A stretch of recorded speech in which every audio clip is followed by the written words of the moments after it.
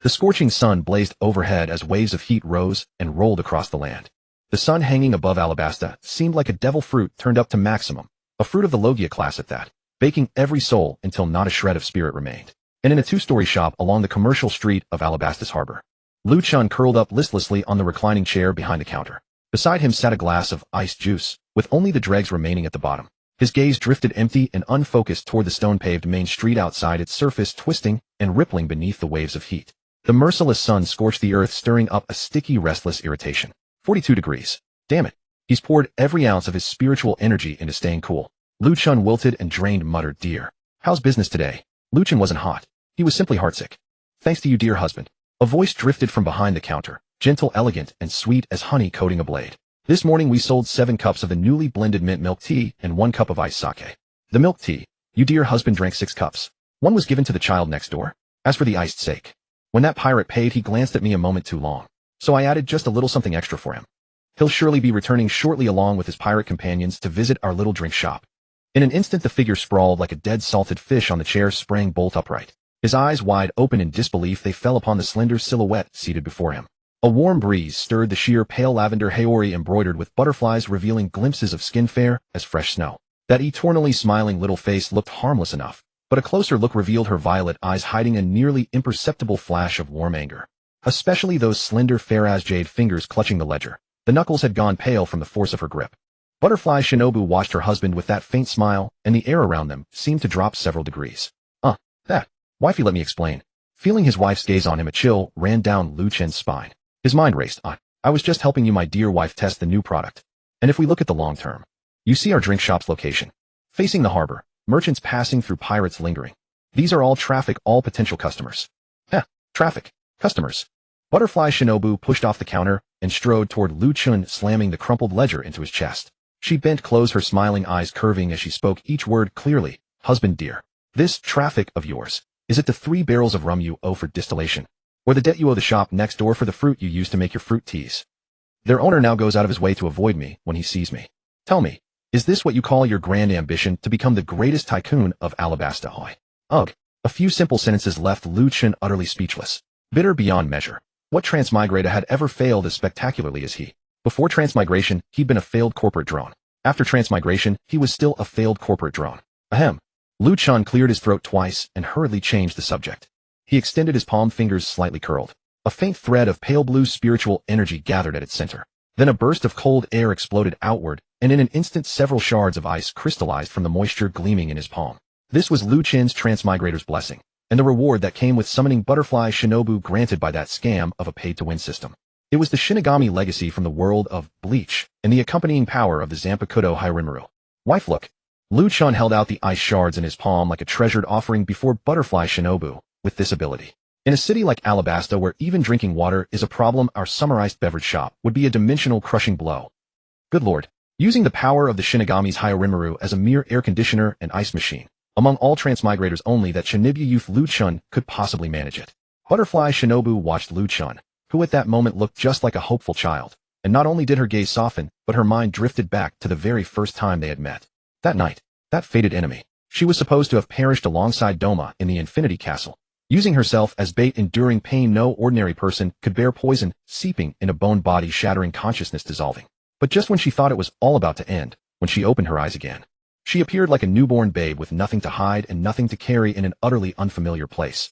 And before that Shinibu youth who called himself her husband. At the same time a string of strange voices echoed in her mind. Random target selected. Butterfly Shinobu. Resurrection summoned successful. Summoning cost 100 berries with beginner discount of 0. 1xo reward for summoning target Zanpakutō. Butterfly dance initial seal state unlocks with host growth hint. Butterfly Shinobu has been forcibly bound to host Lu Chen. The bond cannot be broken or betrayed. Wishing Miss Butterfly Shinobu a brand new life in a brand new world. Back then in Butterfly Shinobu's bewildered violet eyes, Lu Chen had flushed scarlet and thumped his chest, declaring, "Don't worry. I'll take responsibility for you." And then, in the 2 months that followed, the couple who worked so hard to earn money were brutally taught a lesson by Alabasta's current situation and prices. The 2 of them rented the 2nd floor of this shabby tavern as their home and turned the ground floor into a little shop selling drinks and fruit teas. One managed the home, the other the business. But after 2 months the losses had grown so large that Butterfly Shinobu refused to calculate them a third time. Dimensional crushing blow. Butterfly Shinobu gathered her thoughts, and that signature sweet smile reappeared. Husband dear. Our dimensional crushing blow. Is that the time you beat that pirate captain until he screamed about tearing down our shop? That was an accident. Lu Chen held inwardly in defense.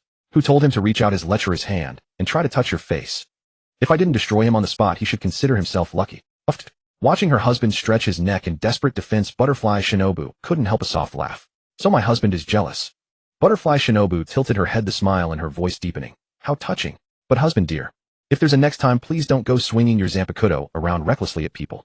After all, we still haven't paid off the repair fees for our shop. And, husband, if you want to defend my honor, you don't need to secretly wipe out their entire pirate crew behind my back. After all, those pirates from Baroque works can't be exchanged for bounties in this country. Huh. Lu Chen's eyes widened instantly. And then, overwhelmed by sheer embarrassment, he lay flat on the reclining chair and covered his handsome face with his arm. Woo woo woo. So embarrassing. More than a year after transmigrating to the world of One Piece, he'd finally, through sheer scheming and manipulation, earned 1,000 berries to activate the system and successfully summon Butterfly Shinobu. And yet, he was supposed to be the man who with his system would conquer the grand pirate line of beautiful women. Why was he now living like a penny-pinching little boss henpecked by his wife? The scam pay-to-win system demanded money he hadn't earned, and the losses kept growing. Did he truly have no talent for business at all? Alright, stop playing dead. Butterfly Shinobu sighed, her tone finally softening. Husband, that pirate ship flying the skull and straw hat flag that you had me watching with Butterfly dance, it has just docked at our rapeseed flower town. And over the past few days, both the senior agents of Baroque Works and their subordinate pirate crews, even the Marines, have been converging on this country. What? The god of wealth has arrived. Lu Chen, who just moments ago wanted to die of shame, sprang back to life in an instant. Skull and straw hat flag. Heaven and earth. His god of wealth has finally come. Luffy, do you know what these 2 months have been like for me, brother? Now that you, this troublemaking fat sheep, have finally made your entrance. Business. Damn business. He was never cut out for it in the first place. Meat. I want meat. The sudden shout pierced through 2 streets and reached Lu Chen's ears with perfect clarity. That deafening, starving ghost voice made Lu Chen and Butterfly Shinobu's gazes lock together once again in perfect unison. This. Speak of the god of wealth, and he arrives. Lu Chen was absolutely certain. The one shouting about meat had to be Luffy. Butterfly Shinobu couldn't help but reply with a hint of curiosity. Husband, this god of wealth you've been eyeing, he actually seems rather interesting. Interesting or not, who cares? All I know is, wifey, we're about to get rich. Lu Chen wore a meaningful expression, and the system interface materialized in his mind's eye. 2 months in the red. His scam multi-anime cash system had long been thirsting for action. Host Lu Chen, 21 years old. System multi-anime summon system cash version, spend berries to summon deceased characters from various anime worlds or draw any item. Note, host may only select female characters. Personal attribute panel, click to view. Funds balance -155 berries, negative assets, money losing, host system storage 10 cubic meters, upgradable via cash equipment, Zanpakutō, Hayo Rimuru abilities, Shinigami legacy, includes /fist, demon walkbound, summon 1A demon slayer, Butterfly Shinobu absolute loyalty, affinity 90, revival summon bonus, Zanpakutō, Butterfly dancebound equipment. Multi-anime character summon cooldown complete. Hint once per month. Summon tiers 10 million, 50 million, 100 million, 1 billion. Note, higher consumption summons yield higher quality anime characters. Multi-anime blind box summon cooldown complete. Hint 3 times per month. Blind box tiers 1 million, 10 million, 50 million, 100 million, 1 billion. Note, higher consumption yields higher quality blind box rewards. Hey kid, want to grow stronger? Want to rise above others? Then go forth and earn more berries. Dear, the fat sheep has arrived. The plan can begin. Quick, hide. How did that white-haired old coot smoker end up in this country? Where can we hide? Marines are everywhere. Nami Vivi, in here. This tavern is empty. Wait for me, Usopp. Damn Luffy, where the hell has he gone? Wow, why is it so cool in here? A motley group of men and women looking thoroughly disheveled slipped into an out-of-the-way tavern. No sooner had they entered the main hall than a wave of cool, refreshing air lifted their spirits. Before any of them could get their bearings, a warm, hearty voice from the counter instantly drew everyone's attention. Welcome to the Butterfly Love Tavern. What would you like to drink, handsome gentlemen and beautiful ladies? Lu Chen smiled, his eyes full of money signs as he sized up the group before him. Was this fate? He had just been discussing with his dear wife how to go looking for the god of wealth. Little did he expect that the god of wealth's crew would so coincidentally walk into their shop. Green-haired Zoro, long-nosed Usopp. Wow, Nami and Vivi in dancer costumes were actually this gorgeous. Though still a little young and green, the beauty in their bones could not be hidden. Is this duck really that fat? That's right. The ones who had stumbled into Lu Chen's tavern were none other than Nami, Vivi, Zoro, and Usopp, who had been searching everywhere for Luffy while fleeing the Marines outside. And of course that big, adorably dim-witted duck. The sudden greeting caught Nami and the others desperate to evade the Marines off guard. Only then did they begin to look around this rather unusual tavern. The spotless counter, the tables arranged in pleasing disarray, and the sunlight pouring through the wide windows made the entire room exceptionally bright. Above all, that cool, crisp aroma, mingling liquor with the scent of unknown flowers and fruit, gave the group already weary from the oppressive heat and constant flight an instant sense of relief. Of course, what truly drew their eyes was not the tavern's layout or its cool air, but the two people standing at the counter. A tall man with short jet black hair and a crisp white shirt, sunny and handsome, except for the look in his eyes. If not for that gaze which made Nami and Vivi slightly uneasy, he would have counted as a fine-looking fellow. And as their glance swept onward when it fell upon the woman beside the man, gasp! How could this world contain someone so beautiful? In that moment, every one of them was utterly dazzled. A sheer pale lavender butterfly-patterned Haori was draped lightly over her soft, graceful figure, and an elegant pale purple butterfly hairpin sat perfectly in her smooth black-violet hair. Jade pale skin, half hidden, half revealed, a fair, gentle face, always wearing a faint smile. Her hair was pinned low, her violet eyes were warm and soft, her manner graceful and dignified, yet with an underlying hint of distance. Not only Nami and Vivi, top-tier beauties among pirates, were stunned. Even Zoro, a man who could think of nothing but fine wine and mussels, felt a sharp jolt. Dear guests, since it's unbearably hot outside, why not take a seat and sample the milk tea and drinks we've newly prepared today? If Shinobu's appearance and temperament had already dazzled them, then her gentle, dignified voice completely won them over. Before they knew it, everyone had taken a seat at the counter. Then we'll impose on you, big sister. Nami, the first to snap back to her senses, still had misgivings inside, but she decided to try a cup anyway. As for Luffy, let him drop dead, wherever he likes, she couldn't be bothered to worry about him anymore. Milk tea or wine? Shinobu kept her enchanting smile. Milk tea. Nami was taken aback. It was the first time she had ever heard such a novel term as milk tea. Driven by curiosity, Nami exchanged a glance with Vivi beside her, then finally answered with a smile, 2 cups of milk tea. Thank you. Give me a drink. Zoro, too parched to wait for an invitation, ordered one for himself, while his gaze curiously settled on the liquor cabinet behind the counter.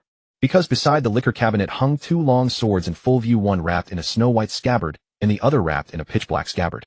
The 2 blades looked ordinary enough, but Zoro still felt something unusual about them. As for Usopp beside him, he looked at Nami and Vivi, then at Zoro, and in the end ordered a drink just like Zoro. Very well, dear customers. Please wait. It'll be ready in a moment. Shinobu smiled sweetly, and as she turned she yanked Lu Chen, who had long since fallen into a money-lusting daze, back to reality. The couple turned around and began preparing milk tea and drinks for their plump customers. Nami and the others meanwhile began once more to survey this tavern, which was so unlike anything else in the country. Vivi, especially as a princess born and raised in the kingdom of Alabasta, regarded these novel things before her with a heavy heart tinged with sorrow and worry. Nami, as if seeing through Vivi's unease about this tavern, patted her shoulder and said, relax. Nothing's going to happen. Once we reunite with Luffy, we'll set out. Thank you, Nami. I'm just too nervous, Vivi said with a sweet smile. Although she looked a little more relaxed, her heart was still full of endless worry. The group murmured in low voices. A short while later, Lu Chen returned to the counter carrying the milk tea and drinks his wife had personally prepared. They were of course not laced with anything. Ladies, meeting is destiny. These drinks are on the house. Huh? Nami and Vivi froze. Zoro and Usopp immediately shot wary glances at the kind-eyed shopkeeper. Of course our proprietress Shinobu still wore that faint smile, but the look in her eyes, one that could carve her husband to pieces, was impossible to hide. That gaze, tender and sharp as a knife, seemed to say, spendthrift, if I ever get rich living with you, I'll believe in ghosts. It wouldn't be right. Nami replied with a hint of embarrassment. Unsolicited kindness is either treachery or theft. Nami, who had only just relaxed her guard a little, couldn't help but grow wary again. But when her gaze fell on the drinks lined up on the counter, both Nami and Vivi couldn't help but swallow. Exquisite translucent cups held that milky green liquid. In this scorching kingdom of Alabasta, they had actually seen ice cubes. Those plump, crystal-clear cubes, whether sitting in the milky green cups or in the dark red wine glass, gave one an irresistible urge to take a sip. Lu Chen watched the conflicted expressions on their faces, and the corners of his mouth curled up slightly. It's only a few cups of milk tea and liquor. Could it be that the renowned Straw Hat Pirates and Princess Vivi are afraid that I, Lu Chen, would poison you? Clatter. Shing. Enemy attack. Enemy attack. The harmony of a moment ago instantly turned into a tense, sword-drawn standoff because of one sentence from Lu Chen. Nami and Vivi sprang up in fright and backed away 2 steps. Zoro rose in an instant, his sword already drawn. As for our warrior of the sea, Usopp, he had already darted like a flash behind the big fat duck. Karu quack. Who are you? Nami asked, her face written with alarm. How do you know us? Vivi's expression was hardly better than Nami's. Could they be Crocodile's men? Zoro's gaze was almost palpable, fixed on the couple standing at the counter. From the moment he stepped into the tavern, Zoro had sensed something amiss. In particular, the 2 long blades radiating an ominous aura sent an unmistakable warning, danger, through his mind. Era, dear, you frightened our guests. Shinobu's smile and her sweet, pleasant voice immediately eased much of the strange tension in the room. Catching the none too kind look from his wife, Lu Chen hastily explained with an awkward smile, my fault. Everyone. No need to be so tense. The two of us are not crocodiles, people. And of course he isn't worthy of that either. Nor are we with the Marines. How about we sit down and talk over a drink? We simply wish to discuss a business deal with all of you. A business deal, eh? Nami stared at the pair before her lovely eyes shifting unpredictably. Vivi, for her part, remained wholly on guard. As for Zoro, his hand never once left the hilt of his long blade. Yes. A business deal. Lu Chen nodded unhurriedly, his expression unchanged. Shinobu of course knew her husband's temperament well.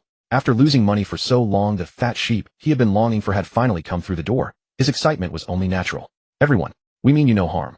Why not sit down and talk? As expected, it was Shinobu who smoothed things over. Beneath her dignified, virtuous smile and her warm, melodious voice, although Nami and the others still wore uncertain expressions, they still sat down cautiously. What business do you want to discuss? This time it was Vivi who spoke. She knew that since the two had recognized her identity, they must be here for her. And this business deal was certainly related to her. Lu Chen, instead of rushing into the matter, pointed to the prepared milk tea and drinks on the counter and said, once the ice melts, the flavor will suffer. This, Nami and the others hesitated once more. But after a moment's thought, they picked up the milk tea and took a sip. The instant the smooth, pale green mint milk tea touched their tongues, an indescribable texture and refreshing coolness made both women's eyes brighten. Wow. This feeling is absolutely wonderful. Nami couldn't help exclaiming. The silky texture, the cool, refreshing sensation. In a single moment, Nami had fallen in love with this mint milk tea. Vivi's expression was much the same. That sensation of all the heat instantly receding, that sweet, refreshing taste. I love it. What's the matter? Is our future world's greatest swordsman inferior to these two ladies? Seeing the green-haired man sitting motionless, his eyes fixed firmly on him, Lu Chen couldn't resist a teasing remark. Oomph. Provoked, Zoro shot Lu Chen a cold glare, then raised the water-beaded glass and drained it in one gulp. But in the very next second, cough, cough, cough. Whoa, so you really did poison it. Zoro, are you okay? Usopp, seeing Zoro spray out his drink, shrieked in panic. Oh, sorry, I forgot to warn you. The alcohol content is a bit higher than expected. Lu Chen wore a sly smile, as if his little scheme had worked. But after a violent cough, Zoro was not angry at all. Instead, he let out a long breath, slapped the counter, and said, good liquor. Boss, one more glass. Usopp. Zoro, do you know you scare me half to death? Nami. Hey, I only dared sit down because you were here. Don't scare me like that. Vivi. Phew. False alarm. False alarm. Just a moment. Shinobu's lovely eyes couldn't help rolling at her husband as she turned to refill Zoro's glass. After this brief interlude, Nami and the others were still wary of Lu Chen and his wife, but their tension had eased considerably. Sir, what deal do you want to discuss with us? Vivi, now somewhat more relaxed, held the slightly cool cup of milk tea in her hands and couldn't help speaking up once more. This time Lu Chen did not beat around the bush.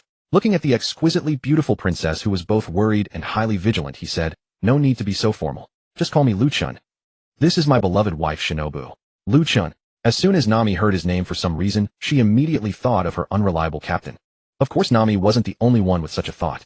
Lu Chen seemed to read their minds and smiled slightly. Rest assured, I have no relation whatsoever to your Captain Luffy. This Lu is not that Luffy. Phew. Good. Somehow when Lu Chen denied any connection to Luffy, Nami actually felt relieved. Mr. Zoro, your drink. Thanks. Zoro took the refilled glass Shinobu offered. This time he had learned his lesson and no longer dared to drink in large gulps. At last Lu Chen returned to the matter at hand. Meeting his fate. Since Princess Vivi has already returned to Alabasta. I trust the reason for that needs no further explanation. Seeing that Vivi and the others were not eager to reply, he continued, since we call it a deal. It's simple. My wife and I will help Princess Vivi quell the rebellion in Alabasta. We can even destroy Crocodile for you. The payment is... Before Lu Chen could finish, both Vivi and her best friend Nami were so shocked that they slammed the table and stood up. Nami, are you joking? Do you know who Vivi's enemy is? Do you know what this country is going through? Vivi, how is that possible? What gives you the right to act so dismissive? The two women were stunned by Lu Chen's absurd boast. After all, that was Crocodile, one of the 7 warlords of the sea. Even Nami wasn't sure her captain could definitely win. How could this man who ran a tavern have such audacity? The women's shock had already been anticipated by Lu Chen. Seeing that Zoro was merely savoring the icy strong liquor without any reaction, Lu Chen spoke again. You two. No need to get so worked up. Since I dare to say it, of course I have a way to make it happen. How about we first talk about the payment? Impossible. Nami, let's go. Vivi would never believe Lu Chen's words. She trusted Nami, she trusted Luffy. That was the most sincere friendship forged through all their travels. But trust was one thing. Vivi had never truly believed that Luffy and the others would definitely defeat Crocodile. That was the truest conviction she had held in her heart for years regarding Crocodile's terrifying power. She did not turn away their friendship. But at the critical moment, Vivi had her own way to protect her dearest companions. Just as the negotiation seemed about to break down, a strikingly familiar shout suddenly came from near the tavern. Yeah. Help? Get out of the way. I'll take care of Straw Hat. It's the Colonel. White Fist. Yah. Damn smoker. Blazing sun. Boom. Wild flames and churning white smoke collided in an instant. The terrifying heat wave accompanied by an earth-shaking tremor instantly threw the entire street into what felt like an earthquake. At this moment Lu Chen was not at all nervous about the commotion outside. Instead he exchanged a glance with his wife Shinobu beside him and said, "Oh my. It's been a long time since I've stretched my limbs. Dear, I'll be back in a moment. Era. Dear, don't hurt the neighbors." Shinobu's smile was very sweet, showing no worry for her husband at all. Under Zoro's watchful gaze, Lu Chen leisurely took down the long blade with its pitch-black scabbard from behind him and walked toward the door. This move finally drew the attention of Nami and the others. This tavern keeper. What is he going to do? Get out of the way, Portgasti. Ace. At the entrance of the Butterfly Love Tavern, Smoker and a squad of Marines stared grimly at the man completely engulfed in flames. Yet the man, far from panicking before the Marines, calmly raised a flame-wreathed finger to the brim of his orange cowboy hat and said, "Sorry. But this road, I can't step aside. After all, I'm the brother of that idiot little brother of mine." Boom. As Ace finished speaking, the already scorching flames around his body blazed up even more violently. Luffy was stunned.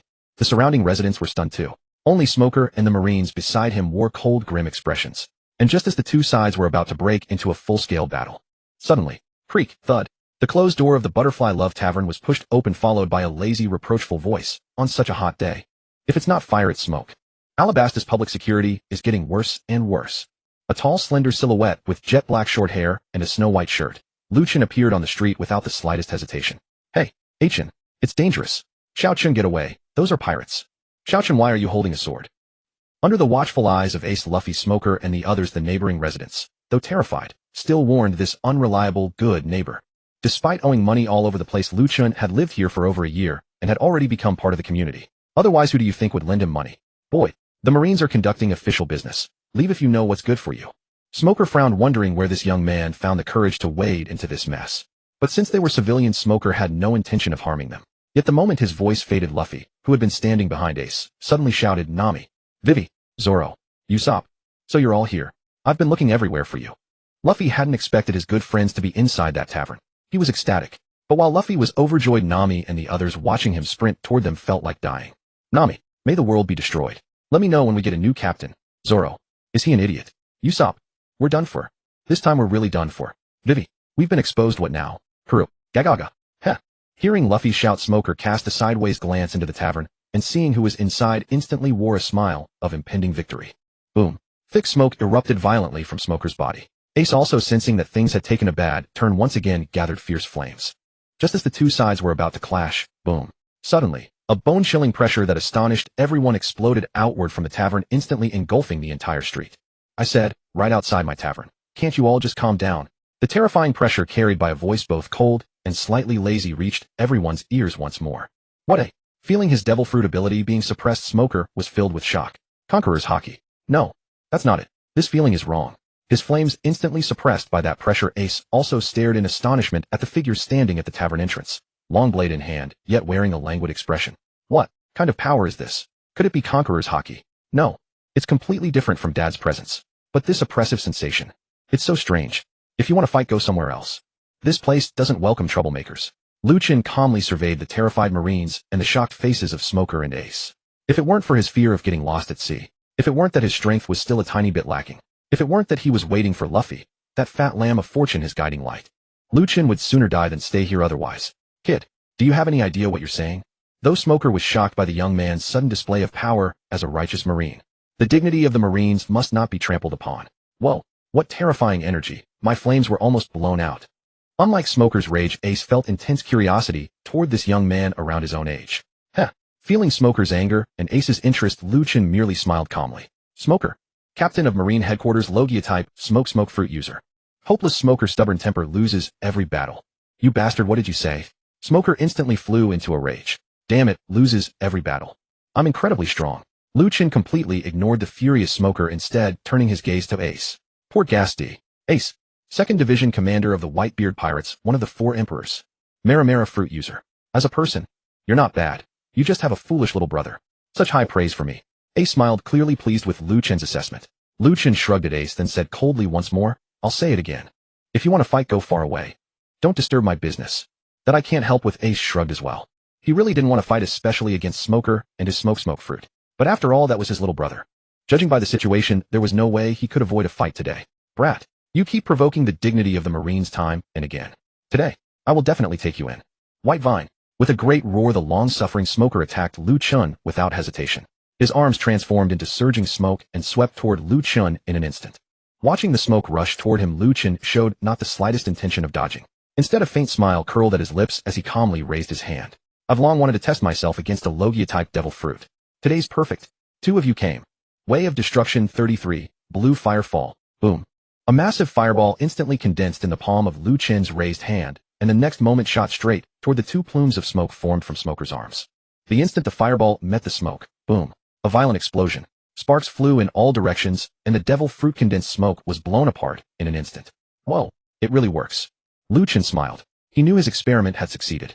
In this world of pirates, Logia-type fruits were extremely difficult for most people, unless you knew armament hockey. But sorry, the moment Lu Chen came to this world, the moment he received the Shinigami inheritance, his spiritual energy became the second nemesis of Logia-type fruits.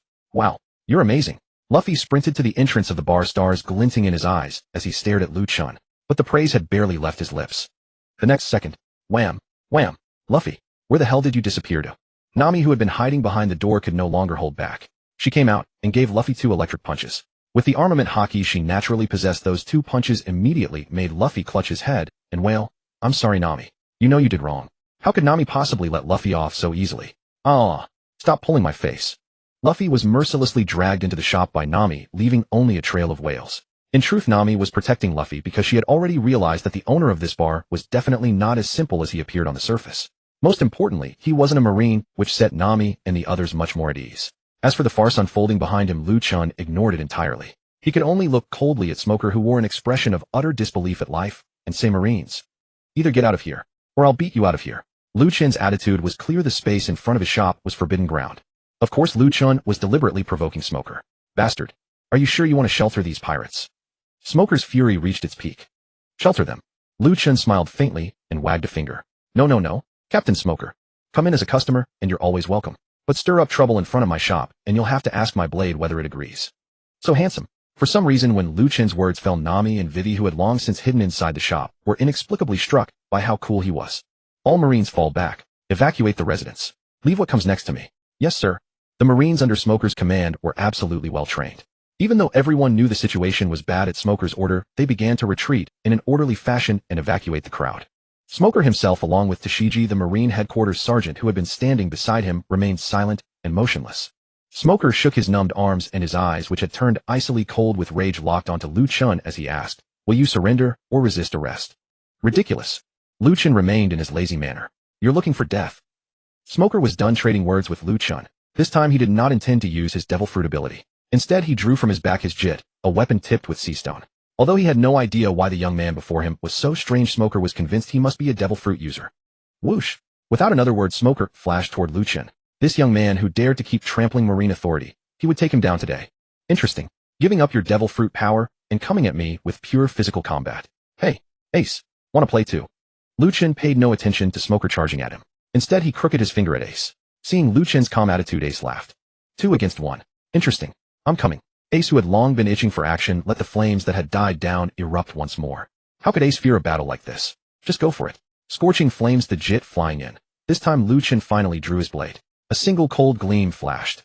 Rain over the frosty heavens. Hyarinmaru. Boom. Terrifying spiritual pressure exploded once more with Lu Chen at its center. The unsheathed Hyarinmaru in his hand finally revealed its true face, a long blade, carved from ice crystals radiating an intense chill. The blade was long and slightly curved, its face rippling with frost-white silver patterns like dragon scales faintly visible beneath dark blue ice. The guard had become a 3-clawed dragon head, and from the end of the chain-wrapped hilt fell a long tail of condensed ice crystals. In that moment, Lu Chen, holding Hyarinmaru, had none of his earlier laziness left. His clear, cold eyes and the aura radiating from his body were enough to make one shiver, just like the blade in his hand. In the span of a single breath, the sweltering heat of the entire block turned icy cold. The battle had begun. Captain Smoker, I'll help you. Tashigi saw that the pirate called Fire Fist Ace had also joined the battle at that moment. Even though the sudden, terrifying freezing pressure made her legs go weak, as a righteous Marine, Tashigi drew her famous blade without hesitation and charged forward to help. But before she could even draw the long sword in her hand, she felt a cold chill at her neck. The next second, an incredibly pleasant voice sounded beside her ear. Era. Dear lady, if I were you, I wouldn't go and disturb my husband's battle right now. When Tashigi trembled all over. When had such a beautiful woman appeared beside her. And what was this bizarrely shaped long blade? That's right. The sudden figure was none other than Shinobu, who had been watching from inside the bar all along. Seeing her husband finally get serious not far away, Shinobu's beautiful eyes took on a rare genuine warmth. 2 months of life together, 2 months of company. In this entirely strange world, perhaps no one understood Lu Chen, but Shinobu did, and better than anyone. When she had first been revived and summoned, Shinobu's heart had still been tied to her original world, unable to let go.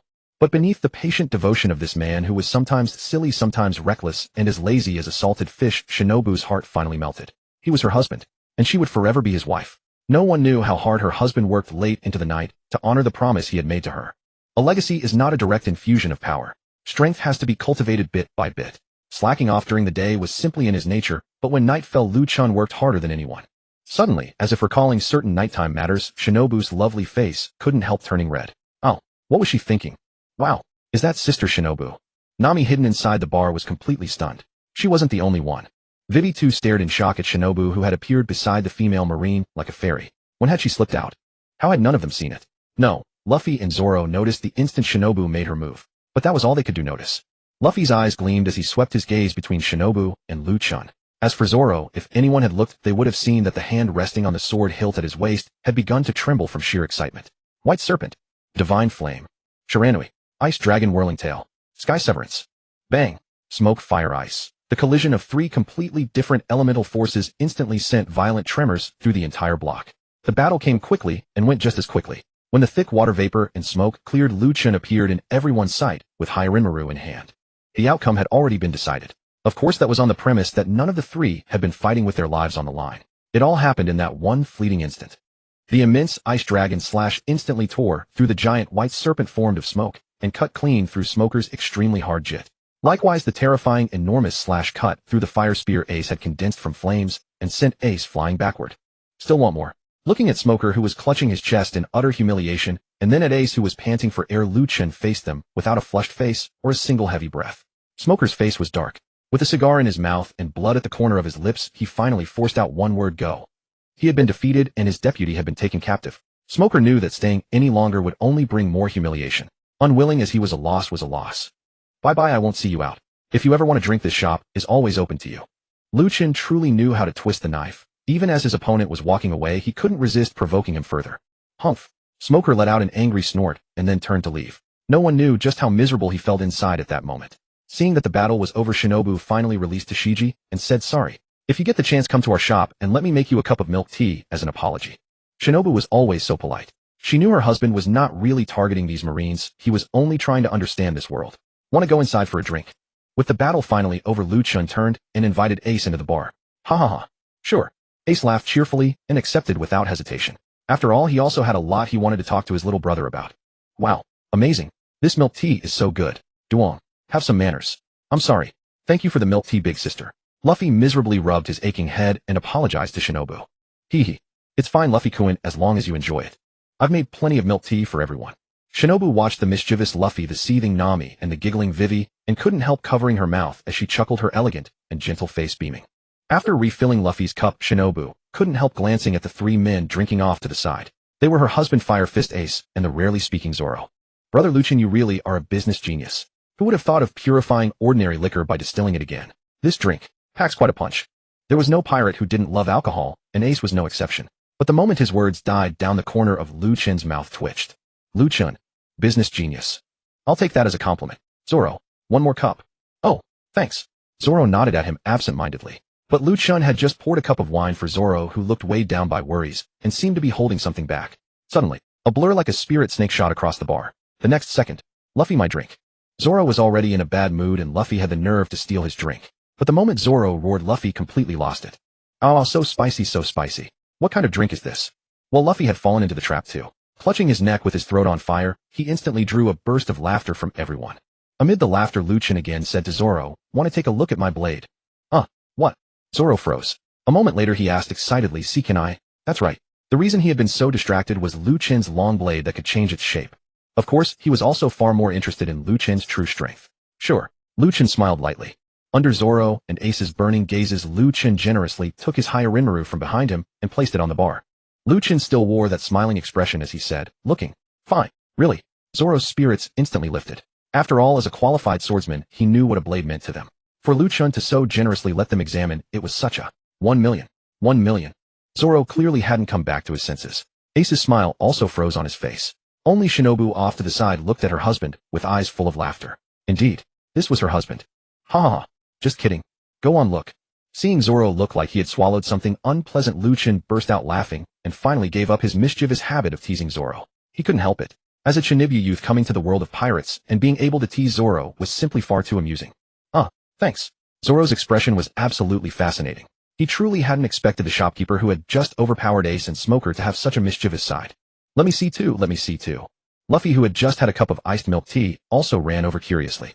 All at once Ace, Zoro, Luffy, and even Usopp crowded before Lu Chen, all eager to admire the long blade that had just wreaked havoc. Lu Chen, however, couldn't be bothered with them. Leaving them to their exclamations, he merely shrugged at his beloved wife Shinobu, then walked over and let his gaze fall on Vivi.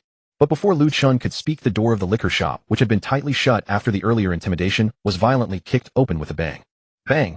Nami-chan, Vivi-chan, your favorite knight Sanji is here to save you. Whoa! Just as the pure love warrior Sanji kicked open the door and dashed into the hall like the wind ready to stage a heroic rescue, his gaze suddenly froze. The cigarette in his mouth fell to the ground without him noticing. Thump thump. Thump thump thump.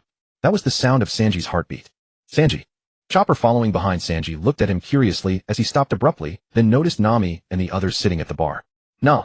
Before Chopper could cheer and run to Nami, a blur flashed past him. The next second. Is this love? Oh my god. Is this fate? Heaven really has taken a liking to me. This beautiful lady. Bakuto number 30 Shitatsu Sansen. Bang. Sanji came fast, and he left even faster. Under the horrified gaze of the crowd, a golden flash appeared, and in the next second Sanji was nailed to the wall beside the door. With one hand raised, Lu Chen stared at Sanji with murderous eyes. You damn blonde. This time it's a warning. If I ever discover you within 5 meters of my wife again, I will definitely kill you.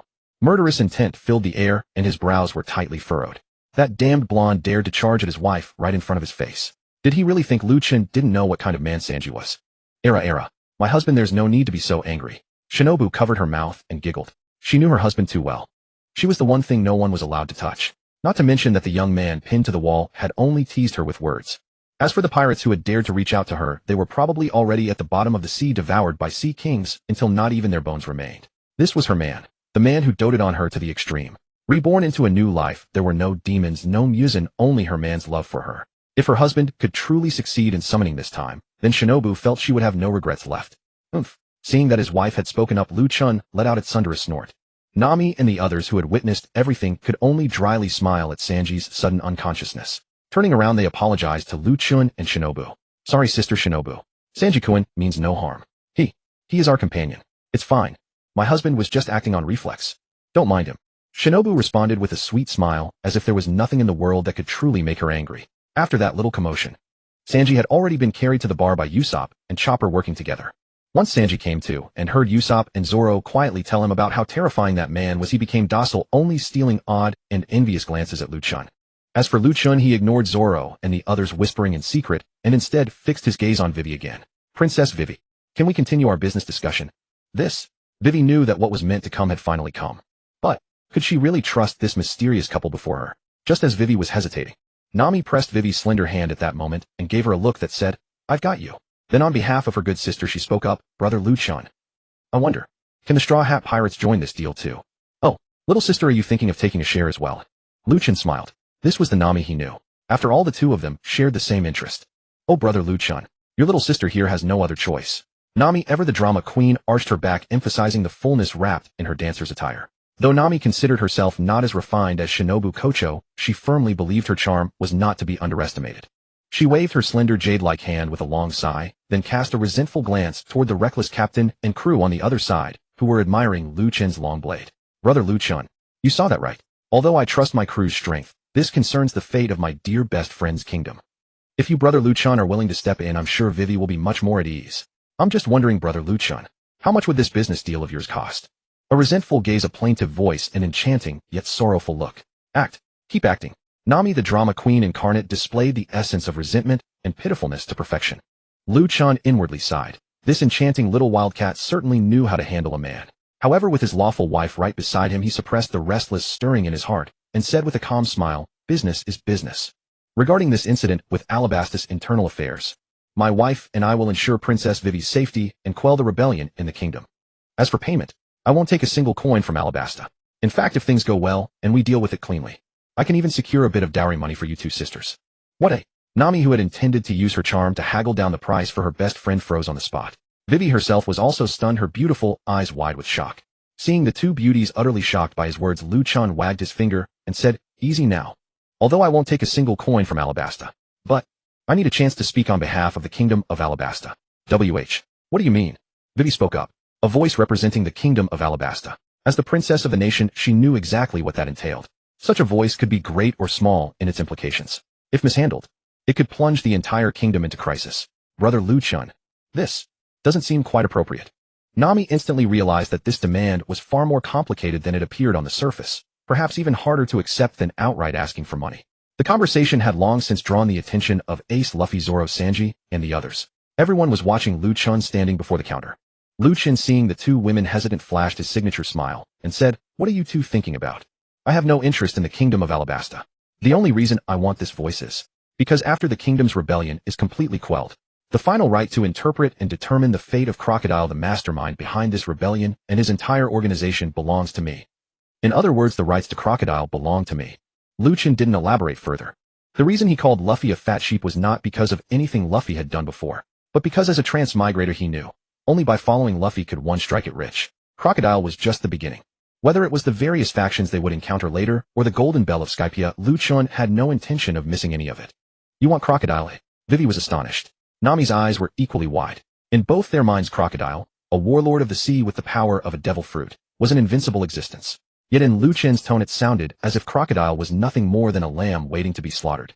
Lu Chen nodded slightly. No need to answer me in such a hurry. Today our tavern is reserved exclusively for you all. You can rest and consider the offer at your leisure." "Dear." Before Lu Chen could call Shinobu to head upstairs and give them some time to think, Vivi suddenly stood up and said with unwavering determination, "Mr. Lu Chen, I accept." That quickly. Lu Chen was a little surprised, yet not entirely surprised. No one could surpass the depth of Vivi's feelings for this country. After all, in the anime, even though Vivi yearned for a life of adventure with Luffy and the others, and shared a profound bond of friendship with them, she ultimately chose to remain in her kingdom. "Yes, Mr. Lu Chen, as long as the rebellion in the kingdom can be quelled and Crocodile can be eradicated, I on behalf of my father accept." "Good. Truly decisive." Lu Chen raised a thumbs up at Vivi. Then he continued, "Since the agreement has been reached, then you, Princess Vivi, are now our employer. When do you plan to act?" "The sooner the better." Vivi's attitude said it all. Anyone could see her heart was already racing to return home. "Wait for me. I'll just pack a few things." With that, Lu Chen turned and pulled Shinobu toward the stairs. Of course, Lu Chen wasn't actually going upstairs to pack. He was merely giving Luffy and the others some private space. As the two figures disappeared from the first-floor bar counter, Nami clutched Vivi's hand with a pained expression. "I'm sorry, Vivi." Vivi shook her head and held Nami's hand tightly in return. "Nami, I should be the one apologizing. After all, the enemy is too powerful. I understand." Nami didn't let Vivi continue. After all, they were facing a nationwide rebellion, and Crocodile, one of the 7 warlords of the sea. Nami knew better than anyone that every extra hand meant extra assurance. Besides, Lu Chen had already demonstrated his strength. At the second floor of the Butterfly Love Tavern, Phew finally managed to settle them. Back in the bedroom, Lu Chen didn't rush to pack. Instead, he held Shinobu's delicate figure in his arms as he lay down on his soft, spacious bed. "You've worked hard, my husband." Shinobu lay gently in Lu Chen's embrace, knowing full well that everything her husband strove for was for their family and her seemingly unreasonable request. "What are you talking about? You're my wife. Isn't it only natural that I work hard? It's just that I'm really not cut out for business. This godforsaken world simply cannot be measured with normal business acumen." Lu Chen felt a sense of sorrow. He had once thought he could use his knowledge as a transmigrator to build his own commercial empire in this world. But he had completely underestimated this chaotic world. In this world, strength and wealth were perfectly equated. Might makes right. Feeling her husband's helpless sigh, Shinobu couldn't help but laugh. "It seems my husband has finally admitted it." Lu Chen was instantly rendered speechless. But Lu Chen was never one to take a loss lying down. Feeling the soft, delicate body in his arms, his hand began to wander. "Wife, the way you made your move earlier was really cool." "Husband, I think it's your hand that's not behaving itself." Shinobu's pretty face flushed slightly. "Wow, wife, after your revival your body seems to have developed even better. You're asking for death." Shinobu's violet eyes brimmed with a springtime glow. Lu Chen pressed forward rather than retreat, whispering in her ear, "Wife, say moshi moshi one more time, won't you?" "Shinobu, Although the two had long been a seasoned couple for the conservative Shinobu, Lu Chen's endless repertoire of tricks still left her utterly unable to resist.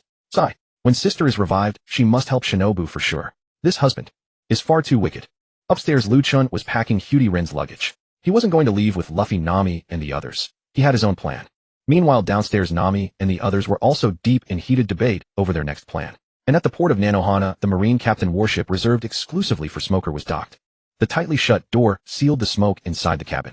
Smoker, who had just been defeated, was grimly taking a deep drag from his cigar and reporting to the dead-eyed Den Mushi on the desk. Kazan. I'm not joking. That kid called Lu Chen definitely has an ice power that can match yours. Even more, that bone-piercing cold that suppressed my devil fruit ability is far more overbearing than your ice fruit. If you're free, why not come take a look around Alabasta? Having said that, Smoker quietly stared at the dead-eyed Den Mushi. After an unknown span of time, just as Smoker was beginning to lose patience, the dead-eyed Den Mushi finally spoke. My, does the East Blue really have such a terrifying young man? You'll know when you get here. Admiral Akiji. Smoker rolled his eyes. If it wasn't absolutely necessary, he really didn't want to contact his boss, Admiral Akiji. Because Smoker knew that next Alabasta was definitely going to be shaken by an earth-shattering incident. Era. Smoker, you still haven't learned to please your superiors. But, since you've gone that far, and I happen to be in the East Blue, then, I'll just make a trip over there. It also happens to be a good time to handle some personal affairs. Got it, Smoker replied sullenly. The Den Mushi hung up. Smoker's dark face was instantly hidden by the smoke he exhaled. No one knew what Smoker was thinking. But one thing was certain, a Marine Admiral was descending. Alabasta would probably only get more and more interesting. While Smoker was still absorbed in his thoughts in Rain Base, far from Nanohana, and known as the City of Dreams throughout Alabasta, here stood the stronghold of Crocodile, the warlord of the sea, the Sand Crocodile. Inside the secret meeting room beneath Rain Dinners, the greatest luxury casino in the land, built in the shape of a huge pyramid and marked with a golden banana crocodile emblem. Crocodile, the mastermind who had thrown the entire Alabasta kingdom into turmoil, sat with an equally gloomy face, a cigar in his mouth, listening to the report of the underling below. Boss, I really did see it with my own eyes. Whether it was Fire Fist Ace, the 2nd Division commander of the Whitebeard Pirates, or Smoker, the captain of Marine headquarters, they were all defeated by the owner of that little tavern. And Straw Hat and his crew all entered the tavern called Butterfly Love. In the dark, spacious meeting room, the underling, cold sweat streaming from his forehead, confirmed once more what he had just reported. That battle had been brief. But he had seen with his own eyes how that sword-carrying tavern owner, one man with a single blade, had defeated 2 Logia devil fruit users. He had originally thought that after obtaining such important intelligence today, he would definitely get a reward from his boss.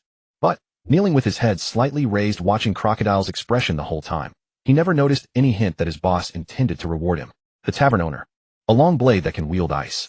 Overpowering Fire Fist Ace, and the chain-smoking Smoker. Humph. Interesting. I see. You may leave. Crocodile's expression was still that unfathomable blend of coldness and arrogance. After hearing the full report from the Billions officer under him, Crocodile merely waved a hand dismissively. That Billions officer, who had thought he would be able to claim credit, dared not remain any longer. Answering with a yes, he respectfully left the secret base meeting room. Only after he was completely gone did Crocodile, who had been expressionless, slowly say to the empty room, Miss All Sunday. What do you think about this? Tap, tap, tap. After Crocodile's voice fell, the underwater meeting room, which had been silent except for the sound of water made by the huge golden banana crocodile swimming outside the window, was suddenly filled with the clear sound of high heels striking the floor. Then a tall woman in a white denim-style trench coat emerged from the shadows and came to the front of the meeting room. Miss All Sunday, that was Nico Robin, the Devil Child, Crocodile's good partner. Lu Chen. He appeared in Nanohana, Alabasta a year ago, using some improper means to run around the port and make a profit. 2 months ago, his wife Yuzuriha came to join him.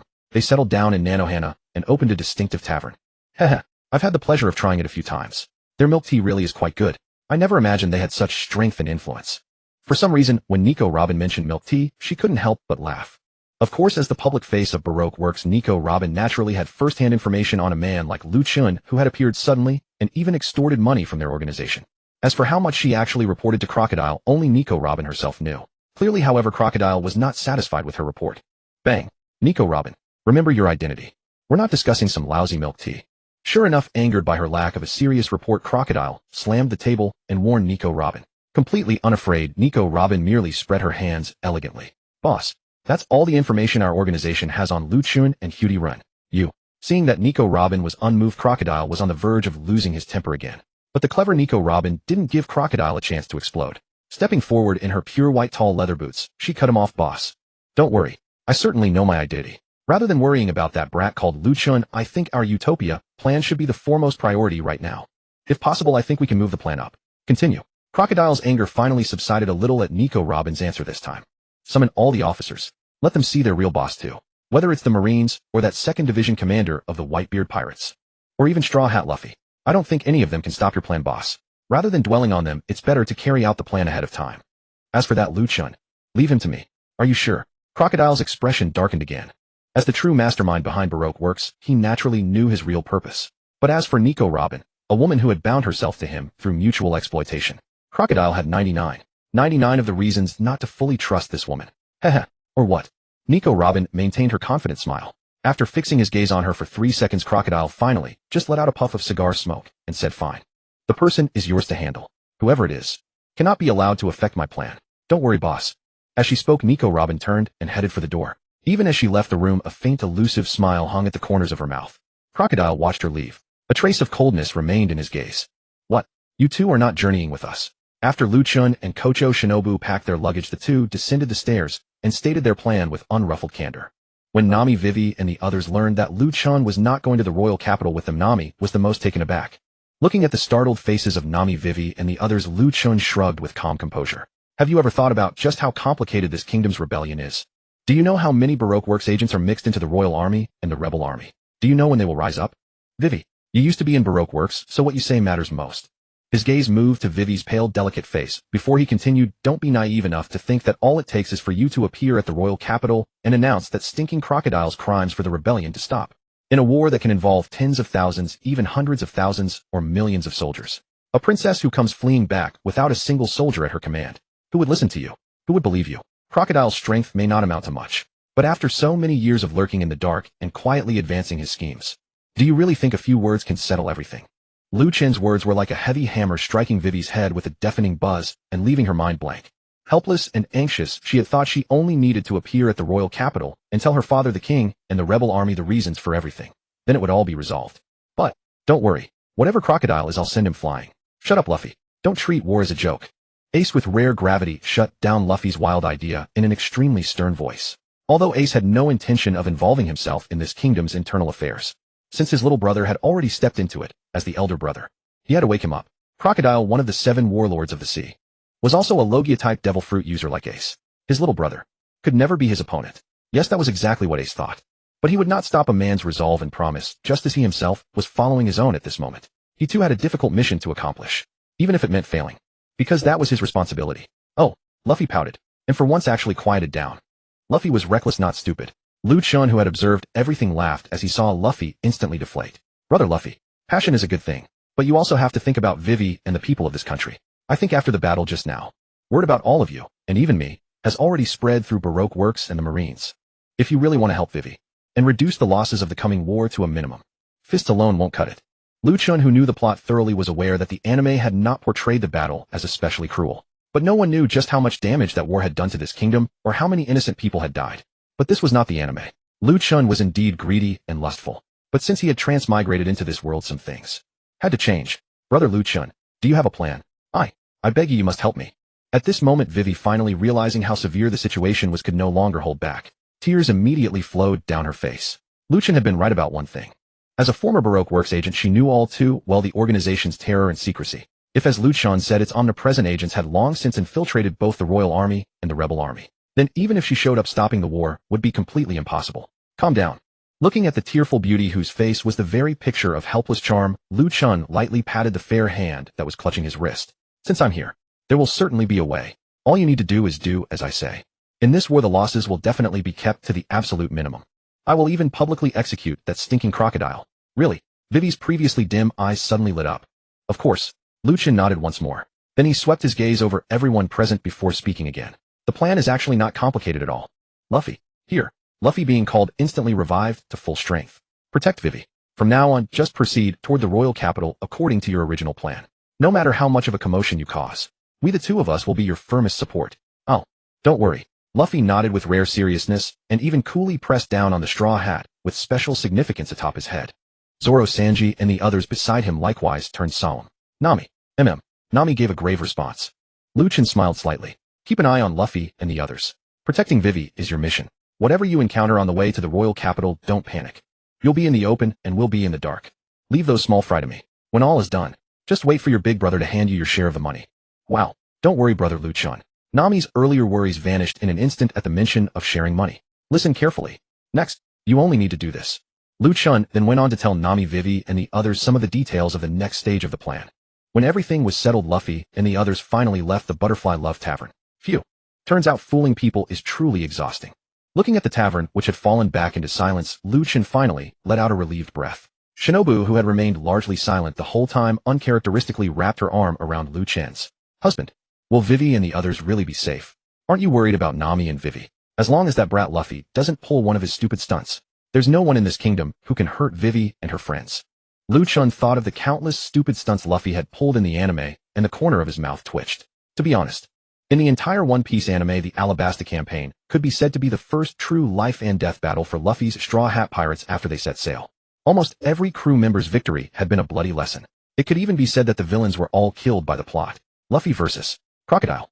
Was a Logia user instantly defeated by Luffy's bloody fist? How utterly ridiculous. That was a plot kill. Zoro versus Mr. 1. He was on the verge of death before he awakened the first lesson in cutting steel. Only a miserable victory could describe it. As for the others, Sanji, Usopp, Nami. Which one of them wasn't one step away from death? As for why Lu Chen was not going with Vivi and the others, there were two main reasons. First, Lu Chen's appearance had probably already attracted the attention of Crocodile and the Marines. He had to guard against that. Besides, right now he had no confidence in going head-on against an admiral, especially with Akiji that lazybones roaming around nearby. As for the second, simple, Lu Chen planned to use the coming war as an opportunity to earn some extra money, and in passing pull out the fangs around Crocodile. In other words, those billions and the so-called millions. Those pirates were dripping with money. Fine, say what you will. When all was said and done, there was only one reason Lu Chen was short on cash. Seeing her husband's odd expression, Shinobu couldn't help but laugh. Hee hee hee. Husband, have you taken a liking to Nami and Vivi? Hey. You can't say that. Honey, you know me. Lu Chen hadn't expected Shinobu to ask such a question. Lu Chen would never admit to this, even at the cost of his life. Shinobu watched him putting up a desperate front and rolled her beautiful eyes with a faint raise of her brow. Husband, I wouldn't mind. Really? Lu Chen was stunned and the corner of his mouth involuntarily curled up. An instant later, I was lying. You're not allowed to touch me tonight. Honey, no. Lu Chen instantly panicked. His own wife had actually used entrapment against him. The temperature difference between day and night in Alabasta is immense, especially in the cities along the coast. The Grand Line, even its first half, has a volatile climate that ordinary people can hardly get used to. When the blazing sun set a damp, bone-chilling cold instantly swept through the city. The bustling streets became deserted, and the merchant ships and pirates lingering along the coast hurried back into their cabins. Knock, knock, knock. Report. Enter. Ahem. Captain S. Smoker. The owner and his wife of the Gillian Tavern haven't made any move. They've already closed for business. They haven't left the tavern by so much as half a step. Also, Captain Hina will lead a fleet from headquarters into the harbor tomorrow. The Marine, choked by the smoke filling the office, could barely speak. He couldn't even make out his boss's figure in front of him. Got it. Dismissed. Smoker's low voice came from within the smoke. Yes, sir. The Marine snapped to attention, then turned and fled his boss's office, as if escaping for his life. Back in the office, Smoker, who had been silent all afternoon, wore an even darker expression behind the smoke after listening to his subordinate's report. Lu Chen. Who exactly are you? What are you planning to do? Puff. He exhaled another thick cloud of smoke. Having sat motionless for half the day, Smoker finally stubbed out his cigar, then rubbed his temples, and muttered gloomily, Hina. Ugh. This is a real headache. Smoker was utterly exasperated on his end. Meanwhile, inside the Gillian Tavern, which had stayed shuttered all afternoon, when the bright half-moon hung high over Alabasta, when the entire district had fallen completely silent, in the bedroom on the second floor of the Gillian Tavern, a deep purple butterfly shimmering with dim violet light hovered in midair. Sister Rin, brother Lu Chen, I've already sent Karu to deliver a letter to my father the king. You all must be careful too. Cutie Rin kept her ever-present smile and said those reassuring words to the butterfly in a gentle voice. That's right. Cutie Rin was speaking to a butterfly formed from spiritual energy, and on the other end of the conversation were Vivi, Nami, and the others.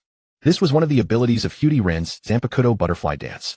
She could attach her own spiritual energy to a target, creating a butterfly-patterned spiritual tattoo that allowed long-distance communication and tracking.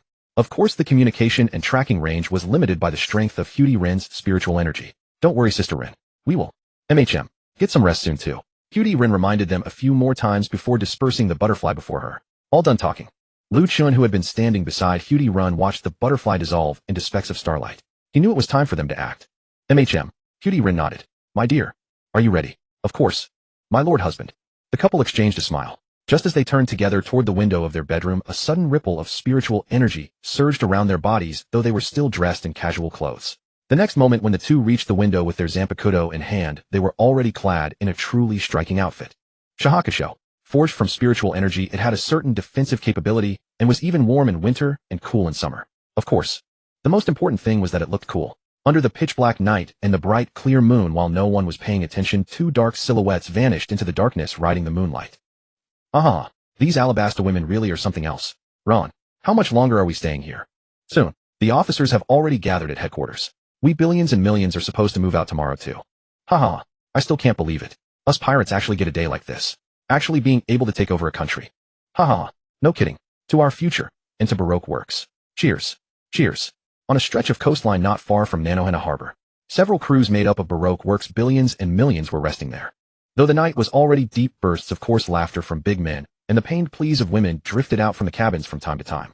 And on the pirate ship at the very center of this little assembly, several billions and millions were holding a meeting. In that meeting, however, the pirates, all with different features but uniformly fierce faces, were either raising cups and flaunting meat or groping the beauties in their arms, utterly lost in pleasure.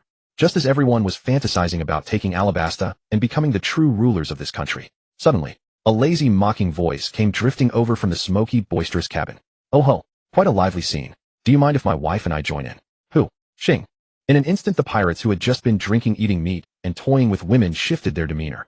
They whipped out their weapons and turned their eyes toward the direction of the voice. Never underestimate these rough men. To be able to join Crocodile's Baroque works and become one of its billions or millions. These men were criminals guilty of monstrous sins, their bounties were at least several million, and the vast majority were pirates with bounties in the tens of millions. You can loathe them for their crimes, but you must not underestimate their strength. Of course, that was only for ordinary people. In Lu Chen and Ren's eyes, they were nothing but garbage. Who are you? Captain Ron, they're the owner and his wife from the Jillian Tavern in Nanohana. What? The tavern's owner and his wife? Haha, you must have drunk too much daring to come aboard our ship. Oh ho, this tavern keeper's wife is a real beauty. Hey missus, how about coming over to have a drink with us brothers? Ha! When these self-important pirates got a clear look at the newcomers, their first reaction was not fear, it was excitement. Exactly, it was excitement. Because Ren was too beautiful. So beautiful that it made these pirates forget the battle they had fought earlier that day. Lu Chen, who had seen all of this, had seemed lazy only a moment before, but his gaze changed in an instant.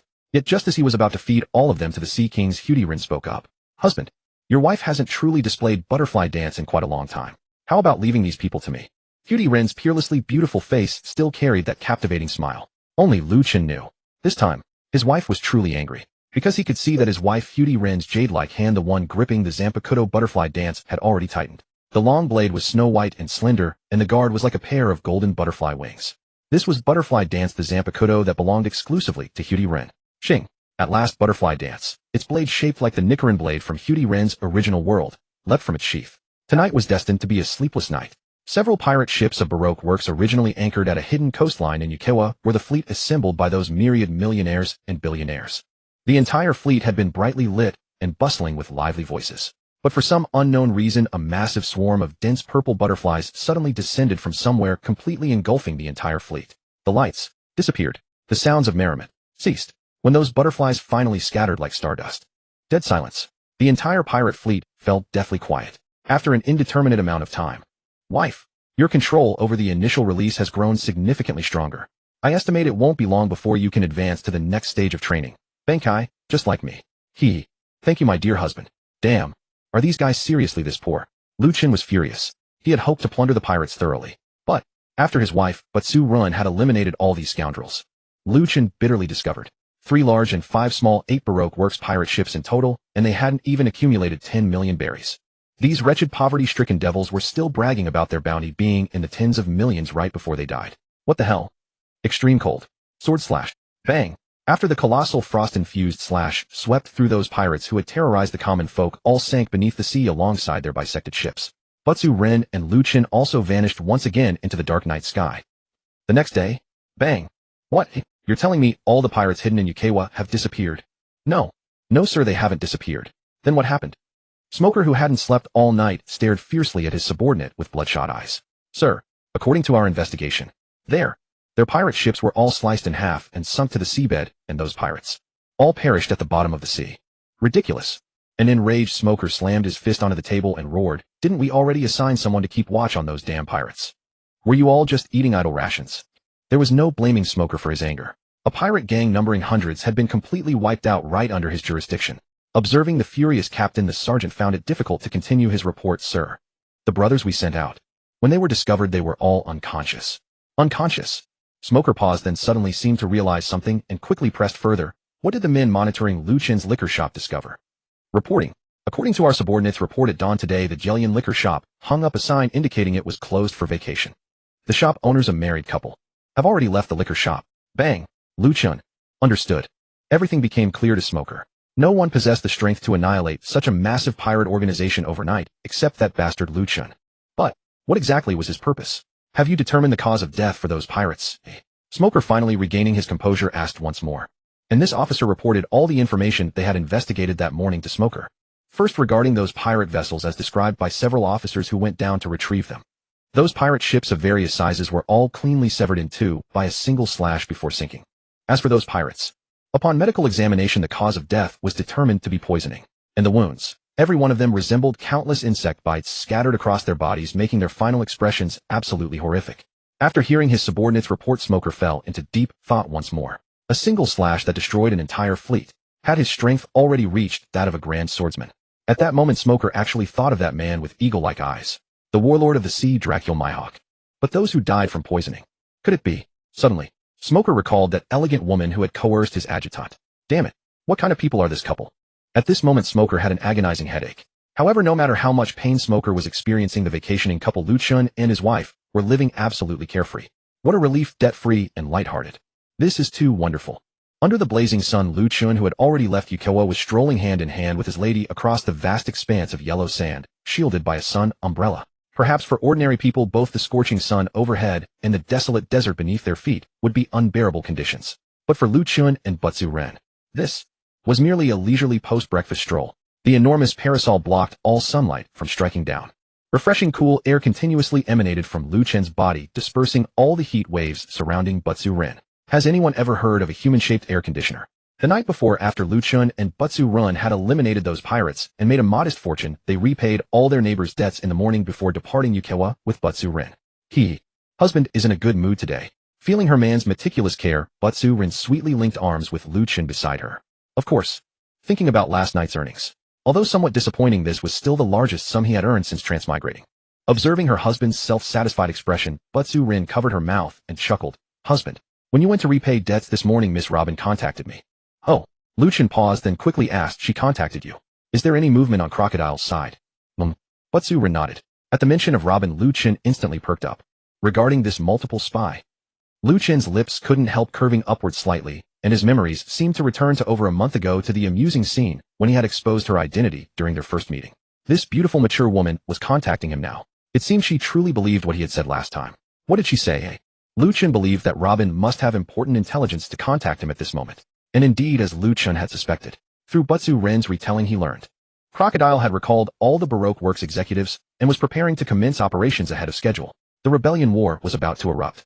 And he, the warlord of the sea, Crocodile, this nation's hero, would seize actual control of the entire kingdom during this rebellion, allowing him to unhesitatingly obtain the ancient weapon Poneglyph, Pluton, slumbering beneath the country's earth.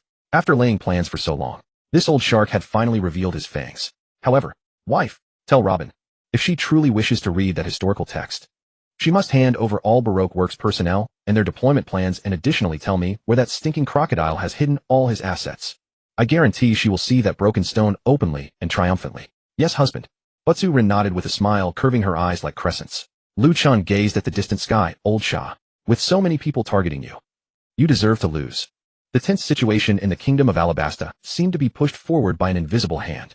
In less than 2 days, the rebel army quickly assembled, nearly 2 million strong, and camped some 50 li outside the capital of Alyabarna, ready to march on the city at any moment. The Marines, however, seemed to have received some kind of order and remained completely still. Apart from Smoker leading his men around the rebel and royal armies, they made no move at all. As for Crocodile, bang, you bastards. Who has taken over rain dinners? Are you all useless? Crocodile, who seemed to hold everything in the palm of his hand, had been in an excellent mood today. He had killed that annoying straw hat. He had stirred the rebels into gathering 2 days early. He had captured Cobra, the king of Alabasta. All his officers had assembled. Tomorrow the kingdom would change hands by his design. He, Crocodile, would seize the nation entirely, find Pluton, and return to the seas that belonged to him. But, just when he was longing for tomorrow to arrive, He had barely walked out the door before someone had wiped out his entire den. The enterprise he had painstakingly built up over years had now been seized by another. The Straw Hat Pirates had already wreaked havoc at rain dinners once, but this time, it was far more devastating. That was the foundation he had planned to use in his renewed conquest of the seas. Nico Robin, don't you owe me an explanation? At this instant, Crocodile was filled with murderous intent. He was no fool. From the description of his escaped subordinates, combined with all the strange signs of the past 2 days, one person instantly came to mind. And that person was Lu Chen. Boss, are you suspecting me? Nico Robin walked out of the shadows still wearing that same fearless, confident expression. Nico Robin, the matter of Lu Chen was left for you to handle. Don't tell me what happened at Rain Dinners has nothing to do with him. Crocodile's heart was bleeding. The Rain Dinners casino alone had nearly 500 million belly in liquid funds, not to mention the gold, silver, and jewelry kept as collateral. That money was his starting capital for conquering the seas once again. In this poor barren country, did you think such money was blown in by the wind? Don't think that sum was small. After all, Crocodile had an entire Baroque works to support. The fact that he had managed to save that much liquid capital showed how hard he had worked. Huh, boss. I never said that this had nothing to do with Mr. Lu Chen. After all, I can't beat him. Maybe you should deal with him personally, boss. Or send some officers to hunt him down.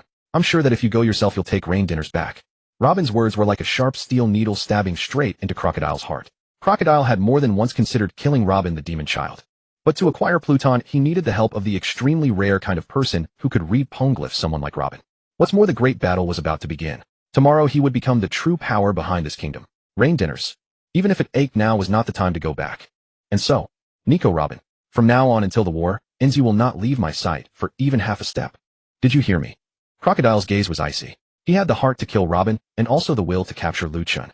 But the plan had already begun. Once the engine of war was started, it could not be stopped. No matter how much it hurt, he had to let it go. Moreover, the Marines were still watching this nation's conflict from the sea. Very well, boss. Nico Robin shrugged. She simply loved seeing Crocodile want to kill her, yet be unable to bear letting her go. It was like walking with a tiger. Without some kind of insurance, how could Robin possibly work for Crocodile?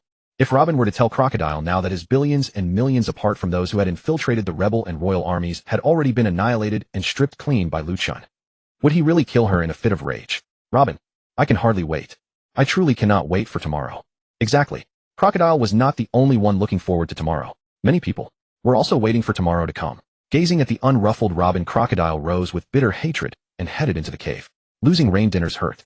But if he lost this country as well, Crocodile felt he might as well smash his head against a wall. For now, he needed to have a proper talk with the king of this country. Wow. Honey, no wonder everyone in this world wants to be a pirate. This looting really does bring in money faster than honest business.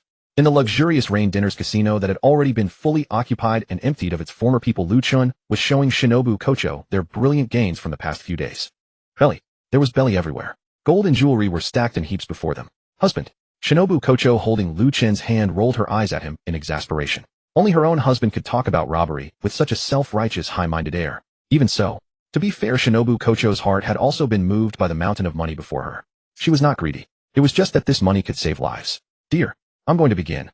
The funds were in place, and the battle would begin tomorrow morning. And tonight, Lu Chen was going to fulfill the promise he had once made to Shinobu Kocho. He would summon and resurrect Kanae Kocho, the elder sister who meant so much to Shinobu. Lu Chen's system actually had two kinds of summoning. One was random summoning. Based on how much he spent, it would randomly summon equivalent anime heroines from across various series. Of course, the so-called equivalent value. You could understand it as using the wanted pirates of the pirate world as the standard summoning and reviving anime crossover characters of equal value. In any case, the more he spent, the greater the surprise. As for the second kind, it was designated summoning. Choose a specific character, pay an additional fee, and the summon would be complete. Of course, this also had limitations. First, the designated person had to have some kind of connection with a character who had already been summoned and successfully revived. Second, it required more money. And Kanae Kocho, being Shinobu's biological elder sister, first of all met the connection requirement. Second, it required more money. The husband and wife stood before the Rain Dinners vault, and Lu Chen directly opened his anime crossover summoning system panel. Host Lu Chen, age 21. System, anime crossover summoning system. Personal status panel, click to view. Fund balance, 498983884 belly. The host has finally discovered the right way to earn money. System space. Looking at the system panel before his eyes. Nearly 50 million belly. This was all the assets the couple had obtained by night and day over the past 2 days, wiping out Baroque Works pirates. And now, Lu Chen was going to convert all of the belly and gold, silver, and jewels before him into system funds. Lu Chen cast another glance at Shinobu, who was brimming with expectation at his side. Taking a deep breath, he finally began to manipulate his system within his mind. System. Begin scanning all assets ahead.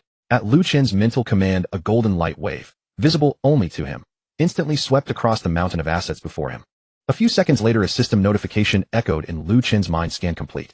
The target can be incorporated into the system's total assets 635972851. Proceed with fund absorption. Yes, no. As the system notification ended, a virtual panel materialized before Lu Chen's eyes. Looking at the final calculated amount, Lu Chen could only sum it up with one phrase: holy crap. This old croc was filthy rich. This was the first half of the Grand Line, and the Kingdom of Alabasta, a nation famed for its poverty no less. More than 600 million in funds was enough to rival the entire Kingdom of Alabasta's GDP for a year. Yes. After only a brief daze, Lu Chen chose yes. The next second, before the already accustomed eyes of Lu Chen and Shinobu, the mountainous piles of belly and gold, silver, and jewels instantly turned into streaks of light that streamed into the system panel before Lu Chen. When the streams of light vanished, Lu Chen looked at his system panel again. The fund balance column had at that moment changed to 685871235. Almost 700 million now. Enough. Honey, let's go somewhere else. Knowing that her husband had already prepared everything, Shinobu nodded firmly without hesitation. This time Shinobu's breathtakingly beautiful face, which always wore a faint smile, finally revealed an expression of expectation, longing, solemnity, and even a mixture of fear and excitement. When the two reappeared, they were already in a luxurious suite on the top floor of Rain Dinners. In fact, Shinobu had never seen how her husband performed the revival summon, because she was the first woman her husband had summoned into this strange world. Shinobu's gaze was solemn as she stared fixedly at the man standing in the center of the living room. Her heart pounded wildly. Her eyes did not dare relax for even a moment. She was waiting for her elder sister who had left her side for years earlier. Lu Chen, standing there, could feel the complex longing in the heart of Shinobu not far away. System. Initiate the revival summon. Ding. The comprehensive anime summoning system has been activated. Please choose your summoning mode: host. 1. Random revival summon. 2. Targeted revival summon. Lu Chen manipulated the system panel before him and directly selected option 2. After a system scan confirmation, the host was able to summon and resurrect the associated target, Kocho Shinobu. The characters available for summoning and resurrection included Kocho Kanae, elder sister Ubagashima, a main lady of the master Ubagashima, Hinachi, the master's twin daughters, and Kanroji Mitsuri, Shinobu's close companion. Hiss. Lu Chen felt as though his eyes had gone blurry. He could actually resurrect so many people. What's wrong, my husband? Kocho Shinobu noticed her husband's dazed expression and couldn't help but carefully ask. Lu Chen had no intention of keeping anything hidden. After all, Kocho Shinobu was his wife, and as a character summoned and resurrected by the system, she was already aware of his extraordinary abilities. I estimate my power has increased considerably. This time my perception ability can not only resurrect your sister, but also resurrect some other connected individuals. What? Kocho Shinobu was stunned. Her heart, already turbulent with anticipation and excitement, raced even further. Lu Chen understood what she was thinking. Kocho Shinobu was a woman who deeply valued emotions. So to steady his wife's unsettled mind, Lu Chen made the choice for her. Wife. Let's resurrect your sister first. As for the others, there will be opportunities in the future. Lu Chen's words both severed her inner doubts and made his stance clear.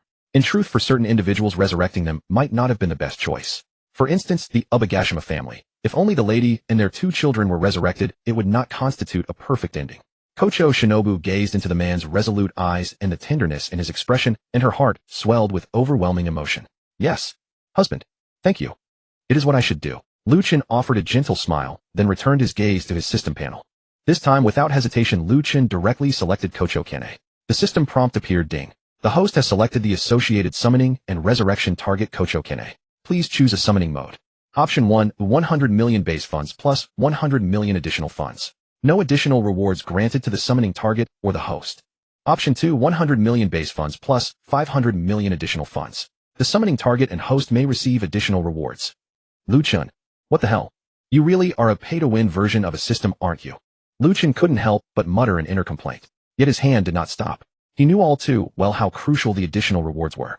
After all, both he and Kocho Shinobu possessed Zanpakutō and the vigorous spiritual energy within their bodies, all blessings bestowed by the system's rewards. After Lu Chen had chosen his option with a heartache, ding. Congratulations, host, for completing your selection. The system has automatically deducted the cost, and comprehensive anime summoning has officially begun. As the chime echoed in his mind under the eager gazes of Lu Chen and Hudy, when a golden mysterious magic array instantly materialized on the living room floor. The complex and ancient array grew increasingly dazzling, radiating an aura of mystery as a curtain of light swirled. Just as the brightness of the array reached its peak, a graceful, slender figure slowly appeared at the center of the glowing array. Her flowing long hair swayed without wind, and her tall, well-proportioned silhouette grew clearer and clearer. Then at last, when the light finally faded, a bewildered yet incredibly soft and gentle voice came from the living room. What's happening to me? Cutie Zanpakutō blinked her beautiful pink eyes looking around in confusion. Wasn't she already dead? Why is this gentleman staring at me like that? Huh, Ren. As Zanpakutō's gaze fell upon Cutie Ren not far away, the confusion in her mind suddenly seemed to clear. Sister. A sob that had been suppressed for who knows how long suddenly burst from Cutie Ren's lips. The next second, Cutie Ren rushed desperately to Zanpakutō's side and threw herself into her sister's arms. How long had it been? How long had it been since she had felt the warmth of her sister's embrace? Oh, her sister's embrace was still as warm, as ever, still as soft and reassuring. Her sister's skin. Cutie Ren. Wait. Sister's clothes. In that instant, Cutie Ren seemed to finally remember the scene when she herself had been revived. Again. Completely naked. Husband. How much longer are you going to stare? Cutie Ren looked at her husband, whose eyes had already gone straight, with a sweet smile in her teary eyes that sparkled with joy and excitement. Well, honey, you two talk. I'll just make myself scarce. Finally snapping back to his senses, Lu Chen turned and fled toward the bedroom, as if his life depended on it. As he ran, he muttered under his breath, so white, so big. So this is what an 18-year-old Zanpakutō is packing. She's either a D or an E. Terrifying. As Lu Chen just hid himself in the bedroom. The system then delivered the final rewards ding. Congratulations, host, for successfully reviving and summoning the designated target. Now rewards for both parties will be drawn. Ding. Congratulations, host. You have successfully revived and summoned the designated target. Regarding the reward from associated character Butterfly Shinobu for the designated resurrection, summoned the Zanpakutō. Reward for Butterfly Kanae Zanpakutō, Butterfly Love along with Soul Reaper Cultivation, Memory Inheritance, and Physique Reconstruction. Holy crap. Cheat Daddy. You really are my biological father. I love you to death. Upon hearing the reward Butterfly Kanae had received, Lu Chen instantly felt his cheat daddy was incredibly considerate. Zanpakutō Soul Reaper Heritage Physique Reconstruction. For a standard ACG otaku, Lu Chen was well acquainted with the power systems of both the One Piece world and the Bleach world. Saying the Bleach world crushes the One Piece world is no exaggeration. After all, one operates on a physical and natural level, while the other has already advanced to the level of laws and principles. Although Lu Chen knew that himself, Butterfly Shinobu, and now also Kanae were still far from reaching the true pinnacle of the Soul Reaper world. Even with the Soul Reaper heritage, the three of them might not ultimately reach the highest tier of Soul Reapers in the true sense of the word. After all three had reconstructed their physical bodies to use spiritual energy. But even so, they could still wield the power of Soul Reapers and their Zanpakutō to dominate this world. As Lu Chen was fantasizing about Kanae receiving another reward from the Bleach world, and wondering whether he would also get some unexpected surprise, the system's voice sounded once more. Ding. Host Lu Chen has activated the associated designated resurrection summon for the first time. Reward Zanpakutō, Ryujin Jaka along with Soul Reaper Cultivation, Memory Inheritance, and Physique Reconstruction. Ding. Querying whether host Lu Chen has previously received similar rewards. System is reevaluating. The sudden reward made Lu Chen's already expectant heart skip a beat. What the hell? What did he just hear? Yamamoto's Ryujin Jaka, the strongest flame type Zanpakutō. What does reevaluation mean? Cheat Daddy, don't joke with me. At this moment, Lu Chen felt his entire heart hanging in the balance. Ding. Reevaluation complete. Due to the host receiving duplicate rewards, the system has determined the Zanpakutō Hyorimaru and Ryujin Jaka will undergo secondary forging and fusion, becoming a dual soul Zanpakutō. The Soul Reaper Cultivation, Memory Inheritance, and Physique Reconstruction reward will be changed to Phased Spiritual Energy Enhancement. Note: due to the host's special Soul Reaper identity, future rewards will not provide the host with any further Zanpakutō or related heritage rewards except for other Bleach World rewards. Phew, Cheat Daddy. You really get me. When Lu Chen heard the system's final judgment, his previously anxious heart finally settled. The strongest Ice and Snow type Hyorimaru. The strongest Flame type Ryujin Jaka. The two merged into a dual soul Zanpakutō. Ice and Fire. Holy crap. Just thinking about it gets him excited. Actually, in the Bleach anime, Zanpakutō with dual soul abilities aren't particularly strange. For example, the captain of the 8th Division, Kairaku Shunsui. The captain of the 13th Division, Fujimoto Jijiro. Both of them possess dual soul Zanpakutō. Ding. Automatic Zanpakutō fusion initiated. Host's phased spiritual energy infusion has begun. Come on. Come on, baby. Let the storm rage even harder. At this moment, Lu Chen was already fantasizing about wielding the strongest Ice and Fire Zanpakutō, wreaking havoc across the One Piece world and sweeping through all opponents. But before Lu Chen could revel in his joy, suddenly an incredibly pure stream of spiritual energy surged into his body without warning. That terrifying yet refined spiritual energy merged in merely an instant. Lu Chen's previously eager and excited expression instantly froze. The next moment, holy crap, Cheat Daddy. This is coming on too strong. It hurts. I can't take it. Meanwhile, Lu Chen was enduring the feeling of painful, yet pleasurable transformation. Meanwhile, in the living room, the Butterfly sisters who had just been embracing were now sitting on the sofa, gazing into each other's eyes and speaking. By now, Kanae had already changed into the outfit Shinobu had prepared for her sister long ago. The same style of butterfly Heori. However, Shinobu's was a pale purple textured sheer fabric, while Kagenoi's was a pale pink textured sheer fabric. Though the two were biological sisters, their appearances and temperaments did differ somewhat. Butterfly Shinobu's sleek, black-purple hair, gentle exterior, but tough, within, hiding a scheming heart beneath her tender purple eyes. Butterfly Kagenoi, long hair reaching her waist, gentle and compassionate, nurturing, like spring rain, her pink eyes embracing all things, her pure goodness carrying an aura of sanctity and sorrow.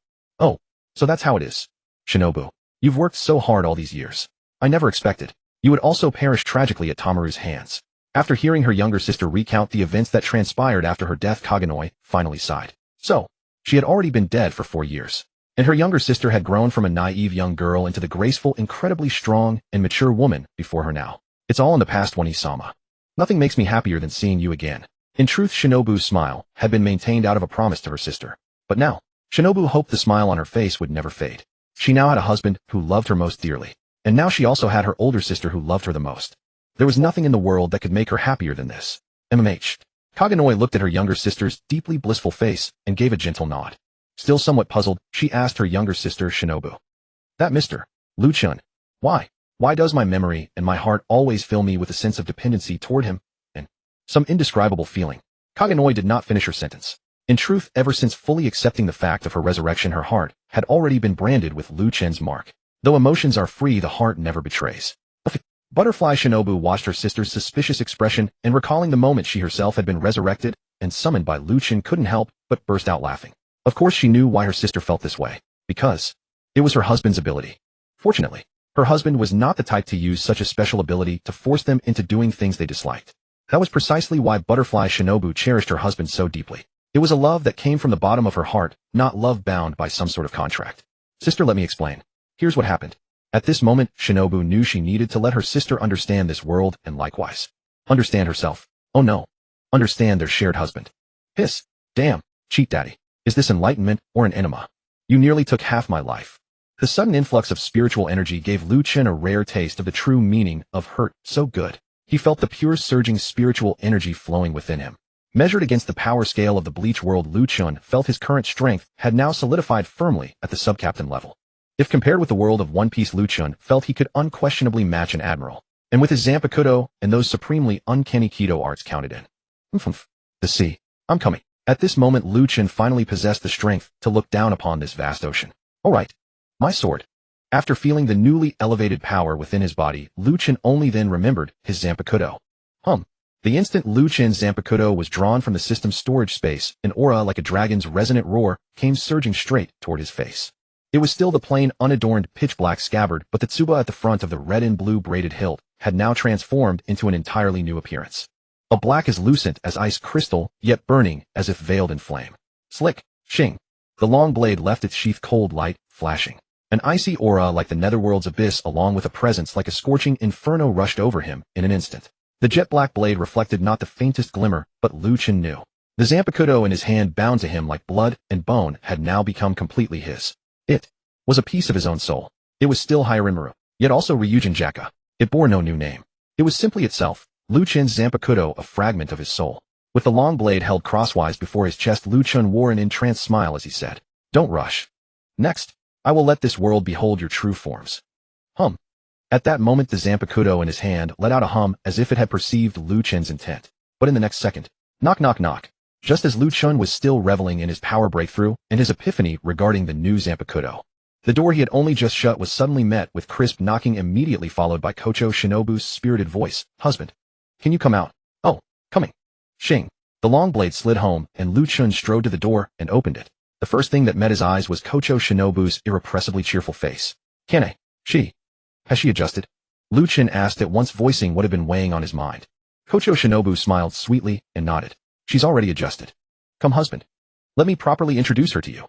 As she spoke, Kocho Shinobu had already, in her impatience, pulled Lu Chen into the living room. By this time, Kocho Kanae was already standing before the sofa. Her waist-length hair cascaded in silken rippling waves. A pink butterfly print sheer Heori matching Kocho Shinobu's draped over her exquisite delicate frame, her jade-like skin faintly visible beneath. Her demure lovely face was tinged with a rosy blush, while her enchanting pink eyes brimmed with hope, gratitude, longing, and a wisp of shyness. This was Kocho Kanae, the family member Kocho Shinobu had yearned for through 2 months in this world. When Lu Chen stepped into the living room, when Kocho Kanae's eyes met his, Whether because she recalled the scene of their gazes locking during the summoning. Kanae lowered her head, first blushing in shyness. Lu Chen's face reddened too, and two letters surfaced unbidden in his mind. Was it D or E? Lu Chen-kun. Thank you for reuniting me with my sister. Despite her shyness, Kanae was the first to break the somewhat awkward atmosphere between them. And Kocho Shinobu, who had been watching it all, linked her arm through Lu Chen's and winked playfully at her sister with those violet eyes. One fam. And no, there's no need to be so formal. Lu Chen felt his tongue turning to knots, all the boldness and brazenness he'd shown when first summoning Kocho Shinobu utterly gone. Lu Chen's one family instantly deepened the crimson flush on Kanae's already rosy cheeks. She did not deny it though. She merely gave a small nod, and in a voice as faint as a mosquito's hum, said, I understand. That single I understand had already conveyed Kanae's acceptance of their one family bond. Sister is shot. Today was the happiest day of Kocho Shinobu's life. Now that she saw her sister so embarrassed, she looked ready to flee. Shinobu giggled and teased her once more. But before long, Kocho Shinobu pulled Lu Chen to her sister's side, raised a snow-white satin-smooth hand toward him, and asked, Husband, where's sister's gift? Shinobu, don't be rude. Kanae had never expected her little sister to be so brazen as to ask Lu Chen on their very first meeting for a gift on her behalf. It's fine. Lu Chen naturally knew exactly which gift Shinobu meant. With a casual flick of his hand, a graceful sword appeared instantly in his grip, a snow-white sheath, a rose-gold hilt, and a tsuba shaped like butterfly wings in the same hue. Kanae, this is yours. Though this world is different, though your Nichiren blade is gone. Still, this butterfly love will stay by your side forever. Wow, husband, can sister truly become like us? Kocho Shinobu stared in boundless shock and joy at the exquisite long blade that was nearly a mirror of her own. Kocho Shinobu knew what this long blade represented. It was the proof of a Shinigami. Previously, she had only known that whenever her husband resurrected and summoned a sister from another world, a related reward would be randomly granted. But she had never imagined that her sister's reward would be identical to her own. At this moment, Kocho Shinobu felt a mist rising over her beautiful violet eyes. It was a mist that only joy and deep gratitude could summon. Lu Chen nodded, then spoke again. Kanae, I don't know what Shinobu has told you, but in this world, you will have an entirely new identity. And also, the companionship of me and Shinobu. Kanae looked at the exquisite blade before her, feeling the firm and blazing gaze of the man before her. Though her heart was still flooded with shyness, she understood. This man was right. After being resurrected once more, in this world, she would live under a completely new identity. Kanae did not refuse. Instead, she extended her slender jade-like hand, took the long blade Lu Chen offered, and said, Thank you, husband. Who? Husband. The instant Lu Chen heard the word husband fall from Kanae's lips, his heart gave a violent lurch. The next second, Lu Chen's gaze landed on Kocho Shinobu's lovely face, her eyes bright with knowing gleams. And on Kocho Shinobu's radiant face was written a look that seemed to say, Husband, aren't you going to thank me? In a single instant, Lu Chen read every nuance of her expression. A wife like this. What bliss. Kanae, draw it. Next, I will reshape your body and grant you brand new power. Tonight, you will be completely reborn. Thank you, husband. Without the slightest refusal, Kanae instantly drew the beautiful snow-white blade from its sheath. Shing. So beautiful. Never underestimate Kocho Kanae. In the Demon Slayer world, she stood at the very pinnacle of strength as the flower Hashira. Even without inheriting Shinigami power, relying solely on the blade in her hand, and her original flower Hashira strength, Kanae possessed at least the power of a marine captain in this world, perhaps even greater. Kanae, it's about to begin. Oh, okay, husband. Compared with Shinobu, Kanae was even more bashful, especially when she was facing Lu Chen. But Lu Chen had no untoward thoughts. He merely gently took hold of Kanae's jade-like hand, the one clutching butterfly love. The next second, a current of supremely pure spiritual energy transmitted from Lu Chen's scorching hand flowed through Kanae's jade hand and surged instantly into her body. Guided by Lu Chen's spiritual energy, the Cheat Daddy system began to infuse and remold the memories and flesh of a Shinigami. In an instant, the entire room was wrapped in that pale blue spiritual energy. For Alabasta, a vast empire swaying in the wind and sand this night would be the most unbearable of all. The rebel army was fully armed and waiting. The moment the morning sun rose would be the moment they launched their all-out assault. Nearly 2 million soldiers encircled the immense royal capital from all sides. The rebels were gathering their strength. Within the capital, the royal army gazed into the distance beneath the somber twilight, every man standing at strict attention. As for Crocodile, the mastermind who had engineered this war, though losing rain dinners had pained him greatly, the thought of tomorrow lifted his spirits considerably. And yet no one knew that despite being defeated by Crocodile at rain dinners, this time Luffy had genuinely taken Lu Chen's words to heart. Though he was still as unreliable as ever, he had not been skewered through by Crocodile, as in the original tale. A single bucket of water had instantly revitalized him, and he was already shouting that he would truly, genuinely send Crocodile flying. Of course, Luffy's survival also owed much to Robin. Vivi. Don't worry anymore. Sister Shinobu has just sent word. No matter what happens tomorrow, we will definitely escort you to the walls of the royal capital and expose Crocodile's crimes to the world. Hidden among a sandstone pile, near the royal capital, Vivi sat curled in a tent, her eyes constantly fixed on the distant capital. Suddenly Nami's voice came from beside her. Nami, must this war really be fought? Vivi didn't turn around, but asked a strange question. Nami behind her knew what Vivi was talking about. Sighing, she walked over, sat down considerately beside Vivi, and then pulled her into her arms to comfort her. Vivi, Lu Chen is right. Some things are inevitable. For this country to be reborn, certain sacrifices are unavoidable. Otherwise, no one would awaken and no one would learn to treasure it. Was Vivi bitter? The answer was yes. But if you asked Nami whether she was bitter, absolutely. Her mother had been killed, her villagers coerced from a tender age. She had to wear a mask, struggling for survival for her sister, for the villagers, to complete an impossible mission. 100 million berries. To an ordinary person, that was a dream. But Nami, with her frail shoulders, sailed across the sea filled with endless dangers. No matter how long it took, with her own hands, she never gave up.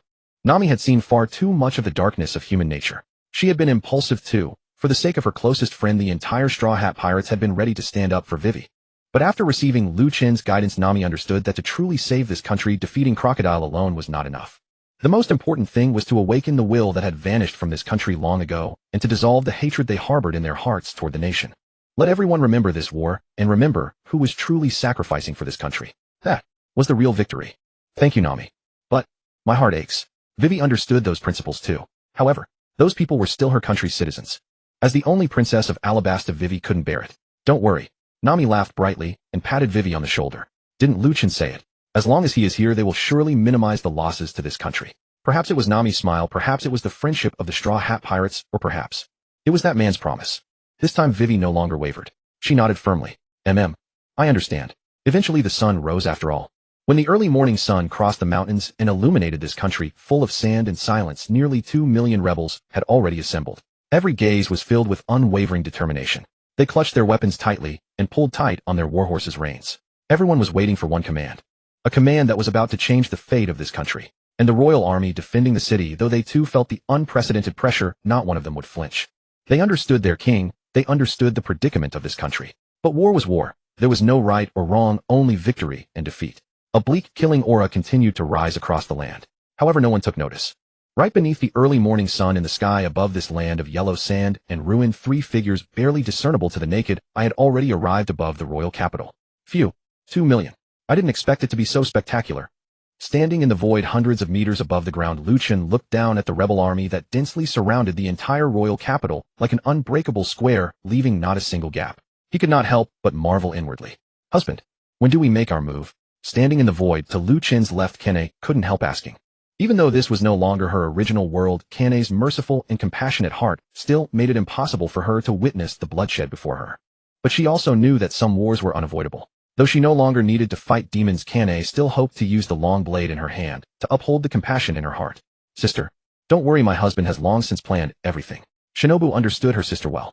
Her sister, even in sacrifice, had always worried about her longing for a world where humans and demons could live together in peace. Perhaps some would call someone like Kanae a saint. But you cannot deny the purity and goodness in her heart. Every swing of her blade against a demon carried the resolve to kill, yet the kindness in her heart made her pray for ultimate peace. That is what a truly kind-hearted person looks like. She never softened toward the wicked and extended mercy to the good. Wait for Vivi. Lu Chen watched everything below with cold, detached eyes. The moment the horn of attack sounded, the war finally began.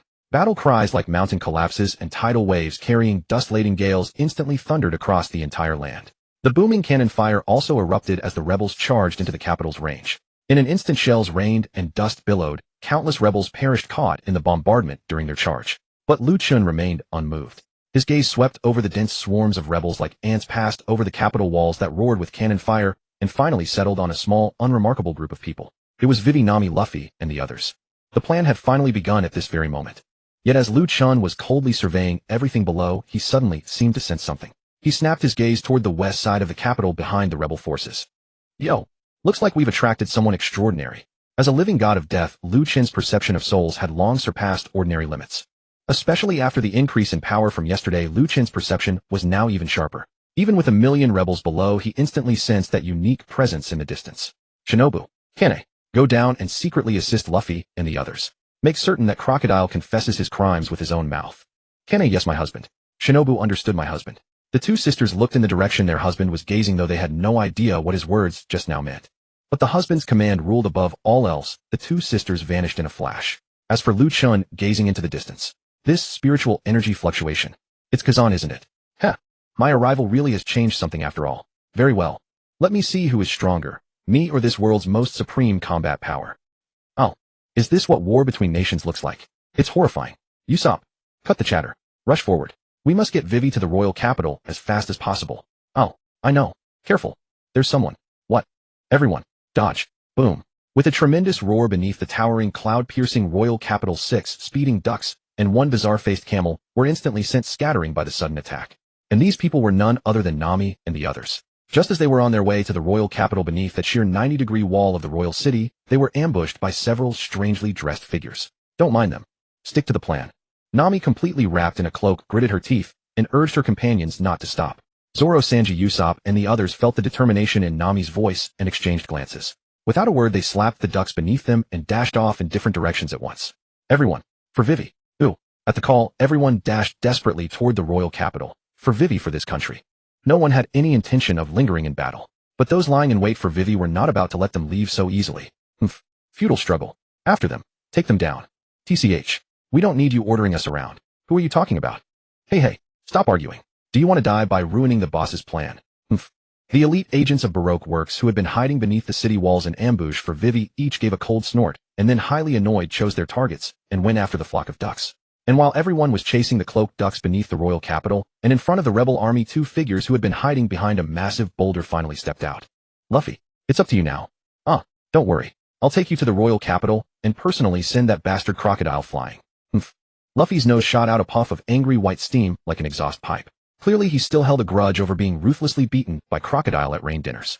But for the sake of the plan, and for Lu Chen's words, Luffy had held back until now. But now, it was time for Luffy to make his move. Karu, let's fly. Quack quack. Karu, the fastest of the land-running ducks and the leader of their flock, let out a cry and flapped his short little wings, clearly ready. The next second, Karu, carrying Luffy and Vivi, shot out from the other side toward the royal capital like a cheetah freed from its cage. This time Vivi did not recklessly throw herself before the rebel army to stop them. Instead, following Lu Chen's plan, she let Luffy, the strongest among them, protect her and expose Crocodile's crimes.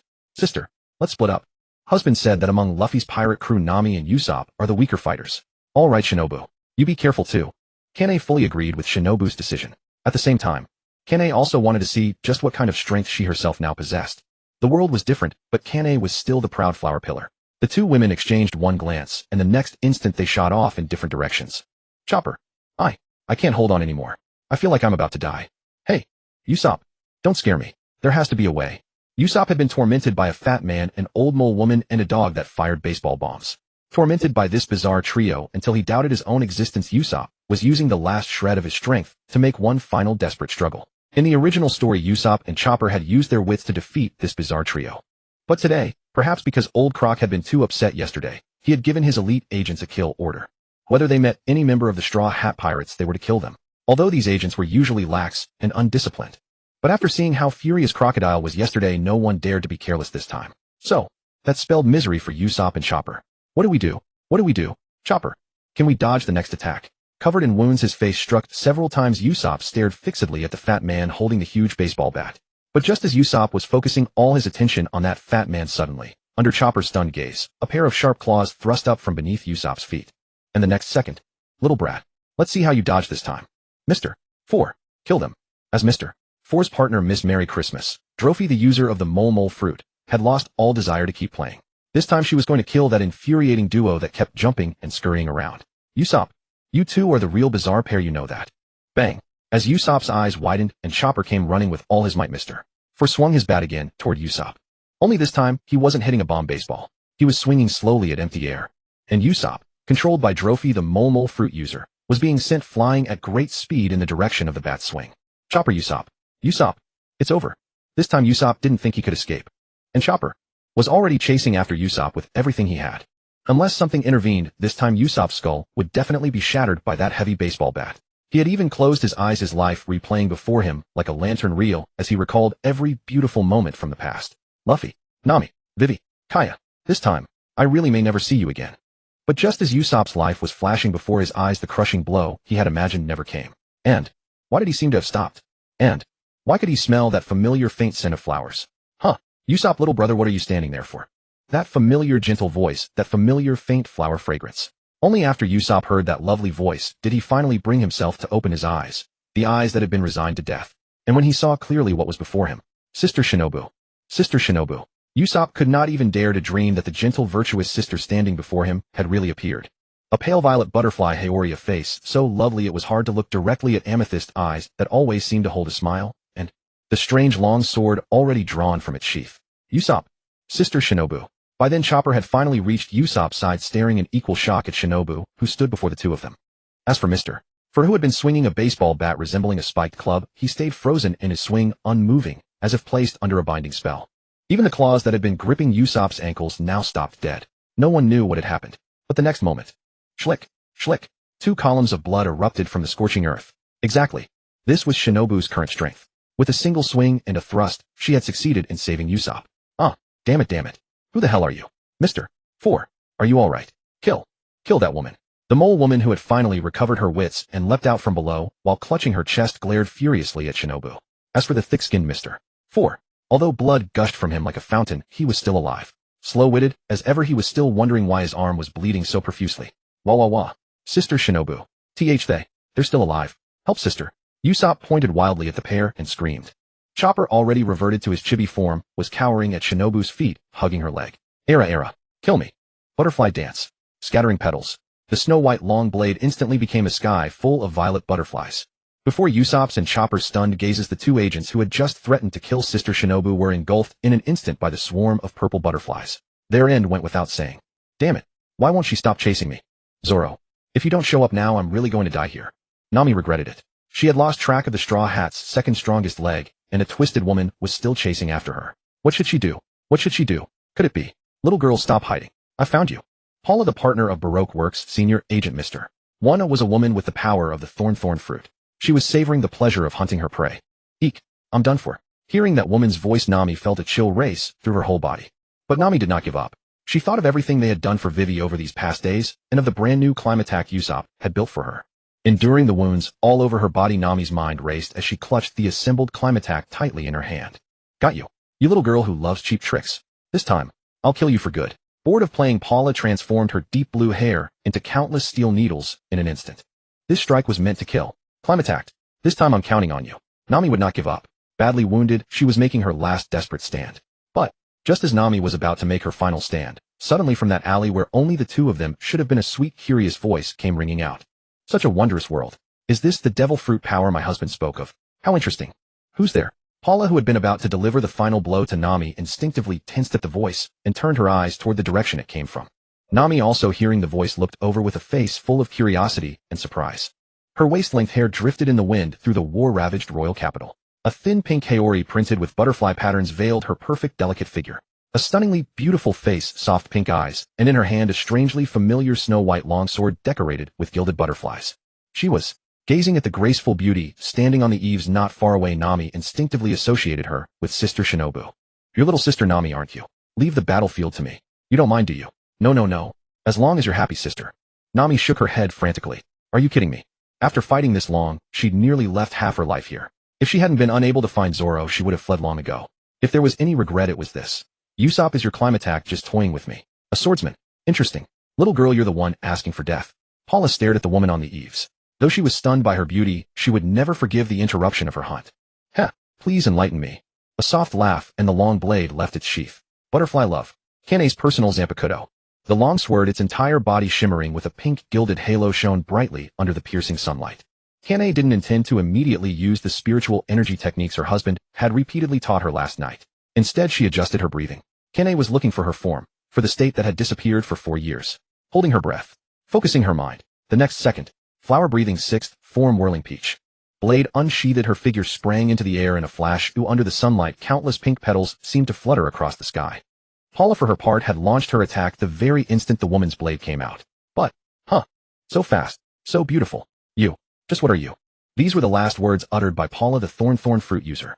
Gazing at Kanae's beautiful back, her eyes were filled with disbelief, and she had believed her hard thorns could easily block that magnificent slash. But Paula had overestimated herself and underestimated that beautiful woman. In fact, in the world of Demon Slayer, to become a true pillar, one must first master total concentration constant. Putting it in terms of the One Piece world, once one's strength reached the level of a pillar, one's swordsmanship had already attained the realm of cutting iron, a realm that could also be described as sensing the breath of all things. Clearly Kanae Kocho, even without using Soul Reaper spiritual energy, was already far stronger than the current Zoro. Kanae Kocho. Schlick. Thank you. Amid a sky filled with butterflies and flower petals with blood spraying through the air, Baroque Works' #1 female agent was instantly slain. Having watched the entire scene, Nami's beautiful eyes were wide open, a slender hand gently covering her pretty lips, her face full of shock. So strong. Killed with one slash. But while Nami was still stunned, she suddenly remembered something and hurriedly called to the graceful figure before her sister. Zoro. Zoro's in danger. Seeing Nami's tension, Kanae gave a gentle smile. Don't worry. I've already sensed his chi. But, are you alright, little sister? Nami's condition was in fact not good. Her body was covered with stab wounds from the thorns, and her blood had long since tinged the lively, lovely girl with misery. But Nami didn't care about her own wounds. She bit her delicate lip, suppressed the pain, and shook her head. I'm fine. Sister, let's go help Zoro. Nami was grateful to have escaped death, but at the thought of Zoro's predicament her heart remained deeply worried. This war was far more brutal than anything seen in the anime. Over 1 million rebels stood against a royal army of barely 100,000. Even though the royal city of Alyabarna was as impregnable as iron, and its walls towered beyond reach, the sheer disparity in numbers eventually pushed the rebels past the hail of cannon fire up the ramparts and through the gates. The thunder of cannons, the crack of gunfire, and the roar of battle cries never ceased. This was war, a war in which a living soul vanished with every passing second. Is it cruel? Throughout the ages, in every dynasty, no matter the world, so long as humanity exists, so long as desire and greed remain, and no matter the cause, war is inevitable. Everyone fights for the conviction they hold in their hearts. And every member of the Straw Hat Pirates fought for Vivi, for the promise they made as comrades. Huff, huff. Heavy breaths were forced from Zoro's mouth. He had been fighting for so long that Sora, her body covered in wounds, lay on the ground clenching her teeth in stubborn endurance. I cannot lose. I must never turn my back to my enemy. That was Zoro's creed. Gritting his teeth, he used his bloodied fists to slowly push himself off the ground. Behind him stood the strongest agent of Baroque Works, Mr. 1. Das Bones, a user of the Supa Supa, Nomi the Dice fruit. Expressionless, he took step after step toward the struggling Zoro. Watching the struggling swordsman, he said with utter coldness, still not dead, a bare-handed swordsman. What are you still holding on for? Bones' gaze was contemptuous and frigid. But Zoro, his trembling body racked by severe wounds, responded coldly. To a man like you who isn't even a swordsman, would you even understand? That was Zoro's stance. Seeing him still so stubborn, Bones curled his lips and gave a contemptuous sneer. Humph. A swordsman or not, I don't care about that at all. In that moment, the interest of a hunter toying with prey had vanished from Bones' eyes. He was an assassin, one who cared nothing for the pride of a swordsman. In his eyes, Zoro was already nothing more than a dull man on the brink of death. He gathered strength in his arms, ready to grant this swordsman, who had given him a moment's amusement, a final blow. Metsu, Retsu, San, Hyum. His arms had become blades, and a devastating slash tore toward Zoro, who leaned bloodied and barely conscious against the massive pillar. Zoro did not dodge. No, he no longer even had the strength to dodge. He poured every last ounce of his being into the honor of a swordsman. And that was this: never show your back to the enemy. The fierce slash energy flew forward, just as it was about to carve into Zoro's chest. Suddenly, countless pink butterflies appeared in the sky above, dancing and fluttering among drifting petals. Flower-breathing third form Randon. Butterflies danced, petals fell, and countless strikes, soft yet overwhelmingly fierce, descended from the heavens. Bang, bang, bang. Blade energy collided with blade energy, and in that instant, even the air before Zoro seemed split apart by the supple yet resolute force. As for Zoro himself, he stared in disbelief as a stunning figure in pink slowly descended from the sky, landing at last before him. You? Who are you? Zoro gazed at the familiar figure who had saved him in time, recalling the blade energy that had shot down moments before. Could this woman be? Just as he was wondering who this heavenly beautiful figure could be, an urgent panicked voice reached his ears. Zoro. Zoro. Are you okay? God. How did you get so hurt? When an anxious Nami rushed to Zoro's side, she was instantly shocked by his body covered in sword wounds, terror flooding her pretty face. Not dead yet. As if he had survived disaster, Zoro still had the mood for a joke. But his gaze once again fell upon that back draped in a pink butterfly-patterned Haori, especially that gilded pale pink long blade in her hand. There's such a familiar feeling. A woman. Bones frowned at the woman who had instantly erased his slash. He did not strike immediately, instead studying her with a watchful, calculating gaze. Of course Bones was not afraid. It was just that the woman's presence felt somewhat unusual. Bones sized her up curiously, and Shinobu Kocho likewise studied the hulking man before her. A body with the hardness of steel. So you're the Mr. One that my husband spoke of. Zoro-kun. Would you mind lending me your sword? As she spoke, Shinobu casually waved her hand. Kocho's butterfly dance was sheathed and Zoro's long since knocked away sword flew straight into Shinobu's grasp. Clenching the Wado Ikemanji, the sword that belonged so wholly to Zoro, one of the great gray blades, she could not help but praise it. Excellent blade. Miss, he's my opponent. Despite his curiosity and gratitude, Zoro would not let another take his place against the enemy before him. Such was his pride as a swordsman. But then, giggle. Just as my husband said, Zoro-kun truly is a stubborn, yet wonderfully single-minded swordsman of muscle. Shinobu's pleasant giggle instantly erupted a cluster of anger marks on Zoro's forehead. He was about to retort when her voice came again. Zoro-kun, you are a fine swordsman. I will not try to take your opponent from you. However, I think you should watch very carefully what I do next. After all, it was my husband's request. If you don't look, he'll charge you a 1,000,000 berry viewing fee. Ugh, Lu Chen. Is he a demon? Even dense as he was, Zoro now understood that the woman before him was surely the wife of that man called Lu Chen. Giggle. Zoro-kun. Please watch closely. Seeing Zoro's Tsundere indignant side, Shinobu let out another soft giggle. Meanwhile, Mr. 1. Desbones, who had long grown tired of the scene, once more transformed his hands into hardened blades. Woman, you're in the way. MIA. Shinobu turned and faced Mr. 1 with that smile of hers that seemed to melt all beings. Yet Zoro noticed something. This lady, her breathing, her presence, her eyes, seemed to change in an instant. The world itself seemed to fall silent at that moment. That inexplicably familiar feeling. Could it be? Just as Zoro narrowed his eyes and studied Shinobu with complete focus, Shinobu moved, flower-breathing ninth form. Shwang. In a flash, her pink figure vanished, butterflies scattered once more, and cherry blossom petals filled the sky. The very same moment, Zoro and Bones' pupils simultaneously contracted. Zanjin. Bones instinctively hardened his entire body, becoming a walking mass of steel. But as the petals touched his form, Shinobu's silhouette appeared behind him. Kagon. A gentle voice fell. Schlick. Petals scattered, blood sprayed. Countless thin wounds instantly bloomed across Bones' steel-like body. What? This? How is this possible? Bones stared in disbelief at the tiny wounds covering his entire body. They were not fatal, yet the terror of having his steel-like body cut through sent a shudder through him. Zoro. Catch. The sword. It's truly magnificent. You? Did you see it? The pure white hilted Wado Ikemanji tossed by Kanae landed perfectly in the hands of the stunned Zoro, who stood motionless behind her. And in that single instant of the slash, Kanae had broken through Bones' fully steel-hardened body with nothing but her own strength. It was not that Kanae couldn't kill Bones instantly, she was teaching Zoro the realm of cutting steel. And Zoro, the moment he caught his Wado Ikemanji, that eerie savage grin once again crept across his bloodstained face. Thanks. I think I felt it. That's good. Kanae smiled softly, then vanished in a flash, returning to Nami's side. And the battle that followed belonged to Zoro. The battle for the royal capital had entered its final stage. The yellow sand that had risen from nowhere made this battle even more brutal. 2 million against 100,000. Under this terrifying disparity in numbers, the royal capital finally crumbled, and the king's soldiers defending the city were pushed back again and again. At this moment, when all the king's soldiers had no ground left to retreat and had shrunk back to the last line of defense, the most critical turning point of the war had come. The outcome was already plain to see. As the leader of the rebels, Koza, gripped his long blade, his eyes hidden behind his narrow sunglasses, fixed intently on the final corridor leading to the royal palace. And before him stood the last royal soldiers, resisting desperately. The warriors of both sides held their breath, staring each other down, as a silent killing intent pervaded the entire capital. But no one noticed. At this point in the war, when both armies were catching their breath in a rare standoff, countless somber purple butterflies had already appeared unnoticed in every corner of the royal capital. In places no one could detect, they slowly fluttered their wings as if waiting for something. And atop the royal palace that symbolized authority in the vast open palace garden, another battle of their own was unfolding. Crocodile. This war, everything that has happened in this country, it's all you're doing. I will stop this war no matter what. In the garden above the royal capital, Vivi, draped in her white cloak, faced down Crocodile, standing before her without an ounce of fear. Luffy stood panting at Vivi's side, his blazing eyes fixed firmly on Crocodile. Robin, who had taken King Cobra hostage, stood there as calmly as if she were watching a play. And Crocodile, the hero of this country, smiled like a victor, looking down with contempt at Princess Vivi, who had fought her way through countless dangers to reach him. Princess.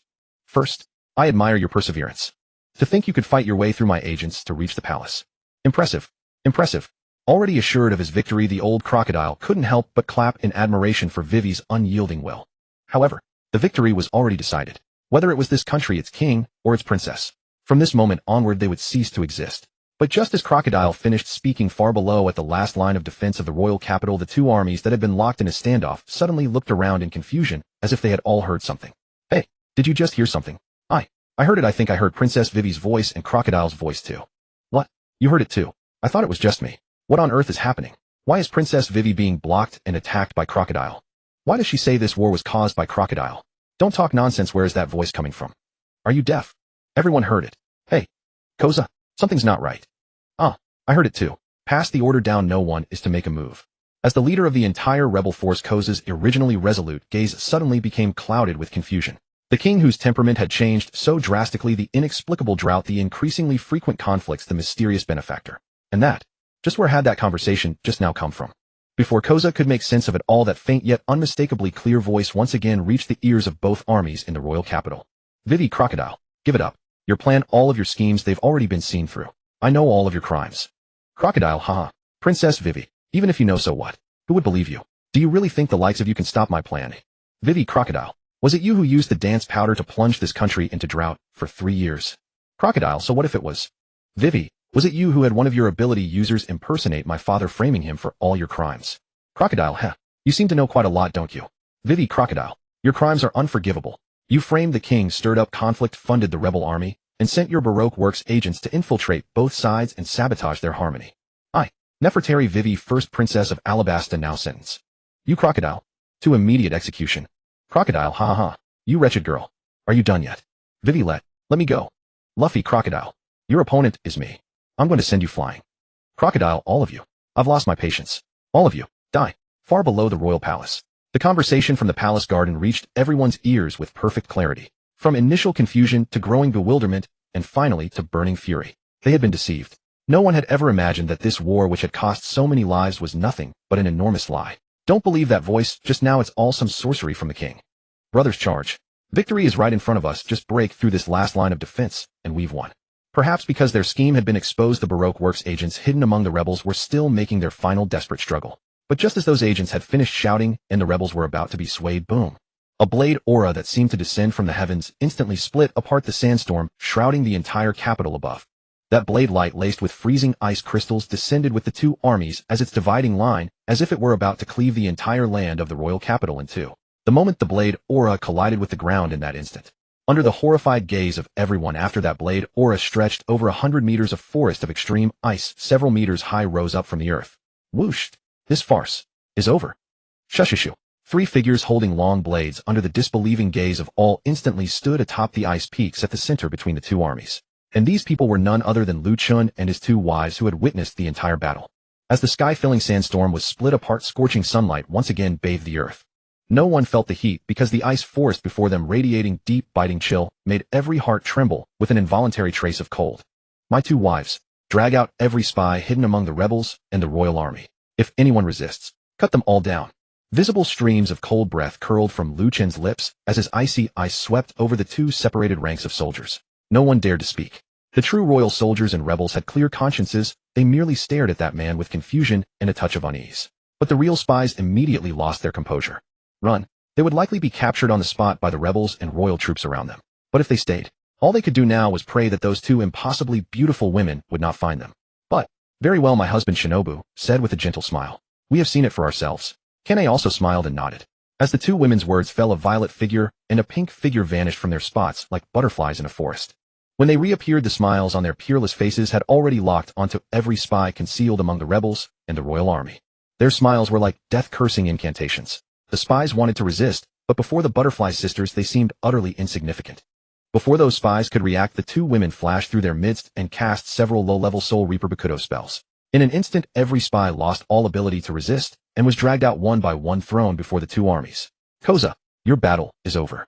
What comes next is for us to handle. Lu Chen looked directly at the resolute yet bewildered man. He was the leader of the rebel army and Vivi's childhood friend, Koza, a man who truly harbored great justice in his heart and fought for the people. You, who exactly are you? Koza did not loosen his grip on the sword hilt. His gaze remained fixed on the man atop the ice peak. Huh. Lu Chen looked at Koza's confused eyes hidden behind the sunglasses and chuckled lightly. Just a small tavern owner of the Rapeseed Flower Tavern. Do me a favor. Take those spies into custody. Do not hand them over to the Marines. Koza was startled. What was happening? Why did he feel like he had become some underling? Lu Chen ignored the dumbfounded Koza. Seeing that his 2 wives had already finished their work, he waved his hand grandly. My wives, time to go deal with that stinking crocodile. A perfect chance for you to get some practice. Yes, my husband. Shinobu tapped her toes lightly and instantly appeared at Lu Chen's side. Kanae also nodded gently, and just like her younger sister appeared beside Lu Chen. Then the 3 of them flashed away. As the ice peak crumbled, the three vanished from their original positions, and at last the rebels and royal troops who had been separated by the ice peak could see one another once more.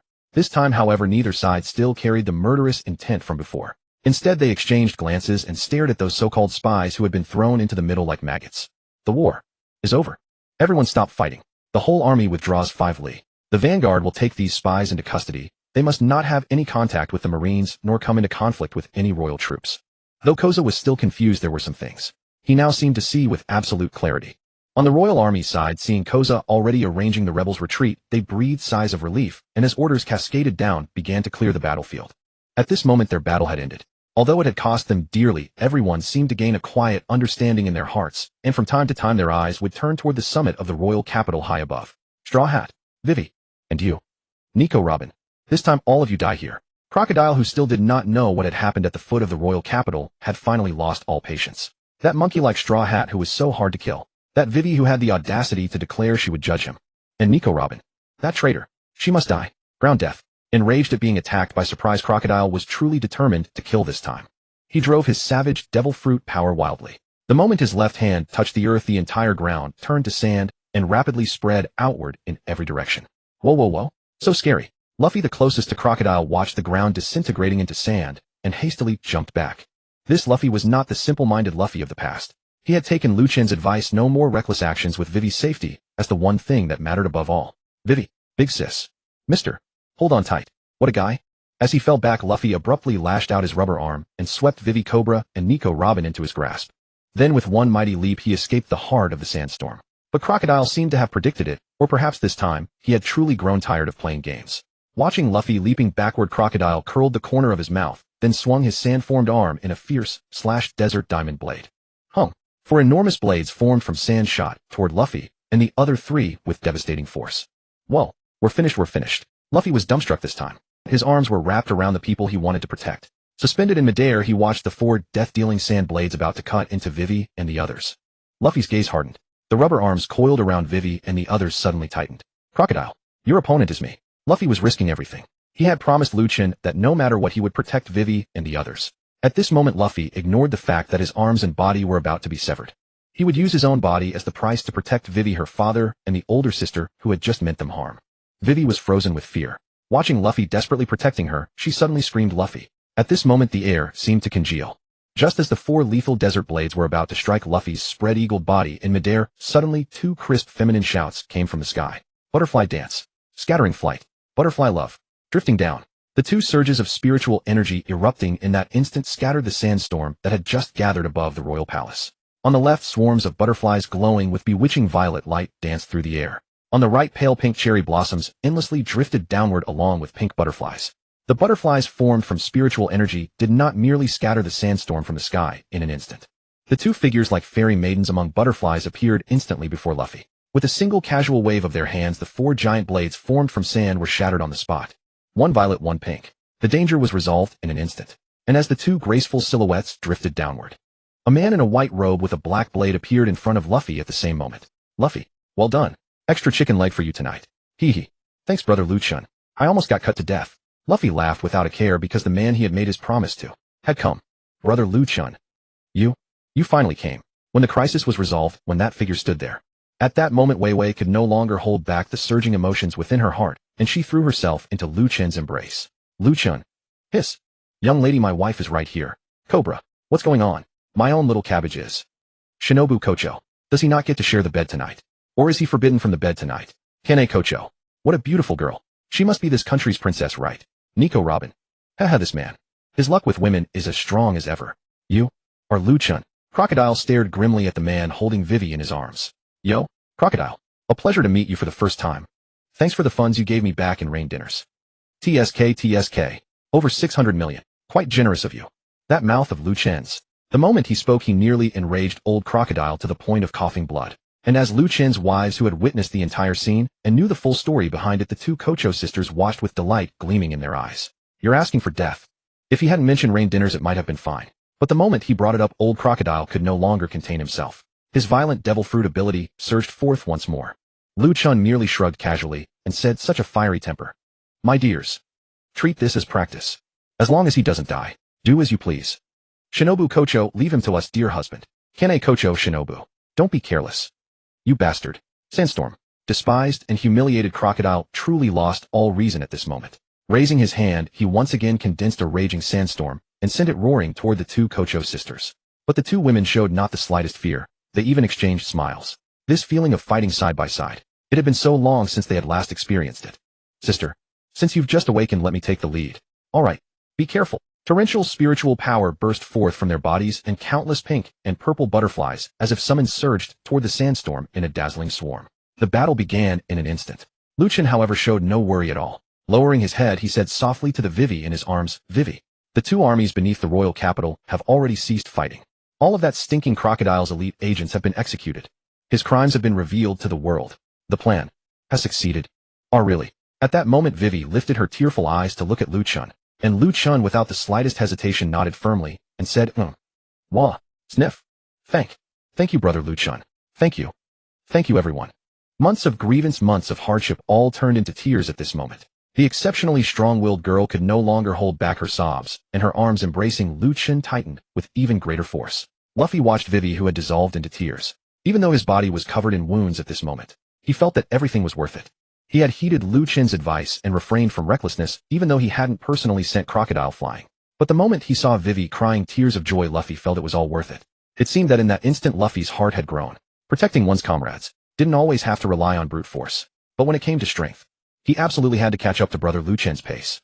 Excuse me, young man. Are you?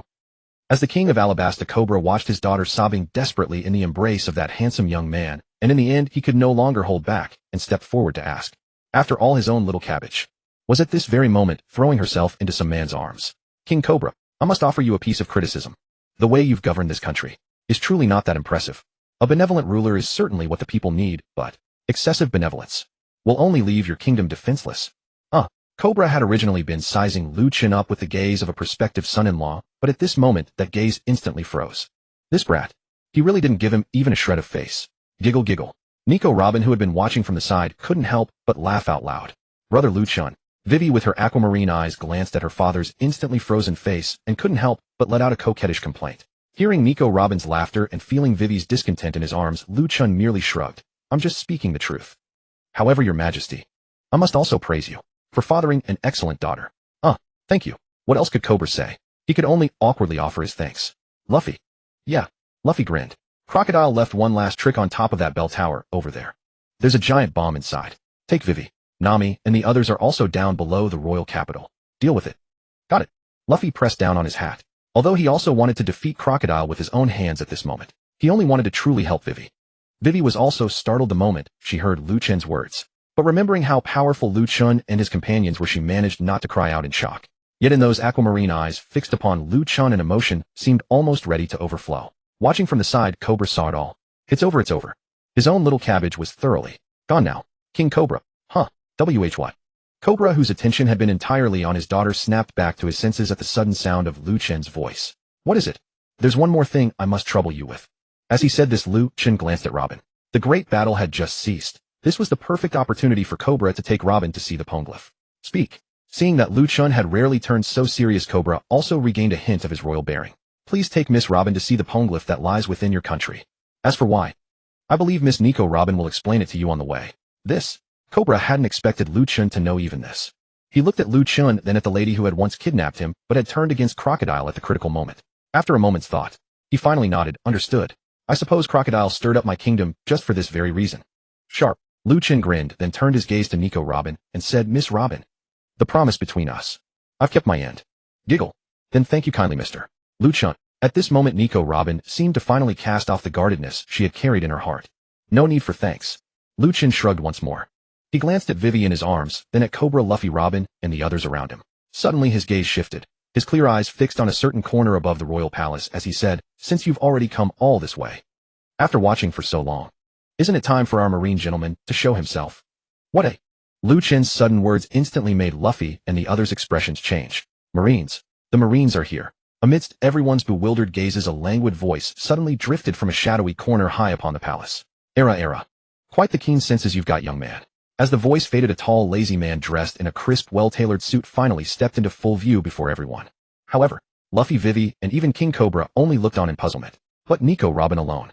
When she heard that familiar voice, when she saw that familiar figure, the joy she had felt at the prospect of finally seeing the poneglyph instantly plummeted into an icy abyss. Her beautiful eyes flew wide open, filled with sheer terror, as if she had laid eyes upon some primordial beast. Admiral. Ao. Akiji. How can he be in this country? When Nico Robin fully recognized the newcomer, her tall, graceful figure couldn't help trembling, and her pupils abruptly contracted. As for the others, the instant they heard Nico Robin utter that man's code name, their expressions changed. Admiral. Vivi, still nestled in Lu Chen's arms, covered her delicate lips in disbelief, her eyes filled with shock. Admiral. Are admirals that powerful? Luffy tilted his head, picked his nose, and eyed Akiji with the goofy look of a husky. Admiral. Cobra's face darkened. He said nothing, but his gaze turned unusually grave. The title of Admiral represents the very pinnacle of power in this world. You might never have seen one, but the mere reputation is enough to send chills down anyone's spine. While everyone else stared at Akiji with shock, terror, and bewilderment, only Lu Chen looked at him with a completely indifferent air. Admiral. An uninvited guest. If I may ask, Admiral, have you come to uphold justice in Alabasta? Or have you come to pick up the spoils and pluck the ripe peaches? Lu Chen's voice was dripping with sarcasm, showing not the slightest respect for Akiji. From the first moment, he sensed Akiji's soul fluctuation. He knew the final boss of this Alabasta incident was never the current crocodile, but the man standing before him. Plucking peaches. Quite an amusing metaphor. Young man, what if I said yes? Frost unconsciously crept from the corner of Akiji's mouth, and his dead fish eyes for once locked squarely with Lu Chen's. Akiji had a good temper, but being mocked with such sarcasm was bound to sour his mood. But Lu Chen still gave Akiji no face. He let out a contemptuous sneer. Admiral, you can try it if you like. However, this isn't the place for a chat.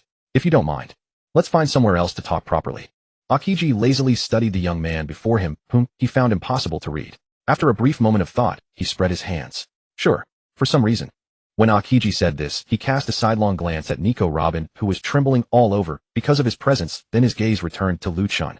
If Kazan had merely been curious when he took Smoker's call a few days ago, then now, after receiving Fleet Admiral Sengoku's latest orders, his thinking had changed. Crocodile had already damaged the Marine's reputation. He had to be dealt with severely, and the news must not be allowed to spread in an uncontrollable way. Luffy, protect Vivi and the others. Your big brother will be back in no time. Receiving that reply, Lu Chen patted the head of Vivi in his arms, then gave Luffy his orders. Leave it to me. Luffy was still that same Shinobu kid. Admiral. Luffy said he didn't even fear his own grandfather. So why would he fear an admiral? Admiral Akiji. Let's go. Whoosh. Lu Chen's figure suddenly vanished from the spot. But he hadn't actually left. When his figure reappeared, he was abruptly right in front of Crocodile. Under Crocodile's utterly incredulous gaze, that damned Lu Chen suddenly gave him an eerie smile. The next second, Crocodile, let's change places. Smack. Lu Chen shot forward, spread 5 fingers, and slammed his palm onto Crocodile's face, all while Crocodile stared in utter bewilderment. Under the strange gazes of Kanae and Shinobu, Crocodile, known as a warlord of the sea and a Logia-type devil fruit user, was grabbed by the face and violently accelerated by Lu Chen, flying backward toward the outer city of the royal capital like a child. Shinobu, let's chase after him. Yes, sister. The two butterfly sisters had no idea why their husband had suddenly snatched Crocodile away. In truth, the two women had noticed Admiral Akiji's arrival as early as Lu Chen had. Yet they paid him no attention because they knew he was their husband's opponent. But now, whoosh whoosh, Zanpakutō in hand, the two women flashed away and shot off in the direction where Lu Chen had disappeared. Meanwhile, Admiral Akiji, still rooted to the spot, was now utterly stunned. Kazan, I seem to have made a very troublesome decision. Kazan muttered inwardly. His gaze followed the direction Lu Chen had vanished, then flickered to Robin, who still stood there trembling. He said nothing, only cast one more meaningful glance at her, and then, with a helpless look, sprang away. Kazan couldn't fly. With a violent push from both legs, his whole body shot off like a cannonball in the direction Lu Chen had vanished. Kazan now bitterly regretted. Why had Kizaru not come instead of him wading into this muddy mess? The commotion above the royal capital had long since drawn the eyes of the rebel army and the royal army below. But just as everyone was solemnly watching the intertwined spectacle above the royal capital, the sky filling yellow sand and the purple and pink butterflies, suddenly, they saw a black shadow shoot violently toward the vast sandy clearing outside the city. On closer look, they realized that figure flying backward with a hand pressed against his face was actually Crocodile. The shock of the moment made everyone's eyes bulge and their jaws nearly dropped to the ground. But it didn't end there. After Crocodile had been sent flying by that face slam, 3 figures shot off toward the same direction in quick succession. Boom. Just as everyone stood dumbfounded, suddenly, on the open ground not far from the royal capital's walls, a tremendous boom erupted, followed by a towering cloud of sand and dust rising into the sky like an explosion. Captain Smoker, what was that just now? Tashigi turned her dumbfounded gaze from the sky back to Smoker beside her. Smoker's cigar, dangling from his mouth, wore a gloomy expression. Let's go. Everyone else stays to maintain order. Don't come into conflict with the rebel army or the royal army. Tashiji, we're going over there. Smoker's face was so dark it could drip water. What exactly had he just seen? He had actually seen Crocodile, seized by that detestable tavern owner, slammed into the ground at the base of the royal capital's wall like a cannonball. What terrifying power. And Kazan had actually followed after him. Rumble. Amid a billowing cloud of smoke, Smoker took Tashiji and sped out of the city on his flashy smoke-powered four-wheel motorcycle. Something major was about to happen. Of course, Smoker wasn't the only one who sensed that something was wrong. Hina, a Marine headquarters captain who had already arrived at the outskirts of the royal capital, spotted Admiral Akiji's movements through her telescope. Without a word, she immediately led her troops, charging in Akiji's direction. Boom. Ack. With a tremendous crash, Crocodile slammed into the sandy ground like a cannonball, let out a miserable shriek, and instantly sprayed out a mouthful of blood. Was Crocodile strong? In the new world, as a Logia-type devil fruit user, he was indeed strong. But only compared to ordinary people. Perhaps because he relied too heavily on his devil fruit, Crocodile was utterly pathetic when it came to hockey. As another mouthful of blood sprayed out. Lying in the huge crater staring up at the sky, Crocodile still didn't dare imagine what he had felt and seen in midair just now. He had actually been unable to break free from that damned Lu Chen's grasp, as if the devil fruit power throughout his body had been suppressed by some other force. Of course, what Crocodile found hardest to believe was this just now in midair, although he had been grabbed by the face and slammed. Yet through the gaps between those fingers, he had actually discovered the rebel army and the royal army across the entire royal capital had stopped fighting. Moreover, the rebels had already retreated to the foot of the royal capital's outer walls. Could it be that his plan, really, had failed?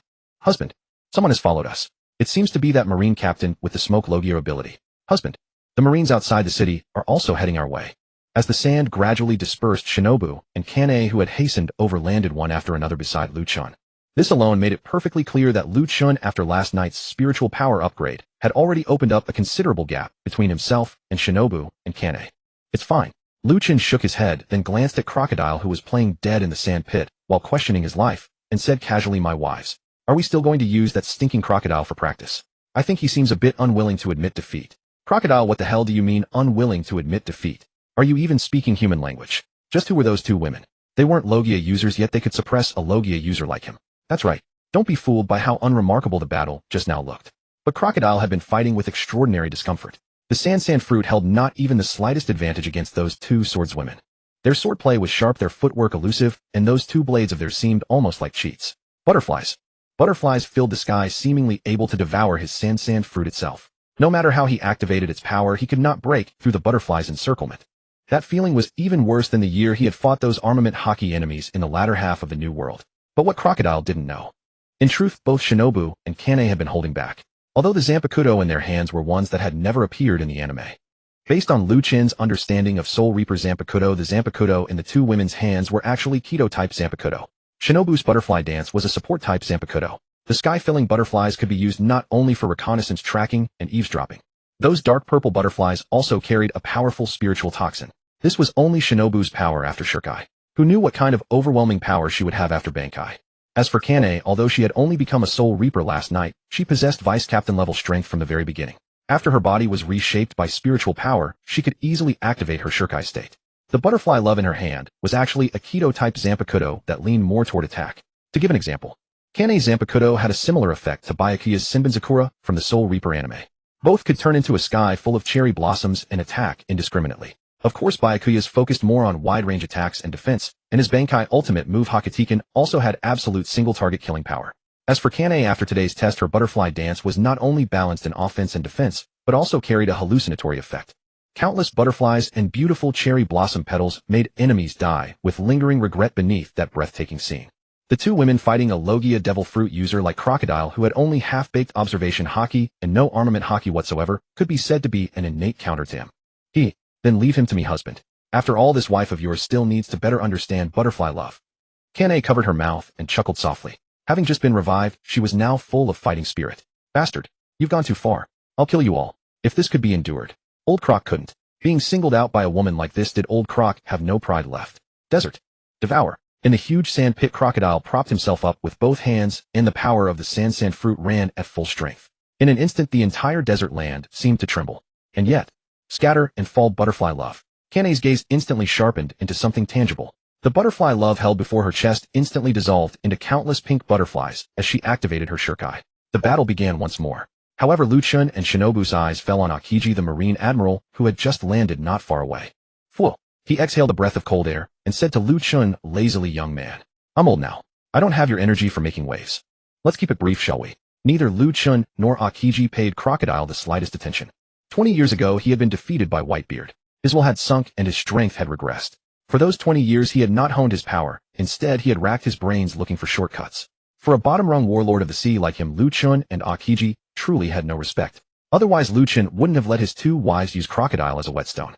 Lu Chen looked at Akiji, also known as Kazan the Admiral, who seemed lazy and utterly devoid of fighting spirit. He raised an eyebrow slightly and said, "Keep it short. Fine. An apology, reparations.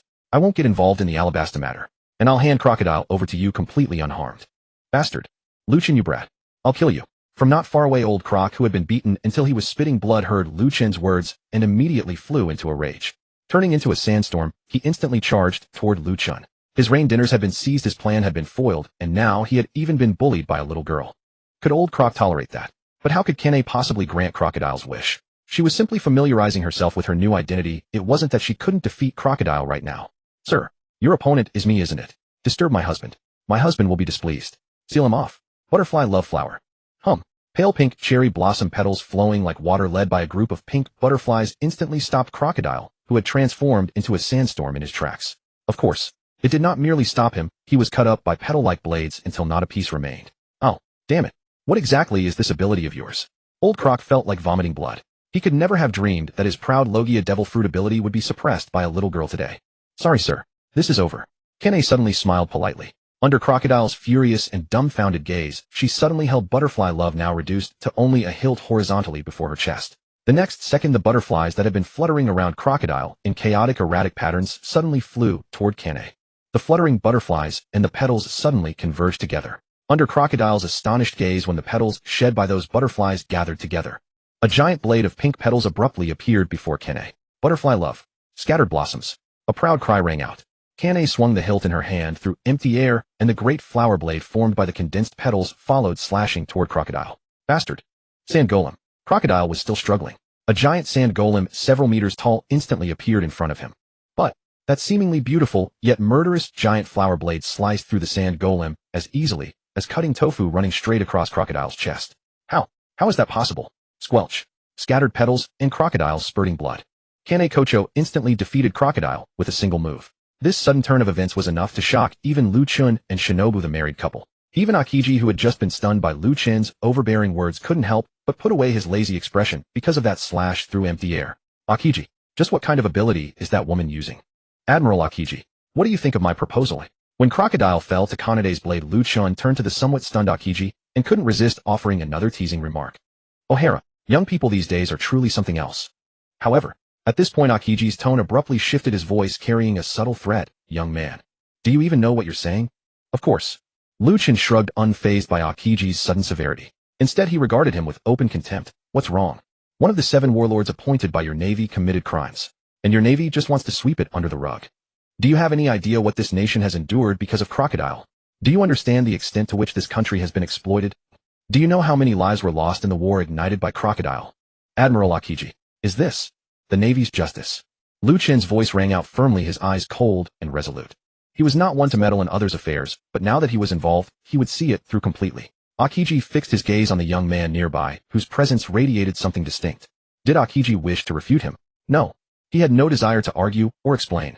Everything the young man before him stated he understood, and perhaps more so than anyone else given his position as a fleet admiral. The feeling was as if the O'Hara incident had occurred only yesterday. Akiji offered no explanation, made no defense. He simply drew a deep breath before speaking in a cold tone. "Defeat me. Perhaps you will obtain the answers you seek." TCH. Lu Chen knew exactly what kind of person Akiji was. For him to respond this way was already more than reasonable. But could you even call that human speech? Lu Chen pursed his lips. "Admiral, don't you realize you're one of the 3 fleet admirals, the Navy's supreme combat power? Shouldn't you feel ashamed? I'm embarrassed on your behalf. Defeat you.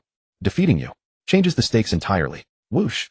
The moment Lu Chen finished speaking, his twin Zanpakutō, sheathed since the beginning, finally emerged from its scabbard. And the playful expression on Lu Chen's face vanished the instant the blade left its sheath. The scorching desert breeze of Alabasta continuously stirred Lu Chen's dark tousled hair, while his open-collared white shirt revealed glimpses of his muscular physique. Standing at 183 centimeters, Lu Chen gripped his Zanpakutō and locked cold eyes with Aokiji. On one side stood Admiral Aokiji, the Navy's most formidable warrior. On the other was Lu Chen, the transmigrator. The aura between the two shifted the moment Lu Chen drew his blade.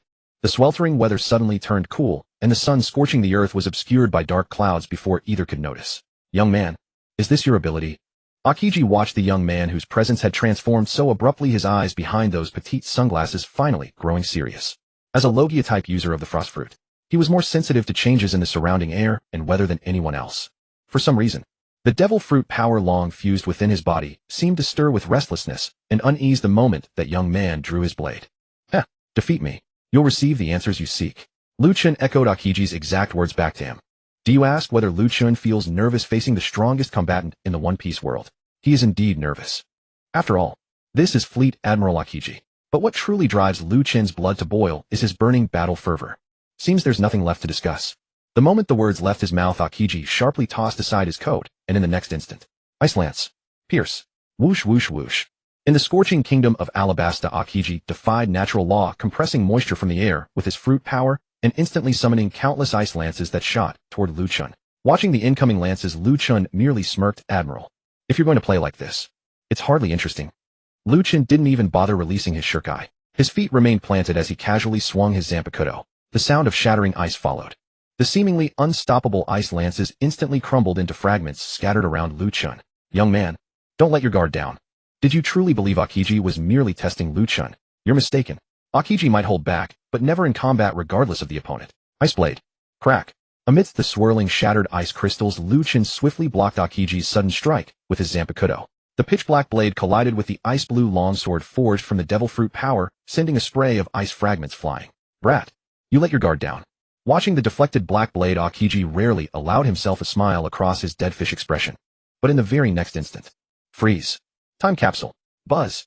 A chilling coldness rose, making one's flesh crawl. In a flash, Lu Chen, who had only just been clashing blades with Aokiji, was instantly encased in an ice statue by the overwhelming cold energy.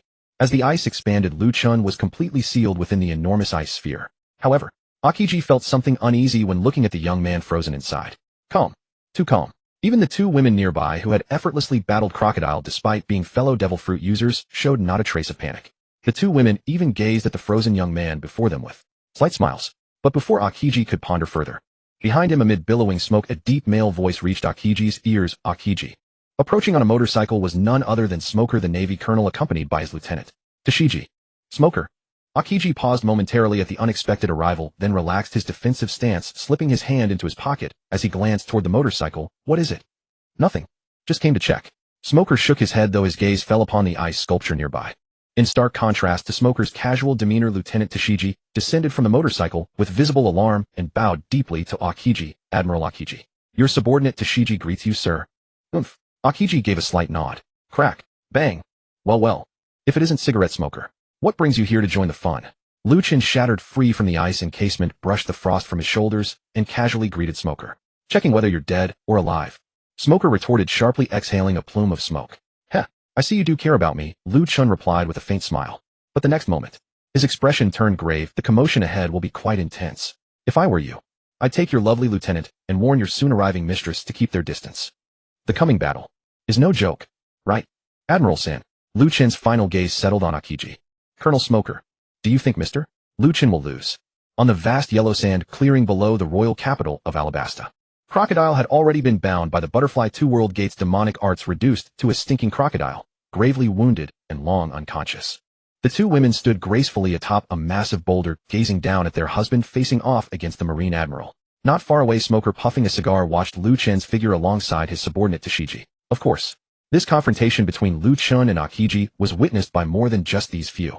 Along the walls of the royal capital, former rebels and royal soldiers alike had already gathered, drawn by the commotion. "Hey, did you see that? Crocodile was instantly killed by that giant pink blade. That's nothing. Have you heard? Of the two down there, one is a Marine Admiral. Damn it, not a single Marine is any good. Can someone tell me why they're fighting? It seems they're Princess Vivi's friends protecting our country." "Yeah. If it weren't for Princess Vivi and her friends, we'd all have been blown up by that bomb. Long live Princess Vivi." The towering walls were already packed with people. Meanwhile, Vivi, Luffy, and the others who had already defused the clock tower bomb crisis stood at the very center of the wall, watching the situation below. "A Marine Admiral. Lu Chen is amazing. I want to go." Luffy's eyes sparkled as he watched Lu Chen and Akiji. But the very next second after he said that, Duong, Luffy, if you dare to run around, I'll have Lu Chen teach you a lesson. Huh, why? Luffy, watch carefully. Their battle is not something we can interfere with now. Zoro tightened the long sword at his waist, his expression incomparably solemn. Hey Green Algae Head, are you scared? I heard from Nami that you were saved by a sister in pink. You think you're any better, you pervy cook? If it weren't for Sister Rin treating your wounds, you think you'd still be standing with us, eh? What? Jealous that Miss Rin treated mine? Bastard. I'll cut you to pieces today. Zoro, Sanji, stop arguing. Usopp and Chopper pleaded simultaneously. Duong, Duong, Duong. If you bastards keep squabbling, I'll wipe you out right now, believe me. Nami was furious. Why? Why did she have to meet such a bunch of companions who gave her endless headaches? Why hadn't she met a man as handsome and powerful as Lu Chen? Heh, the riffraff have all left. But, quite a crowd is still watching, huh? Admiral Akiji. Still going. Lu Chen looked calmly at Akiji, whose expression was grim. Young man, do you think this battle can still be avoided? Oi. Akiji now regretted more than ever coming to Alabasta to wade into this muddy water. It wasn't that he feared the young man before him. It was simply that today's business seemed far too troublesome. Of course we can. Lu Chen raised an eyebrow and spread his hands. Tell that old man Sengoku. Apologize. Compensate.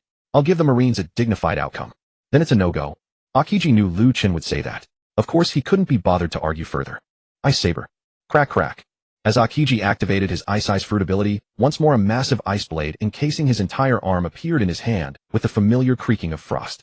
And this time, Lu Chen could clearly feel that Akiji's attitude was entirely different from before. Actually, in the One Piece anime, the Three Admirals armament haki was almost never depicted or given any special effects. But Lu Chen knew. Perhaps it was the unique nature of Logia Devil Fruits. Despite the lack of dark armament haki tint, Lu Chen knew that this time, Akiji had unleashed his haki to the absolute limit. Since there's nothing to discuss, then let's decide it by victory before we talk. Reign over the frosty heavens. Hyerinmaru. Boom. As a soul reaper in the flesh, Lu Chen finally revealed the true form of his Zanpakutō before the hundreds of thousands inside and outside Alabasta's royal capital. The long blade glimmered with a dark black light, and strands of biting cold continuously seeped from its frigid aura into the parched hot air. At the end of the hilt hung a pitch-black chain, and a crescent-shaped chain blade gleamed with an ominous chill. This was the true form of Hyerinmaru after its initial release. Gone was the elegant blue of before, instead a trace of mysterious black had been added. Admiral Akiji, please enlighten me. As the blade pointed, the dark clouds overhead grew thicker and thicker. When a single dark cloud blocked the sunlight above both Lu Chen and Akiji, the two finally moved. Young man, this time you must fight me with the determination to die. Heh, Admiral Akiji, don't speak too soon. Bang, as their words fell. The pitch-black Hyerinmaru collided instantly with the azure ice saber. And this time, neither held anything back. The instant blade struck blade, a violent surge of energy blasted across the ground. Boom, bang, crack, clang, clang, clang, clang. Blades clashed as their figures wove across the vast sand field. Their battle had absolutely no intention of restraint. Every clash threw up a shockwave. Ice dragon. Skyrend. Roar. A dragon's cry resounded as a colossal ice dragon glowing with dull light lunged down toward Akiji from Lu Chen's swing. And Akiji. Explosive. Ice pheasant. His ice saber swung, and countless gigantic ice phoenixes like icy birds shot forward to meet the gloomy dragon. Ice collided with ice. Ryatsu collided with haki. Endless booming echoed over Alyabarna, the royal capital of Alabasta. Dumbfounded. Everyone in the royal capital was stunned. What had they seen? Admiral Akiji, the Marine's strongest power, was actually going head-to-head with that mysterious friend of Princess Vivi. It was a collision of power in the truest sense. Destruction that could rend the entire land with a flick of the hand. In that moment they understood. This was a battle among the world's ultimate powers. Terrifying as can be. Young man, take this move. Ice aged. As Dragon and Phoenix ended in a draw as countless ice shards dissipated in midair, Kazan finally let loose his signature ultimate move. And this time Akiji released it with all his might. Boom. Who said Alabasta could never know cold? The killing frost that could cover volcanoes and freeze the seas erupted from Akiji in an instant, surging toward Lu Chen. Wherever the cold reached, everything turned to ice. The desert froze. The air froze. At the same time, Lu Chen. Huh. Admiral. Playing so big. What? Haki is free. I wonder if I can block this. Bakuto 81. Thank you. Boom. Watching the overwhelming devil fruit power rush at him like a tsunami, freezing everything in its path. Lu Chen shredded through the void and casually unleashed his strongest defensive demon art, Bakuto 81. Just as the icy tidal wave lunged at him like the maw of the abyss. A colossal barrier of light seemingly rising from nothing met it head-on. A single thunderous crash. In the clash of spiritual power and Haki, who was stronger. The moment the tsunami-like freeze collided with Lu Chen's ghost path barrier, he felt his spiritual energy tremble throughout his entire body. Damn it. I was careless. Lu Chen had originally planned to use his current Shurkai power to clash with Aokiji. But the result? One was Aokiji's signature large-scale ultimate technique. The other was the strongest defensive Bakudo he could currently unleash. The instant the two collided, Lu Chen realized he had indeed underestimated the strength of this world's top combat power. When that Ice Titan wave saturated with haki smashed against the radiant barrier woven from spiritual energy, the overwhelming force that seemed ready to devour everything instantly made Lu Chen regret his decision. Damn it. Had he been possessed by Kurosaki Ichigo, fighting above his level, a Shurkai state Zangetsu trying to clash with a Benkai state Senbonzakura, he had indeed grown too arrogant. Boom. He held on for what felt like an eternity. Just as the colossal barrier spanning the entire main gate of Aoyarna was about to be frozen solid, Lu Chen finally withdrew his power. Likewise, Aokiji ceased the output of his Ice Age, Devil Fruit ability, and haki. Phew. Admiral Aokiji, are you trying to kill me here? With a flash of movement, Lu Chen landed upon the frozen ground created by Aokiji, his gaze finally turning serious. Similarly, Aokiji exhaled a breath of frost. With nearly a third of his body already elementally transformed, he looked at the young man still standing steadily upon the icy peak, and could not help but praise him. Young man, you are one of the few enemies who can escape from my full-powered Ice Age. That technique just now was quite impressive. As he spoke, Aokiji cast a cold glance toward the front of Aoyarna at the massive frozen tsunami that Lu Chen had completely intercepted. To be honest, Aokiji had deliberately unleashed Ice Age at the royal capital, and Lu Chen had not disappointed. He did not dodge, but instead met the attack head-on. But from this moment on, Aokiji knew this battle had reached a point where neither could retreat without victory. Phew. Exhaling another breath of frigid air, the deep blue ice crystals adorning Aokiji's body, like frozen armor, grew ever more profound, gradually spreading further across his form. Full elementalization of his devil fruit power. This signified that Aokiji would now fight Lu Chen with everything he had. Meanwhile, Lu Chen sensed Aokiji's ever-intensifying fighting spirit and the oppressive weight of his presence. Shing. A cold light flashed as Hyarinmaru pointed toward Aokiji. Endure. Bless. Feel it with your heart. In the coming battle, I shall release Hyarinmaru's true power. Lu Chen's voice instantly reached Kanae Kocho and Shinobu Kocho, who stood not far away. In truth, the two women had nearly been unable to restrain themselves from intervening just moments ago. Today they had finally witnessed the strength of this world's top-tier combatants, that sky-obscuring, all-devouring freeze. That overwhelming haki capable of crushing everything in its path. If Aokiji were placed in their world, was Muzan Kabutsuji truly that strong? Aokiji alone could probably destroy his stronghold, but now seeing their husband finally growing serious, they knew he was about to unleash his full battle power. The two women nodded firmly, their gazes fixed upon Lu Chen. After saying this, Lu Chen turned his eyes to Aokiji and remarked, playing with ice. I know a thing or two as well. I just wonder if you, Admiral Aokiji, can withstand the technique I am about to unleash. Young man, I do not care for your... Before Aokiji could finish speaking, suddenly, snowflakes began to drift down from the cloud-shrouded sky. At first only a few flakes, then a flurry. The boundless snow instantly added a deeper touch of winter to the already frozen land. But this was Alabasta, a desert kingdom. Here, even snow was unheard of. Even rain could spark a war. But now, wow, look, it's snowing. Luffy shouted excitedly as a snowflake landed upon his arm. Feeling the unusual chill, Luffy burst into excited cries. The others were much the same, especially the natives of this country. Some of them had never seen snow in their entire lives. Kazan, don't go and die on me now. As snowflakes blanketed the skies above Alabasta, Lu Chen, gripping Hyarinmaru, suddenly roared HH. Boom. With that thunderous shout, overwhelming spiritual energy burst forth from his body, causing heaven and earth to change color. A pillar of deep blue spiritual energy, almost tangible, pierced through the sky. The terrifying pressure far surpassed even the Ice Age Aokiji had just unleashed. An arctic chill and a pressure so heavy it made breathing feel impossible. In an instant, it enveloped the entire kingdom of Alabasta.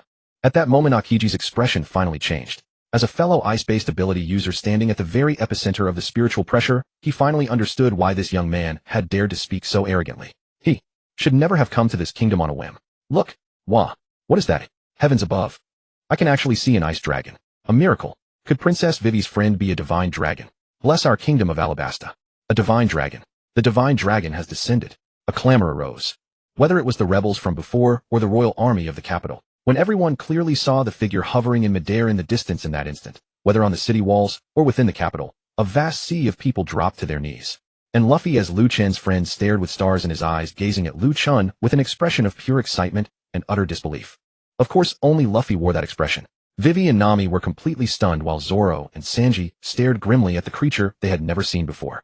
As for Usopp and Chopper, they had long since hidden behind Zoro and Sanji. When the heaven-piercing spiritual energy dissipated, when the falling snow returned, When everyone had just begun to adapt to that suffocating pressure from the depths of their souls, Bankai. Daiguren. Higher Inro. A solitary figure stood clad in twin-winged, frost dragon armor.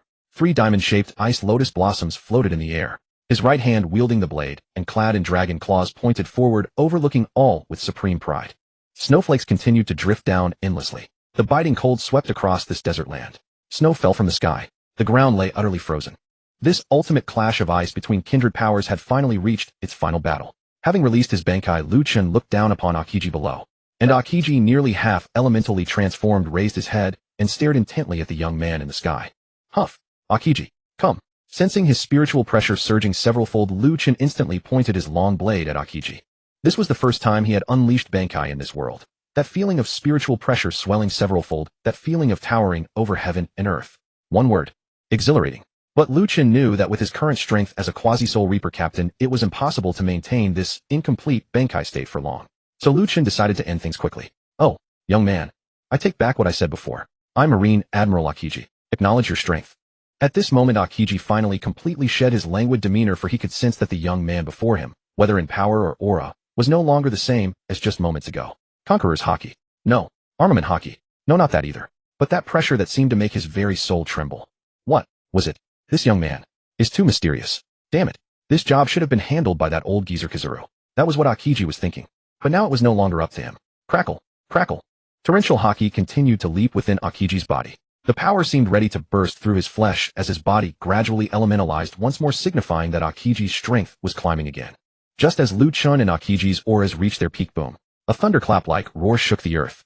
The frozen ground was instantly shattered beneath Aokiji's foot. The blizzard was blown away by the roar of the ice dragon wings.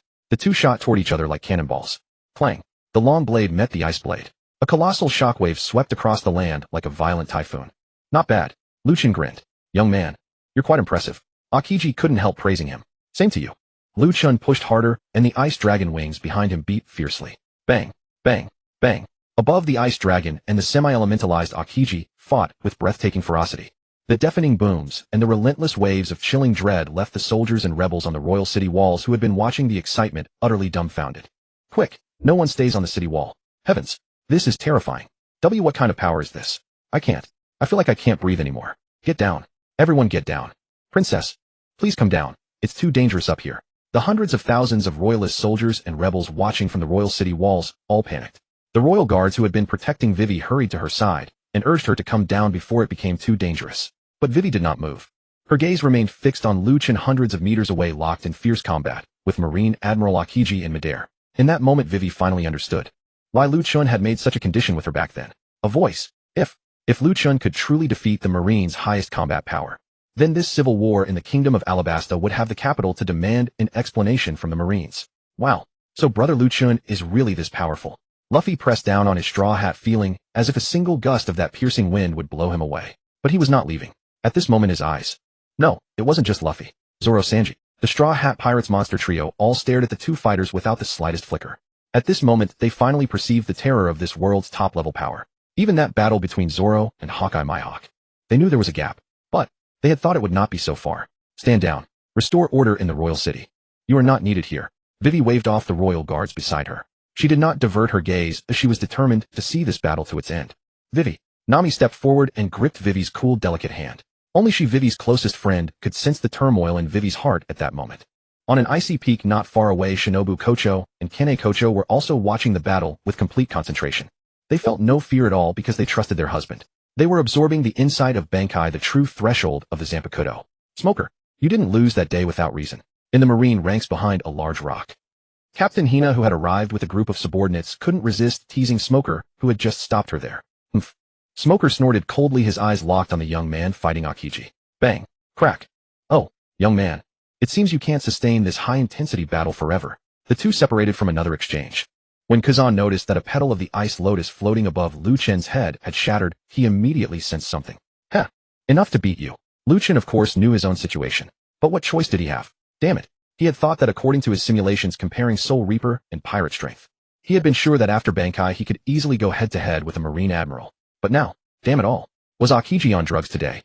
He's ferocious as hell. That haki leaping without pause. That ice fruit power like a mountain-toppling tsunami, based on Lu Chen's memories of the pirate world. There had only been 1.5 battles that made Akiji go all out like today. One was his battle with Akainu for the position of Fleet Admiral. The half was his battle with his teacher, Garp, at Hakanosu. Bah. Damn you, do you really think this is all I've got? Akiji, take this. Dragon Hail. Bang. With another surge, Lu Chen once again went all out. When Akiji, with no room to dodge, instantly elementalized and raised a massive ice shield in defense, Lu Chen thrust his blade through it. Boom. Along with a wave of freezing spiritual power, a giant cross-shaped ice sculpture instantly rose from the frozen wasteland, centered on Akiji, who had been struck as he blocked. Huff. Huff. Crack crack. As Lu Chen panted violently, 2 more of the 12 ice lotuses floating above his head shattered. He turned his head. Looking at Akiji, completely sealed within the ice cross, Lu Chen frowned. Was that damned Akiji still refusing to admit defeat? Would he really have to use Ryujin Jaka? That was his ultimate hidden card. He could not casually reveal it in this battle. That was his trump card. Crack. Crack. Bang. Just as Lu Chen was thinking, a piercing sound of ice cracking came. With a bang, Akiji, his entire body cloaked in haki, instantly broke free from Dragon Hail's icy seal. Damn. Lu Chen cursed under his breath. A battle between the same attribute truly gained no easy advantage. In fact, this battle gave Lu Chen a profound insight. Though his Zanpakutō used spiritual power, a rule-based power that transcended physical laws, still he had to admit, when the world's greatest combatants trained their strength to the absolute peak, their power could rival the fleshly power of a pseudo-demigod like Lu Chen. After all, one was a Marine Admiral with unfathomable strength, the other was a half-baked Soul Reaper. This battle was not over yet. Huff huff. Young man, you really were trying to kill me. The moment he shattered the ice, Akiji shook the ice shards from his body, breathing hard, and stared at the huge dragon in the distance with eyes that seemed to be looking at a monster. Even now, Akiji could not understand. Who exactly was this young man? What exactly was that power inside him? At first, Akiji had even suspected that this young man must have eaten some ancient mythical Zoan-type devil fruit. But after the battle just now, Akiji had already dismissed that idea. He himself was a user of the ice fruit. Something that could freeze even him. A power surpassing his ice fruit. Could not be a devil fruit. Then let's fight again. Lu Chen pointed the Zanpakutō in his hand at Akiji once more. The spiritual energy around him erupted, and a surging spiritual pressure instantly pressed down toward Akiji. But in the next second, hey, no more, no more. Fine, you win. This old man's lazy bones can't take it anymore. What the hell? Lu Chen was stunned for a moment. Damn it. Here I was about to risk my life, and you, a Marine Admiral, are backing down. Not fighting. Damn it. Don't you have any pride as a Marine Admiral? Phew. Young man, how about we sit down and talk? As he spoke, Akiji casually sat down on a protruding block of ice nearby, and at the same time his elemental body gradually returned to its normal form. Phew, forget it. Clatter. When Lu Chen saw Akiji withdraw the elemental ice armor covering and disperse the haki gathered throughout his body, even though he was displeased, he also released his Bankai state. The enormous ice dragon wings shattered, and the half of the ice lotus that had been suspended in midair vanished in an instant. And so this heaven-shaking battle came to an end in this very manner. Actually, this was not hard to understand. First, there was no enmity between them. Second, Lu Chen wasn't a pirate, damn it. By both reason and emotion, they had no grounds at all to fight to the death. What's more, with the posture they had just taken, if they kept fighting, it might truly become a life-and-death struggle. As Lu Chen's spiritual energy dissipated and that soul-shaking pressure faded, the snowflakes in the sky gradually melted, and suddenly heavy rain poured down from the dense dark clouds. This sudden turn stunned all the people of Alabasta. Why did brother Lu Chen stop fighting? On the city wall, Luffy, instantly drenched by the sudden downpour, picked at his nose with confusion in his eyes, staring at the 2 figures sitting in the distance. Hearing Luffy's words, Zoro crossed his arms and explained in a low voice, if they kept fighting, it would probably become a death match. I think both that Marine Admiral and Mr. Lu Chen know exactly where to draw the line. Sigh huff. Luffy, it looks like we need to work harder. Sanji for once did not quarrel with Zoro. Because from the battle just now, the Straw Hat's 3 main fighters had all deeply realized the gap in strength between themselves and the 2 people below. Oh, yeah, Luffy nodded. No one could see what expression Luffy wore beneath the brim of his straw hat. But from Luffy's tone, it was clear that something in his heart had changed this time. Braving the rain, Nami could feel Vivi's suddenly restless heart. She squeezed Vivi's hands and couldn't help asking Vivi, should we go over? No. Vivi shook her head, then turned and cast a grateful gaze at Nami first, then at Luffy, Zoro, Sanji, Usopp, Chopper. When her gaze turned behind her, when it fell upon the people filling the city, no one could tell whether it was rain or tears on Vivi's dirt-streaked face. Perhaps it was the sudden rain that silenced the entire royal city. Perhaps it was Vivi's figure and gaze that they felt. Looking at the slightly bedraggled figure standing on the highest point of the royal city wall, everyone fell silent. Rain kept sliding down everybody. The patter of rain against the ground seemed so clear. And just as everyone was taking it all in, Vivi spoke, everyone. A low, restrained voice instantly reached everyone's ears in the suddenly silent royal city. At this moment, for some reason, everyone's eyes unconsciously reddened. Once again, all gazes gathered on that bedraggled figure. She was their country's princess, that strong and kind princess. And Vivi, feeling everyone's gaze upon her, spoke again. Everyone, the war is over. But I can't feel happy about it at all. We have lost so much. We lost so heavily yet gained nothing. But this is also a brand new beginning. Whether it is me or all of you, we must learn something from this war, understand something. The war is over. We cannot undo everything we have done. But the country still needs you. The people still need you. Live on. For our country, all of you must stand up. War has no right or wrong. Only living is victory. Her resounding voice carried across the entire royal city. Tears had long since covered Vivi's pretty face, but her gaze was incomparably firm. Clatter, clatter. Someone's weapon dropped to the ground. In the silent royal city, it was as if a signal had been received. The first, the second, when the clatter of weapons hitting the ground rang through the entire capital. No one could hold back their grief any longer. Tears rained and sorrow slid down every cheek. Though the war was over, they had lost far too much. Everyone's heart, like the overwhelming downpour, was filled with grief and remorse. And not far from the royal city, in front of the kingdom's mausoleum, Cobra and Robin both looked at the graceful figure standing on the distant city wall. King Cobra, Princess Vivi, truly, is remarkable. With her inner conflict resolved, Robin looked at Vivi's distant figure and sighed with genuine admiration. That girl truly is so strong. She really has met a wonderful group of companions. Yes, my daughter has grown up. Cobra nodded, relieved and heartbroken, at once the corners of his eyes already wet. No matter why this war had begun, nor how it had ended, Cobra knew that he bore an unshirkable responsibility. Outside the city wall, after briefly talking with Lu Chen, Akiji felt the urge to swear. Young man, you really won't listen to reason, will you? But Lu Chen said unconcernedly, it's not that I won't listen to reason. It's that if we don't hold fast to certain bottom lines, what meaning is there in living? You heard Vivi shout just now, Admiral. If I hadn't been here today, what do you think this country would have become in the end? As he spoke, Lu Chen rose to his feet. Looking at Akiji's dead fish eyes calm as still water, Lu Chen simply waved his hand. I'll take my leave. I hope tomorrow, the Marines will give this country a satisfactory answer. Whoosh. In a flash, Lu Chen vanished from where he stood. Akiji watched Lu Chen's retreating back, and in the end, all his emotions could only become a helpless sigh. Sigh. Sure enough, this is the most regrettable overtime I've ever worked. The war had finally ended. When Lu Chen returned to the royal capital with his 2 wives, the rebel army had already laid down their arms. Although everyone's hearts were filled with regret and sorrow. However, after Vivi's unusual call, despite their grief, they had to rally their spirits for the sake of the country. Because this country needed them. As for the Baroque works represented by Crocodile under Lu Chen's friendly arrangement, they had been thoroughly sealed with demonic arts and thrown into the royal dungeon. Lu Chen wasn't afraid of someone coming to rescue them. He was afraid they wouldn't dare. After a rough counterpart from those who had been wiped out. The entire Baroque works, including its mastermind Crocodile, had over 100 members captured and imprisoned except for a handful who escaped. Fortunately, the royal dungeon was spacious enough or there wouldn't have been room for all of them. Inside the dungeon. Yo, our warlord still acts so arrogant.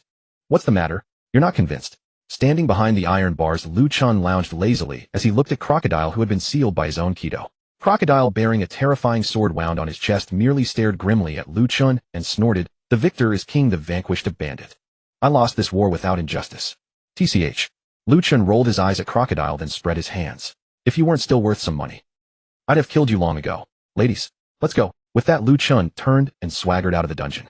As for Crocodile, though his eyes burned with rage, he did not retort this time. He had witnessed with his own eyes the battle between the young man named Lu Chen and Akiji. And precisely because he had witnessed that great battle, he suddenly came to his senses. Perhaps he had been wrong from the very beginning. Pluton would not bring him victory. Only true power of one's own would bring him true dignity and victory. At this moment, Crocodile's mentality finally changed. In Alabasta, the downpour caused by Lu Chen and Akiji had finally ceased. Perhaps by accident, perhaps by coincidence, under the influence of their world-destroying ice abilities, the heavy rain not only washed away the bloodstains left by the war, but also woke everyone up. As night quietly fell while everyone was methodically handling post-war affairs, what was our great hero Lu Chen doing? The kingdom of Alabasta. In Aliabarna, the royal capital. Deep within the palace, in a huge bathhouse open only to the royal family. Whoa. Indeed, being a king is luxurious. This damn bathhouse is almost as big as a basketball court. Probably because of the heavy rain, the long-dried royal bath had finally been refilled with clear hot water. And Lu Chen, having been exhausted all day, was soaking comfortably in the huge hot pool under King Cobra's overly enthusiastic hospitality. A fountain spout carved in the shape of a dragon's head gently poured warm, clear water into the pool. Lu Chen narrowed his eyes, enjoying a moment of peace. But just as Lu Chen was so comfortable, he was about to fall asleep suddenly. The tightly shut bathhouse door was quietly pushed open. Patter, patter. The crisp sound of footsteps on the bathhouse floor reached Lu Chen's ears with absolute clarity. What's going on? Lu Chen was startled. As he turned his head, he froze instantly. Kanae. He had thought the one entering would be his pretty wife, Shinobu Kocho. But when Lu Chen saw who it was, he found it was Kanae Kocho. Kanae had already loosened her long hair that had been tied up with butterfly hairpins. Her originally fair cheeks, whether from the steam of the bathhouse or something else, had quietly gained a touch of blush. That iconic pink butterfly-patterned sheer nightgown seemed to radiate a certain charm, resting quietly on Kanae's delicate shoulders. The wide-open neckline, smooth skin, and a pair of peaks that were obviously D or E cups combined with those sleek legs under the sheer nightgown made Lu Chen dry mouth. He sighed inwardly. If only she had a pair of knee-high lace stockings. Hiss. Damn it. Why did he have to recall the actresses from certain island country adult videos? Kanae. Lu Chen felt his throat dry as he spoke, and his eyes showed no intention of leaving Kanae's figure. Husband. Kanae smiled gently. Though her cheeks were still flushed carrying some clean clothes, she didn't hesitate at all, and continued walking toward Lu Chen. Only when she arrived at the edge of the bath did she slowly put the basin aside and sit down beside Lu Chen.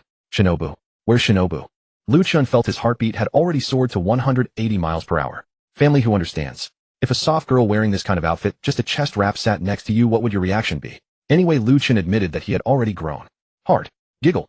Kanae couldn't help but chuckle at Lu Chen's nervous look. Shinobu went with Nami and Vivi to the big bathhouse next door. She said, let me serve my husband in his bath and scrub his back. Hiss. Lu Chen drew in a breath. In an instant.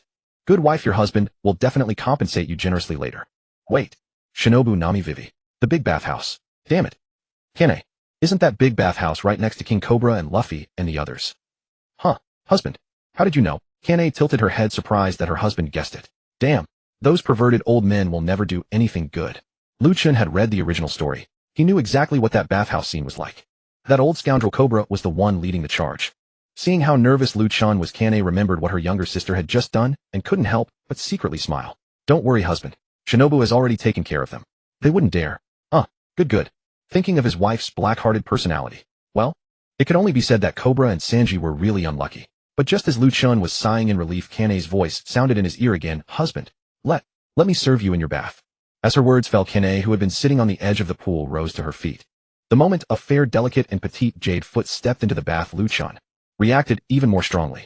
But, Kanae, have you thought it through? Though Lu Chen's entire body burned with heat, his clear eyes met Kanae's with absolute calmness. A pure love warrior. Lu Chen was not that kind of person, but when it came to women, he still had his own bottom line and convictions. He didn't want the woman he had summoned back to life to be with him because of that bond. Just like Shinobu Kocho.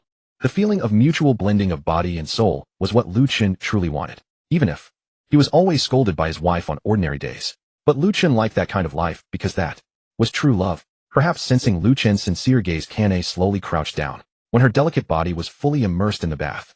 Only then did she extend a jade hand and gently place it on Lu Chen's shoulder. Husband, although we only met a day ago, but Kanae trusts her own feelings, and she also trusts her sister's choice, even if the world has changed. But I know you are a man worthy of my trust and commitment. Please believe me, husband. This is my truest feeling, not influenced by that contract. Kanae. Lu Chen looked into Kanae's loving eyes, whispered a word, and finally relaxed his taut body. Feeling the change in Lu Chen's body, Kanae finally began to fulfill her duties as a wife. Her jade-like hands roamed continuously over Lu Chen's body. The gentle touch made Lu Chen truly feel the unique tenderness and love that belonged to Kanae. Water churned and tender gasps rose in steady succession. At last the surface of the bathing pool grew calm. The alluring voice faded until only the sound of water and breathing remained. Lu Chen held the woman in his arms, her skin already flushed a deep pink, and at last felt a measure of peace. Husband, should I call my younger sister to serve you? Kanae, who had finally caught her breath, said weakly, clearly hoping her younger sister would rescue her. After all, her husband had not yet fully quenched his fire. No need. Even though Lu Chen denied it, Kanae could not help stealing a glance at him with those peach blossom eyes. His mouth said no, but his body was utterly honest. But Kanae did not call him out on it. Instead, she gently wrapped her soft, fair arms around Lu Chen's neck and murmured, husband, what plans do you have next? I heard my sister say last night that once the Alabasta matter is settled, we'll be leaving. Kanae had just arrived in this world. When a person has passed through life and death, once her heart is already changed forever. In her own world as a flower Hashira and a member of the Demon Slayer Corps, Kanae's sole purpose in life had been to destroy Muzan Kibutsuji. But now she had been given another life. In this world, there was no longer any Muzan Kibutsuji. She had even heard her sister say that in their own world, Muzan Kibutsuji had already been eliminated. The price had been immense, but in the end, peace had arrived. Her sister, however, had not dwelled on her own ending. She merely said she had taken an upper moon down with her, and then dropped the subject. But Kanae, who knew her sister's nature, knew all too well how her sister must have endured those years after her own death. But that was all right. She would learn from her husband what her sister had gone through while she was gone. As for living a second life, now Kanae simply wanted to live this new life well, for her husband, for her sister, and for herself. Lu Chen tightened his arms around the pair and thought for a moment before speaking. Actually, I don't have any real goal. None of us are from this world. But since we've come to this world, I want to take all of you to truly appreciate the splendor of this world and change some people's fates, so that our arrival here gains greater meaning. In short, we'll live however we like, however happy, however comfortable. That was right. This was Lu Chen's truest thought. Having crossed worlds once, he could not let that journey be in vain. In this life, he would live with extraordinary brilliance. Husband, my sister, and I will always be by your side. Kanae's beautiful eyes shimmered with rippling emotion. She had not expected her husband's ideals to coincide so perfectly with hers. Yes, if she had been given a second life, why not make it all the more wonderful? If there was any regret left, perhaps Kanae only regretted that her husband had not appeared in her original world so she could have met him sooner. But that no longer mattered. Husband, make love to me. Kanae, whose heart and body had been completely conquered by Lu Chen, once more wanted to thank her husband in her own way. And how could Lu Chen disappoint his wife's expectations? The tranquil bathwater surged once more, and that seductive voice again spread through the entire bath chamber. Though the war had brought irreversible grief and loss to this nation, tonight was a victory banquet for Straw Hat Luffy, Lu Chen, and the others. The enormous banquet hall was filled with tempting food, as the host Cobra and Vivi watched with joyful, grateful eyes as their benefactors and companions at the table devoured the feast, throwing all decorum to the wind. Luffy, damn it, you're stealing my food again. What's with that attitude, Mosshead? You pervy cook, don't make me cut you down. Chopper. Let me tell you once more about the glorious exploits of Usopp, the great warrior of the sea. Wow, Usopp, you're amazing. Haha, they're so full of energy, aren't they? They are Princess Vivi's friends after all. Wow, look everyone. Mr. Luffy is so funny. Joyful. No, the chaotic banquet hall of the royal capital was filled with joyful clamor, or rather absolute pandemonium. But just as everyone was immersed in the joy and excitement, bang. What the? Are they having a meal or demolishing the house? Lu Chen, who had walked into the dining hall with Kanae in his arms, was instantly stunned, his mouth hanging slightly open.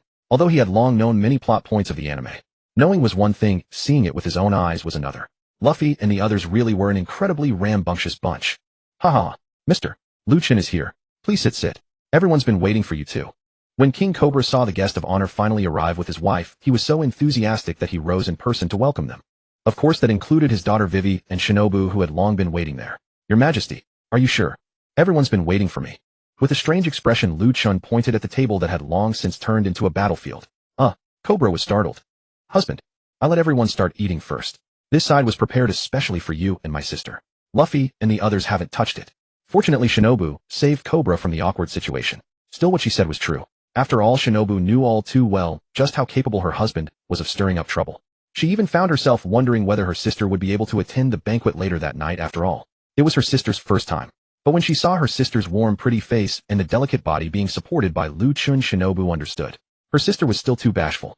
She had forced herself to come despite her exhaustion, catching her younger sister stealing several glances at her Kanae, even as the elder sister felt her cheeks burn under Shinobu's gaze and could hardly lift her head.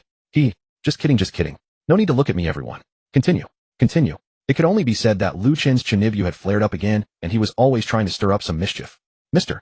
Lu Chen, please have a seat. At this point, Vivi was also the first to invite Lu Chen to sit, but for some unknown reason. Although Vivi's eyes were filled with smiles, there was always a faint, elusive trace of loss and bitterness deep within them. She had even switched from calling him Brother Lu Chen to Mr. Lu Chen, especially when Lu Chen entered the banquet hall holding Kanae close with no hint of distance between them. Vivi's eyes dimmed in an instant.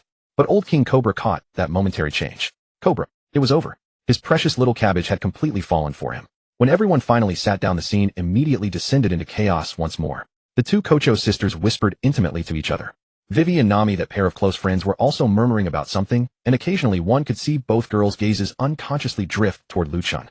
But Lu Chen had no time to spare for his two wives, much less those two young ladies. It was simply because, "Wow, Brother Lu Chen, tell us about how you fought that admiral." Mr. Lu Chen, if possible, I would like to seek your advice on cultivation. Mr. Lu Chen, I beg you. You are my greatest benefactor. You absolutely must teach me how to marry ladies as perfect as the Kocho sisters. Well then, the Straw Hat crew, which had originally been besieging the food and drinks, now turned all its firepower on Lu Chen. Lu Chen, goddammit, what do you all want?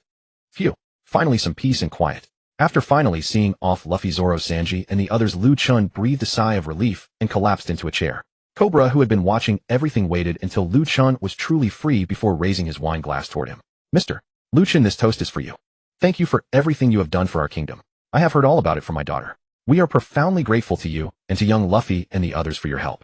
Cobra's expression was sincere. He was a wise king who loved his people like his own children. But even a wise king had his flaws. Were it not for that, crocodile would never have been able to incite such a massive rebellion. Your Majesty, you flatter me. We were merely meeting each other's needs. Lu Chen did not brush aside Cobra's goodwill. He raised his glass, clinked it against the king's, and drank. Watching Lu Chen empty his glass in one go, Cobra felt an involuntary warmth toward this straightforward young man. That's not how I would put it. A simple promise is nothing compared to the kindness you, Mr. Lu Chen and young Luffy and the others have shown our kingdom. If possible, whatever you ask, Mr. Lu Chen. As long as it is within my power, I will do my utmost to grant it. Business was business. As the king of the kingdom of Alabasta in this chaotic era of the great pirate age, Cobra knew all too well what a powerful young man like Lu Chen represented. In Cobra's eyes, Lu Chen was different from Luffy and the others. Luffy was a pirate. He was grateful to him, and he admired him, but pirates were free. They could never remain in a kingdom. But Lu Chen was different. It was not merely gratitude and thanks, but also the sticky, longing gaze of his precious daughter and the disappointment that crept into her eyes at the sight of Lu Chen's wife. If possible, Cobra hoped to bind Lu Chen to his kingdom, even if only as a nominal protector. This war had made Cobra acutely aware of his nation's weaknesses. His voice was not loud, but everyone present heard his words clearly.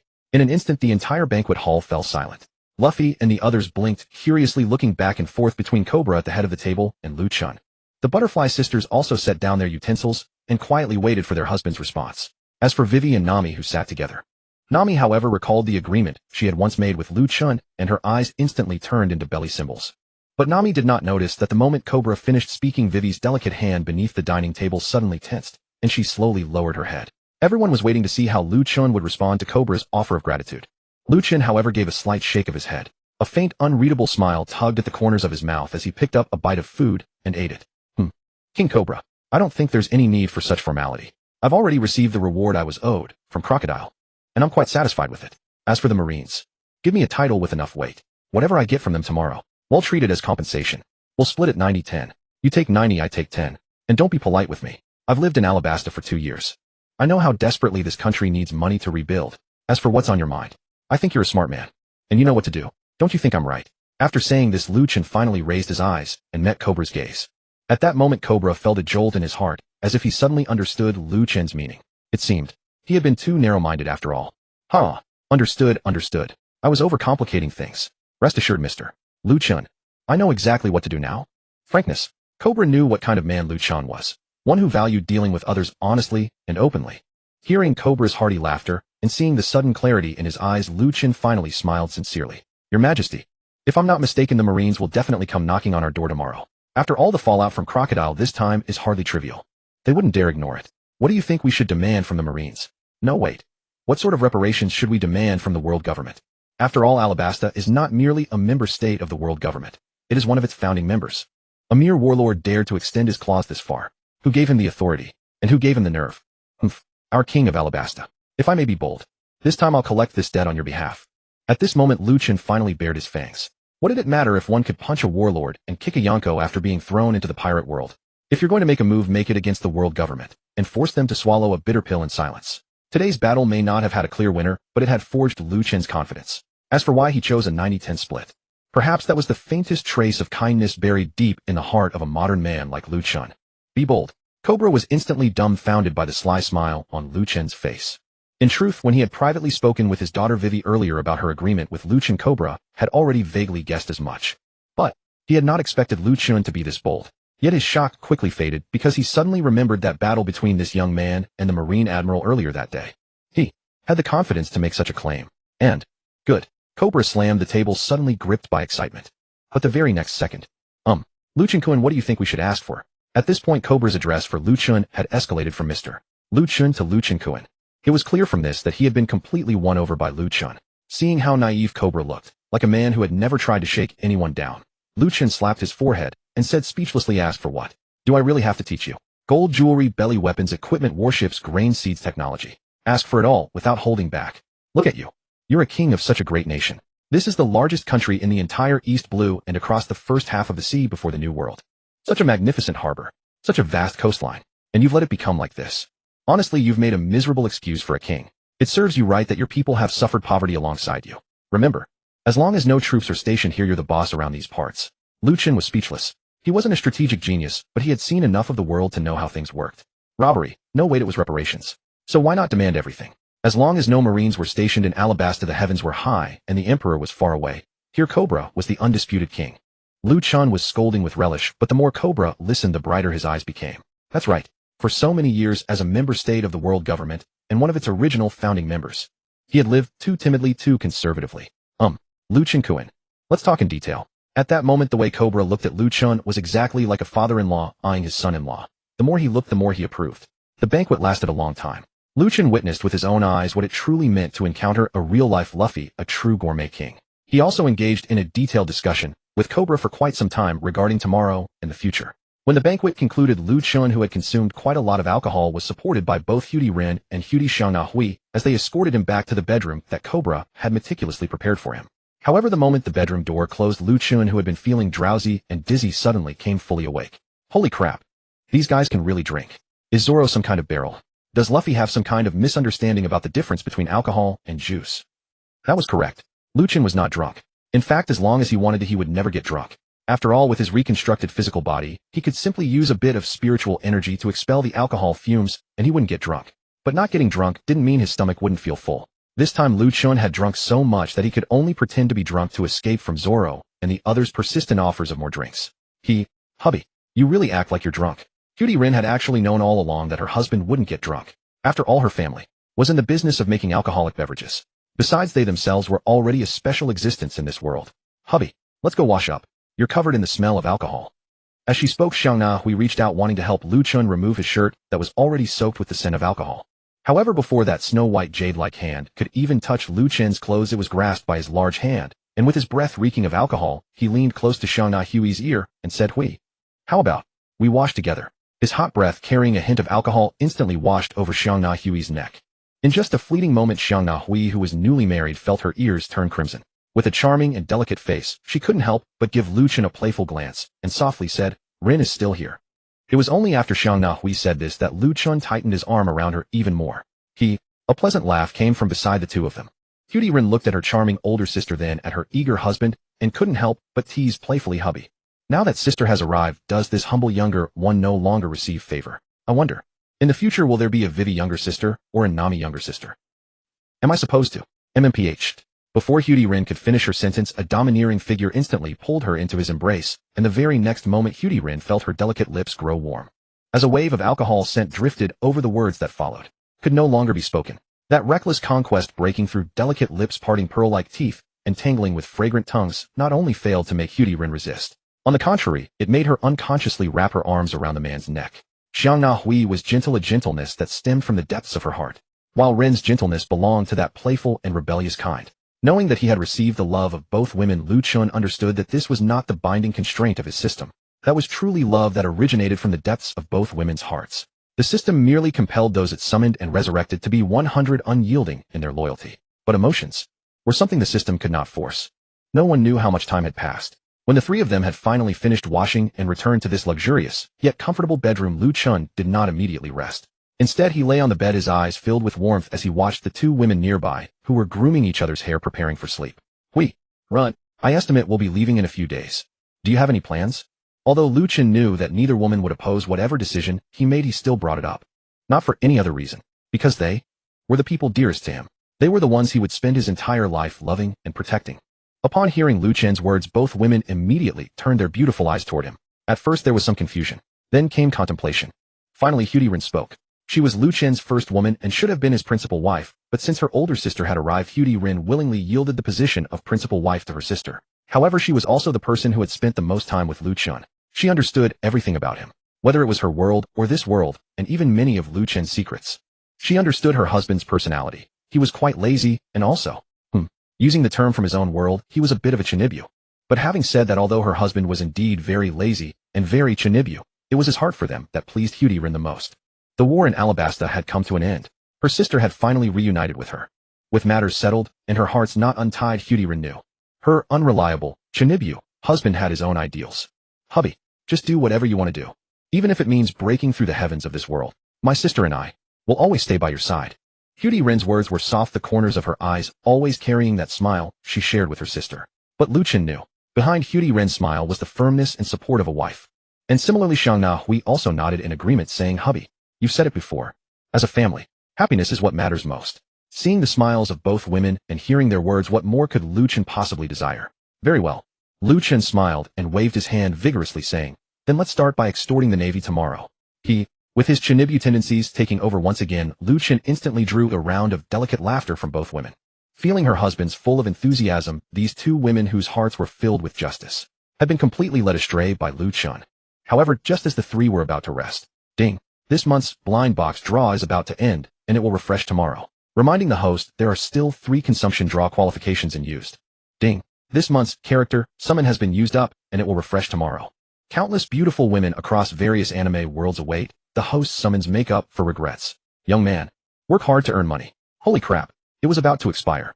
Lu Chen, who had just lain down ready to embrace his 2 wives and drift off to sleep, instantly sat upright on the comfortable bed. This movement instantly startled the 2 women beside him. Cutie Ren, what's wrong, hubby? Cutie Xiao Na Hui, hubby. Seeing the confused yet somewhat worried looks on both women's faces, Lu Chen slapped his forehead and said, I almost forgot something. What is it? Cutie Ren tilted her head, her face full of curiosity. Is it important? Xiao Na Hui also had eyes full of curiosity. Yes, wait for me a moment. Lu Chen thought for a moment, and instead of explaining right away, he directly summoned his system panel. When he saw the deposit of over 80 million in his personal assets, Lu Chen finally smiled. Run, do you still remember that blind box lottery I told you about back then? I remember. Cutie Ren first nodded, then suddenly understood something and hurriedly said, hubby, are you saying? That's right. Lu Chen nodded and then explained, my ability just reminded me that tonight this month's blind box lottery is about to expire. Fortunately, there was a reminder, otherwise this month's opportunity would have been wasted for nothing. Lottery. Blind box.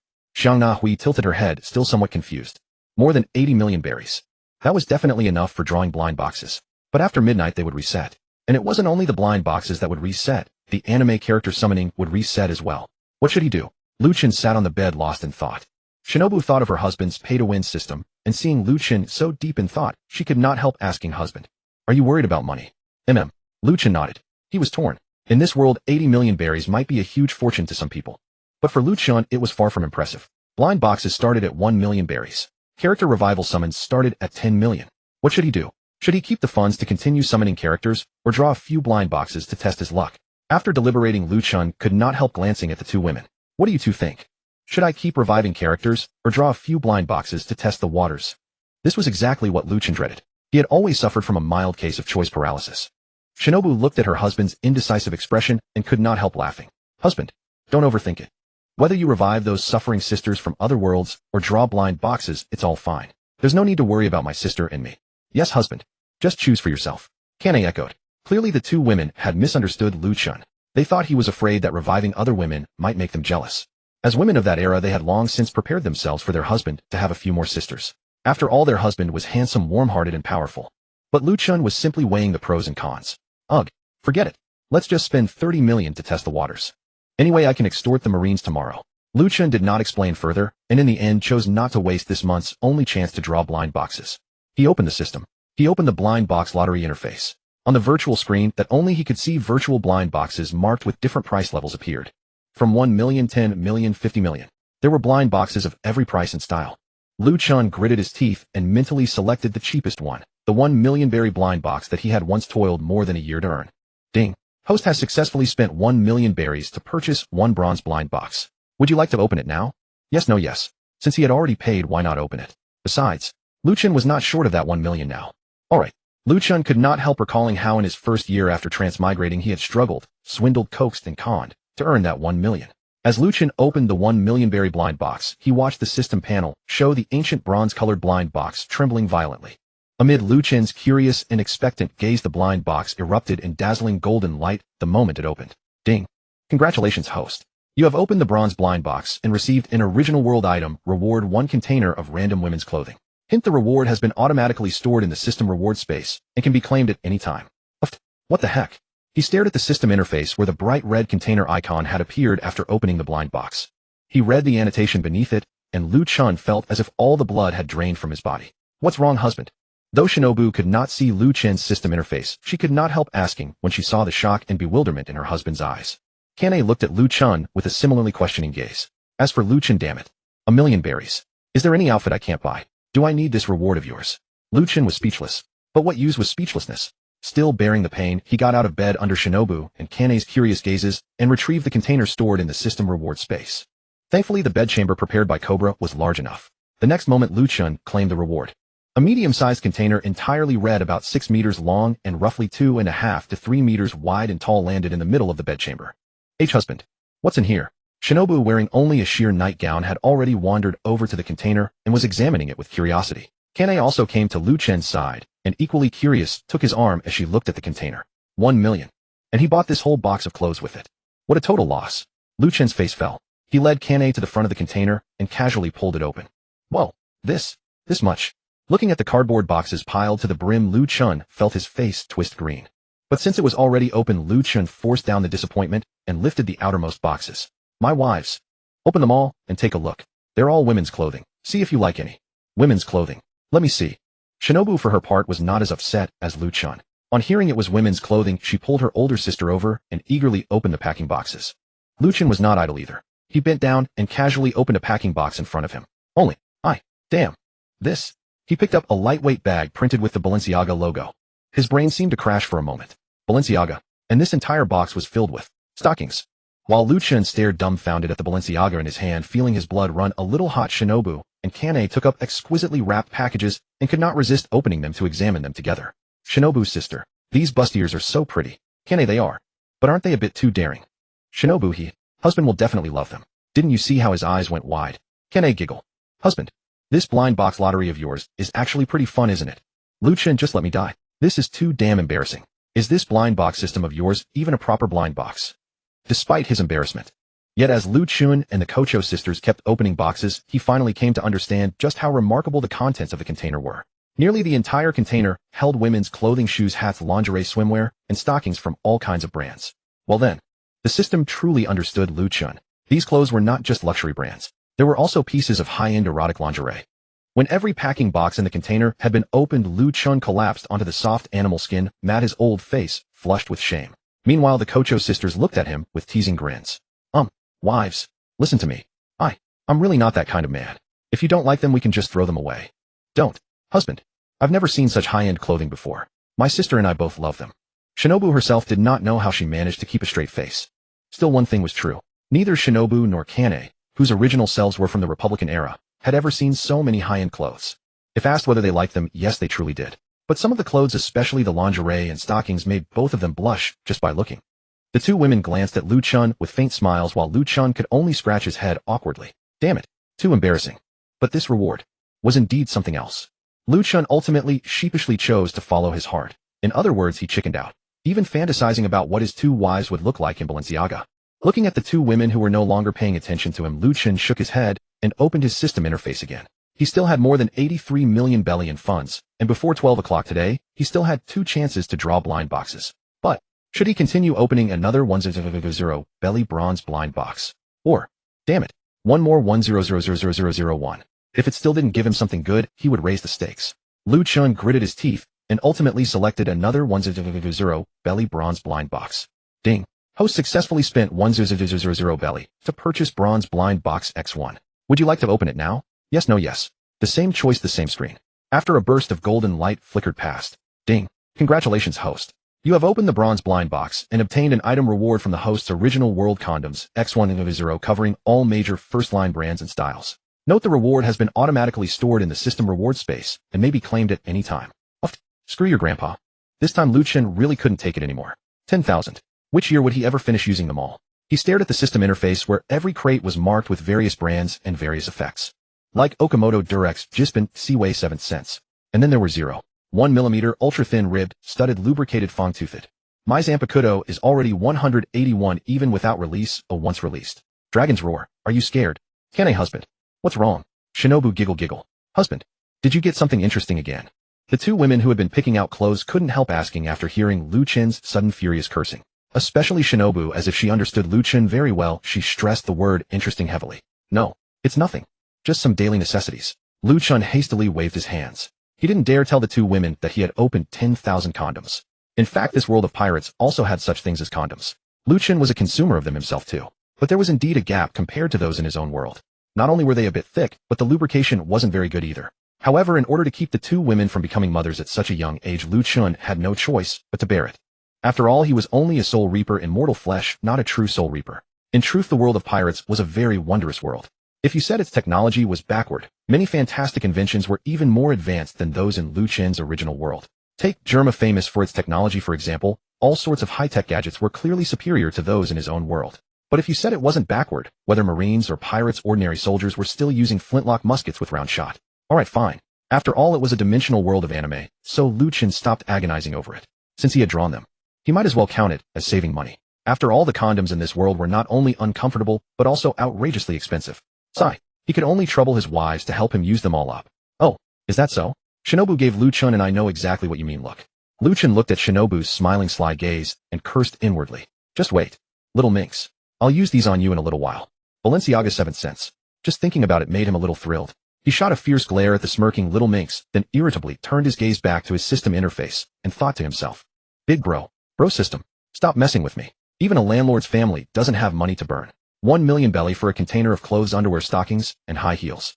1 million belly for 10,000 condoms. Can your conscience live with that?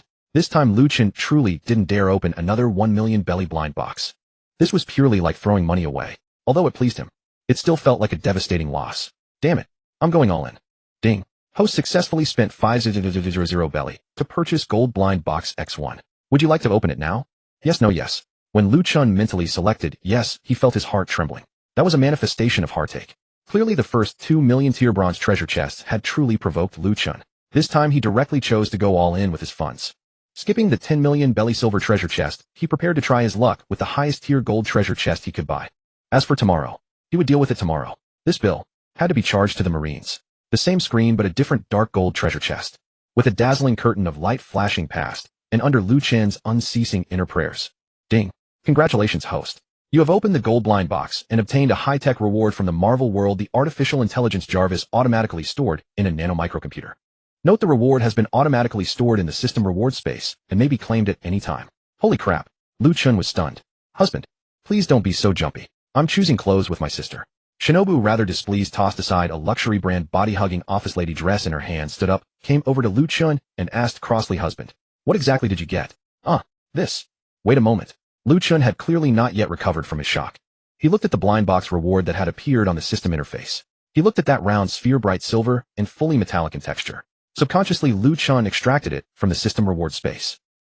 Husband, what is this? When that metal orb about the size of a fist and radiating a bright silver glow appeared and floated in front of Lu Chen, Shinobu was instantly captivated.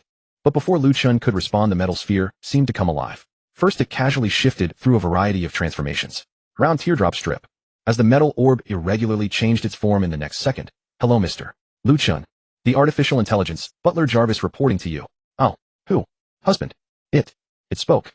The sudden synthesized electronic voice instantly startled Shinobu. It made Shinobu, who possessed strength rivaling a Marine vice admiral, subconsciously hide behind Lu Chen.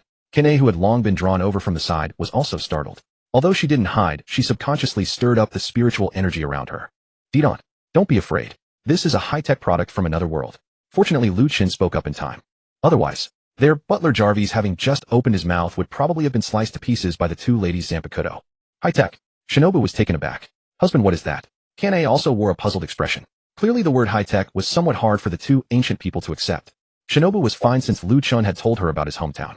Kanae, however, was completely adorably confused, her beautiful eyes continuously sizing up the so-called Butler Jarvis. Let me introduce myself. Lu Chen's adaptability clearly surpassed that of Kanae and Shinobu. After all, he was a die-hard Marvel enthusiast.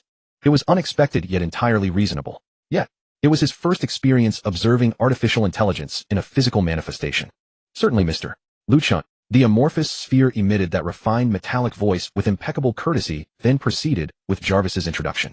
Through Jarvis's introduction, everyone, especially the two butterfly sisters, finally grasped the nature of the gentleman before them. The primordial artificial intelligence from the Marvel multiverse, operating independently of any network or power source, that nanosphere functioned as Jarvis's physical conduit. It could also be characterized as an advanced nanocomputer with the ability to freely reshape itself. The technology embedded within this system encompassed the vast majority of network and computational capabilities that had existed on Earth in the Marvel universe prior to Jarvis's sacrifice. In essence, Lu Chen had obtained a supercomputer driven by artificial intelligence. Once Lu Chen finished listening to Jarvis's introduction, he couldn't help but ask. This was the world of One Piece, a world far removed from the high-tech Marvel universe. What could one artificial intelligence possibly accomplish for Lu Chen in such a world? Mr. Lu Chen. Though I remain uncertain as to why I have been revived in this world, I can harness all materials stored within my repository to assist you with numerous challenges. Such as what? Lu Chen tilted his head, still brimming with questions. For instance, I can design plans for a dream ship that can circumnavigate this world. Alternatively, I can function as your navigation and radar, ensuring your dream ship reaches any destination without obstruction. Or even, serve as your most devoted and loyal butler. Bloody hell, is it really that incredible? Lu Chen was immediately astounded by Jarvis's propositions. Certainly, my lord. As if to demonstrate his capabilities following Jarvis's words, his previously amorphous nanosphere began to reshape itself continuously. In the next instant, a tablet radiating futuristic technology materialized before the three of them. The virtual display constructed by Jarvis immediately rendered a concept blueprint of a magnificent and opulent warship. Sir, although I cannot fathom the cause, the instant I manifested in this world, my core system had already linked with a certain high-tech computer within this realm. Whenever you require assistance, I can address countless issues you encounter without even knowing solutions are available. Bloody hell. Upon hearing Jarvis's concluding remarks, Lu Chen's mind instantly sparked with a realization. This world, a particular high-tech computer. Could it be Vegapunk? Is he truly that remarkable? Within that instant, Lu Chen comprehended. This was undoubtedly the doing of his system master. That 50 million was entirely worth it. My lord, Mr. Jarvis is extraordinarily capable. Onoka, witnessing her husband's stupefied reaction, recalled the impressive introduction Mr. Jarvis had just delivered. Even without full comprehension, Shinobu recognized the extraordinary power of this artificial intelligence. Likewise, Kantai's face beamed with delight for her husband. Husband, congratulations. Then, Kantai, how do you plan to congratulate your husband? Even as he spoke, Lu Chen had already seized Kantai's graceful hand and gave it a gentle tug. Although the million-tier lottery reward proved somewhat disappointing, yet, celebration was certainly in order. Jarvis, you may withdraw for now. Yes, sir. Simply disregard my presence, sir. How perceptive. Shinobu, where do you intend to go? My lord. The next day, as the sun mounted high over Arabasta, whether from yesterday's rainfall infused with spiritual energy or not, the entire sky of Arabasta had turned a brilliant blue. The air carried a refreshing coolness, and the formerly arid lakes and rivers had been restored with crystal-clear waters. Whether all things had awakened or plants had rejuvenated, one thing was certain. Arabasta had shed its previous despondency and radiated renewed vitality. Knock, knock, knock. Brother Lu Chen. Brother Lu Chen, breakfast is ready. Knock, knock, knock. Brother Lu Chen. May I enter? Outside the grand doors of Lu Chen's chambers, Vivi, who had risen at dawn, found herself drawn there, inexplicably fully aware that a princess's unannounced visit violated proper etiquette.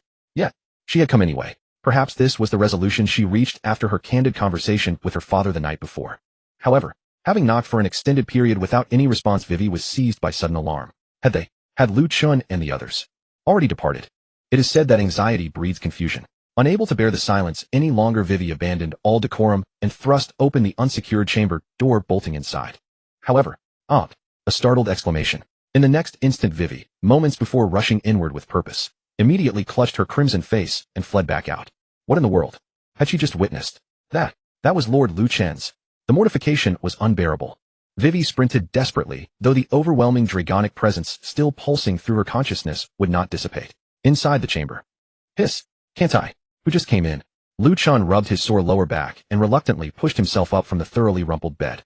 His eyes took in the scene. Lingerie scattered about, shredded stockings, ribbons strewn across the floor. Lu Chen needed no further evidence to understand how vigorous last night's celebration had proven. I believe it was. Sister Vivi. What? Lu Chen, who had been drowsily taking in the aftermath, suddenly snapped to full awareness. Vivi. Had she witnessed everything? Just then Onoka, also roused from sleep, tightly grasped Lu Chen's arm and teased with a giggle. Husband, why not also take Vivi as your consort? Otherwise, how can a virtuous princess like her face anyone after this? After all, you've already claimed her virtue. Huh? Lu Chen was utterly stunned once more. Arabasta Royal Palace Dining Hall. Lu Chen, how did you rest yesterday? Koala remained seated at the head, his face glowing with vigor despite only managing to rest in the early hours of dawn. His unrestrained grin, almost impossible to contain, hadn't faded since Lu Chen's arrival. Yes, I rested well. Thank you, Your Majesty, for the accommodations. Apparently yesterday's conversations between father and son-in-law, an elder and a youth, had gone quite enthusiastically. By now the stiffness between them had completely dissolved. Yet as the two men conversed readily, Vivi, positioned between Onoka and Kantai, could not return her flushed cheeks to their natural hue. Her luminous, glistening eyes had refused to meet his gaze throughout the entire encounter. Your Majesty, King Cobra, where are Luffy and the others? After exchanging a few pleasantries with Cobra, Lu Chen asked with a hint of puzzlement about Luffy and his crew. Ha ha ha. For some reason, the mere mention of Luffy and the others made Cobra burst into laughter. young Luffy, and his friends you see. Their energy is truly boundless. Their wounds haven't even healed yet, but after breakfast they were already clamoring to take a good look around the city and pick up some specialty goods of our country. Oh, so that's what happened. Lu Chen suddenly understood, though a trace of awkwardness crept onto his face. He could only blame the previous night for having run so late. After all, Balenciaga heels paired with stockings. Only those who try it know the effect. If Vivi hadn't come to call them for breakfast. Oh. At the thought of Vivi, Lu Chen couldn't help but recall that embarrassing moment from the morning. Although he didn't know exactly what Vivi had seen, it seemed she must have seen everything. With that in mind, Lu Chen couldn't help but unconsciously glance toward where Vivi was seated. Vivi looked stunning today. Her noble azure gown paired with her sky blue hair, her flushed, delicate face, fair skin, bright eyes, and graceful, gentle demeanor. She was utterly captivating, drawing every gaze irresistibly to her. As if sensing Lu Chen's gaze, Vivi suddenly lifted her head. The next moment, their eyes met. Whooshed. The sudden entwining gazes snapped apart like an electric shock. Vivi instinctively lowered her head, and her already rosy cheeks flushed even deeper. Lu Chen likewise averted his gaze in a hurry. But Lu Chen did not know that although their eyes had only met for an instant, both Cobra and the Butterfly Sisters seated around Vivi had caught the exchanged glance. The Butterfly Sisters merely smiled softly and cast a teasing, reproachful glance before continuing to whisper with Vivi. As for Cobra, a glint of shrewd light flashed in the man's eyes. He patted Lu Chen on the shoulder and said, "Lu Chen, your uncle here thought over what you told me yesterday. And I feel it deeply myself. To make one's people prosperous, to make them happy, the prosperity and strength of a nation is an essential matter. However," sighed, "Your Majesty, why are you sighing again?" Lu Chen was somewhat puzzled by Cobra's sudden words.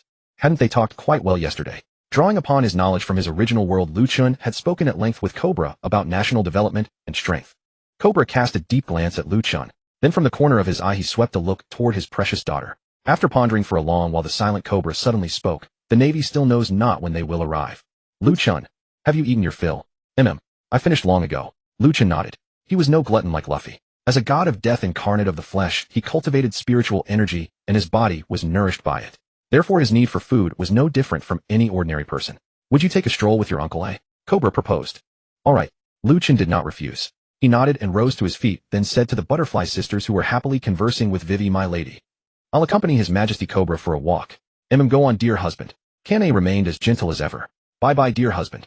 Shinobu, however, gave a playful little wave of her hand. Shinobu had truly been reverting more and more to her original personality these days. Yet her smile remained as gentle as Kanae's, always bearing a tender expression. Within the ancient royal city steeped in the atmosphere of time, Cobra and Lu Chen walked side by side along. No guards accompanied them. Cobra still wore a casual outfit brimming with national character. Lu Chen, as always, was dressed in a white shirt and black casual trousers, his gleaming leather boots tapping crisp echoes against the massive stone floor. "Lu Chen, do you know why I called you here alone?" Suddenly halting before a palace window, Cobra leaned against the balustrade, gazing out at his kingdom, and murmured a somewhat inexplicable sentence. Seeing Cobra overlooking his country, Lu Chen also stopped, resting both arms on the railing, his gaze drifting toward the citizens rebuilding their nation within the royal capital. "I think I can guess a little," Lu Chen replied calmly, his eyes fixed on the distance. "Hep." Cobra smiled slightly, a look of appreciation shining in his eyes. After a brief pause he continued, "Lu Chen, do you know, ever since the day I ascended the throne at 18, I have always heeded my father's teachings. To be a benevolent and wise sovereign, to cherish the people, to learn forbearance, and never to oppose the world government. I listened, and I did as I was told. But I was wrong." At this moment Cobra seemed to be reminiscing and also confessing. Recalling his youth, confessing his past mistakes, his tone was calm, yet no emotion could be discerned. He was as if narrating some trivial matter. He spoke, and Lu Chen listened. "Lu Chen, do you know where I went wrong? My father and mother. When Vivi was just born, they went to attend the reverie, and never returned. When I attended my first reverie as the king of Arabasta, Vivi's mother also passed away on the journey back. The first time Vivi accompanied me to the reverie, she was bullied. That day she was strong and didn't cry, but I in my heart could not hold back my tears. How many years has it been now? How many reveries have I attended? I have lost count of how many times I have endured. I had thought that as long as I followed my ancestors' precepts and obeyed my father's entrustment, I would be a worthy king. But after meeting you, I came to see just how terribly wrong I was." Lu Chen. As Cobra reached this point, he finally turned his gaze toward the Lu Chen beside him. Only this time, there seemed to be some resolute decision taking shape within Cobra's eyes. "I am. Yes, Your Majesty, Cobra." Lu Chen turned his head as well. In truth, Lu Chen had not known about everything Cobra had just recounted. The anime had never mentioned it either. But Lu Chen understood. This gentleman had already made a certain decision. Though these words are hard to say, still, "May I ask a favor of you?" "Please speak, Your Majesty." Lu Chen's expression remained unchanged. He knew that when a king utters the word favor, it proves that this sovereign has truly made up his mind. I no longer wish to endure." No matter why my ancestors did not remain in that place of supreme glory. No matter why my father told me to keep tolerating. But at this moment, I don't want to endure any longer. This kingdom. This sea. Perhaps. It is time to change something. Do you know why? Seeing the instantly solemn aura radiating from Cobra, Lu Chen kept his smile and shrugged, saying, "Pray tell your majesty." Lu Chen. Cobra fixed his gaze on Lu Chen's eyes, drew a deep breath, and said in a low voice, "Because I see the future in you. And I also see in Vivi's eyes her feelings for you. Although this request is shameless. Still, let Vivi become your woman. She is my only daughter, the sole heiress to the kingdom of Arabasta. If Vivi becomes your woman, you shall become the first king by marriage in all of Arabasta. And on the day I abdicate, you will command the whole of Arabasta." Cough cough. Lu Chen was nearly choked by Cobra's sudden proposal. Lu Chen admitted he had guessed a bit. But it wasn't just a tiny bit. A king by marriage. Uncle, do you even dare to dream that big? No, uncle. Wait, there wasn't even wine at breakfast, was there? Uncle, are you drunk? A king of a different surname. How could you even think of that, uncle? At this moment, Lu Chen was genuinely stunned by Cobra's startling words. He knew that Cobra had come to him because he hoped Lu Chen would help his country in some way. But marry off a daughter and give away the kingdom. Uncle, you're actually a pretty good person. But my ambition is not in your Alabasta. Lu Chen was completely dumbfounded. Lu Chen, is my Vivi not outstanding enough? Of course not. Lu Chen shook his head without a second thought. Then is my Vivi not pretty enough? Cobra asked again. That's even less true. Lu Chen shook his head again. Then why? Cobra grew anxious. But Lu Chen was even more anxious, so much so that he quickly explained, "Uncle, what does this have to do with Vivi? Isn't that ridiculous? Then you don't like Vivi?" Cobra once again rushed to ask. Everything was falling into chaos. Bright sunlight, fresh air, and the empty corridor echoed with the urgent, exasperated argument between Cobra and Lu Chen. Little did the two of them know that around a nearby corner a graceful figure was secretly listening to it all, nervously clenching her delicate hands. And that person was none other than Nefertari Vivi, the princess of the kingdom of Alabasta. Vivi had originally come to inform her father that the Marines had arrived. But unexpectedly, she had no sooner reached the corridor than she heard her father chatting with brother Lu Chen. She had meant to speak up. Yet for some reason, she did not appear before them immediately. Instead, she chose to hide in a corner and eavesdrop. And once she started listening, it was no small matter. When she heard her father's heartfelt confession and remorse, Vivi felt a sharp pang in her heart. Tears gathered in the corners of her eyes, and her expression was filled with pain. She knew how much her father had sacrificed for this kingdom. Had her father been wrong? Vivi did not think her father was wrong. He was simply too benevolent. But when Vivi heard her father say he wanted to give her in marriage to Lu Chen, she felt her heart leap into her throat. At this moment, Vivi's heart was both expectant and conflicted. Expectant for the answer she wanted. Conflicted over how Lu Chen would answer. No, uncle. Lu Chen was exasperated. In his anxiety, he could only scratch his head and explain this has nothing to do with liking or not liking. Vivi is beautiful. She is the most beautiful rose of Alabasta. She is strong and she is brave. I think no one could fail to like a Vivi like that. But, uncle, even if I truly like Vivi, so what? I can do everything in my power to help your country before I leave. But, the king of Alabasta. That is not my ambition. Uncle, my dream is the sea of stars. And Vivi's dream, on the other hand, is peace and prosperity for her country. Even if the two of us truly love each other, I will not stay in Alabasta forever.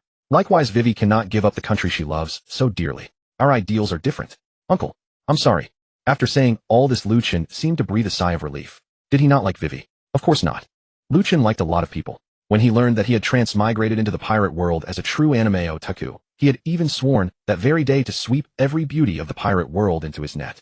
But after he truly became part of this world and successfully summoned and revived Shinobu Kocho, and now Kanae Kocho as well, Lu Chen understood that liking someone did not mean truly binding that person to his side. He liked the playful, adorable Nami. But Nami was Luffy's navigator. She had her own dreams, and she could not let go of her friendship with Luffy. He also liked the composed and strong-willed Vivi, but her heart was entirely devoted to the country she loved. So, Lu Chen could only choose to answer Cobra that way. Lu Chen. After hearing Lu Chen's words, Cobra was startled. But just as he was about to say something more, suddenly, the crisp sound of high heels striking the floor came accompanied by a somewhat low, suppressed voice. Father, you promised me last night. Don't make things difficult for brother Lu Chen anymore. Crisp footsteps and upright, bearing a calm voice. Yet her beautiful eyes were moist. That's right. The one who suddenly appeared was none other than Vivi, who had been hiding in the corner. She had heard her father's plea, and she had heard Lu Chen's answer. No one knew what she was feeling at that moment, but both Cobra and Lu Chen could see something in Vivi's slightly moist eyes. Vivi, your father. Cobra's heart ached as he tried to explain something to his daughter. But Vivi simply smiled faintly, though anyone could see how forced that smile was. Yet Vivi still kept that smile and said, Father, the Marines are here. They are already waiting in the reception room. Oh, is that so? The words Cobra had wanted to say were instantly suppressed by his daughter's forced smile. Go ahead, father. Your daughter would like to speak with brother Lu Chen alone. All right. All right. Cobra gave his daughter a long, deep look.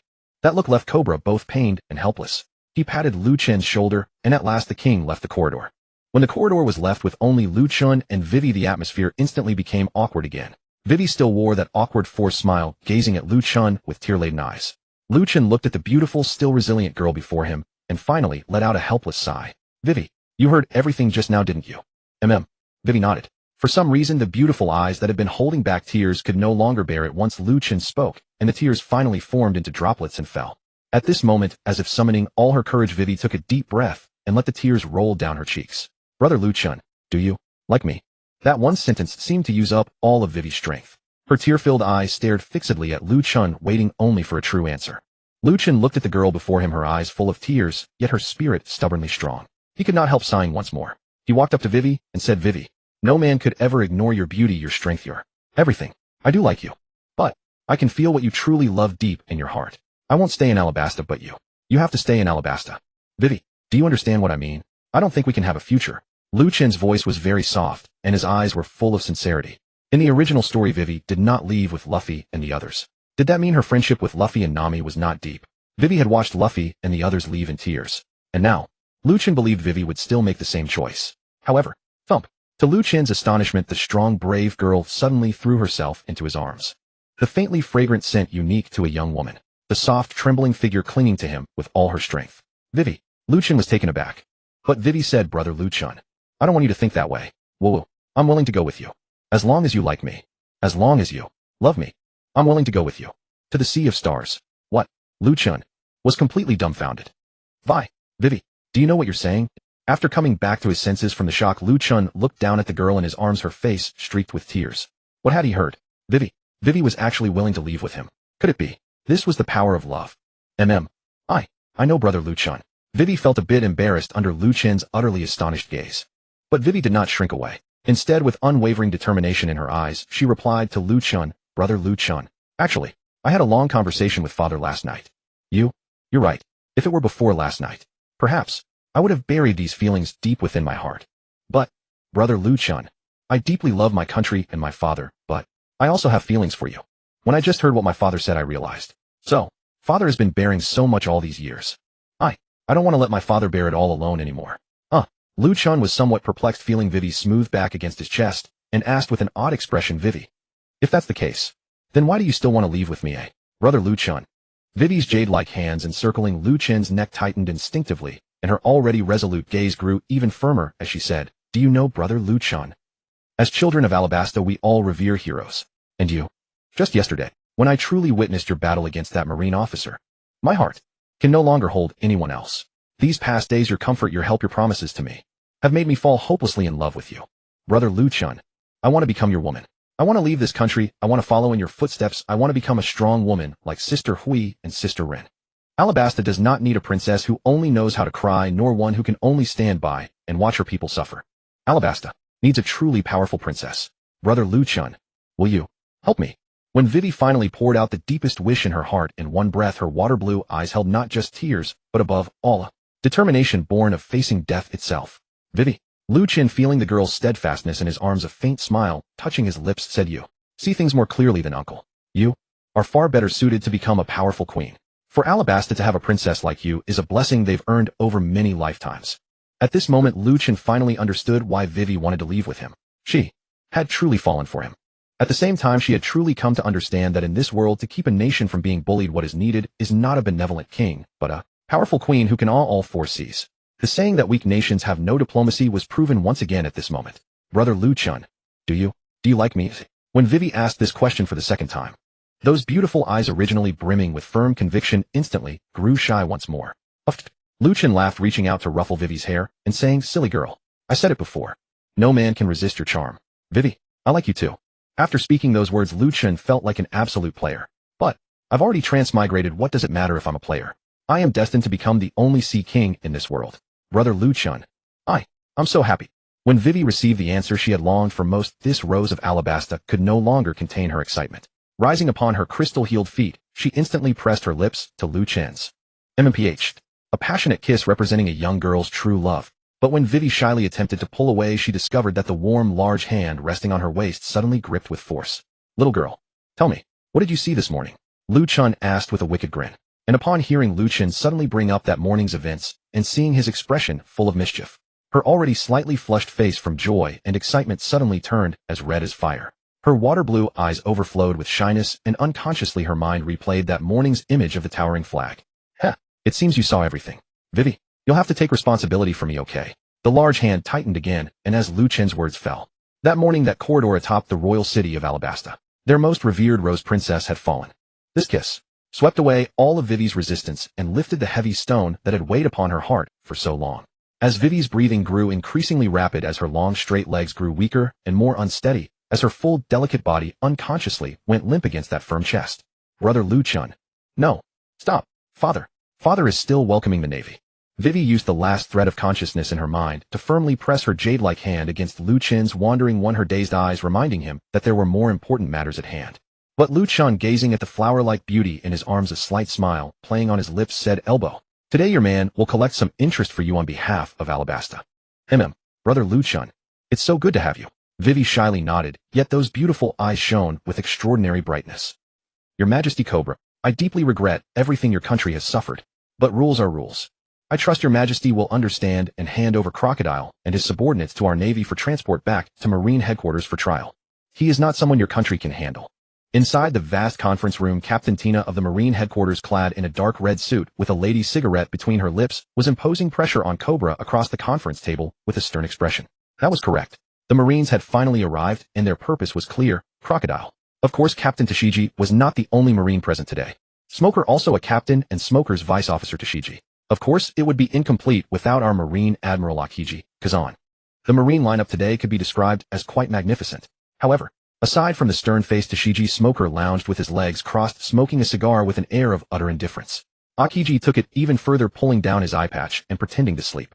Across the entire Marine contingent, it seemed only Tashiji and the other few vice officers were putting on a respectable display. As for Cobra's side, there was no one else besides the two commanders of the Royal Guard, Bell and Garca, the only two Zoan-type devil fruit users in all of Alabasta. Cobra's expression was grim, his weary eyes gazing coldly at the arrogant Tashiji. Bell and Garca likewise bit their teeth, glaring at the domineering Marines. Both secretly thought Mr. Lu Chen was right after all. The Marines are truly the hounds of the world government. They wouldn't give a damn about how much their country had lost in this war. They only cared about whether their own face would be tarnished. Just as the atmosphere in the entire conference room was about to drop to freezing point, suddenly, bang! A massive door-kicking sound echoed through the chamber. Several figures radiating overwhelming pressure stepped into the vast conference room one after another. Kazan, I wonder if the words I spoke to you yesterday failed to reach you. Or, did our fleet commander Sengoku treat my words as nothing but wind? That was right. At this time, the only person who would dare address a Marine admiral with such arrogance was Lu Chen himself. At the entrance of the massive conference room, whose doors had just been kicked open, Lu Chen led the way with Vivi clinging to his arm at his side. Shinobu and Kanae had changed out of their usual attire. Their pitch-black shakusho accentuated the cold, bewitching beauty of the two women, each with a Zanpakutō hung at her waist, standing on either side of Lu Chen and Vivi. The spiritual pressure carrying a bone-chilling cold instantly dropped the temperature of the entire conference room to freezing point. Era. Lu Chen, you still refuse to give me face, huh? Feeling the freezing spiritual pressure, Akiji finally lifted his eye mask from his languid state. Lu Chen looked at Akiji's unconcerned manner and gave a light laugh. A Marine admiral, is it? I'll certainly give you face. Only, yet a mere Marine headquarters captain dared to behave that way toward my father-in-law. Kazan, it was because I gave you face that I didn't touch her. If I didn't give you face, she would already be a corpse. Boom. The next second after Lu Chen's words fell, a spiritual pressure even stronger than before pressed down over the entire Marine formation. That terrifying aura. In just an instant, even the conference table at the center of the huge room could not withstand the immense pressure and shattered on the spot. Crackle. Boom. Just as that dreadful spiritual pressure descended upon Hina and the other Marines, Kazan finally erupted as well. His haki radiating through his body surged several times higher in that moment. In the same instant, he appeared before Hina and the others. The moment those two violent forces collided, several Marine officers of weaker strength felt their minds spin, then their eyes rolled back, and one by one they collapsed. This included even Tashiji, who was standing there holding a long blade. Damn it. How can his strength be so terrifying? This pressure, could it really not be Conqueror's haki? Hina clenched her silver teeth, her face twisted. If not for Akiji blocking in front of her at the critical moment, Hina really didn't know if she could withstand this immense pressure that seemed to come from the depths of the soul. Likewise, Smoker, who had been puffing peacefully on his cigar, flashed over and caught Tashigi in his arms the instant she fainted. Smoker's expression was grim as well. His eyes stared at Lu Chen with a mixture of speechlessness and resentment. Lu Chen, that's enough. Akiji's face turned cold. He truly hadn't expected this Lu Chen to dare lay a hand on a Marine headquarters captain right in front of him. TCH. Seeing Akiji's livid, deadpan face, Lu Chen shrugged and dispersed his spiritual pressure. Kazan, if this is the Marine's attitude today, then turn left out the door. Alabasta does not welcome you, and you'll bear the consequences. Today Lu Chen had given the Marines absolutely no face. An intimidation tactic? Intimidating his own father-in-law. Yes.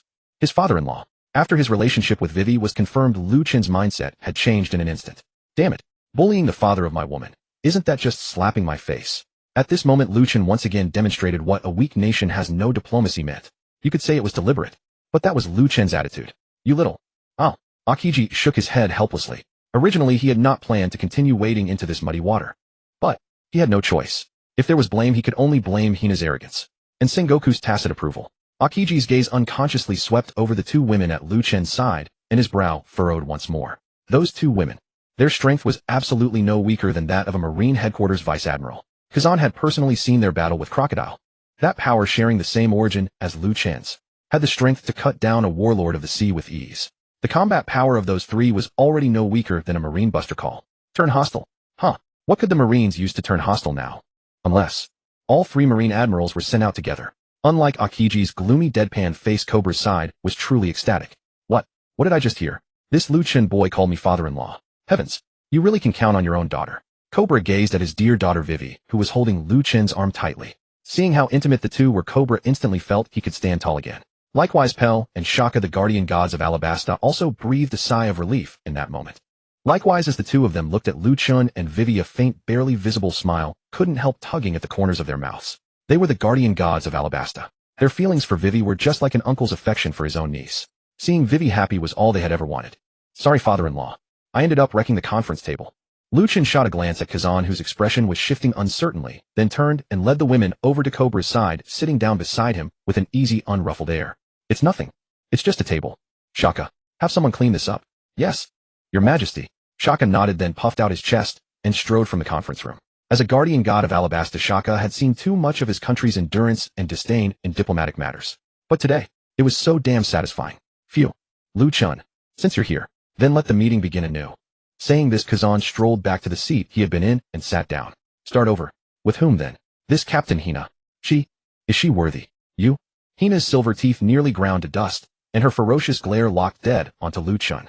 But before she could roar, Akiji's voice came over again. Hina, I can protect you once, but not a second time. If you don't correct your attitude, then none of us will be able to leave today. Kazan, a man who treasured each word, had rarely said so much.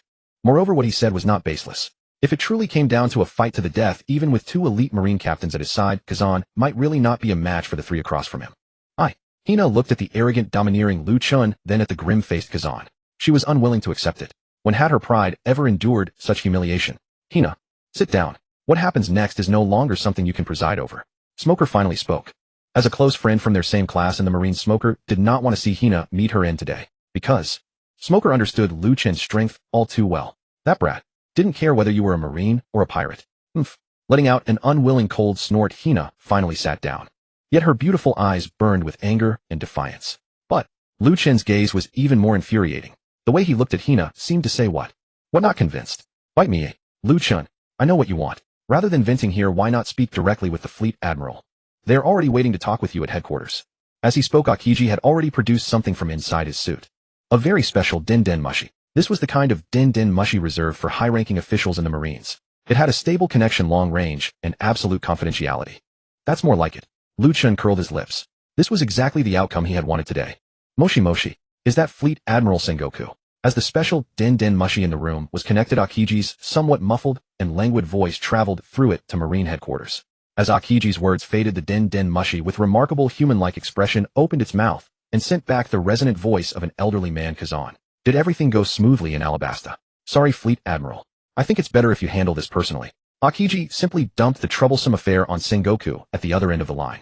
Seated upright in the Fleet Admiral's conference room at Marine headquarters, Sengoku was clearly taken aback. For a moment, the den mushi fell silent for several seconds before Sengoku's voice came through again. Kazan, what happened? This time Sengoku's tone carried a note of gravity. Alabastus. Prince Consort young Lu Chen wishes to speak with you personally. Aokiji thought for a moment. Seeing how intimately the Princess of Alabasta and Lu Chen were behaving, he decided that Prince Consort was still the most fitting way to refer to Lu Chen. No sooner had he said that, however, than both ends of the den mushi fell silent. Sengoku was somewhat baffled. From the report Aokiji had sent back yesterday, he knew of this young man Lu Chen. But no one had ever said he was Alabasta's Prince Consort, had they? Meanwhile, in the Alabasta conference room, Vivi's pretty face instantly flushed scarlet at Aokiji's introduction. If not for preserving the dignity befitting her status as Alabasta's princess, she would have shyly buried her face in Lu Chen's chest long ago. As for Cobra, he nearly laughed out loud. His heart was filled with pure comfort. As expected, his daughter was the capable one. He had lectured and pleaded for so long, and yet his daughter had won Lu Chen over in no time at all. But if Cobra had known that no matter how happy he was at this moment, he would cry just as sorrowfully when he learned that his precious little cabbage was about to leave him. After a few seconds of silence, Sengoku, who had at last digested the news, spoke through the den mushi. Lu Chen. Can you hear me? Of course. Fleet Admiral Sengoku. A corner of Lu Chen's mouth curved upward. His tone held neither respect nor contempt. His words were perfectly casual. Sengoku responded. Once again there was a very brief silence. Perhaps Sengoku was deliberating.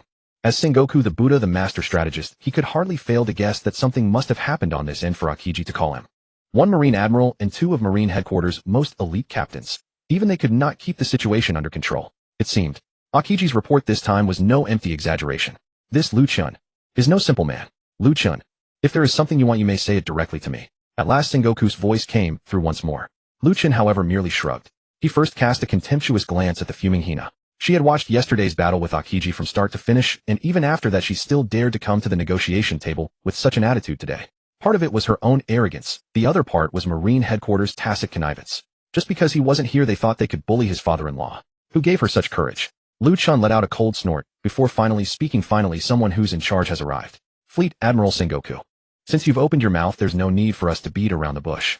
You want crocodile? Fine. As long as the compensation is paid in full, I'll personally escort him and his men onto your marine warship. Thump. Lu Chen, do you have any idea what you were saying? This time Sengoku did not remain silent. The sound of a fist striking a table came through, and his tone turned several degrees colder. Of course I know. Lu Chen's tone turned icy as well. He angrily slammed the table that had just been carried in and barked, Fleet Admiral Sengoku. You indulge pirates, you establish the 7 warlords, you ignore the internal strife of nations. Is this the justice of your marines? And what standing do the world government's member states have in your eyes? The warlord's claws have already stretched this far, and this is how you resolve it. Lu Chen's torrent of words left the den mushi completely speechless. Of course it wasn't only the den mushi. Every marine in the room fell silent as well.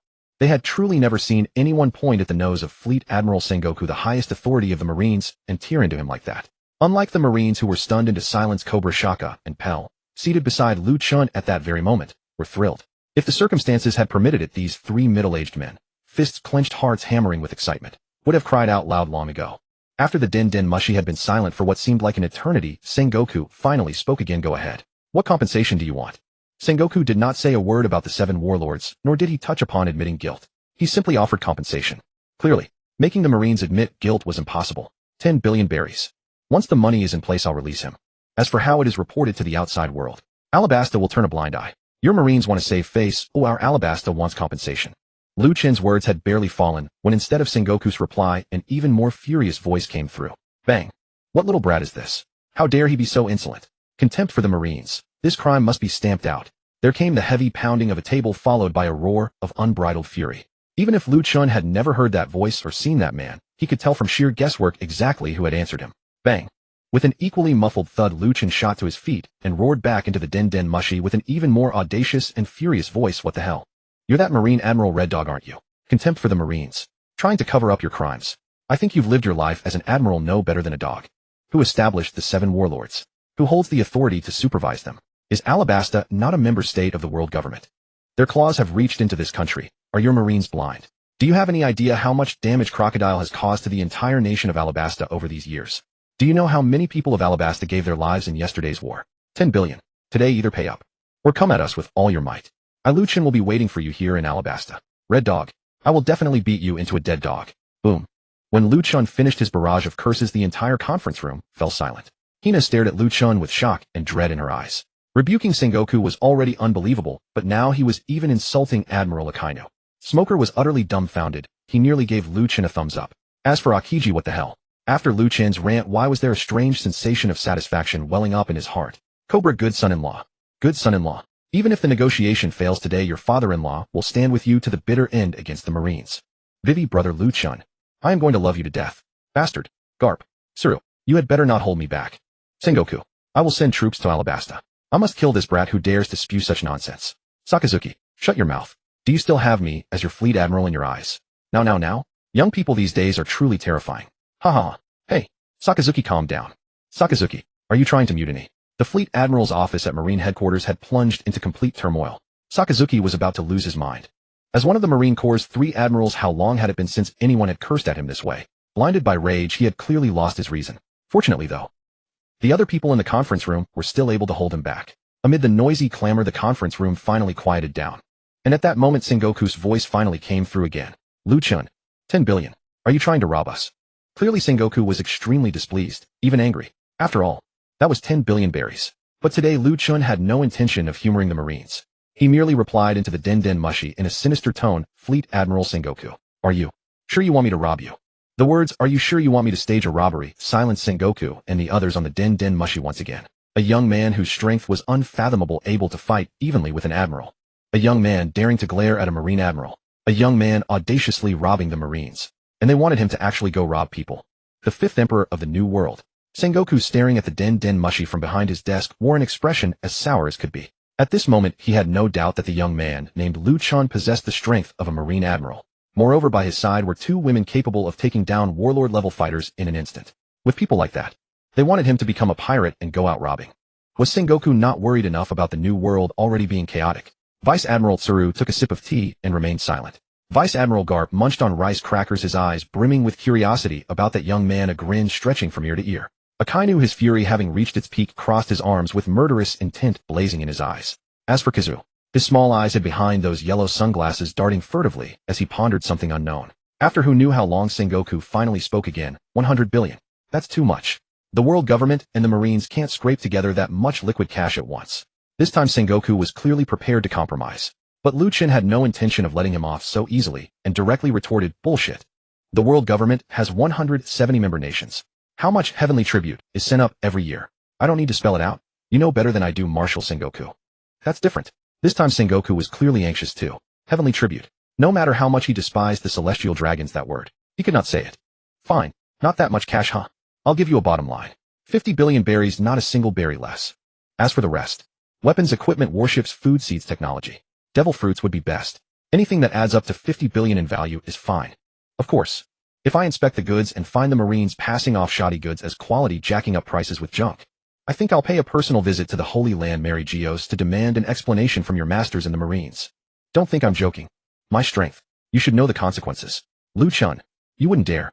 This time Sengoku was genuinely panicked. The Holy Land, Mary Geos. That was practically a forbidden zone. Heh, watch me. Arabasta can't afford to survive anyway. So what if we go all out? They say the ruthless fear the reckless, and the reckless fear those who care nothing for their own lives. At this very moment Sengoku truly understood that saying. A young man who could force Akiji to call a halt. He truly dared not let him run wild. Fine.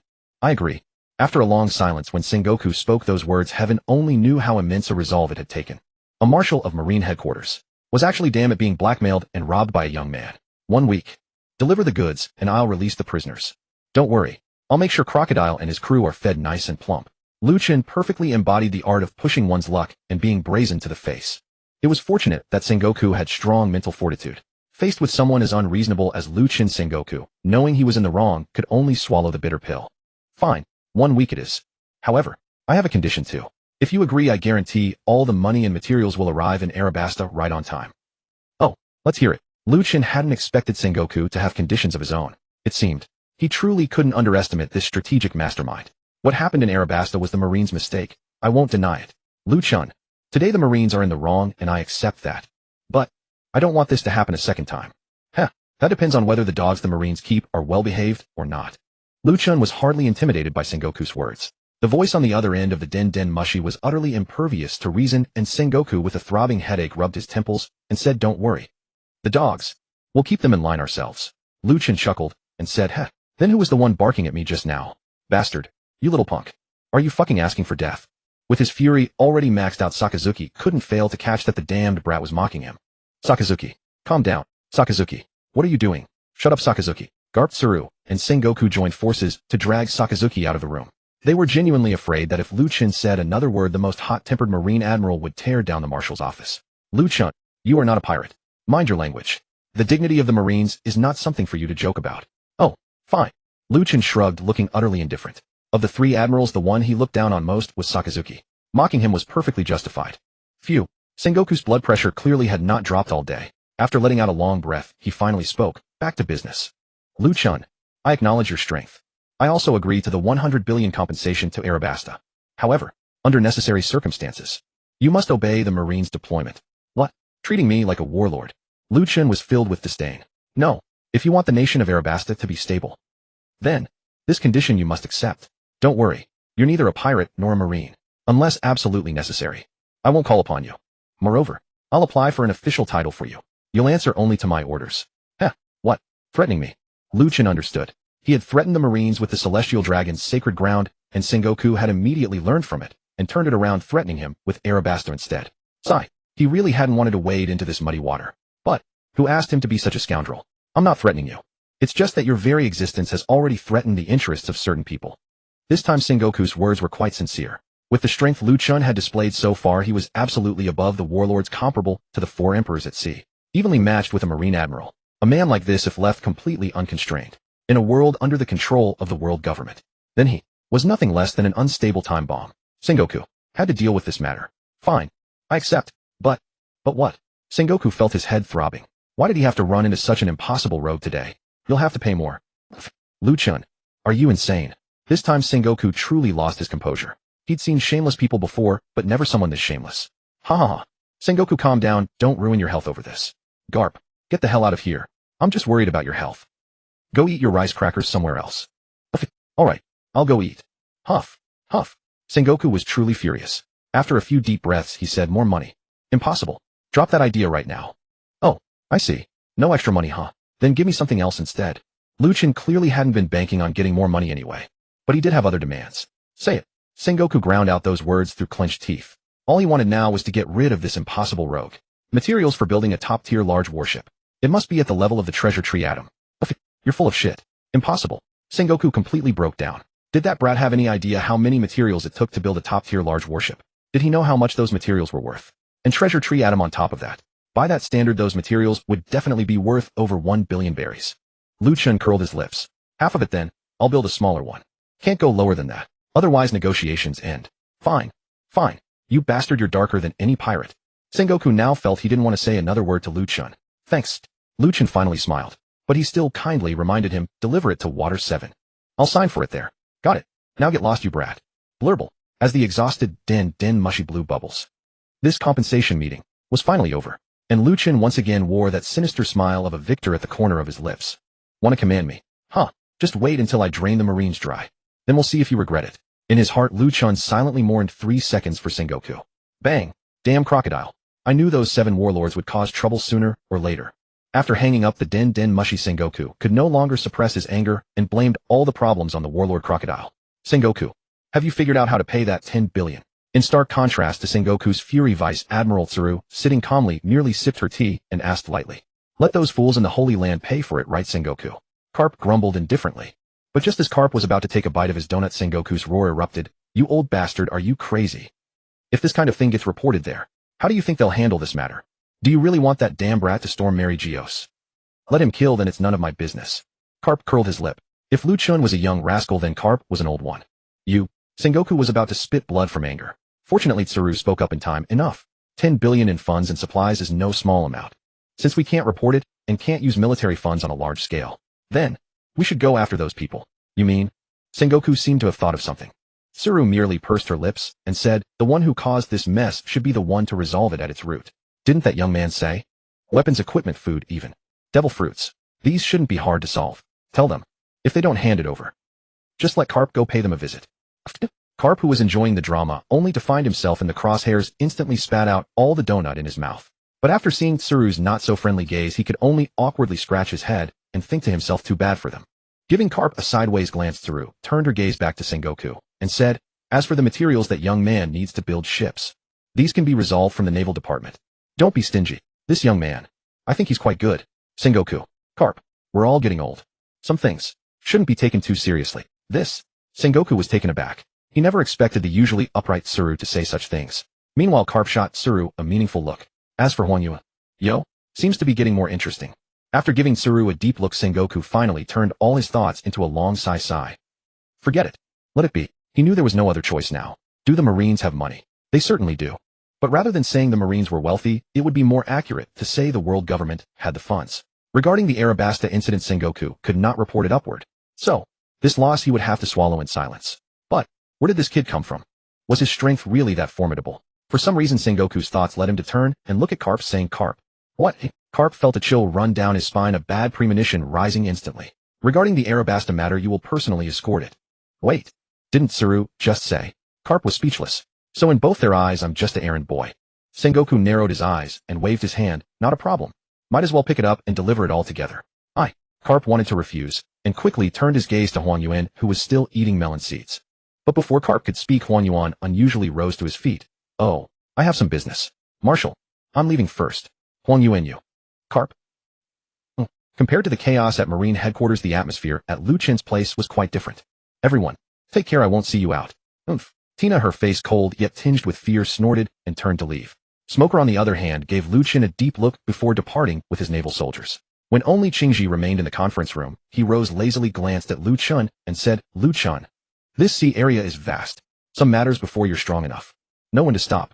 Thanks. Lu Chen nodded. He understood Qingji's meaning. But, so what?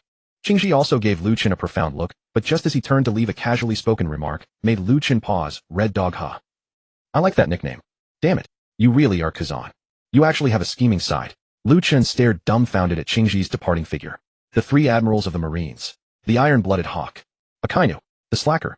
Hwanyue. The enigmatic salaryman. Qingji. Interesting. This world truly is fascinating. The Marines had left, or rather appeared to leave. Qingji rode his bicycle away alone while Smoker and Tina withdrew to the coastline to wait for the Marine headquarters compensation. As for Lu Chen, at this moment, he was sitting in the royal palace looking utterly exasperated at the cobra before him. Cobra, I only have this one daughter. Lu Chen, you're still young. If not, just take 2 more concubines and have another litter. Cobra Pa, I only love my TT. I can't betray Vivi's mother, Vivi's deceased mother, Vivi father. It's alright. Cobra, Vivi, you too. Lu Chen, we're not going far. Cobra, you too. Vivi father. Didn't we agree on this yesterday? Cobra, but you never said you were leaving. Seeing her pitiful father, Vivi rose and sat beside him, placing her hands on his shoulders. Father, Alabasta cannot remain weak any longer. You should support me. But, Cobra wanted to say something more. In truth, he understood. He understood everything. But, he didn't want to let his daughter bear such heavy pressure anymore.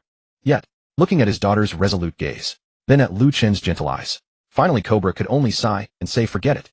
Go ahead. Perhaps. You are right. Thank you, father. Hearing Cobra yield, Vivi happily pressed a kiss right on her father's cheek. Sigh, you girl. Feeling his daughter's excited kiss on his cheek, Cobra, this old father, could only shake his head with a helpless smile. Lu Chen, seeing this, knew it was time for him to make his statement. Uncle. Oh no, father-in-law. Please believe me. With Vivi by my side, I will protect her with my life. And, when Vivi returns to Alabasta, you will see a completely different queen. Yes, I believe you. Cobra nodded. On this point, he still trusted Lu Chen, especially recalling the fierce display Lu Chen had made in the conference room that day. This nation was fortunate to encounter Lu Chen, and his daughter becoming Lu Chen's woman was blessed. Lu Chen, thank you. Cobra offered his sincere gratitude. The aftershocks of war had finally settled. The Marines fell back to the harbor awaiting their next orders. Though the people of Alabasta had endured battle and sorrow, life after all must move forward. And today, from the very moment the sun rose, Alabasta's tens of millions of people stood together in eager anticipation. In the royal capital of Alyabarna. Below the royal castle, crowds had gathered since early morning as though expecting something. Beyond the castle walls, the citizens also waited beneath the town's loudspeakers as if awaiting an announcement. Unlike the citizens' expectation, however, Lu Chen, who had in his usual fashion overslept yet again, was groggily dragged out of that soft, enormous bed by Kanae. Husband, the king and Vivi are about to give their speech. Dear, let me sleep a little longer. I'm so sleepy. Lu Chen, utterly listless, let Kanae pull at his arm. There was no helping it. Last night, he had gone to bed far too late. Of course not for the reason you might be thinking.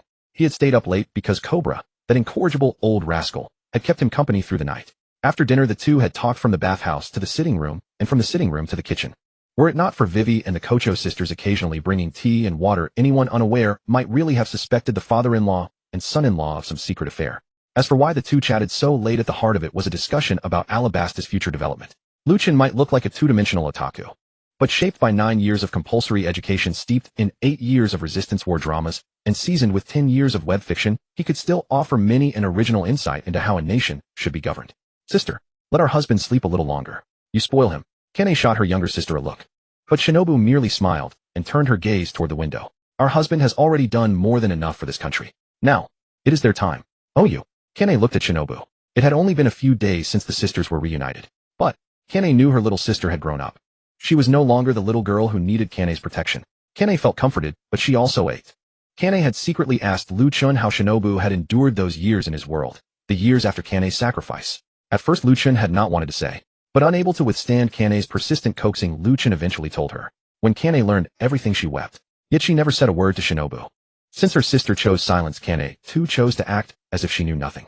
She would turn that heartache into deeper love for Shinobu in the days ahead.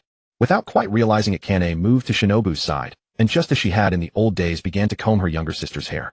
In that moment, the bedchamber was filled with the warmth of home. And then, the address that would echo throughout the kingdom finally began. Everyone, I'm back. During the time I was away, I went on a brief adventure. It was a journey across a sea of darkness, searching for despair. But I still came back. Do you know? It was only after I left that I realized just how vast this sea truly is. Upon this sea there are all kinds of countries and breathtaking islands. I met many people and saw many unknown creatures. That journey had surprises and dangers, joy and sorrow. But I have no regrets. Along the way, I made many friends. They mended my sorrow, brought me hope, and helped me help this country drive away that darkness. Actually, today, there is one more very important thing to announce. Everyone, I have fallen in love. My beloved told me, the sea is so vast. If you don't venture out while you're young, you will regret it for the rest of your life. I have returned, but I am also leaving again. And the day I return, Alabasta will surely have become a prosperous and powerful nation. The declaration resounded across the kingdom and reached the ears of every citizen of Alabasta. A great roar went up. The instant Vivi's voice stopped, the entire nation erupted. Cobra wept, pained yet proud. Pell and Shaka looked at their princess with tears in their eyes, gratified that she had truly grown up.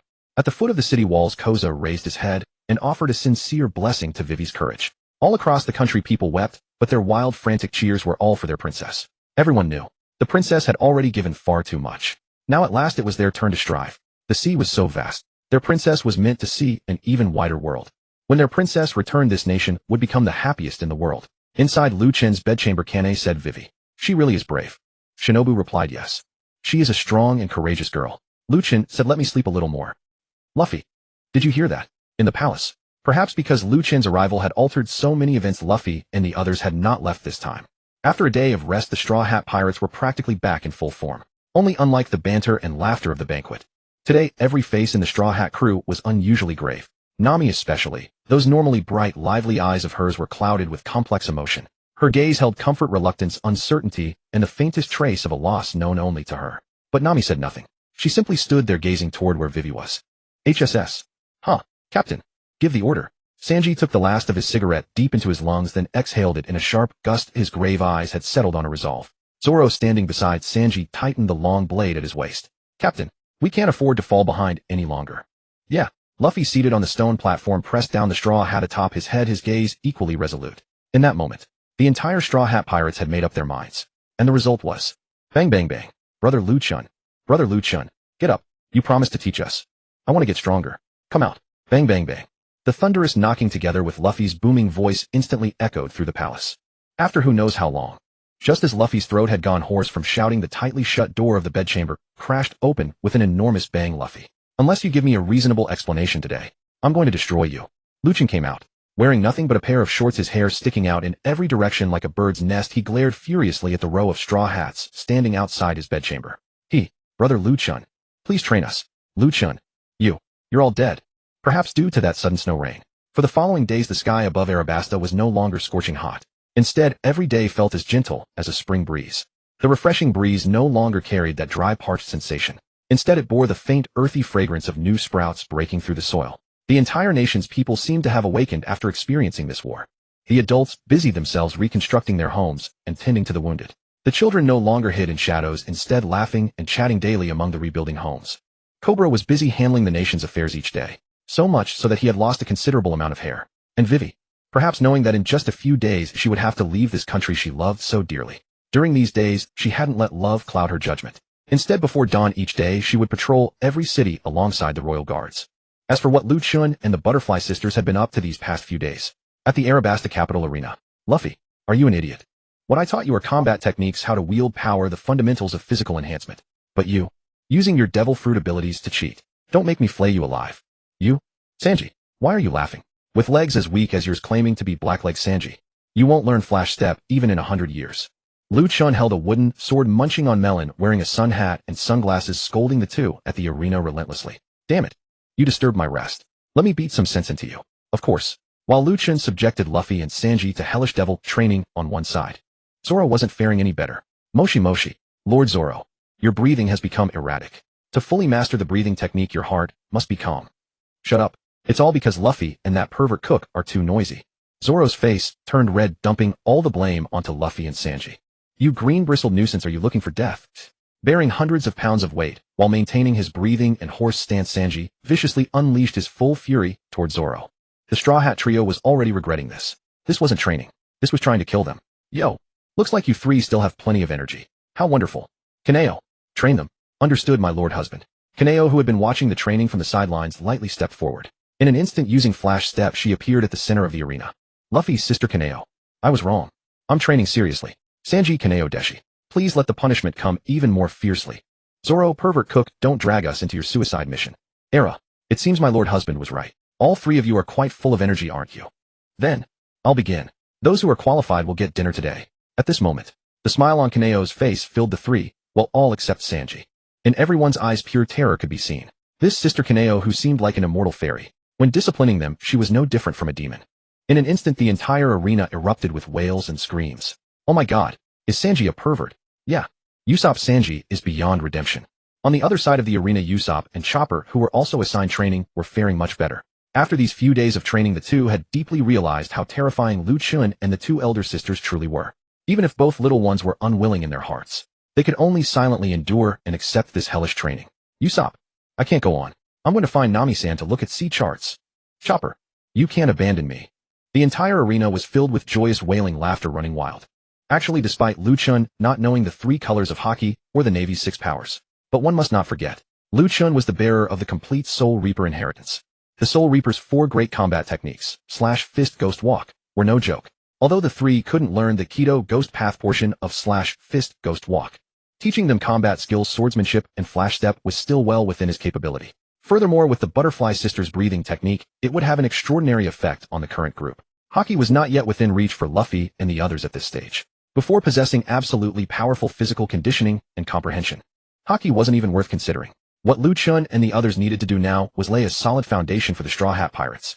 My lord husband, Luffy-san and the others have exceptionally strong physiques. In just a few days, they've already mastered full concentration of the breathing technique. Moreover, they can now achieve constant state within full concentration. Watching the three being relentlessly disciplined by their elder sister, Cho Fujiwara, flashed beside Lu Chen. Heh, wife. The people of this world are all monsters. Those who have mastered Haki are monsters among monsters. Some can punch through entire islands. I'm quite looking forward to it now. Cho Fujiwara didn't feel fear from Lu Chen's words. Instead, her eyes held a sense of eagerness. After living in this world for such a long time, how could Cho Fujiwara not know that the people of this world were all monsters? But at the same time, she was no longer the insect Hashira of her original world. Cho Fujiwara, her current identity, was a Soul Reaper. Mr. Lu Chen. Mr. Lu Chen. Just as the husband and wife watched Kaneo mercilessly beat the Straw Hat Trio, an urgent calling voice suddenly came from midair. Lu Chen looked up. A massive bird-like creature was diving toward them at high speed. Only when the great bird arrived before Lu Chen and Cho Fujiwara could they clearly see. It was Bell, one of Arabasta's 2 guardian deities. What's wrong, Mr. Belly? In such a hurry. Although Lu Chen asked verbally, it seemed he had already guessed something. Indeed. After Lu Chen finished asking, Bell responded urgently, Mr. Lu Chen, it's the Marines. The Marine compensation has arrived. The King and Princess Vivi have already gone to receive them. Oh, that was quick. A slight smile curled at the corner of Lu Chen's mouth. How long had it really been? Since the negotiation ended that day, it had only been 5 days at most. Had the Marines really delivered the compensation already? Who's leading them? Lu Chen asked curiously. It's Fleet Admiral Garp from Marine Headquarters. What? Lu Chen froze. Garp, how did that old shameless one come here? Damn it. Then Luffy. No, I need to get rid of this old rascal quickly. Let's go.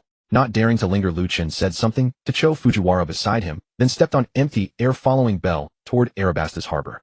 The port of the Alabastian kingdom. Today the harbor was anything but calm. Several mid-sized marine war vessels laden to the brim with supplies slowly pulled into the long-sealed harbor of Alabastian, led by a flagship crowned with a dog's head ornament.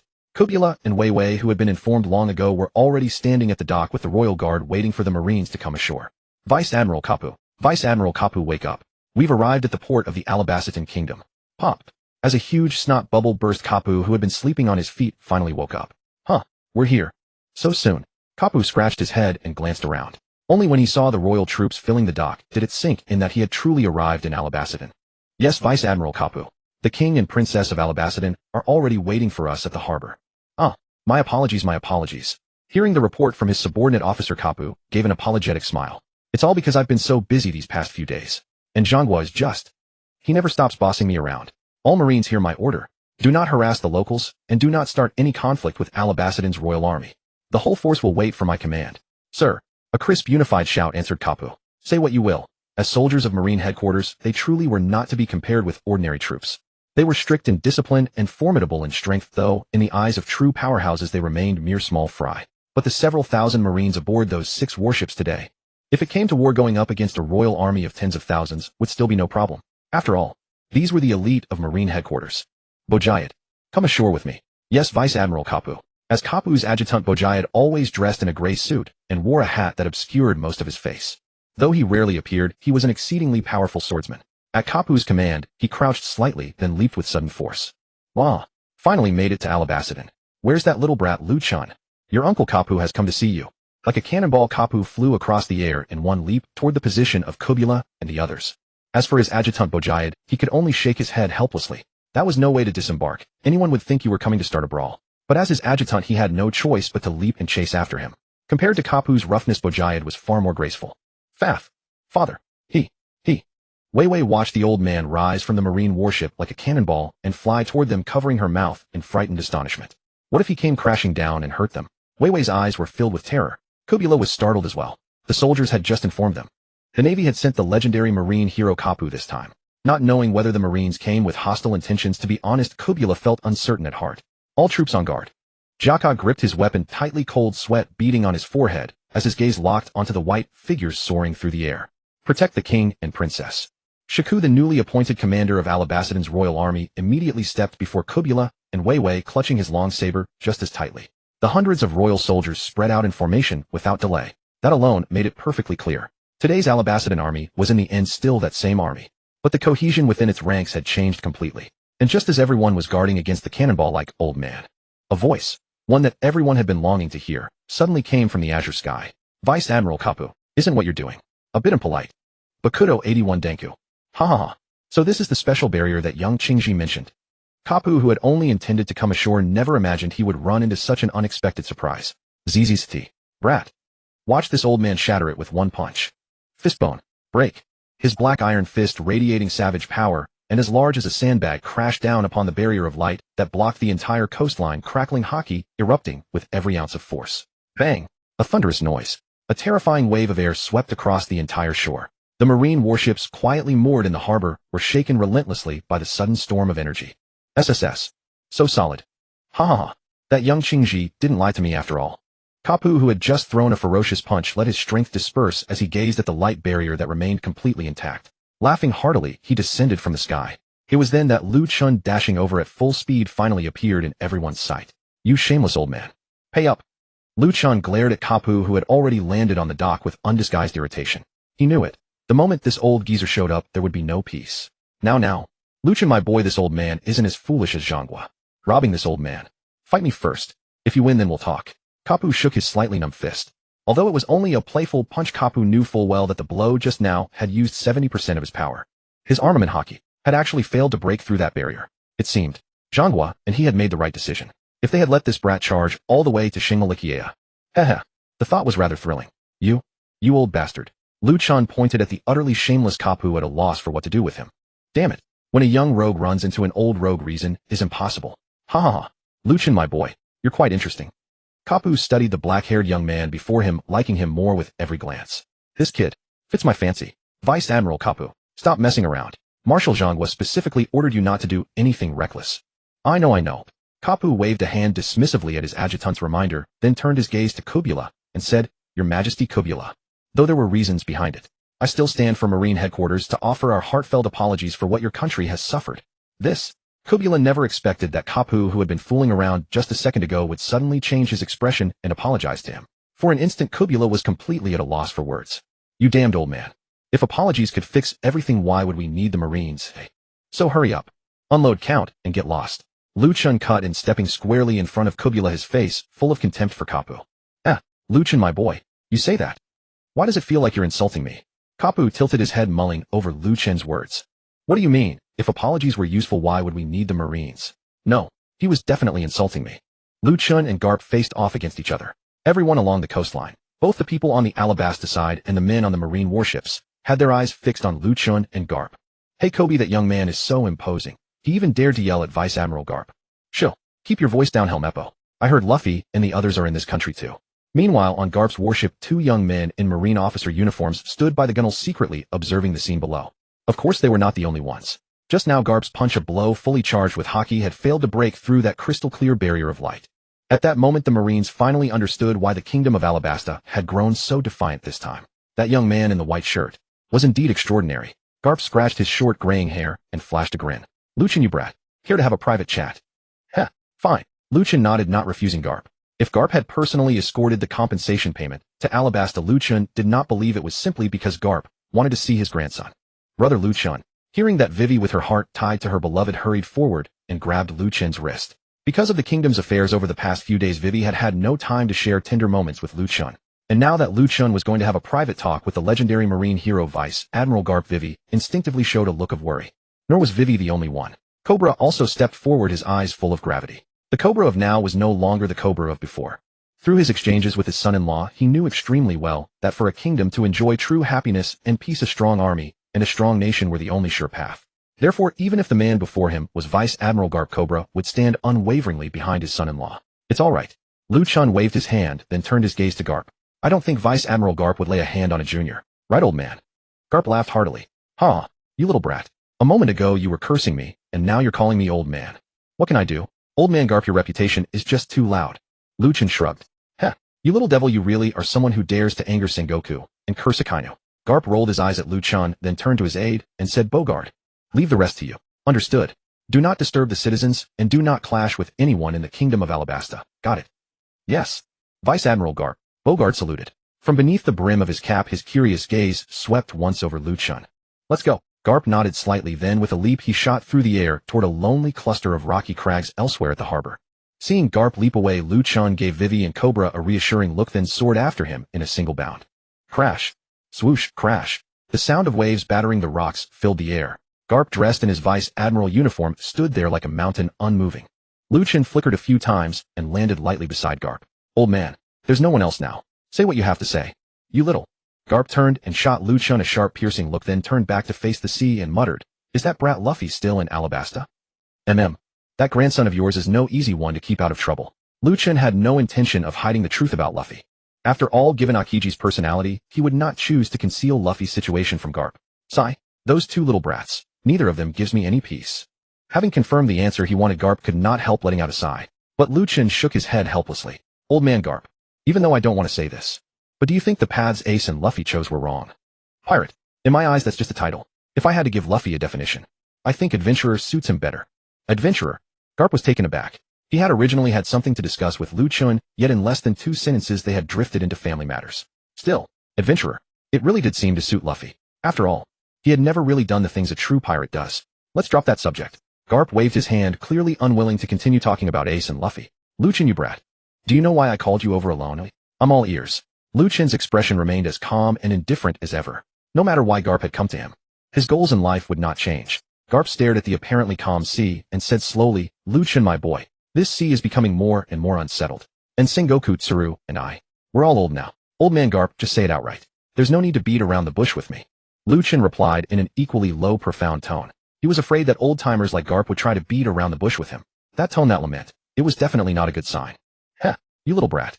Garp first shot Lu Chen a sideways glance, then took 2 things out of his pocket. One was a din mushi. The other was a sealed document. Only after Garp handed both items to Lu Chen did he speak again. This Den Den Mushi is a dedicated communication snail for only me Sengoku and Tsuru. Keep it safe. As for this, it is an appointment document from inside the Marines. Oh, you're making me an official. Lu Chen looked at the small Den Den Mushi, which was about the same as the one Akiji had taken out before. As for the so-called appointment document, Lu Chen did not open it. Garp said with irritation, an official? With that sour temper of yours, the Marines wouldn't dare take you in. This is an employment agreement, an appointment document. It employs you, Lu Chen, and your family as specially appointed external executive advisors for the Marines. You may ignore orders from any Marine, including admirals, and at the same time you have the authority to assist the Marines in handling special incidents. So, pretty impressive, right? Wow, sounds awesome. Lu Chen was surprised, but still asked, then do I have the right to deal with some disobedient Marines? Hep. Sengoku was right. You really are a restless one. Garp laughed. Every single thing he had said to Lu Chen today had been guessed correctly by Sengoku and Tsuru. Lu Chen was definitely not a talent the Marines could keep. You have the authority to deal with them. But, if it involves something too serious, you'd best clear it with Sengoku first. That man. A few days ago he nearly died from anger. Sounds good. Then I'll take it. Lu Chen had to admit he was rather satisfied with the arrangement Sengoku and the others had made. But just as Lu Chen tossed the Den Den Mushi and the appointment document into his storage space, he suddenly reached out his hand to Garp. Since it's employment. Where's the pay? What's the salary? What? Salary? Garp was stunned for a moment. Then despite his good mood today, he could not help cursing. You still have the nerve to talk about salary. Do you know how many berries and supplies I hauled over here today? 6.5 billion berries plus goods worth absolutely more than 5 billion, and there are even a few decent devil fruits in there. I've already treated you well enough. Ugh. Lu Chen was stunned, then immediately gave a thumbs up. Old man. Now that's classy. On this day upon this reef, an old man and a young man hailing from utterly different worlds talked about many things and talked for a long while. Lu Chen, this sea grows more and more unsettled. You are neither a pirate, nor a marine, nor a revolutionary. Sengoku Tsuru and I all hope that this variable can change the shape of this sea. We'll see. Lu Chen did not respond to Garp. He merely cast a calm gaze toward the sea before them. You little rascal. Garp shot Lu Chen a look, yet a faint appreciative smile tugged at the corner of his mouth. In the end, Garp did leave. He took the marine fleet, its cargo already fully unloaded, and departed, leaving only Smoker and Hina to remain behind in the early half of the new world. He made no further inquiries about Luffy, nor did he pay any attention to Ace's whereabouts. He merely, like a passerby, exchanged with Lu Chen words that no outsider was allowed to hear. With Garp's departure, the kingdom of Alabasta, like a wound-up dynamo, threw itself into sweeping reconstruction. After all, what Garp brought this time was not merely reparations to Alabasta for the incident, it was the very cornerstone of the entire nation's vigorous development. Enormous quantities of military weapons, large amounts of grain and seeds, and even many classified marine technologies. Of course, the most important part was still the more than 6 billion berries, along with several devil fruits that would drive outsiders mad. Actually, Lu Chen had secretly asked Garp that day how the Marines had managed to gather so many berries and supplies so quickly. Lu Chen still remembered. Garp gave a rather shameless grin, saying he had simply robbed a few pirate crews. It seemed Doflamingo had been the one they took the most from. Lu Chen was stunned by that. Good grief. No wonder they insisted on you, Garp, personally delivering it. So you had to rob a string of people first, and only then bring it to me. I knew the Marines couldn't be this generous and decisive all of a sudden. Very Marine. Very Garp. The kingdom of Alabasta was actively rebuilding, strengthening its army, stabilizing its people, and sending expeditions out to purchase supplies. As for Luffy and the others, after several days of hellish training, they were finally ready to leave. But Luffy and the others had no intention of saying goodbye to Lu Chen and his group. They planned to slip away secretly. As for how Lu Chen knew. Brother Lu Chen. We're leaving. The sky was pitch black, the corridor was dim. Nami, her form still somewhat youthful, yet already half-ripened, gazed with reluctant eyes at the tall, handsome man before her. In truth, these past few days had left Nami deeply conflicted, even heartbroken. Though Lu Chen spent every day devising ways to torment Luffy and the others, Nami would shut herself in Alabasta's chart room every day once inside, never leaving until a whole day had passed. As for why, it was simply that no maiden is without springtime longings. However, when Nami learned from Vivi that Vivi was already Lu Chen's girlfriend, Nami felt her heart shatter in that instant. She still remembered that day. When Vivi, her eyes filled with happiness, told her the good news, Nami, with tears in her eyes, forced a joyful smile and offered Vivi her blessing. But only Nami herself knew just how sad and torn she had been in that moment. Even so, now the Straw Hat Pirates were about to slip away in secret. Nami had no idea when she would ever meet Lu Chen again. So caught between inner conflict and torment, she finally summoned up her courage today, found an excuse, and secretly slipped out to see Lu Chen. Yet when she saw Lu Chen in that dim corridor, Nami suddenly found herself unsure how to even begin. In such a hurry, Lu Chen pretended to look surprised and could not help reminding her, I remember Smoker and Hina, that marine captain. They should still be wandering the waters outside Alabasta right now. Lu Chen was right. In order to thoroughly eradicate Crocodile's remaining forces and also to settle the lingering obsession in Smoker's heart. Neither Smoker nor Hina had left. Sure enough, those two really wouldn't give up until they had seen Luffy. I know. Nami, standing before Lu Chen, nodded a little shyly, but still gathered her courage to raise her head and speak again. Brother Lu Chen. Luffy is right. We're not people of the same path. We are pirates. We can't keep living under your protection. We've already troubled you quite enough these past days. So we were planning to set out before dawn. Brother Lu Chen seeing Nami's expression, strong-willed yet reluctant, her face feigning calmness beneath a veil of wistful grievance. Lu Chen could not help smiling as he reached out and ruffled her orange hair, interrupting her. What do you mean not people of the same path? What kind of people are you?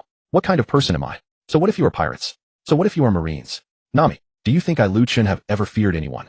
But Nami knew Lu Chen was not that kind of person, and yet, before Nami could explain anything, Lu Chen interrupted her again. Nami, remember, follow your own heart and live the way you want to live. Pirates, marines, those are only empty names. Pirates, have you ever committed murder, arson, or robbery? Marines, are they all righteous? In my heart, you are simply a group of adventurers with dreams brave enough to charge forward. Brother Lu Chen. Nami looked at the handsome man before her. The tangled knot in her heart could no longer suppress the surging impulse inside her, and she flung herself into Lu Chen's arms. Lu Chen. This girl, charging at me with the ball. Today Nami had once again remained true to her hot, bold dressing style. Her low-cut pure white floral camisole strained to hold in her full, plump bosom. When it pressed against Lu Chen, he needed only to lower his head slightly to feel that fullness brimming with vitality and youth. Below a daring avant-garde pair of white shorts were long slender legs wrapped in white thigh-high stockings. Hiss, they looked so familiar. Could these white stockings be the ones Shinobu and Megumi gave Nami? No, I really want to check them. Feeling the excited girl in his arms and the scent that belonged to her alone, how could Lu Chen not see why Nami had come to find him by herself today? It was just that Lu Chen had not called it out. Brother Lu Chen. You. Nami tilted her head up slightly, her limpid orange eyes clouded with mist. In those eyes were desire, anticipation, reluctance. And that deep, deep love. Finally, after who knew how many inner struggles, Nami managed to say the words she had buried in her heart. You. Do you like me?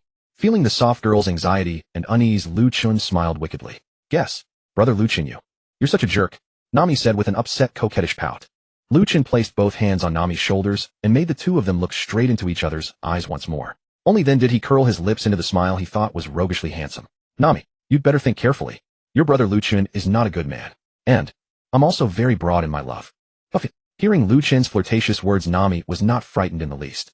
Instead, as if she had found the answer in her heart, she lifted her head and met his wicked smile. Brother Lu Chen, I'm the cat burglar, you know. No matter how bad you are, I'm still going to steal you.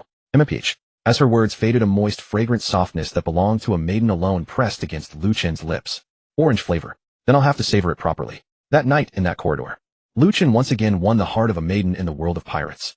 Nami's kiss was passionate and fervent. Her trembling body and the ever-tightening of her legs betrayed the turmoil within her heart.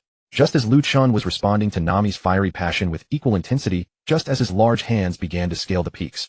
Just as Lu Chen, with every ounce of his being, sought to savor this fiery orange to its depths, a sudden sharp pain shot through his intertwined tongue.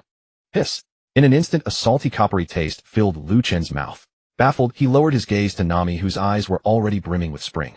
He wasn't angry, for he knew that Nami had truly resolved to give herself to him body and soul. And just as confusion began to stir within him, Nami, whose legs had long gone weak, flashed a sly smile. Brother Lu Chen, I've stolen your heart. Her eyes sparkled with mirth. Yet only she knew just how reluctant she truly was. She could not abandon Luffy and the others. Their friendship would not be severed because of Lu Chen's arrival. So, no matter how deeply she yearned to continue, Nami was forced to end this seemingly endless passionate kiss, hoping that in this way Lu Chen would remember her forever. Remember the little thief cat who was willing to become his woman. As if reading the meaning in Nami's eyes, Lu Chen gently drew her into his embrace. I've stolen it. Here. There will always be a place for my little thief cat. Nami smiled in joy at first, but in the next second, she reached out a finger to trace Lu Chen's lips. Brother Lu Chen, does it hurt? No. Lu Chen shook his head. Compared to the sting on his tongue, how could it compare to the heartache of a girl who had given him her whole heart, yet was forced to leave?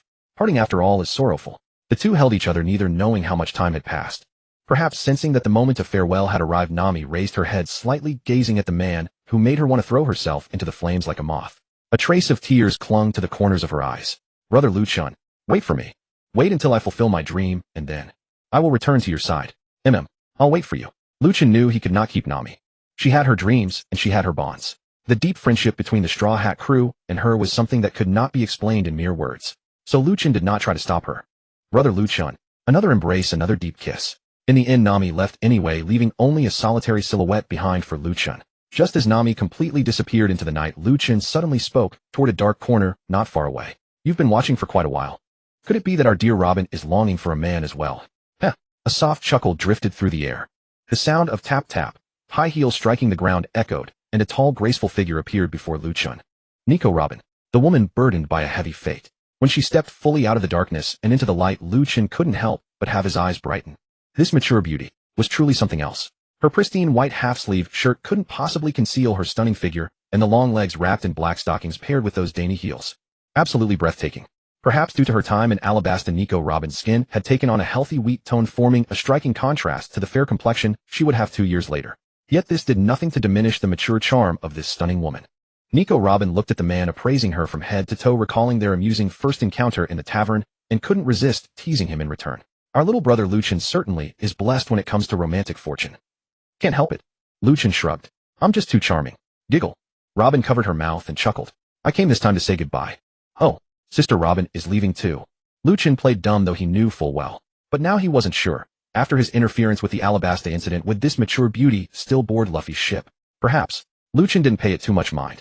After all, he was about to leave as well. Robin nodded, then took a step forward with those long, graceful legs. Only when she was merely a step away from Lu Chen did she stop. Little brother. Thank you for your help in Alabasta. We simply helped each other. Lu Chen shrugged indifferently, gazing at the mature beauty before him, at those full, ripe curves wrapped in elegance, breathing in her unique orchid-like fragrance. Could it be that this mature beauty wanted a goodbye to remember? Tisk, that would be most welcome. Little brother, you're not being well behaved. Nico Robin sensed the aggressive desire in Lu Chen's gaze. Yet instead of retreating, she took another half step forward. A wave of warm breath washed over him, and those full curves were nearly pressed against Lu Chen's chest. Do you want to have me, big sister? Nico Robin's voice was dripping with seduction. And Lu Chen, what if I say yes? Heh. Another soft laugh drifted out. Then a gentle kiss landed on Lu Chen's cheek. By the time Lu Chen snapped back to his senses, Nico Robin had already turned and begun to walk away. Little brother. Then keep on dreaming. Big sister still has an unfinished mission. Bye-bye. A tall figure, full and curvaceous, with a pair of long straight legs wrapped in black stockings. Lu Chen let out a helpless chuckle. This mature beauty really knew how to tease a man. Lu Chen shook his head. The night was beautiful. Perhaps tonight was destined to be a night of farewells. Lu Chen paid it no further heed and turned to walk toward his own chambers. Everyone had their own path. And as for Lu Chen, his own journey was about to set sail. But what Lu Chen didn't know was that the moment he pushed open the door to his chambers, Vivi, why are you here? Lu Chen looked at the figure standing before the window, his gaze sweeping around, before realizing that within the vast chambers only that silhouette with flowing water blue hair remained. As for the butterfly sisters, they were not in the room. Brother, you're back. Hearing the sound behind her, Vivi, clad only in a sheer silk nightgown, turned to face Lu Chen. In her water blue eyes there was understanding shyness. And of course, more than anything else, anticipation. Lu Chen nodded, thinking to himself. What is going on tonight? First Nami, then Robin. And now Vivi had taken the initiative to show up here. It seemed tonight was destined to be a sleepless night. Brother, did you go to see Nami? At this moment Vivi had none of the noble air of a princess. Instead, like a devoted little wife, she came to Lu Chen's side and naturally took his arm. You already knew. Lu Chen was a little surprised. He hadn't expected Vivi to know that he had gone to see Nami. It's just a feeling. Vivi shook her head gently, then rested her head against Lu Chen's shoulder. In truth, there was one thing she had left unsaid. As a woman, she had long sensed Nami's feelings, especially today when the two of them had been alone together, with Nami's words drifting and evasive. Vivi had already sensed that Nami and the others were about to leave, and before they left, Nami would surely come to see Lu Chen once more. Thanks to the Butterfly Sisters' arrangements, Vivi had already been waiting for an hour in the bedchamber that her father the king had originally prepared for Lu Chen. During that hour, Vivi hadn't felt jealous. She had even been thinking of Nami. After all, they were such good sisters. Vivi, feeling the weight against his shoulder, Lu Chen wanted to explain, but Vivi pressed a slender finger to his lips and whispered, brother, you don't have to explain. If I could choose, I would rather Nami stay. But I understand her. So, thank you. Lu Chen gently pulled Vivi into his embrace. How wonderful. Indeed, only transmigration could offer such a perk. Vivi shook her head, her forehead pressed against Lu Chen's chest. Then she looked up, eyes full of happiness, and said, brother, we're the ones who should say thank you. Meeting you is the happiest thing in Vivi's life. It's just, I feel a bit sorry for Nami. After all, she can't stay by your side like I can. Silly girl. Lu Chen brushed Vivi's hair and said, don't worry. Nami is very strong. Besides, I secretly left a gift for Nami. Oh, a gift? Vivi was startled. How could she not know when Lu Chen had left a gift for Nami? Lu Chen nodded, then leaned close to Vivi's ear and whispered, while Luffy and the others were away, I put the gift on their ship. Besides, vast as the sea is, I think, if fate wills it, we'll meet again soon. Vivi nodded firmly, and then said with heartfelt joy, brother. You're so good to me. Seeing how happy Vivi was and remembering the reason she had stayed alone in his bedchamber today, Lu Chen suddenly gave a mischievous smile. Brother is so good. Isn't there a reward? Ah, a reward. Vivi was taken aback at first, then caught the playful desiring look in Lu Chen's eyes. Vivi's already fair face flushed crimson in an instant.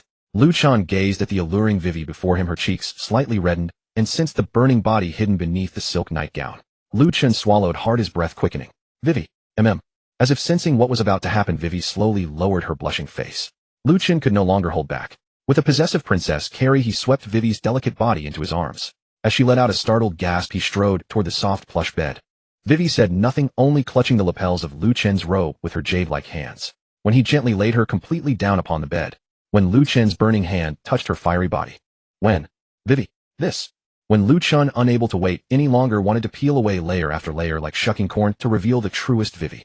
Only then did he realize there was a hidden world within Vivi's clothing. Weren't these the things he had obtained from the blind box a few days ago?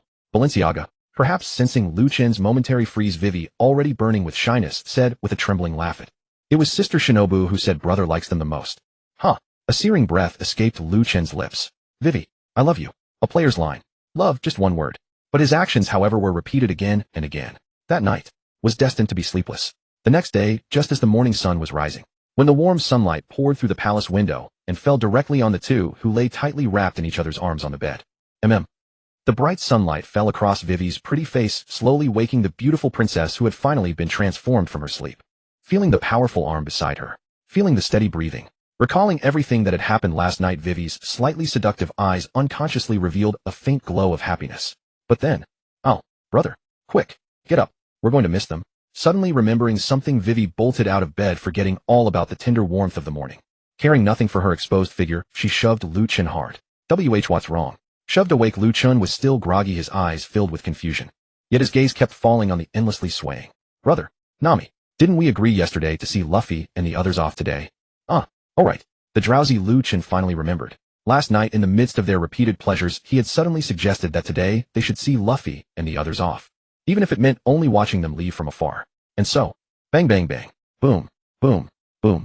Captain Hina, we've been tricked. The Straw Hat Kid's goat-headed ship. They didn't abandon ship. That duck ship was bait. Straw Hat and the others are fleeing at full speed. What? Aboard the Marine's heavy warship. Hina clenched her pearly teeth. She had been lying in wait in Alabasta for so many days, all to wipe out every last remnant of these pirates. Especially Crocodile's remnants and the Straw Hat Kid. But Hina had been played for a fool. Played for a fool by two pirates. Bang. Damn pirates. Hina's black-gloved fist slammed hard against the ship's railing. Ha! You took the bait. We're masters of disguise. And a certain deviant dressed in a pink robe and decked out like a ballet dancer announced while swaying coquettishly, and we're friends of the little straw hat, right? The way of a true man. Fight on, the way of the Okama. Bye Bon Clay. Come at me, Marines, my lads, for our most sincere friendship. Fight. Who? Blood-boiling battle cries rang out. Under Hina's gaze dark enough to drip water, Hina feels deeply humiliated. All Marines hear me. Arrest every pirate. The once calm sea instantly erupted into a battle between justice and friendship amid the thunderous roar of cannon fire from the two warships. And not far from the two warships, a boy in a straw hat was watching with tears streaming down his face as the battle fought on their behalf raged. Bonchan, Bon Clay had stayed behind, and Luffy could only watch his dearest friend be captured for the sake of their escape. Luffy, you really have made a remarkably sincere friend. Want me to lend a hand? A familiar voice descended from the sky. It was none other than Lu Chen's family of four. Lu Chen. Luffy, his face streaked with tears, was so startled when he saw Lu Chen and the others suddenly land on his deck that his eyes nearly popped out of his head. Tisk, why are you yelling so loudly? Lu Chen narrowed his eyes, digging at his ear, looking at Luffy and the others with a look of disdain. Vivi, Lu Chen. Nami, who had come out at the commotion, was also struck speechless with surprise when she saw Lu Chen and the others standing on the deck. Hello, you sisters catch up a bit first. Me. I'll take care of the navy in the rear. Lu Chen winked at Nami and Vivi, then leaped into the air. The next moment, Lu Chen stood calmly on the sea surface, gripping Hyorimaru, gazing at the naval warships in the distance that were hurriedly turning around to chase after Luffy and the others. Lu Chen suddenly drew Hyorimaru. The next second, freeze. Hyorimaru. An immense surge of spiritual power instantly burst forth from Lu Chen, howling toward the navy like a violent gale. The sea surface along the path of the spiritual pressure was instantly frozen by the vast frigid force. Well, this was actually a move Lu Chen had learned from Akiji's Ice Age. Though it wasn't very lethal, its group AoE effect was quite impressive. Captain Tina, the sea. The sea has frozen over. The Marines, realizing something was wrong, quickly reported to Tina, whose face was already grim. Damn it. I can see that. You damned Lu Chen. Are you trying to completely burn your bridges with the Navy? Tina cursed angrily in Lu Chen's direction, but Lu Chen simply ignored them. With a single leap, he returned directly to Luffy's ship. But when Lu Chen returned to the deck, the sight before him almost made him burst out laughing. Luffy, Zoro, Sanji, leaving without even saying goodbye. Is that civil of you? There stood Shinobu, dressed in black tight-fitting clothes with a purple butterfly Haori draped over her shoulders, smiling sweetly as she scolded her 3 disciples. If asked what left the deepest psychological scars on the Straw Hat Trio, was it Lu Chen's daily shouting and cursing, or Kanae chasing them around with a sword every day? Neither. What they feared most was Shinobu, who always wore a smile, but never showed the slightest mercy when disciplining them. Master, master, master, we're sorry. Luffy, Zoro, and Sanji all bowed at a perfect 90 degrees in apology. Era. So you know you were wrong. With every step Shinobu took, the hearts of the 3 jumped violently. Usopp and Chopper had long since hidden to the side, trembling as they clung to the ship's rail. Kanae simply watched with a smile as her younger sister lectured the 3 audacious disciples who had dared to single-handedly charge into the Navy fleet. Although the Butterfly Sisters knew their husband was very familiar with this world, they had actually known nothing about today's events. Especially when they had followed their husband early on to fly above the sea and witness that fierce naval battle, they couldn't help but worry about Luffy and the others. Master, we won't dare again. Luffy and the other 2 assured her, again sweating profusely. Era, you want there to be a next time? Shinobu was still all smiles. But Luffy and his crew were so frightened their legs were trembling. Luffy, master, truly we won't dare. Zoro, this is so embarrassing. Sanji, even when master scolds us, she is so beautiful. Usopp, they're hopeless. I said we shouldn't have left today. Chopper, I'm so scared, Usopp. Master, they won't scold us later, will they? Clearly during these past few days of training they had come to regard the Butterfly Sisters as their masters, who had of course inflicted no small amount of psychological trauma upon Luffy and the others. Lu Chen watched Luffy and the others getting lectured, rolled his eyes at them in amusement, and then headed toward the cabin. Because Vivi and Nami were whispering to each other. Vivi's pretty face was full of a happy smile. Meanwhile Nami, that bold, careless little thief who feared nothing, now had a face full of shyness and blushes. It wasn't until Lu Chen arrived that the 2 women stopped talking. Lu Chen, didn't we already say goodbye to you last night? Seeing Lu Chen come in, Nami pouted, looking displeased. Of course, only her face was displeased. In her heart, she was overjoyed. Lu Chen found Nami's insincerity amusing. He pointed at Vivi and said, it's just that your good sister missed you. Nami, this is all your fault. Vivi, who had recently become a wife, had lost a hint of purity from her brows and gained a touch of charm. Holding Nami's hand, her eyes were full of coquettish reproach. Nami didn't know what to say, but feeling Vivi's reluctance, Nami could only let her eyes redden slightly. It wasn't that she didn't want to say goodbye to Vivi. It was just that she felt she had taken Vivi's man, and in her heart, she felt guilty toward Vivi. Perhaps sensing Nami's thoughts, Vivi tightened her grip on Nami's hand and said, Nami, we are good sisters. With that, Vivi looked up at Lu Chen and said, brother, can I talk with Nami a little more? Of course. Lu Chen smiled slightly, then turned and walked out. Lu Chen left. He knew that only Vivi was suited to talk with Nami about what came next. Perhaps it was because the sea surface had been frozen, or perhaps because of Lu Chen's appearance. The warships led by Tina ceased their cannon fire the moment Lu Chen appeared. Lu Chen paid no attention to those Navy soldiers. As for Bon Clay, Lu Chen had no intention of acting. That was Luffy's dear friend. Letting him suffer a bit now. If some parts of the storyline remain unchanged later, Bon Clay would play an important role. Lu Chen looked at Luffy and the others, who had been rendered speechless by the Butterfly Sisters, and finally said, all right, you two. If you're going to leave out in the open. You're all grown-ups, why play these games? Lu Chen, Bon Clay. Luffy pointed toward the naval warships, clearly still worried about Bon Clay. But Lu Chen wasn't planning to help. Instead, he patted Luffy on the shoulder and said, Luffy, remember when you set foot on this sea, when you walk the path of a pirate, only the strong can cross these waters. Only the strong can set the rules. Bon Clay is one of Crocodile's men, so it isn't right for me to interfere. But rest assured, he won't be in any real danger. Perhaps one day in the future, when you are strong enough, only then will you be able to fulfill your dreams and truly roam this sea. I've left you all some gifts at the very back of the cabin. After I leave, go take a look. All right. Although the gifts came from me, I actually got them from your grandfather. Huh. Grandfather. The fighting spirit that Lu Chen's words had just ignited was instantly extinguished by this sentence. Meanwhile, Zoro and Sanji were eyeing Luffy with great curiosity. Luffy's grandfather. What kind of person was he exactly? Parting is always sorrowful. Though brief, it still stirs an irrepressible ache. Luffy, what are you thinking about? On the deck of the Going Merry, Zoro stood with arms crossed, gazing at the figure flying farther and farther into the sky, his voice low, yet resolute. Get stronger. Strong enough that nothing can stand in the way of our dream. Luffy pressed down on his straw hat with a solemn face, his expression growing even more resolute, one iron fist clenched tightly at his side. TSK. Huff. Captain. Give the order. As he exhaled a puff of smoke, Sanji rarely revealed the proud bearing of a true knight. My crew. Yeah. Zoro, Sanji, Usopp, and Chopper let out a mighty roar in unison. Set sail. Straw Hat Captain Monkey D. Luffy on this day truly set foot on the path of the strong. Meanwhile, inside the cabin, one bright and one shadowy figure. Two women, one gazed at the vanished silhouette, while the other, hidden in the gloom, bowed her head in thought. Both women were replaying everything that had just happened. But then, bang! Where's the gift? Where's the gift? Where's the gift Lu Chen promised us? Well then, having barely maintained their seriousness for 3 seconds, Luffy and the others all charged into the cabin at once. For no other reason than that so-called gift. But instead of finding the gift, they stumbled upon a certain woman's melancholy, and were instantly met with a dark shadow. The next second, duong, duong, duong. Accompanied by a 5-hit combo, the 5 Straw Hats who had been so imposing moments ago were instantly clutching their heads and crouching on the ground, doubting their very existence. Gift, gift. All you know is gifts. That was a gift from Lu Chen to me. All of you stay crouching right there. Nami, whose mood had been somewhat sorrowful, now poured all her anger onto Luffy and the other 4. Meanwhile, in a shadowy corner, a mature woman who had witnessed everything covered her mouth and chuckled. Perhaps this was the most correct choice after all. Hiss. Nami must have learned that ability called haki. Luffy, tears in his eyes, held his head and stared at Nami's retreating back with a face full of grievance. Nami is still so beautiful when she's angry. But, my spring will never return. Sanji was utterly heartbroken. The woman he loved most had already become that demon's woman. Perverted cook, give up that hope. As expected of a future great swordsman, his timing for delivering the finishing blow was always impeccable. But just as everyone was complaining and grumbling from the storage room deep inside the cabin, a piercing shriek suddenly rang out. Oh my, this, Lu Chen, I love you to death. The moment Nami pushed open the door of the Going Merry storage room, there, before her eyes, piles upon piles of things representing berries instantly made Nami's eyes turn into berry symbols. That's right. This was the gift Lu Chen gave Nami, supplies worth 50 million berries, cash, gold, and jewels. Of course, after Nami's scream, Luffy and the others, sporting lumps on their heads, all came over to Nami's side.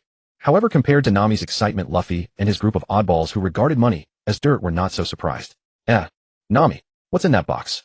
And why is there a book? As expected of Usopp the sniper, with a single glance, he precisely caught the difference among the pile of gold, jewels, and berries. It's all mine. All of you get away from me. At that moment, Nami unleashed her full haki. With a single roar, she blasted Luffy and the others 2 meters away. And at this moment, Nami took the wooden box Usopp had mentioned and the book. What is this? Nami first looked at the book. As she flipped open the pages, she unconsciously read the contents aloud. Basic haki training. 6 powers basic training. Isn't this? With a single glance, Nami tossed the manual to Luffy and the others with great disdain. It's probably for you guys to practice. Lu Chen left it for you. There's also a letter inside. Read it yourselves. Well then, a book that would be considered an invaluable treasure in anyone's eyes was casually tossed to Luffy and then by Nami like that. And as a result, Luffy, don't grab. It's mine. It's mine. Zoro, get lost. So what if you're the captain? I'm reading it first. Sanji, Mosshead, get out of my way. I must read this book first. Usopp, Chopper. Danger. They've all gone crazy. Chopper, whoa. Usopp, save me. I can't breathe. Just as Luffy and the others were in a chaotic brawl, Nami's shriek once again echoed across the entire Going Merry. And it was precisely this shriek that made Luffy stop gouging Zoro's eye. Zoro sheath his half-drawn famed sword, and Sanji release his foot that had been pressing on Zoro's kidney. Everyone turned to look at Nami, who was holding the now open wooden box. Nami, what's wrong? Luffy looked at Nami, whose pupils were violently shaking with some puzzlement. Because the box was turned away from Luffy and the others, they had no idea what Nami could have seen that stunned her so deeply. Hey, Nami, don't scare us. If something happens to you, that demon will kill us. At this moment, Sanji chose survival as his top priority. Woman, say something. What on earth happened? Zoro also frowned at the completely stunned Nami. Nami. Chopper, whose fur was already bristling, also had eyes full of worry. Nami, don't scare us. Usopp also swallowed hard. And at this moment, perhaps it was her companion's calls that finally snapped Nami back to a sliver of awareness. She slowly turned the box in her hands toward Luffy and the others, saying as she turned, Luffy, this. Is this a devil fruit? The reason Nami was so shocked was that this thing before her eyes truly overloaded Nami's mind. Chopper, wow, what a beautiful cotton candy. Usopp, this. Is this a devil fruit? Sanji, it looks like a lump of cotton, but it's quite pretty. Zoro, looks like it really is a devil fruit. Luffy, picking his nose, can't remember. But devil fruits taste awful. Usopp, Nami, there's a letter. Open it, and you'll know. Oh. Thanks to Usopp's reminder, Nami then remembered that this wooden box contained not only the colorful cotton candy-like object, but also a letter tucked inside. Carefully setting the box aside, Nami eagerly opened the letter. And the next second, when she unfolded the letter and saw what was written inside, in just an instant, excitement, joy, tenderness, and tears welled up in Nami's eyes. Hey, my lovely little cat burglar. By the time you read this letter, you will have already set sail. Well, are you satisfied with the gift your brother Lu Chen prepared for you? This is the share I promised you back then. Of course. Apart from that training manual, everything else is yours alone. Don't be stingy with spending. A woman should treat herself well. As for this thing in the box. That's right, it's a devil fruit. Your brother scammed it from the Navy. A natural type. The cloud fruit. After finishing the last few lines of the letter, Nami's already widened eyes nearly popped out in shock. What? A natural type? The same natural type as crocodile. Usopp was the first to react. After all, these were devil fruits. The cheapest ones alone commanded over 100 million belly. And this was a natural type devil fruit in Nami's possession. At that moment, the entire Straw Hat crew snapped back to reality. The cabin of the Mary erupted in cheers and laughter. Brother, what kind of gift did you leave for Nami and Luffy and the rest? From above. As Lu Chen and the others descended to the palace balcony, Vivi, gently placed onto the ground by Lu Chen's embrace, finally couldn't contain her curiosity and spoke up. What's wrong? You're feeling sorry for her. Lu Chen teased Vivi playfully. Vivi's fair face flushed crimson, and she lightly punched his chest, saying, Not at all. I'm not the least bit sorry. Nami is my dearest sister. Ha ha ha. Seeing Vivi's embarrassed demeanor, Lu Chen decided to stop teasing her. Leading the women toward the palace interior, he said, I left about 50 million belly for that manager of ours. And I gave Luffy and the others some training methods I extorted from Grandfather Garp. Oh right. Also, there's a natural type devil fruit. TCH. I have to say Grandpa Garp's plundering skills are truly unmatched. Lu Chen chuckled at his own words. The thought struck him. Every single supply item compensated to Alabasta had been personally requisitioned by Garp from those so-called great pirates, warlords, and Yonko. Could you believe it?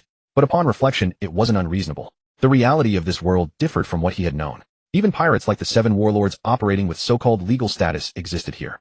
Rulers and commoners, soldiers and bandits. Who could truly distinguish between them? Yet what surprised Lu Chen most were those devil fruits Garp had delivered this time. The natural type cloud fruit, given to Nami, was undoubtedly the most valuable among the batch. He had shamelessly begged it from his father-in-law. The remaining animal and paramecia-type devil fruits, Lu Chen didn't claim a single one. He left them all to his father-in-law Cobra to strengthen his kingdom's military forces. While Lu Chen was cheerfully recounting all this, Vivi had long been standing frozen in shock. Brother, are you saying you left Nami a natural-type devil fruit? Vivi stood there, her eyes filled with astonishment.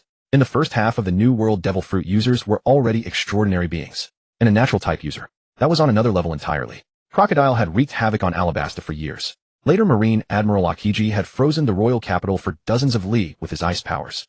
The sheer oppressive aura emanating from a natural-type devil fruit user made Vivi's heart tremble just thinking about it. Hey, what's with the shock? Finally noticing something was amiss, Lu Chen turned and ruffled Vivi's head, saying, Nami's is a cloud fruit among natural types. It's exceptionally suitable for a navigator like Nami. Not all natural-type devil fruits are as overpowered as Akiji's. And with this devil fruit, Nami will be much safer alongside Luffy and the others from now on. Seeing that Vivi still hadn't fully grasped the situation and worried she might harbor a twinge of jealousy, Lu Chen quickly added, Don't worry. You are all my treasures. Your brother has already planned out your devil fruit long ago. I would never favor one over another. And no. Vivi finally came to her senses and hurriedly shook her head, her pretty face flushing crimson as she rushed to explain, Brother, what are you saying? I didn't mean that. Alright. Look how flustered our sister has gotten. Seeing Vivi's incoherent state, Kanaheim immediately stepped forward and shot Lu Chen a look, saying, Vivi is simply too astonished by that natural-type devil fruit. We are all your lovers. Of course we know you didn't mean that. Yes. Madam is right. I was the one who spoke incorrectly. Lu Chen hurriedly nodded. As expected of the head madam of the Lu family, she was utterly impeccable when defending her sisters. My lord, isn't there any way to make Vivi like us as well? Shinobu, who had remained silent thus far, also stepped forward to voice the question in her heart. Both she and her older sister had become Shinigami through physical cultivation with their lord's aid. Though they still possessed mortal bodies, the spiritual energy within them was undeniably real. But Vivi was different. Even though the people of this world possessed remarkably strong physiques compared to Lu Chen and the others, they remained on an entirely different tier. Sis, Shinobu. What? Like us? Vivi, her attention diverted, looked puzzled. Her water blue eyes first curiously glanced at Shinobu, then fell upon Lu Chen. Lu Chen noticed all 3 women gazing at him. He could only sigh helplessly and say, Not yet, unfortunately. But, don't worry. Although Vivi can't yet, but. Saying this, Lu Chen leaned in close and whispered softly into each of the 3 women's ears. After hearing his words, the Kocho sisters' expressions shifted from surprise to understanding. Finally, both turned their gaze toward Vivi, their eyes brimming with teasing amusement. This instantly made Vivi's already flushed face burn beyond comprehension. Brother. How could you say something like that? It's too embarrassing. Vivi had been curious about what fundamental difference existed between herself and her 2 elder sisters regarding Lu Chen. But after Lu Chen's explanation, she finally understood. It was a difference in their physical essence. One could also describe it as a difference in species. No wonder Lu Chen and her sisters could be so powerful. The root cause lay precisely here. Of course, what made Vivi most embarrassed was, although she couldn't change her species, as long as she nurtured affection with Lu Chen over time, her own constitution would gradually transform with each of his encounters. In other words, while Vivi might never become a Shinigami wielding a Zanpakutō, her body, through Lu Chen's constant care, would eventually develop the same physique as his companions. As for why her constitution had changed yet she still couldn't wield a Zanpakutō, the answer lay in the very essence of a Shinigami, that power which originates from the soul itself. The Straw Hat crew departed. The Marines also left as the situation in Alabasta stabilized. Of course, Hina still lodged a complaint against Lu Chen behind his back. However, in the end the matter was dropped. Thanks to the compensation obtained from the Marines, Alabasta was changing with each passing day. Without the interference of dance powder, Alabasta's weather grew more stable by the day. A moderate rain even fell over the past couple of days. Homes were being rebuilt, and supplies were continuously being brought in from neighboring countries. The once chaotic port was now under the management of Koza, the newly appointed commander of the Royal Army. I don't care if you're a Marine or a pirate. If you come to the kingdom of Alabasta, you follow Alabasta's rules. The current Koza was no longer the Koza of old. Transformed by a Zoan-type devil fruit, the burst wolf, his strength was now in no way inferior to a Marine headquarters captain. What's more, elite soldiers of Alabasta, as well as high-ranking officers like Koza Pell and Shaka, had gradually begun to train in the 6 powers and hockey. Given time, Alabasta was bound to become a powerful nation. But today, the port of the Alabasta kingdom, which had been managed in perfect order, was packed with a sea of Alabasta citizens. Even though the Royal Army was maintaining order, they still could not contain the people's enthusiasm. Why, father, everyone is watching. Please don't be like this. On the deck of a mid-sized royal vessel belonging exclusively to the kingdom of Alabasta, Vivi looked helplessly at Cobra, who was acting like a child. Indeed, after a few days of rest, Lu Chen and the others were about to set sail and begin a brand new chapter. The ship was a gift from her father-in-law. It had originally been a mid-sized warship used by the kingdom for diplomatic missions. Lu Chen had not intended to take such a fine vessel. After all, Lu Chen had already asked Jarvis to design the blueprints for his new ship. All he needed was to reach Water 7 for construction to begin. But he could not resist his father-in-law, who doted on his daughter. The kingdom's finest mid-sized ocean-going diplomatic warship was handed straight to Lu Chen. Supplies had already been packed to the brim over the past 2 days. Shinobu Kanae, Vivi has just joined the family. Please take good care of her from now on. Rebuked by his daughter, Cobra shifted his attention to Shinobu and Kanae. Don't worry, uncle. Vivi is our sister now. We will definitely take good care of her. Sensing Cobra's deep love for his daughter, Kanae took his hand and comforted him. Beside her, Shinobu Kocho echoed, "That's right, uncle. We are a family now, so you can rest assured and leave Vivi in our hands." Good, good. Then I can be at ease. Feeling the sincerity of the 2 girls' care for his daughter, Cobra could only nod in agreement despite his reluctance. Father, go back. Everyone is watching. In truth, Vivi's heart was also heavy with sorrow. She had only been back in her country for such a short time, and now she had to leave again. Moreover, this time she had no idea when she would return to Alabasta. But Vivi was a very strong-willed girl. No matter how reluctant she felt inside, for the sake of her future, she had to part with this family love. Cobra left the ship with tears in his eyes. Vivi, also tearful, stood at the ship's rail waving goodbye to her father, her people, and her kingdom.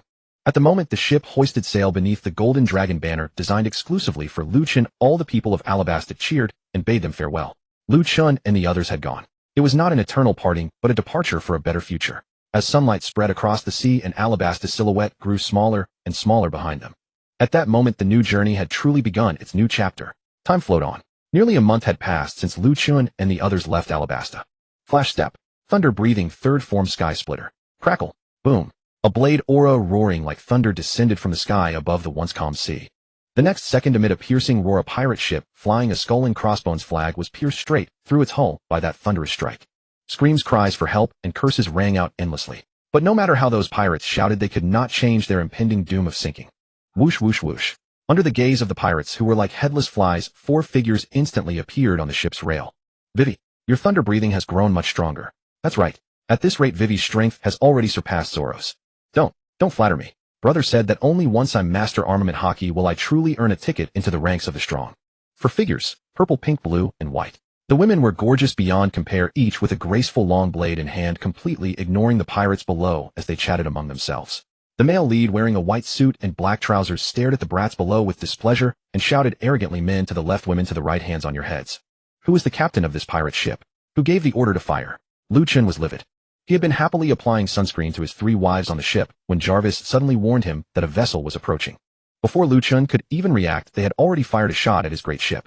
This was absolutely intolerable, interrupting him as he applied sunscreen to his wives. A capital offense. Bastard. Where did this wild brat come from daring to destroy the warship of our giant cannon pirates? Do you know I'm Kato the giant cannon with a bounty of 650 berries? On the deck of the pirate ship, now pierced through and flooding with seawater, a giant nearly 3 meters tall holding a special massive cannon roared furiously at Lu Chen. The pirates behind him, seeing their captain come forward suddenly, seemed to find their backbone. The previously panicked underlings all began to shout wildly. Especially one shifty-eyed pirate staring at the 3 gorgeous figures on the deck with lewd eyes hurried to his captain's side and said, "Captain, look, those 3 girls are way too beautiful. Yeah, their skin is so fair, and they're wearing swimsuits. Tisk tisk tsk. Captain, these beauties have delivered themselves right to us. Tonight, we can finally. You're looking for death." Boom. In an instant, the bitterly cold spiritual energy erupted from Lu Chen's body. It was a frigid aura that seemed to crush everything in its path, a presence that seemed to come from the depths of the abyss. In just an instant, the pirates who had been shouting just moments ago were turned into ice sculptures, leaving only the captain, who stood frozen with wide eyes and utter terror. "Giant cannon, huh? Kato, huh? I'm going to ask you some questions. Answer well, and I'll spare your life. Answer badly." Bang. A figure flashed past. The pirate who had been eyeing his wives with lustful looks was now an ice sculpture. The next moment it exploded into a flurry of ice crystals. Gulp. Kato trembled and turned his massive head. When he finally got a clear look at the man's face, he suddenly realized who he was. White shirt, black blade. 3 peerless beauties always at his side. A terrifying ice ability. It was that. Lu Chen, the Grim Reaper, who was evenly matched with Admiral Akiji. Damn it. Which moron told me we'd run into a big catch? I've run into the Grim Reaper. In that instant, the 3-meter-tall giant was so terrified that he pissed his pants. Why did I have to run into this demon? BBB. Brother. Smack. A sharp sound rang out. The 3-meter-tall giant was instantly knocked sprawling by a fierce slap. Who are you calling brother? Am I that old? Lu Chen stepped on the giant lying dazed beneath his foot, his terrifying spiritual pressure wreaking havoc across the pirate ship on the verge of sinking. Please. Don't kill me. I'll say it. I'll tell you everything. Great Lord. Whatever you ask, I'll tell you everything I know. Kato covered his mouth and wept pitifully.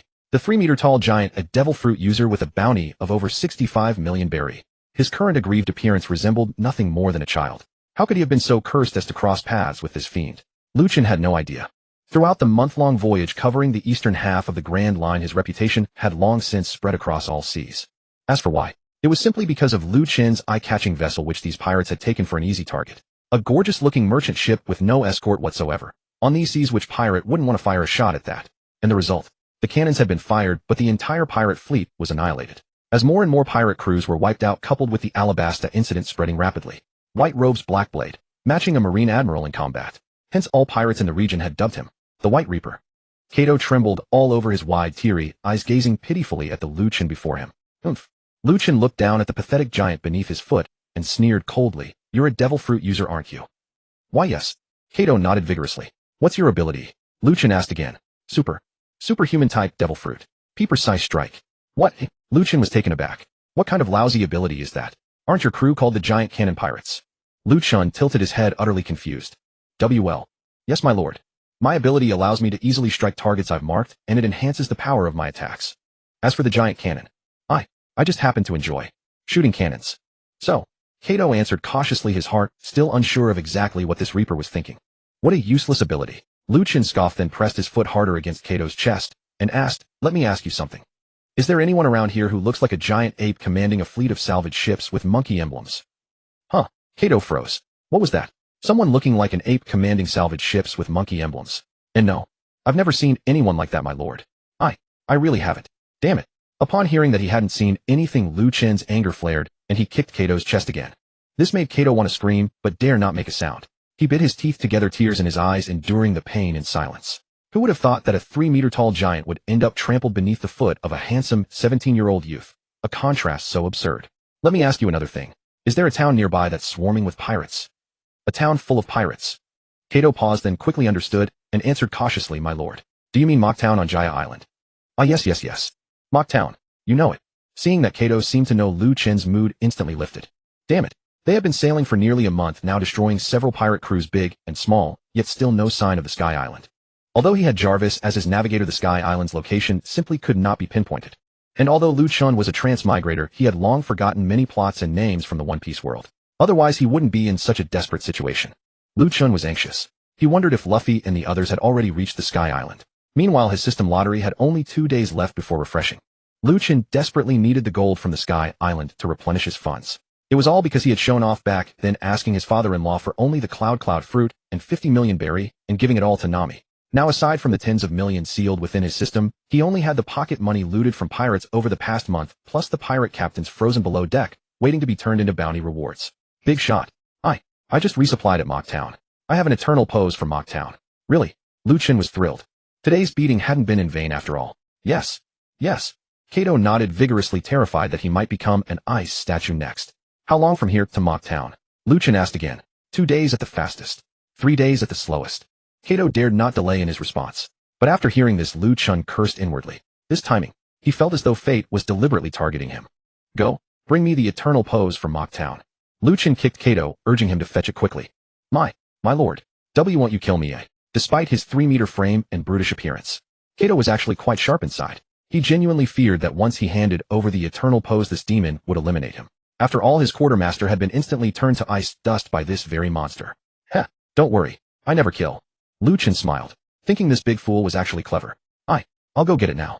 Kato wasn't sure whether Lu Chen meant it or not, but he had no choice but to take the gamble. He scurried to his feet and ran toward the cabin. Passing by his frozen crewmates, Kato's pace quickened even more. Once Kato handed over the small wooden chest containing the eternal pose to Lu Chen, his heart was in his throat. After receiving the eternal pose, Lu Chen suddenly smiled, a smirk curling his lips as his gaze fell upon Kato once more. What was your bounty again? 65 million berry. The moment Kato said it, he realized his mistake. And indeed, as he feared. The next instant, an intense, freezing pressure engulfed his entire body. Before he could react, a magnificent 3-meter-tall ice sculpture appeared on the pirate ship. I won't kill you, but I need to cash you in. Wives, clean up the battlefield. With Lu Chen's call, under the crushing spiritual pressure, all the frozen pirate crew members, except Kato, turned into shards of ice. Buto, Shinobu, and the others seemed long accustomed to Lu Chen's ways. The 3 women smiled faintly and nodded. In a flash, they appeared in the cabin and began collecting the pirates' ill-gotten gains. Wives, good news and bad news. After settling the millions in plundered wealth, discarding the ice statue of Kaido into the ship's hold, and instructing Jarvis to adjust their course according to the eternal pose, Lu Chen felt a sense of urgency. Lu Chen glanced somewhat dejectedly at his 3 wives. The good news was that after a month of sailing, they had finally found leads to the Sky Island. And the bad news was, damn it, the draw timer was almost refreshing. Husband, just let things take their course. Xiang Na Hui leaned gently against Lu Chen, offering comfort. The women knew exactly what the so-called good news referred to. They also understood the true purpose of their nearly month-long voyage. The Sky Island was a destination Lu Chen absolutely had to reach, not merely for the gold awaiting him there, but more importantly, the Sky Island housed Enel, the electro fruit user whom Lu Chen had long coveted. However, plans often fail to account for reality. Watching the anime, perhaps in a dozen episodes, Luffy and the crew could sail from Alabasta to the Sky Island. But after actually sailing upon the sea, Lu Chen realized this notion was sheer nonsense. This ocean spanned nearly 90% of the water sphere, despite boasting over 20 million islands of varying sizes. Yet traveling rapidly from one location to another with their current vessel technology was simply impossible. The gold would not flee. But Lu Chen's system was on the verge of refreshing. He could not possibly waste a month's draw opportunity. Of course, that was not the most critical matter. What truly made Lu Chen anxious was, with so much time having passed, he feared Enel, that old fox, might have already escaped. As for why, that was because of Vivi. Through this month of companionship, Vivi, unwilling to become a burden to the entire family, had practiced with extraordinary diligence during these nearly 30 days. She studied swordsmanship and breathing techniques alongside the Butterfly Sisters. And each day, with Lu Chen, she underwent physical enhancement. Over this month, her strength not only improved daily, but she also mastered the thunder breathing. If comparing Vivi's current abilities against Zoro's, Lu Chen believed Vivi could decisively overpower him. And if they obtained the electro fruit, his own women, Lu Chen needed to cherish them himself.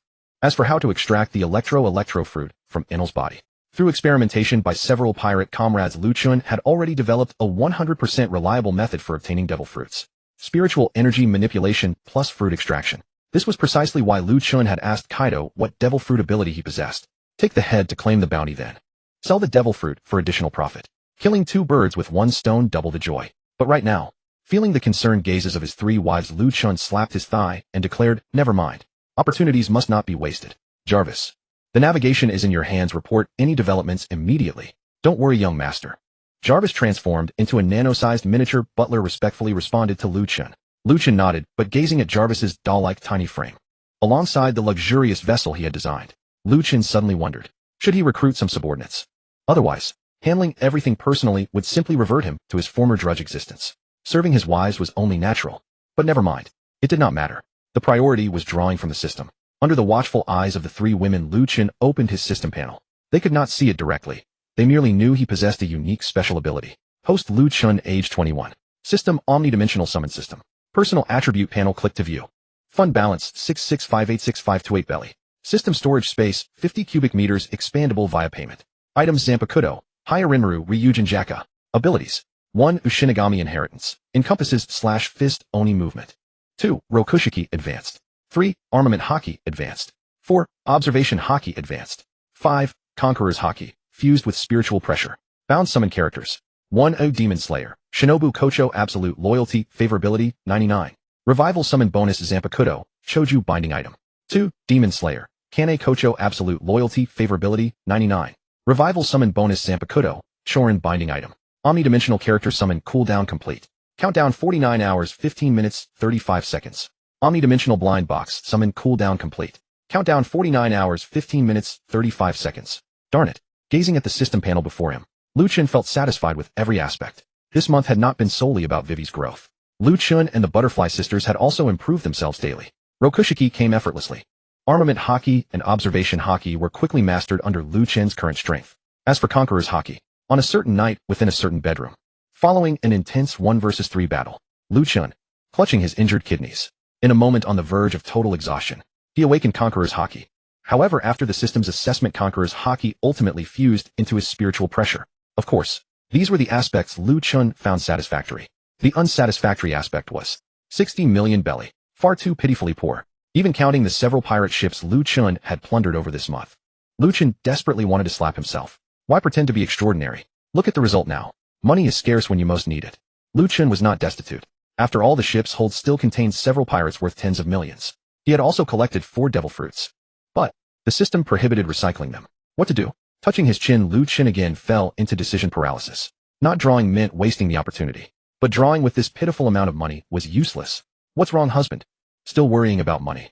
Shinobu Kocho seemed to guess Lu Chen was suffering another episode, and smiling gently she sat on his other side. Lu Chen nodded helplessly. Regarding his women, Lu Chen had nothing to conceal. Vivi then approached from behind, her generous curves pressing gently against his back as she softly encouraged, brother. As sister said, just let things take their natural course. Father once taught me, expensive does not necessarily mean better, and inexpensive does not necessarily mean inferior. Many matters may simply be destined. What do you think? Vivi wrapped her arms around Lu Chen's neck. Unlike the Butterfly Sisters, although she knew something of Lu Chen's abilities, she understood only partially. Nevertheless, she believed certain things were fated, and herself was the finest example. Heaven destined her to encounter Lu Chen and fall in love with him. Lu Chen felt the tenderness of the 3 women, their considerate care. Indeed, what was he fretting about? Since the system had categorized blind boxes into different tiers, then each blind box must possess its own significance. Would a Paris baguette drawn from 1 million not be delightful? What about an umbrella drawn from 1 million? Could one say it was not useful?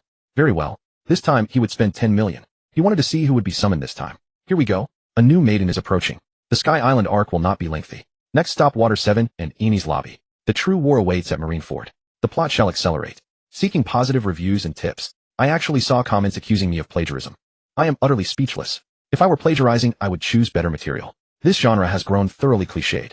As for my concept, I encountered it years ago on Feilu, a novel where the male protagonist possessed something like a slacker system, holding the title of a nation's king, summoning numerous characters at the outset, including Esdeath. I do not accept plagiarism accusations. However, I admit drawing inspiration from the genre. Ding. The comprehensive anime summoning system has been activated. Host, which summoning mode would you like to select? 1. Random summon resurrection. 2. Designated summon resurrection. Looking at the familiar summoning interface, Lu Chen chose 1 this time, without any hesitation. Designated summoning was out of the question. That kind of expense was more than Lu Chen could afford at the moment. With his selection made, he looked at the summoning options of varying prices before him. Lu Chen could only grit his teeth and choose the 10 million foot option. Ding. Host selection complete. The system has automatically deducted 10 million belly. Ding. It has been detected that the host is initiating the 3rd comprehensive anime revival summoning ceremony. The system has issued a special reward: spend double the funds, and you will get double the happiness. The host earns, the system spends. No one takes it home. Would you like to perform a double fund summon? Yes, no, this. The sudden prompt caught Lu Chen off guard. What the heck? Double funds. Double happiness. The startled Lu Chen suddenly realized something and slapped his thigh. Damn it. What a ripoff. Lu Chen's sudden outburst had already stunned the 3 women, who sensed that something was wrong. Husband. What's wrong? Kanae asked softly, her arm linked through Lu Chen's. On the other side, Shinobu also tilted her head and asked her husband curiously, husband, Is something wrong? Vivi actually wanted to speak up as well, but she only had a vague understanding of her man's affairs, so she could only blink her big water-blue eyes in confusion. As for Lu Chen, my wives, I feel like I've lost 100 million. He let out a long, heartfelt sigh. Although he still had not quite figured out what double funds and double happiness meant judging from his understanding of this cheat dad of his. This money-devouring beast would never give out low rewards as long as the money was right. But why the hell had he just picked the 10 million belly summoning pool? Damn it. Lu Chen secretly vowed that from now on he absolutely had to earn money like crazy. Sky Island was a must. Husband, don't be angry. Let things run their course. Kanae blinked as if she had understood something. In fact, ever since her resurrection, whether it was the imprint in her mind or some of her husband's explanations, Kanae knew that she had been resurrected by her husband for 600 million belly. 600 million. Measured by the purchasing power of her own era, she dared not imagine how enormous a sum that was. But her husband did not care. For the sake of her younger sister's longing, he had resolutely spent that sum.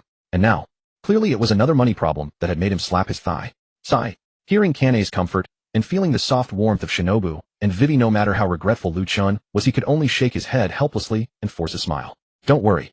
I'm fine. I just think it's a bit of a shame. With a few words he calmed the three women who were worried about him. Only then did Lu Chen turn his gaze back to his system panel. Yes, there was no cure for regret, of course, so Lu Chen could only helplessly choose yes. As soon as his choice was made.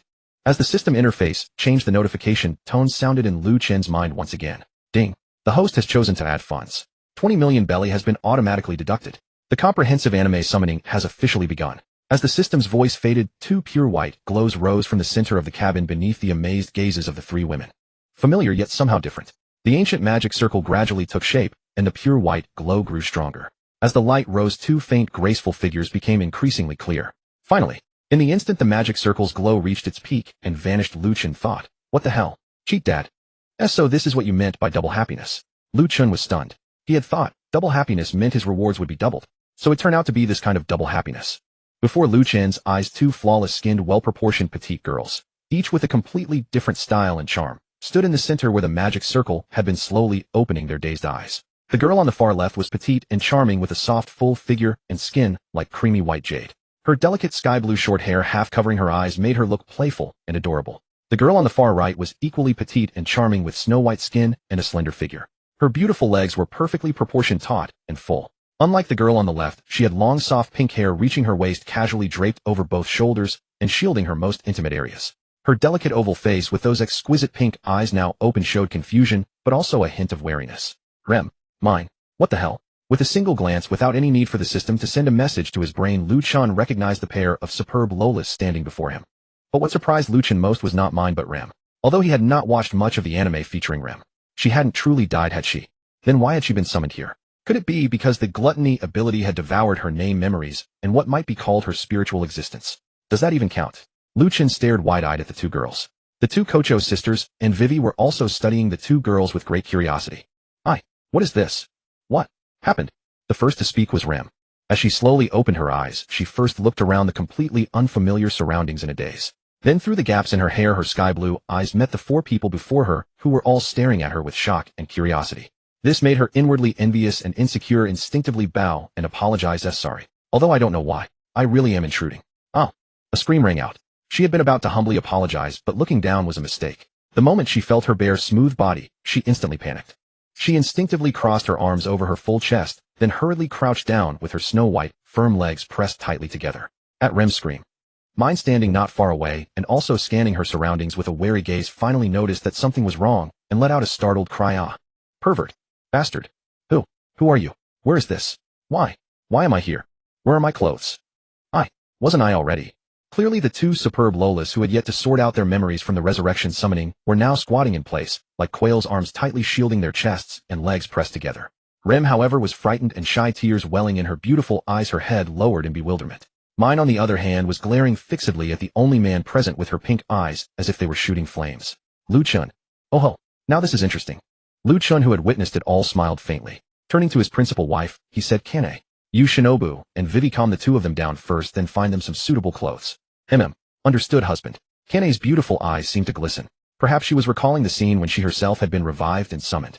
Looking at the two young women before him, whose personalities were clearly quite different, a trace of gentleness entered his gaze. But Lu Chen's idea was fine. The two girls' reactions, however, were very different. Rem was somewhat timid. Seeing the three beauties approaching her, she was a little frightened, but made no excessive move. Mine, however, was another matter. She watched the three women draw close. Not yet able to sort through her memories, she felt an inexplicable restraint and constraint in her heart, but her Tsundere temperament and wary nature made her wave her hands in refusal the moment the three women came near. Don't touch me.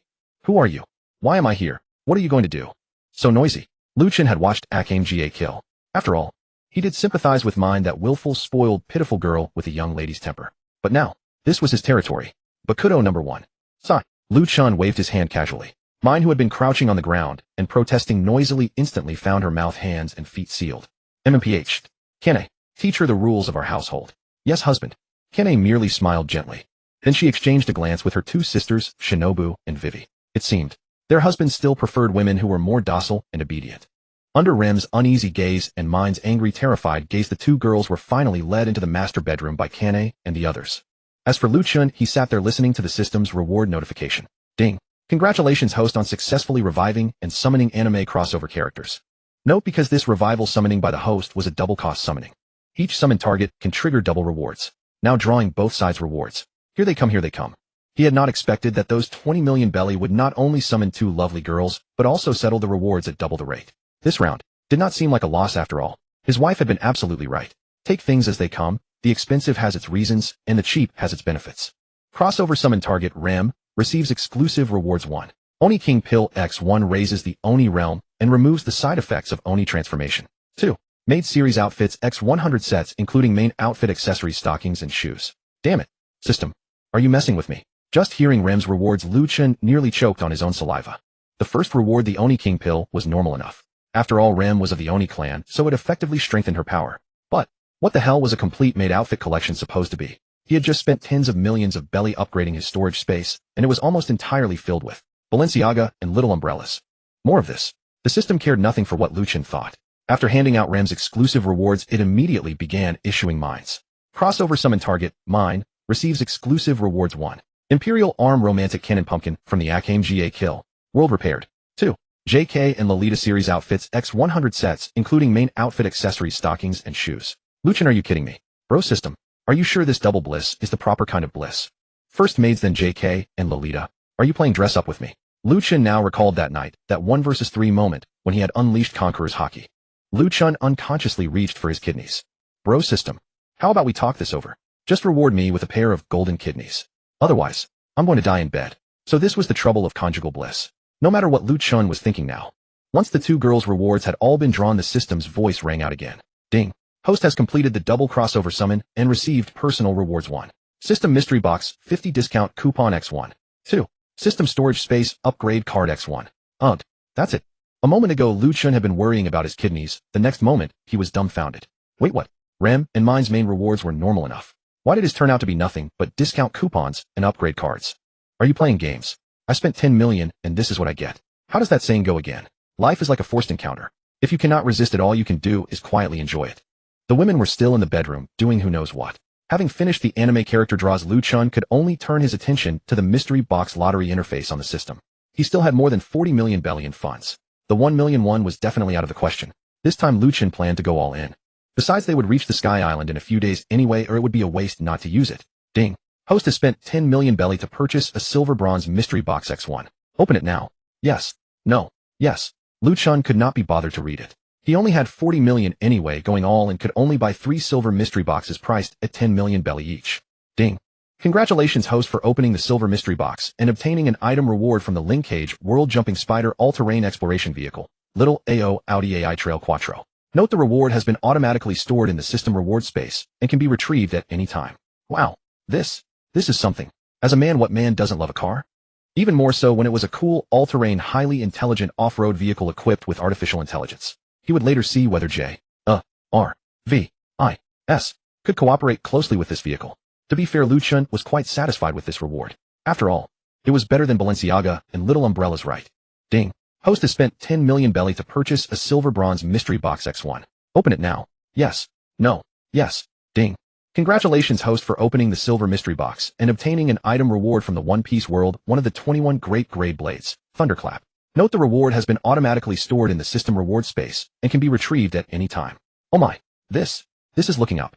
Seeing the second mystery box reward, Lu Chen instantly perked up. A great grey blade. It was second only to the 12 supreme grade blades, and on the same level as Zoro's Wado Ikamanji. Not bad, not bad. Vivi had been needing a good blade to go with her thunder breathing. This really was a pillow arriving just when someone was dozing off. In high spirits, Lu Chen immediately opened the third mystery box. Ding. Congratulations, host, for opening the silver mystery box and obtaining a self-enhancement reward, golden twin kidneys. Young man. Still troubled by insufficient stamina. It's a special reward from the system. Note the reward has been automatically stored in the system reward space and can be retrieved at any time. Damn. Cheat daddy. You are too damn considerate. With the final reward in hand, Lu Chen felt that everything today had been worth it. At that moment, Lu Chen felt warmth spreading through his chest. His heart raced with excitement. A man who listened to his wife would never suffer losses. Those 50 million berries spent today were worth every penny. Lu Chen happily began organizing his rewards, starting with Rem's portion. A Ghost King pill, and piles of made uniforms. The petite pill radiated rich energy. Mounds of made uniforms, stockings, and shoes materialized in the cabin like a small mountain. Lu Chen picked up a piece, opened the packaging to examine it, then ran his fingers over the fabric. Not only was it exactly what he needed, but the system's products were truly top quality. The quality was impeccable, and it even adjusted to fit automatically once worn. But when Lu Chen picked up a particularly skimpy, made outfit covered in lace and thin straps. Damn. Brother system, I'm not that kind of person. System. Do you really think I don't know what kind of person you are?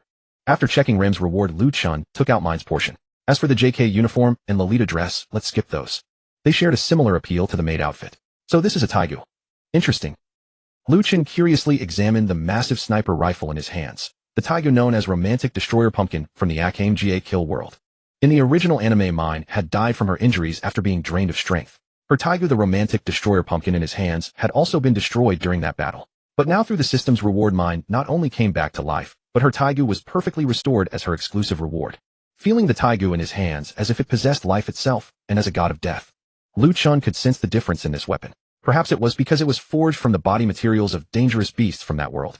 This weapon could be called a living weapon. After playing with the large gun for a while, Lu Chen brought out Rai no Kaze, the 21-inch great sword. The blade was straight and slender, the guard gleaming gold like lightning, while both the hilt and scabbard were pure snow white. Beautiful and imposing. Since Wei Wei had already formally entered the path of the sword through the Butterfly Sisters, regardless of whether he could obtain the rumble fruit, this blade would become Wei Wei's first true weapon as she entered the ranks of the powerful in this world. As Lu Chen collected each reward one by one, using a system upgrade scroll to expand his storage space to 100 cubic meters. In the adjacent bedroom, 5 stunningly beautiful women of different temperaments were discussing something. So what you're saying is that Lu Chen outside through his abilities revived and summoned us, people who died in different dimensional worlds. Mine, now wearing pink silk pajamas, pouted with shock and disbelief as she stared at the 3 women before her. Mine was completely overwhelmed. From the shock, confusion, anger, and doubt when she first woke up to now, even more lost and self-doubting. She never dreamed it was possible. People could actually be revived and brought back to another world entirely unknown to her. Yes, Kyoka, as the principal wife of the Lu family, nodded calmly. Indeed. Correct. For the first time, Kyoka, who always maintained her gentle smile, regarded someone with such a composed expression. As for why, the problem lay with Mine. As expected, once Kyoka nodded in confirmation, already confused and self-doubting Mine's emotions surged, and she shouted, "Why did he summon me? Did he get my permission? He saw my body completely. He's a pervert. I want to go back. I need to find my companions. I need to find Tatsumi. You have no right." Swish. Boom. A cold glint flashed, then a sharp blade aura shot past Mine's pink hair that fluttered wildly in her agitation. Several strands of pink hair were ruthlessly severed. Mine, who had been frantically shouting from her emotional turmoil, froze on the spot. Kyoka, whose expression had been calm, looked coldly at the girl before her with utter disdain for the first time. With a soft click as her blade returned to its scabbard, Kyoka's melodious, yet icy voice filled the bedroom. "Put away your willful temperament. If I hear you slander my husband again, want to go back? Fine. I'll see you off personally." Era. Sister, don't be angry. Shinobu Butterfly released her jade-white hand from the hilt. She had intended to strike first. Shinobu thought she would be the one to act. But she never expected her older sister to move faster and show even greater anger. As expected, even the most gentle nature cannot tolerate having its scales touched. This was no idle threat. Click. What's happening? What's wrong? Are you tearing apart this ship? Sensing Kyoka's spiritual energy fluctuation and the commotion from within, Lu Chen pushed open the door immediately. However, he paused when he saw Kyoka's cold expression and the hole cut through the cabin wall near the window by the blade's aura. The moment Kyoka saw Lu Chen, her previously stern face instantly transformed back into her usual gentle smile, as she said, "I'm sorry, husband. I disturbed you." Lu Chen raised his eyebrows. He first looked at Kyoka, whose expressions changed faster than turning pages, then shifted his gaze to Shinobu by her side, who was also smiling and winking at him. When Lu Chen saw Rim shrinking fearfully in the corner, Wei Wei forcing a bitter smile, and finally Mine standing frozen with an obviously terrified expression, he seemed to understand something. He appeared to grasp the situation, though he wasn't particularly concerned. The system only handled the summoning, and the contract chains merely ensured that each summoned person would not betray him. As for emotional matters, the system would not interfere. Don't be so angry. Everyone has their own past and choices. Come. Husband will show you something good. Lu Chen barely glanced at Mine before focusing all his attention on Kyoka. Supporting her shoulder, he guided her out of the room. That was correct. Lu Chen would not overly intervene in how others felt about him. He knew Mine's story. A pitiful and tragic girl. He had watched the Akane Ga kill anime many times. Her ending differed between the anime and manga versions. The anime version ended with a death confession, while in the manga, Mine ultimately bore Tatsumi's child, since she had been successfully revived and summoned. It meant Mine belonged to the anime timeline. She had merely confessed her feelings to Tatsumi before dying. Therefore Mine's current resistance was completely understandable. However, Lu Chen hadn't expected his principal wife to become enraged over this. Indeed, there was something impressive about how she carried herself as the primary wife.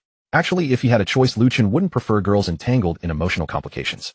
There were countless beautiful women across various anime worlds, and he certainly wouldn't be a simper. Mine's situation was merely a minor interlude. When Lu Chen handed that thunderclap to Vivi, Vivi was so delighted that she immediately gave her beloved a big warm kiss. And when Kanae and the others saw the AI-powered all-terrain vehicle Xiao Yeo, they couldn't help exclaiming in amazement. In their world, even in this pirate world, they had simply never seen such a high-tech product of artificial intelligence. Oh no, well, our head butler Jarvis doesn't count. And now after Jarvis's invasion and fusion, Xiao Yeo no longer exists. Now this all-terrain vehicle bearing the 4 rings had become one of Jarvis's vessels. Jarvis immediately went into work mode. He sent out several of the vehicle's built-in drones to act as vanguards. The enormous ship continued steadily toward Mach Town. Wow, Rem-chan, you look absolutely beautiful in those outfits. Having experienced Xiao Ao. Oh no. Rather, what they had experienced was the all-new Jarvis. The girls were now in the cabin gathered around Rem, choosing and trying on the maid outfits that Lu Chen had just received as rewards. You know what? Without Rem in a maid outfit, something always seemed to be missing. It's not that great. Rem's face was full of shyness. To be honest, Rem was still somewhat unaccustomed to arriving in a brand new world and about to embrace a brand new life. But compared to Mine, who had flown into a rage and still hadn't managed to turn herself around, Rem by contrast was much quieter. Although her sky blue eyes would always consciously or unconsciously drift toward Lu Chen, the warmth of the older sisters finally allowed the lingering worry in Rem's heart to ease a little. Kanae, this is Rem's exclusive reward. The Ghost King pill. Let her take it in a little while. I expect it will cause quite a stir. Be careful. Seeing how timid and cautious Rem was, Lu Chen decided to have his primary wife Kanae give the Ghost King pill to Rem. My husband is always so considerate. Held in Lu Chen's arms the whole time, Kanae was filled with sweetness as she watched her 2 younger sisters, Shinobu and Vivi, happily looking after Rem. The cabin was filled with family harmony. Shinobu and Vivi had been tending to the quiet, shy Rem's feelings while Kanae remained by Lu Chen's side. If there was one discordant note in the scene, it was Mine standing alone in the corner, biting her lower lip, her pink eyes filled with Tsundere pride and unwillingness. Mine's character was not bad by nature. She too had endured a tragic childhood, a painful life, and arduous tribulations. Yet her Tsundere personality made it very difficult for her to blend into this family. In truth, among the women in this cabin whose life had not been painful, who had never gone through trials, Mine watched the laughing women. Her gaze then moved to Lu Chen and Kanae not far away. Of course, Mine's gaze did not rest only on Lu Chen and the others. More than that, she stared in shock at the weapon she knew all too well, the Taigu romance cannon pumpkin. It was her weapon, as she knew this weapon better than anyone. But hadn't it been destroyed during the final war? Why would it appear here? After hesitating for a long time, Mine finally forced herself to remain calm, stepped forward, and came before Lu Chen and Kanae. Stubbornly she said, Hello, can we speak with you alone? Mine spoke cautiously, but her gaze kept warily avoiding the woman named Kanae. Seeing Mine's stubborn, cautious, and yearning gaze, Lu Chen merely smiled faintly. Without even standing up, he said lightly, if you have something to say it here. Apart from you and Rem, the others are all my family. There is nothing you need to be secretive about. Lu Chen knew that Mine's heart was full of confusion and lingering attachments. But a private talk was unnecessary. He knew Rem also had doubts in her heart. It was just that Rem's personality was what it was, so she hadn't taken the initiative to ask. And just as Lu Chen had expected, once his words fell, Rem's gaze indeed landed on him. Seeing the tenderness in the man's eyes that he unconsciously revealed to the other women in the room, Mine couldn't help trembling inside. She didn't know if that feeling was bitterness, jealousy, or something else. In any case, Mine's heart was deeply unsettled. However, after thinking it over, Mine still opened her mouth and asked, I heard this sister say just now. You seem to know a lot about my world. Can you tell me about the world I was in? Looking at Mine, whose eyes were full of anticipation, Lu Chen pondered for a moment and said, actually, there isn't much to say. The empire of your world was successfully overthrown by you. Really? Hearing these words from Lu Chen, Mind's eyes instantly lit up. But the next moment, however, after your death the few comrades who had survived also died. Leon soloed the minister but died from serious wounds. Tatsumi, that kid, fought against the Supreme Taigu in the final battle, and died from exhaustion. As for Akame, that little girl, although she ultimately defeated Esdeath, she was also struck back by the cursed poison of her Taiga Murasame. Still, she probably didn't die. Alright. In the last moment of her life, Esdeath turned into ice crystals together with Tatsumi and shattered completely in your world. Lu Chen said it briefly and casually, but it was the truth. This was the final ending of the anime, Akame ga Kill. The war was won, but just like Alabasta, war always comes with sacrifice. It was only that Lu Chen's arrival had allowed Alabasta to welcome a completely different ending. Wah. What? Lu Chen had spoken plainly and mildly, but to Mind's ears it was like an earthquake of magnitude 18. In an instant it was as if Mind could not bear the blow. Her whole body went limp and sank to the floor, and her beautiful eyes, once stubborn, were instantly drowned in tears. Lu Chen paid her no attention. Kanae paid her no attention either. That was her life. In this world, however, they would all usher in a brand new life. Just as Kanae had said. Can't accept it. Want to go back. She could personally send her off. As the primary wife of the Lu family, she would always put family harmony first. Lord Lu Chen. Could you tell me about what happened to me? Just as everyone was looking at Mind, whose spirit seemed to have collapsed, Rem nervously tugged at the hem of her maid dress and asked Lu Chen timidly. Her cautious, pitiable look was truly moving. Actually, Lu Chen didn't know much about Rem, mostly because he had never watched the anime about her. Even so, as a proper otaku, Lu Chen still told Rem everything relevant he knew. As for ReZero, the overall tone was actually quite tragic. Rem alone, it seemed, had died 4 times just to protect the male lead. Lu Chen shared what he knew with Rem. The little girl had been through life and death several times, so she didn't break down completely like mine had. Though her eyes were steeped in grief, she managed a soft thank you to Lu Chen. Kanae, as the head wife of the household, led the 2 little girls who still had not adapted to this world back to the room together with Vivi. When only Lu Chen and Shinobu were left in the cabin, Shinobu sighed and said, "Husband, thank you." Oh. Lu Chen was taken aback at first, then put his arm around Shinobu's waist. "Honey, what's wrong?" Seeing the slightly flustered and worried look in Lu Chen's eyes, Shinobu's pity for mine and Rem's tragic fates vanished in an instant. Shinobu tapped Lu Chen's forehead and said softly, You really don't understand us girls."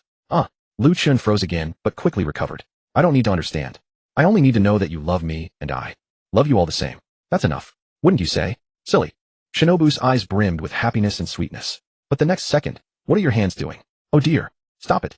Sister, and the others are still here. It's fine. Let's go to another room." Lu Chen snickered, scooped Shinobu up, and headed for another room. Mock Town. As a lawless zone on the eastern route of the Grand Line. It was called a town, but it was actually a gathering place for criminals. The shops were crooked, and the people were vicious. Pirates, robbers, mountain bandits, fugitives. If you could imagine it, you'd find it here. Even though Mock Town was a den of evil, it had its own rules. A few days ago, though, those rules were shattered. A straw-hatted young man with a bounty of 100 million berries had single-handedly toppled Bellamy, the biggest pirate in Mock Town. And that wasn't the end of it. That very night, a pirate crew known as the Blackbeard Pirates had ransacked the place again. Now Mock Town was in low spirits. Even days later, everyone could only silently repair the shops those men had wrecked. Still, their eyes kept drifting toward the central plaza of Mock Town. Why? Because that lord had arrived. He was now berating Bellamy, the former boss of Mock Town. Fufufu. A straw hat. A Blackbeard. Bellamy, you really are a waste. Doflamingo, who had just come from a meeting at Marine headquarters, looked at the trash kneeling before him with his eerie laugh. Originally, his trip to the first half of the Grand Line had only been to attend to the succession of the 7 warlords of the sea and to check up on his own turf on the side.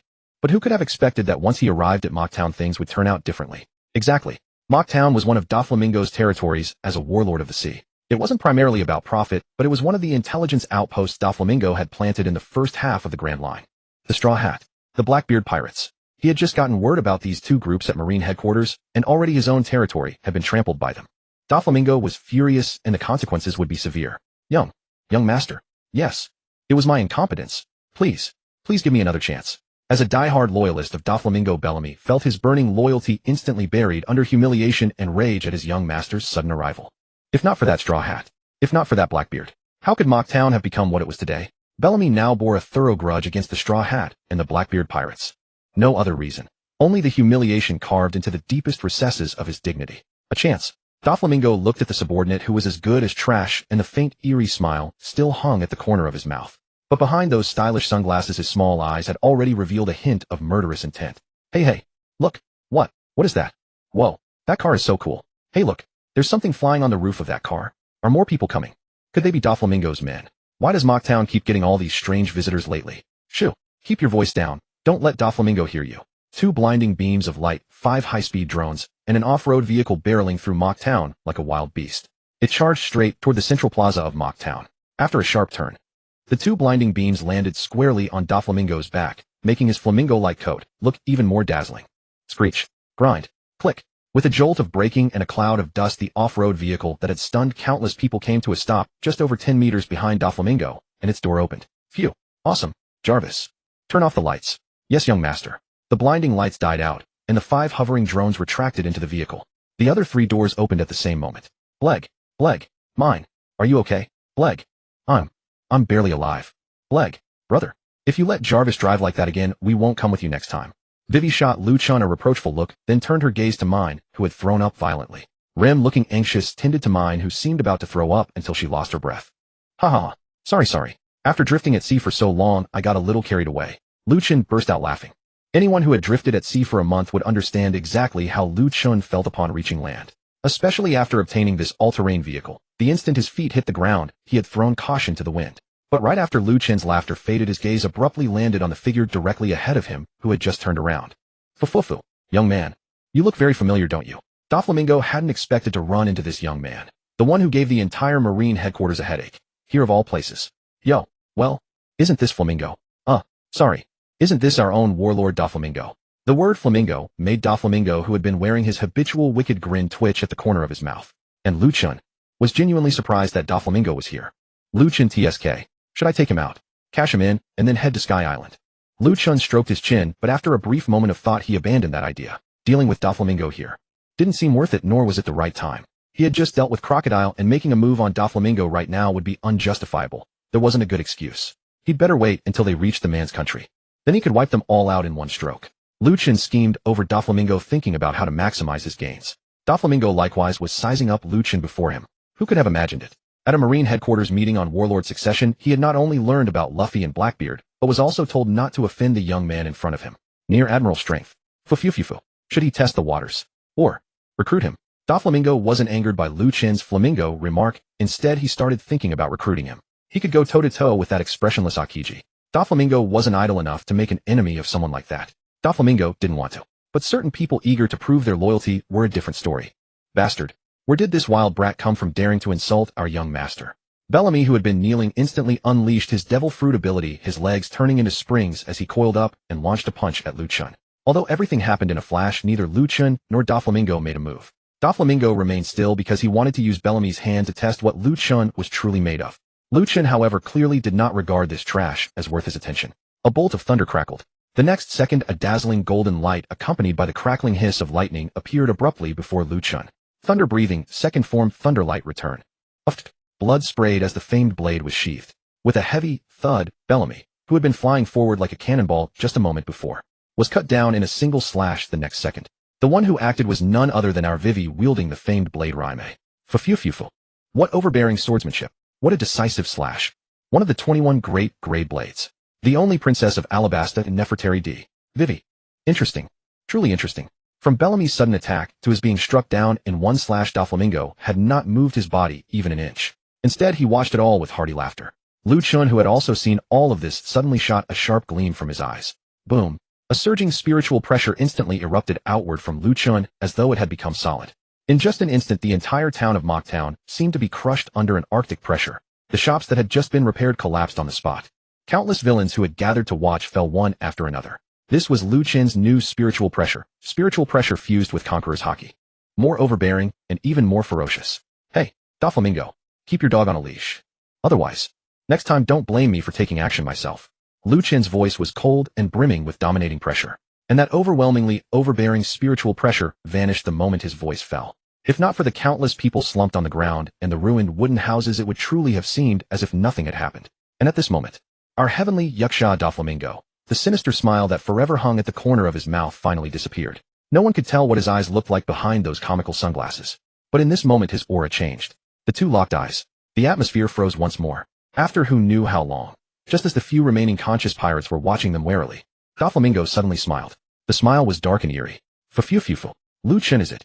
Since the dog won't listen, then I don't want it anymore. Do with it as you like. As he spoke, Doflamingo casually kicked Bellamy, who was at his feet, over to Lu Chen's feet. Ugh. A pained grunt escaped him. Bellamy wanted to say something, but when he thought of what had just happened, all he could do was endure the tearing pain in his chest and bury his head in the earth in shame. He didn't blame his young master. At this point, Bellamy was still Doflamingo's diehard fanatic. He only thought that he had brought shame to his young master. What a good master you are. Lu Chen sneered, glancing at Bellamy at his feet, then shifted his gaze to Doflamingo. This heavenly Yaksha really was ruthless enough. Hemp. Doflamingo likewise sneered, his eyes hidden behind his sunglasses, coldly sweeping over Lu Chen as he said, I've just returned from Marine headquarters. Our fleet Admiral Sengoku doesn't want us to come into conflict with you. I hope that next time we meet, we can have a proper chat. Bye-bye. Waving his hand and turning around, Doflamingo, with God knows what feelings, walked away with that swaggering, don't give a damn stride. Lu Chen watched Doflamingo's flamboyant retreating figure. Didn't he know that in Lu Chen's own world he would be beaten to death by passers-by just for walking and acting like that? Of course, Lu Chen also felt the urge to rush up and kick Doflamingo, but he held back, just as Sengoku had said. It was best for them not to come into conflict for now. It wasn't fear. It was just that too much was at stake. Even greater events were still to come, and Lu Chen still needed the Marines as his backdrop. Big brother. Is that man also one of the 7 warlords? Only after watching that flamboyant figure vanish into the night, did Vivi quietly ask Lu Chen.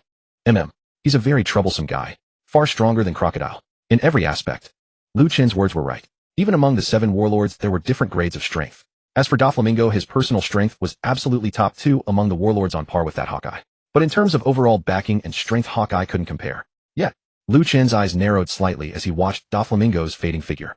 Just returned from Marine headquarters.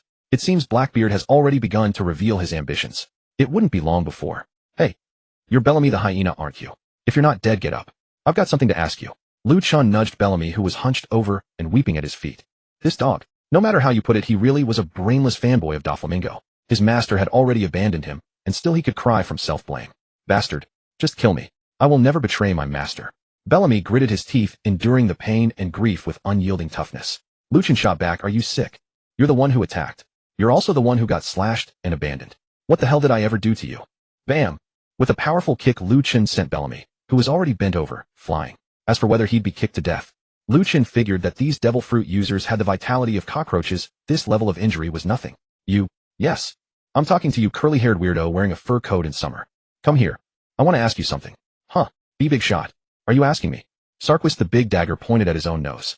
As Bellamy's vice captain, he had never dreamed that despite having hidden far enough away, he would still be pointed out and called over. Damn it. Should he leave Bellamy's pirate crew? These past 2 days, why was it always him who suffered whenever his boss was in trouble? Lord Lu, round this coastline and sail a few more nautical miles. You'll find the Monkey Mountain Alliance.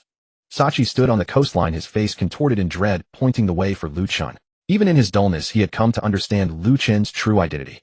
The White Reaper, the one who made the Marines bow their heads and pirates steer clear. He had captured Warlord Crocodile alive, battled Fleet Admiral Akiji to a standstill, and within a single month, swept across all pirate forces lurking around Arabasta. Don't be fooled by the Navy's boasts in the newspapers following the Arabasta incident. Such tales could only deceive ordinary citizens. For pirates who lived on the razor's edge, this was hardly a secret. Especially for one who appeared clad entirely in white, wielding a black blade. A true nemesis of pirates, the very embodiment of death in their hearts. Sachi's could only pray that his modest bounty of 25 million berries would not draw too much attention from this terrifying figure. After all, not even his former captain Warlord Doflamingo had dared oppose him. Yes, that was right. Doflamingo had turned and left the town, and in Sachi's mind it was clear proof that the warlord feared Lu Chen. Lu Chen glanced at the trembling coward drenched in cold sweat, and said coldly, "Get lost. There's nothing for you here." "Why yes. Lord Lu. I'm leaving right away." Sachi's did not dare utter another word. He bowed profusely and scampered away at once. What a damn coward. Lu Chen muttered to himself, watching Sachi's flee. Truthfully, he had considered wiping out every pirate in Devil Valley Town just now.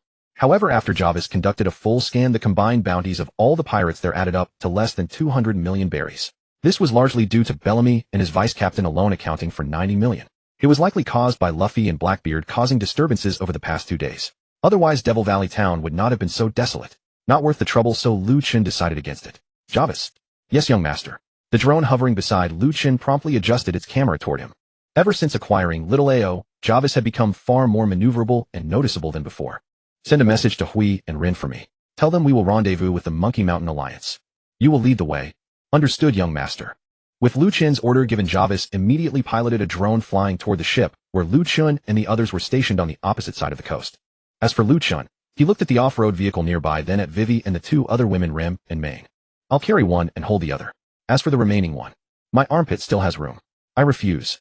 Main screamed first. Armpit. Even if this girl had to stay here alone and abandoned. Oh. Another shriek echoed through the air. Little Ao was stored away, and the drone Javis hovered above Lu Chen's head. Vivi pressed her lips together as Lu Chen carried her in his arms.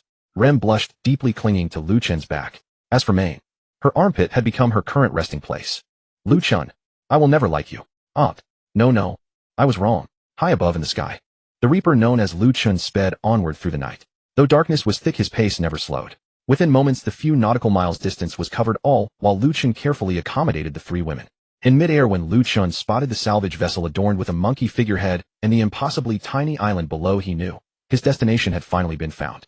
A sudden dive, and amid Main's screaming, all four of them touched down upon the ground. And it was precisely Main's scream that startled the resting Monkey Mountain Alliance into immediate alertness.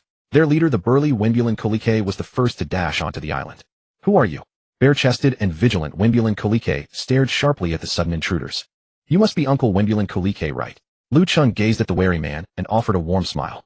Upon seeing that Lu Chen harbored no hostile intent and was accompanied by three young women, Wimbulan Kalike's guard softened somewhat, though suspicion still lingered in his eyes. He waved to his men behind him, then nodded at Lu Chen and replied, yes. What do you need? Oh, let me explain. Lu Chen then recounted how he was an ally of Luffy and planned to travel to the Sky Island. You must be Lu Chen. Upon hearing Lu Chen's story, Wimbulan Kalike immediately understood who stood before him. After all, Luffy and his companions spoke of this man constantly. Yes, Uncle, Lu Chen acknowledged with a nod. However, Wimbulan Kalike shook his head helplessly. Reaching the Sky Island is no simple matter. Only when heaven, earth, and humanity align can you hope to ascend. It doesn't matter.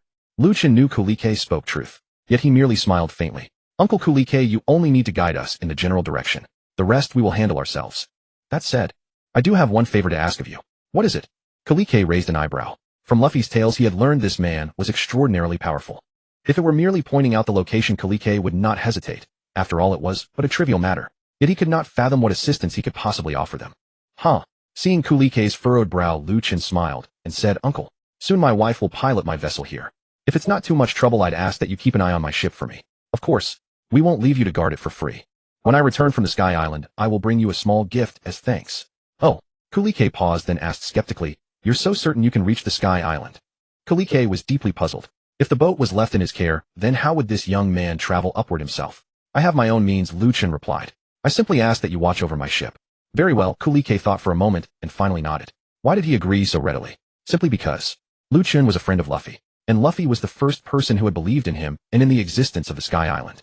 Then thank you so much, Uncle. Lu Chen was surprised by how smoothly everything had unfolded. One could only attribute it to Luffy, that little brother wrapped in the halo of the protagonist. Everything was now prepared. The Sky Island. The gold.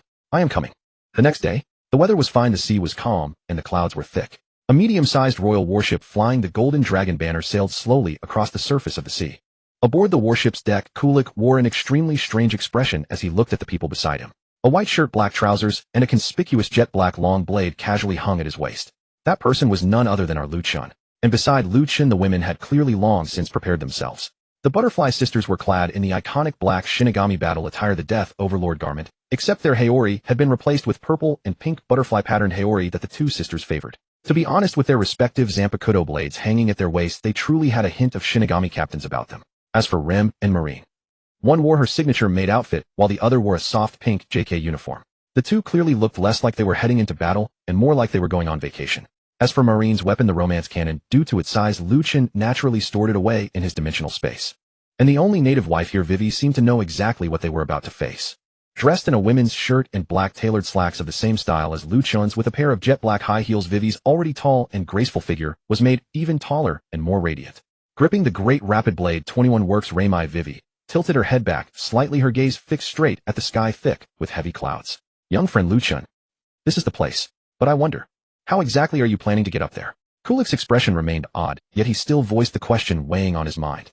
He had never been to Sky Island, but reasoning from common logic, the Sky Island was at least several thousand meters from the sea. Luffy and the others had only gotten up there by riding the knock-up stream. Could it be that they intended to fly up? Just as Kulik was puzzling over this, Lu Chen suddenly said something cryptic. Oh ho. What a coincidence. Looks like Luffy and the others are raising quite a ruckus up there.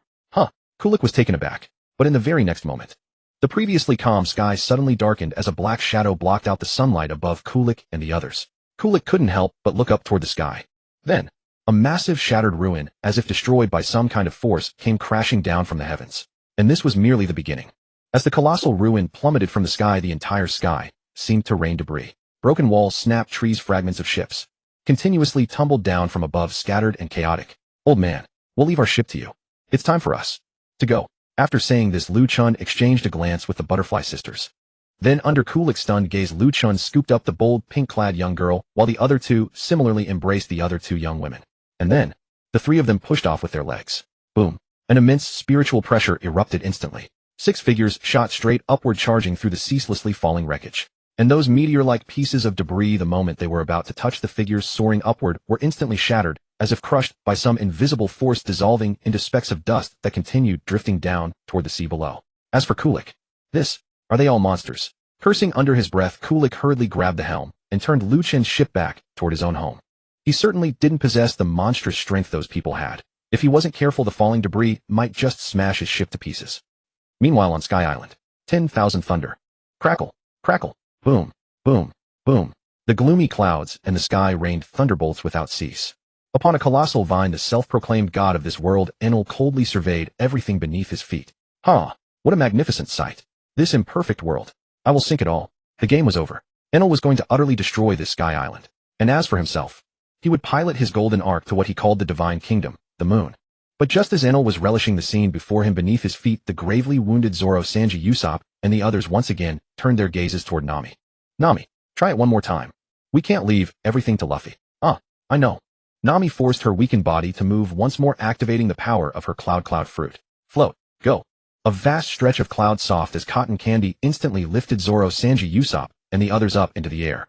Nami glanced one last time at Chopper and Robin beside her, and said, Chopper, take care of Robin. Don't worry. Chopper nodded firmly, then said, Nami, hurry and go support Luffy, right? Nami nodded as well. Then with resolute eyes, the group once again turned their gazes toward the sky above. A god? No. Just because someone wields the Goro no Mi, they can call themselves a god. Then, wouldn't brother Lu Chen be the god king? Thinking back to the past month of training, how could they stop here? Zoro gripped Wado Ikemonji tightly at his waist. Sanji lit another cigarette. And Usopp, though fear still gripped him, showed a rare gleam of toughness in his eyes. If Nami wasn't afraid, then why should he be? Nami, be careful. Don't get struck by lightning again. Even if you are a cloud fruit user, you can't afford to burn through any more of your energy. Sanji warned Nami as she pushed her cloud fruit ability to its limit. This battle was far too suffocating. They couldn't catch up to him. They couldn't land a hit either. Instead, they were blasted senseless by the endless thunder. Now across the entire Straw Hat crew, apart from Luffy with his rubber fruit and Nami with her cloud fruit. Besides those two who were naturally immune to lightning, everyone else had been roasted crispy by the electric shocks. This battle was simply miserable. Why hadn't they managed to cultivate armament haki yet? Yes. At this very moment, Zoro and Sanji were both silently cursing their own weakness. Oh, that little girl has come up again. With his supreme observation haki, Enel instantly sensed the presence rising from below. That banana man he had sealed away in gold. That little girl who wielded cloud powers. They really just wouldn't give up. Enel let out a cold sneer. But what he didn't know was that while he was preparing to savor this final sacrificial feast from the blue sea below, several figures were hurtling toward his location at a terrifying speed. And those people were none other than Lu Chen and his companions. My lord, something feels wrong. After flying at full speed, when Lu Chen and the others finally arrived at the cloud path beneath the lowest part of Sky Island, Butterfly Shinobu, looking at the fleet that appeared to be fleeing, turned to Lu Chen with a grave expression. It's fine. We're still in time. Lu Chen merely smiled calmly. It seemed he hadn't arrived too late after all. Wow, what a massive thundercloud. As Lu Chen and the others flew through layer after layer of sea of clouds and arrived above Angel Island, the highest level of this floating island, they happened upon a rare spectacle. A colossal sphere condensed from thunder elements wrapped in pitch-black clouds with roaring lightning and piercing sounds. Its heaven-destroying, earth-shattering aura seemed capable of smashing straight through this floating island. What a beautiful kingdom. Husband. Perhaps we should stop it. Kanae, who was floating beside Lu Chen with Wei Wei in her embrace, looked at the fleeing natives and their terrified expressions. In the end, she couldn't help but turn her gaze toward Lu Chen. Lu Chen merely smiled slightly and said, "That's exactly what I was thinking. But..." Smack. Ouched. Following a crisp sound and a charming cry, Lu Chen looked at Maine, who was tightly nestled in his arms, feeling the supple sensation from that fleeting moment, and teased with a grin, "Come here, little lady. Go to Sister Huey's place. Don't get in the way of my cool moment. You. Maine, who had just been thrown into a terrifying memory by the sight of the enormous thunder sphere, now had nothing but shame and anger in her eyes. This damned man. Ever since she had been summoned and resurrected into this world, why was he always picking on her at every turn? What you? Off you go. In midair while Mane was still fuming with shame and fury, Lu Chen exerted his strength and tossed the Tsundere little girl directly toward Kanae. That's right, he literally threw her. As the Tsundere little girl who was afraid of heights and got carsick let out a piercing shriek, a pink parabola landed directly into Kanae's embrace. Fortunately Wei gave a helping hand. Otherwise that little girl would probably have truly fallen. Oh, damn you Lu Chen. I'm not done with you. Mane's trembling little hands clung tightly to Wei's and Kanae's delicate hands while her furious gaze seemed to spit fire as she glared at Lu Chen. Lu Chen merely shrugged with a sly grin. I'll go stop that thunder sphere. You all go rendezvous with Nami and the others. Alright husband. Kanae smiled gently, then vanished in a flash, flying with Wei and Mane in the direction of Nami and the others. Shinobu Kocho and Rem, after telling Lu Chen to be careful, also vanished in a flash and followed after them. As for Lu Chen, he looked at the massive thundercloud about to crash down through the clouds, then vanished from where he stood in an instant. And when he appeared again, hey, look, there's a person over there. Good heavens, does he have a death wish? Brimstone, stop that man. Wah, are we all going to die? Run. Inaru has gone mad. Countless natives wanted to warn Lu Chen, who had suddenly appeared beneath the thundercloud, but they were utterly helpless. But Lu Chen, looking at the immense thundercloud as if it were right before his eyes, merely smiled slightly. He suddenly raised his hand toward the descending thunder sphere and chanted Bakutō 81. Danko. When that familiar colossal barrier of light once again appeared above Lu Chen's head, at the instant when the monstrous world-destroying thundercloud collided with that barrier of light. Crackle. Boom. A tremendous blast accompanied by a surge of air like an 18th-level typhoon erupted across the skies above Angel Island. Phew, damn. As expected, Danku is the handiest. Casually flicking his hands, Lu Chen remarked that he was getting better and better at using Danku. But once he made his move, everyone across the entire sky island widened their eyes and shocked their jaws, completely dropping open. What had they just witnessed? That reckless young man who had suddenly appeared beneath the thundercloud. He had actually blocked that enormous thundercloud with just a raise of his hand. Stunned expressions instantly appeared on everyone's faces. But Lu Chen merely flicked his hands, then vanished in a flash. And when he reappeared, yo, everyone, I'd say you folks are pretty unlucky, aren't you? Or is this something you did on purpose? How is it that every time you run into these troublesome Logia-type devil fruit users? Lu Chen found it amusing as he looked at a group of dusty, bruised men and women, old and young alike. That's right, men and women, old and young. That old man in armor. That bare-chested native man covered in tattoos. And that little girl with small wings growing from her back. Of course. Also our dusty straw hat crew. Still, they seemed a bit better off than in the original story. After all, even though they were covered in wounds, their spirits were still intact. Probably a result of the training they had done over the past month using the methods he had taught them. They had grown stronger, but only somewhat stronger. Without mastering hockey, they were still helpless against this kind of Logia-type devil fruit user. Wah, brother Lu Chen. Why are you here? I've been so miserable. Just moments ago when Kanae and the other women arrived, Nami had been holding back her tears. Despite her surprise and delight, she had kept enduring and hadn't complained. But the instant Lu Chen appeared, it was as if Nami had finally found her pillar of support. She burst into loud sobs and threw herself into Lu Chen's arms. She knew, now that Lu Chen was here, that wretched Inaru was absolutely done for. Just a coincidence. I heard there's a lot of gold here, so here I am. What? Nami was stunned, her beautiful eyes flying wide open. The Nami who a second ago was acting coquettishly in Lu Chen's arms, seeking comfort, immediately leaped backward to put distance between herself and him. Her vigilant expression was absolutely hilarious. As for Lu Chen, well, sure enough, she was a little thief cat. Talk about anything but money with her, or feelings get hurt. By the way, where's Luffy? Lu Chen changed the subject and asked where Luffy was right now. Up there. We just went up and supported him again a moment ago. Unfortunately, Nami's cloud got blasted apart again, and we fell back down. Zoro said this weakly. To describe this fight using Lu Chen's catchphrase, it was damn frustrating. Facing such a slippery opponent, Zoro was filled with pent-up resentment. Oh, is that so? Lu Chen wore an expression of understanding. But no sooner had he nodded than the very next second a figure even more enthusiastic and fawning than Nami appeared right in front of him. Hey, master. May I ask, that one wearing the maid outfit and that pink-haired girl, are they my new mistresses? Lu Chen was taken aback. He hadn't expected that even at a time like this, Sanji, that pure-hearted warrior of love, would still have the mind to worry about such things. They're still in the probation period, so what about it? Lu Chen was a little speechless. And upon hearing those words, Sanji's eyes, which were already filled with admiration, immediately shone like bright lamps. He dropped to his knees, wrapped his arms around Lu Chen's leg, and pleaded, Master, you must teach me the true art of winning over women. My admiration for you is like an endless river. My happiness for the rest of my life depends entirely on you, Master. Lu Chen was utterly rendered speechless by Sanji's shamelessness. Just as he was about to kick this clingy pest away, Duong, Nami appeared, radiating her own domineering presence. A single chastisement fist knocked Sanji straight into a state of self-closure. Sanji, how do you want to die? Nami was seething with anger. Her beloved brother wasn't just here to compete with her over gold. He had actually taken on 2 more women. Angry. Nami was very angry and the consequences would be severe. After Nami gave him a thrashing, Sanji finally quieted down. Watching the dispirited crew, Lu Chen curled his lips and said, Rem-chan, heal everyone first. Megumi Shinobu, you two help out too. Yes, young master. Rem nodded hurriedly, having long since wanted to treat them.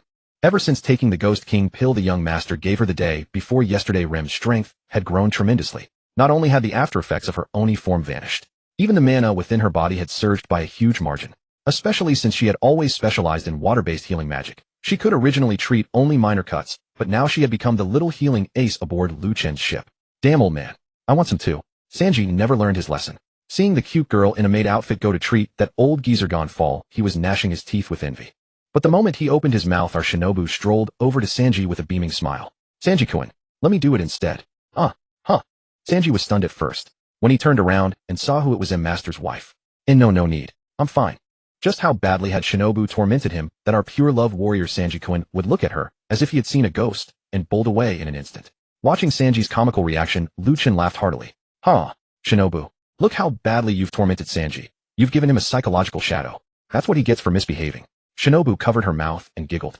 Ever since Lu Chen and the others appeared, the atmosphere beneath the giant vine had completely changed.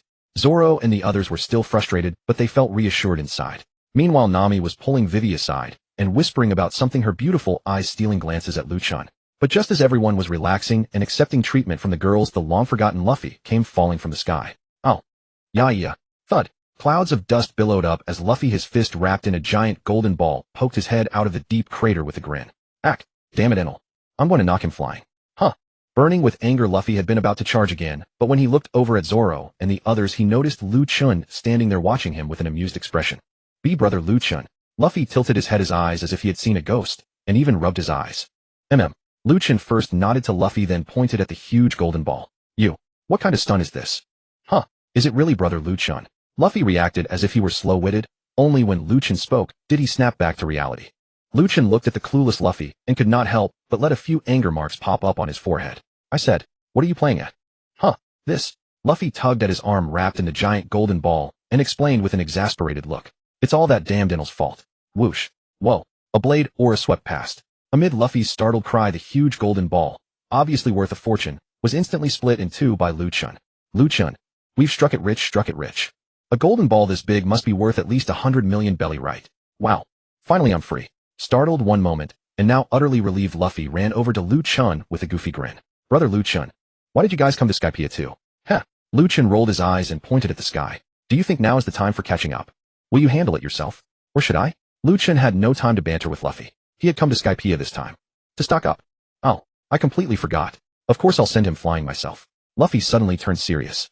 Back in Alabasta, Luffy and the others had been saving up their fighting spirit. Now no matter how hard it got, they could not let brother Lu Chen and the others help them again. As Luffy finished speaking, Zoro and Sanji, who were nearby, stood up together and came to Luffy's side. Zoro, I've rested enough. I can fight again. Sanji, it's embarrassing, but this time let us settle it ourselves. The stance of the Straw Hats monster trio was crystal clear. As for Enel, they would settle it themselves. Lu Chen looked at the three whose auras had suddenly changed and nodded in satisfaction. Not bad, that fighting spirit. However, let me teach you one final lesson.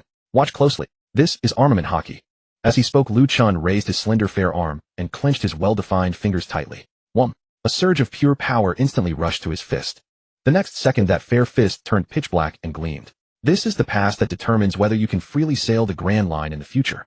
And it is the very foundation of whether you can protect your friends. That fool up in the sky. He is a naturally gifted user of observation hockey. In fact, his observation hockey has already surpassed many people. He calls it mantra. He can predict every one of your attacks, and he can even use his devil fruit power to eavesdrop on our conversation. If you want to defeat him, then show me what you're really made of. Am I right, Enel? With that final sentence, Lu Chen's gaze lifted straight up into the sky. And just as Lu Chen said, ever since he used the sky-severing technique to block Reigo, Enel had set his sights on Lu Chen and the others, and had even clearly overheard the conversation below. Yet arrogant and conceited as he was, Enel did not take Lu Chen and the others seriously at all. Standing on his massive flying arc, he contemptuously pierced his gaze through the clouds and looked down below. A slight smirk curled at the corner of his mouth. Arrogant Blue Sea Dweller. This time, I will destroy you together with this island. But as for now, Blue Sea Dweller, you will pay for your arrogance. 100 million volts. Thunder punishment. Crackle. Lightning condensed at his fingertip and surging thunderbolts instantly lit up the entire sky. Then, as Enel waved his finger, the next second a colossal thunderbolt roared forth as if it would pierce through everything and surge straight toward where Lu Chen stood below. Down below. Heh, quite arrogant, isn't he? Gazing at the blinding light above, Lu Chen let out a cold laugh, then turned his eyes to Luffy and the others. Watch closely. Let me show you with your own eyes, before armament hockey. The power of Logia devil fruits is nothing but fleeting clouds. As his words fell, Lu Chen leaped up abruptly and charged straight into the furious thunder. His fist, already coated in armament hockey, smashed out toward the surging thunderbolt in the sky. Zap! Boom! With a flash of lightning, that massive thunderbolt carrying 100 million volts was instantly scattered into nothing by the force of Lu Chen's punch. Luffy's so strong. Zoro, so this is the gap. Sanji, we still need to train harder. A single punch shattered the thunder. Lu Chen landed gracefully and said to Luffy and the others, this is the basics of armament hockey. You can also call it hockey infusion. Strengthen your will, compress it against your flesh. Spread this power over your fists or your weapons. How much you learn depends on your own insight and effort. With that, Lu Chen ignored Luffy and the others and walked toward the massive golden sphere that had been split open.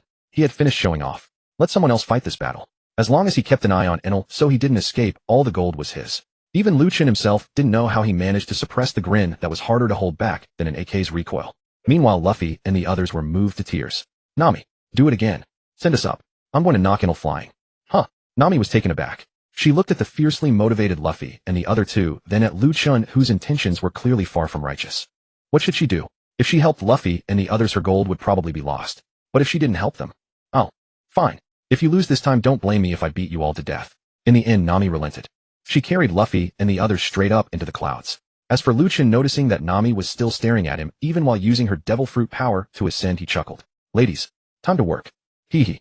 You're so wicked, my husband. Kanae, who had long known Lu Chen's plan, couldn't help but steal a smile and cast a playful glance at her husband. Shinobu, however, didn't even bother to pretend anymore. Husband, I'll search for gold on the east side. Vivi first looked up sympathetically at Nami in the sky, then pursed her lips in amusement and pulled Rem along. Brother Rem and I will take the north side. The women almost unconsciously always left Mina to Lu Chen. It wasn't isolation, simply. Lu Chen nodded vigorously. Of course he understood the little schemes of the women. Kanae headed south to search for gold. Shinobu went east while Vivi and Rem took the north. When only Lu Chen and Mina remained, Robin, who had long sensed something was off, walked over with an amused smile. You really are something else. When little sister Nami comes down and finds her gold missing, she's definitely going to make a scene with you. Having spent a month with Luffy and the others, Robin had already become a part of this small group. She also understood Nami's personality. Of course, encountering Lu Chen again always stirred a strange feeling in Robin's heart, but she couldn't speak of it. The burden she carried was not something just anyone could bear. Hearing Robin's words, Lu Chen shrugged with utter indifference.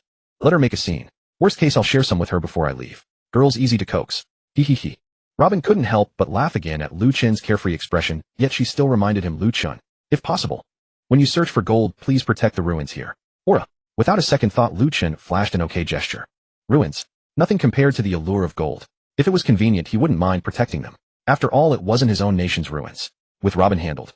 Under Mina's curious gaze, Lu Chen finally arrived before the split golden sphere and directly activated the system's recovery function. Ding. Scan complete. Target gold value 1600 berries. Do you want to convert it into system funds? Yes, no, holy crap. Lu Chen never expected this massive golden ball to be so valuable, 160 million berries. It was definitely an underestimate considering how enormous the sphere was. The only reason was to avoid breaking the economy. But no worries. This trip to Skypiea was an instant jackpot. The gold prices in the pirate world were truly vexing. Some places were starving while others were drowning in it. Finally, he'd struck it rich.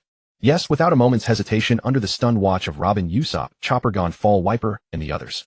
The massive golden sphere split in two, vanished amid a swirling glow of golden light. This spectacle stunned everyone on the spot. But Lu Chen had no time to bother with the gaping onlookers. He simply scooped up the equally dazed Mina into his arms. Tight schedule, heavy task. We're going to find gold. With a flash, Lu Chen and Mina vanished from the spot. Over Angel Island, thunder roared and lightning crackled. Clearly Luffy and Zoro and the others were going all out this time, determined to take down Enel.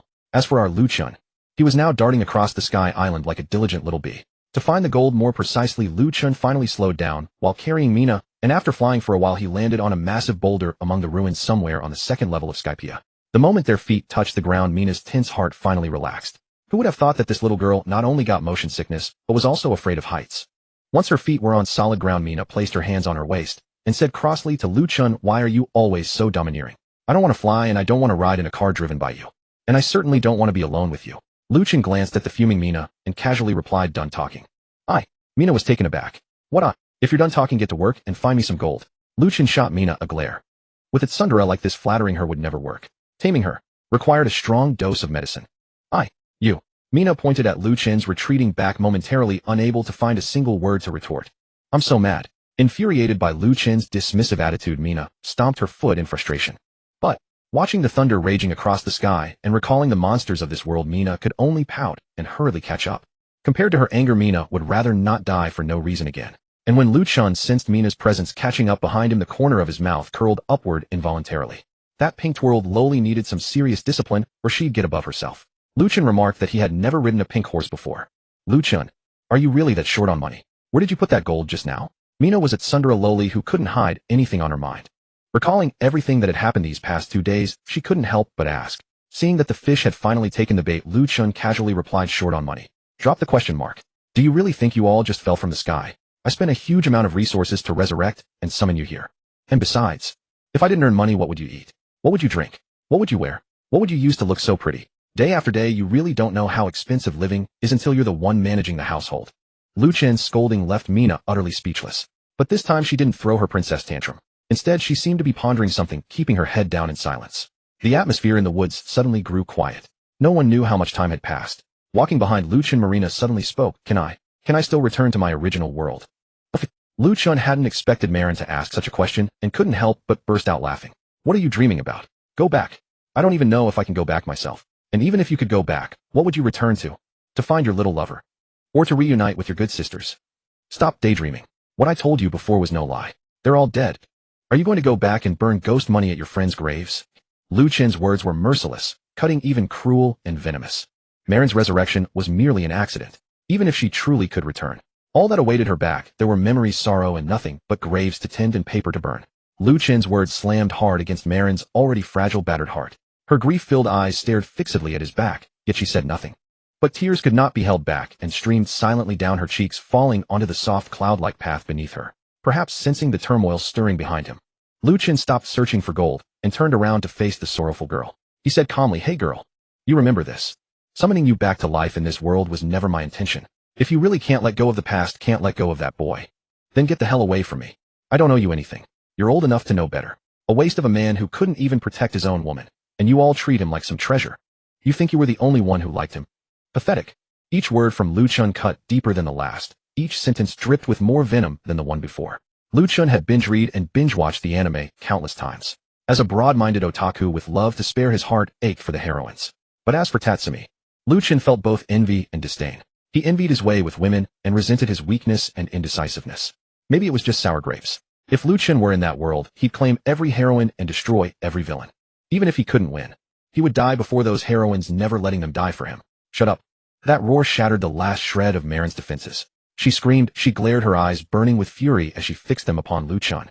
But Lu Chen merely raised an eyebrow at her anger, strolling forward with a sneer until he stood before her, looking down at the tiny rage-filled girl on the verge of collapse. Me, shut up. Did I say anything wrong? A man who can't even protect the woman he loves. What kind of man is that? How did Shield die? And Bullet? How did Chelsea die?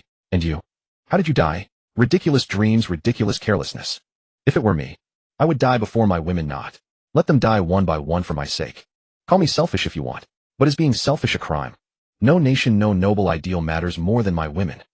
That twisted, tyrannical declaration extinguished Marin's raging fire in an instant. She remembered Shield's death. She remembered Chelsea's death.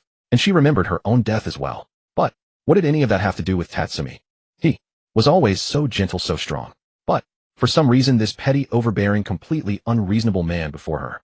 What he said, that he would only ever die before his women. No nation, no noble cause.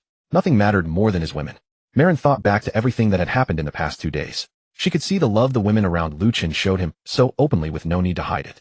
But, no, what he said was wrong. You bastard. You're wrong, you can't say those things about Tatsumi. Rage ignited within Marin once more, and she raised her hand to slap Lu Chen across the face. Slap. A sharp crack echoed beneath the thunder-filled sky. But it wasn't Lu Chen who was slapped, it was Marin. Clutching her stinging cheek, she stared at the man before her in utter disbelief. Why you hit me?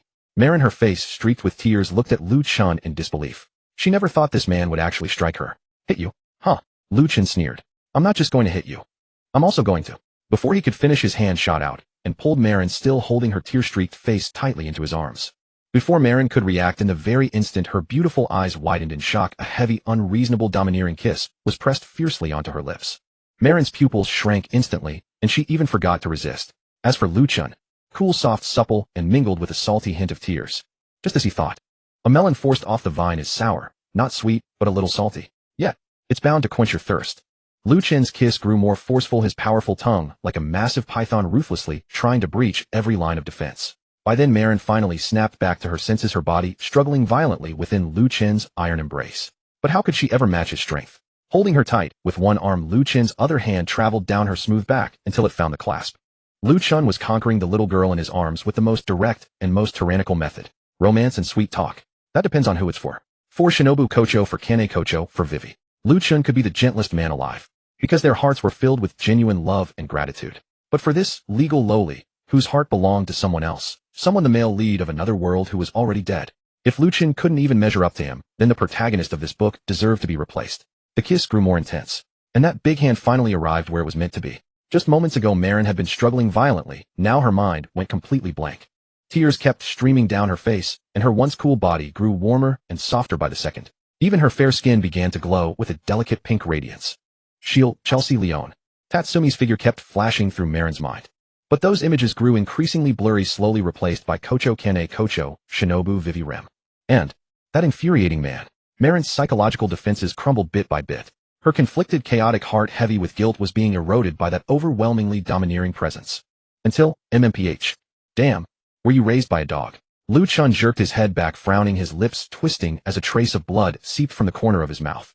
Damn it, he'd been so close. So close to hitting a home run. Can you just give me a little time? With one hand shielding her chest, her clothing already disheveled, Marin pressed the other firmly against her wrinkled JK pleated skirt. In the second before her consciousness was completely overwhelmed, Marin felt the terrifying thing that belonged solely to Lu Chen.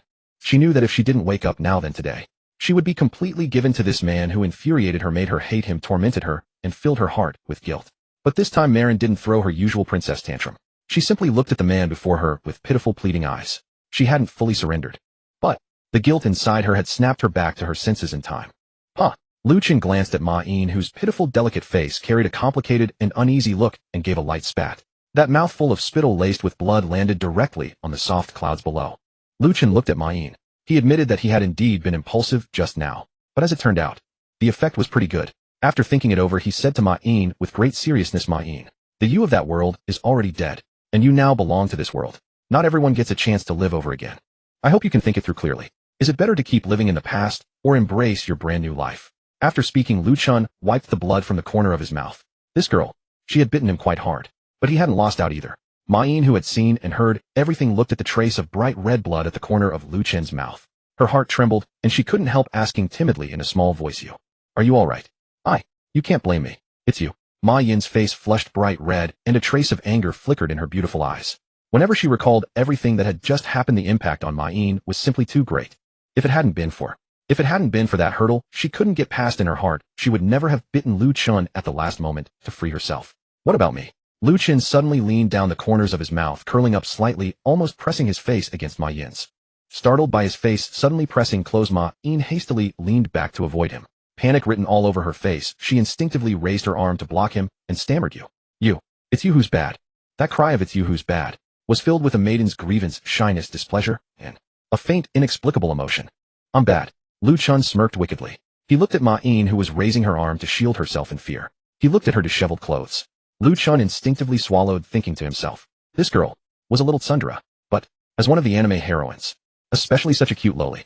Her three fine qualities. Those who know. A delicate body, frail and weak, easy to ahem. But what made her even more exquisite was, having verified it personally, Lu Chen discovered that Ma-in was even a girl with that special constitution. Who could stand that? Looking at her pretty face, so close, the heart that had just calmed down began to stir restlessly again.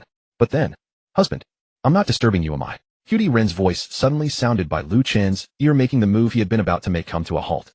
It wasn't that Cutie Ren had come at all. It was just that Cutie Ren, using the ability of her Zanpakutō butterfly dance, had transmitted her voice through the butterfly mark left on Lu Chen's shoulder. Hearing her voice, Lu Chen first shot Ma-in a look that said, next time I'll devour you, then stood up and said seriously, What is it, Ren? Husband, from your voice it sounds like you're burning with quite a fire. Cutie Ren's mischievous voice again came through the butterfly mark to Lu Chen's and Ma-yin's ears. Hearing this, a sensation of being secretly watched flooded through Ma Yin's body. Mortified, she lowered her head and hurriedly began straightening her clothes.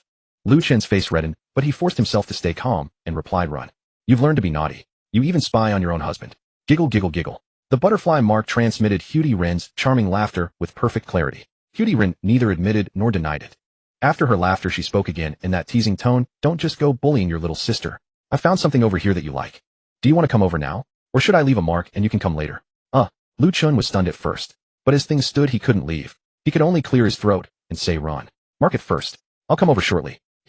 Okay. Bye-bye, husband. With one more teasing laugh, Rin ended her call with Lu Chen. Ma Yin had already tidied her clothes by then. She just didn't dare raise her head to meet his eyes. Lu Chen really had tormented her so much that she was now afraid. Thanks to Rin's interruption, Lu Chen had calmed down once more. Looking at Ma Yin, who was silent with her head lowered, he said indifferently, "Let's go. If there's a chance, I'll properly enlighten you next time." "Oh." Ma Yin was startled. "Again? What? Not willing." Lu Chen's attitude was still very strong.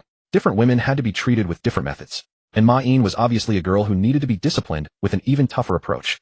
Ma Yin didn't know how to answer. Her head was a complete mess. It was obviously impossible to make her forget her companions from her original world, and that boy just like that. But to make her immediately accept everything in this world and this domineering and aggressive man, she still felt fear and dread. With such conflict and guilt weighing on her, Ma Yin's heart was completely thrown into disorder. But just as she was about to stand up, her legs suddenly went weak. The next second, Ma Yin unconsciously fell into Lu Chen's arms. Their eyes met again. Lu Chen, meanwhile, was the effect so striking that she was now willingly throwing herself into his arms. Little did Lu Chen know, Ma Yin wasn't throwing herself into his arms at all. Rather, the moment she stood up, she had noticed something strange about her own body. A breeze swept by, a cold wind blew, and a thread of coolness. What was this? In just an instant, Ma Yin, whose pretty face was already bright red, turned even redder. Caught off guard by the sudden discovery, Ma Yin instantly panicked. Her small hand instinctively pressed down on her skirt as she said helplessly, Lu Chen. I. Ma Yin kept saying "I" for a long while, but never got anywhere. Lu Chen watched the somewhat flustered Ma Yin, his gaze sweeping over her. Suddenly, as if understanding something, he leaned in close and whispered softly into her ear. Those words, however, broke through her defenses entirely. Ma Yin's composure shattered on the spot. She raised her head and glared at Lu Chen. "It's all your fault. If it weren't for you, how could I?" Lu Chen laughed joyfully.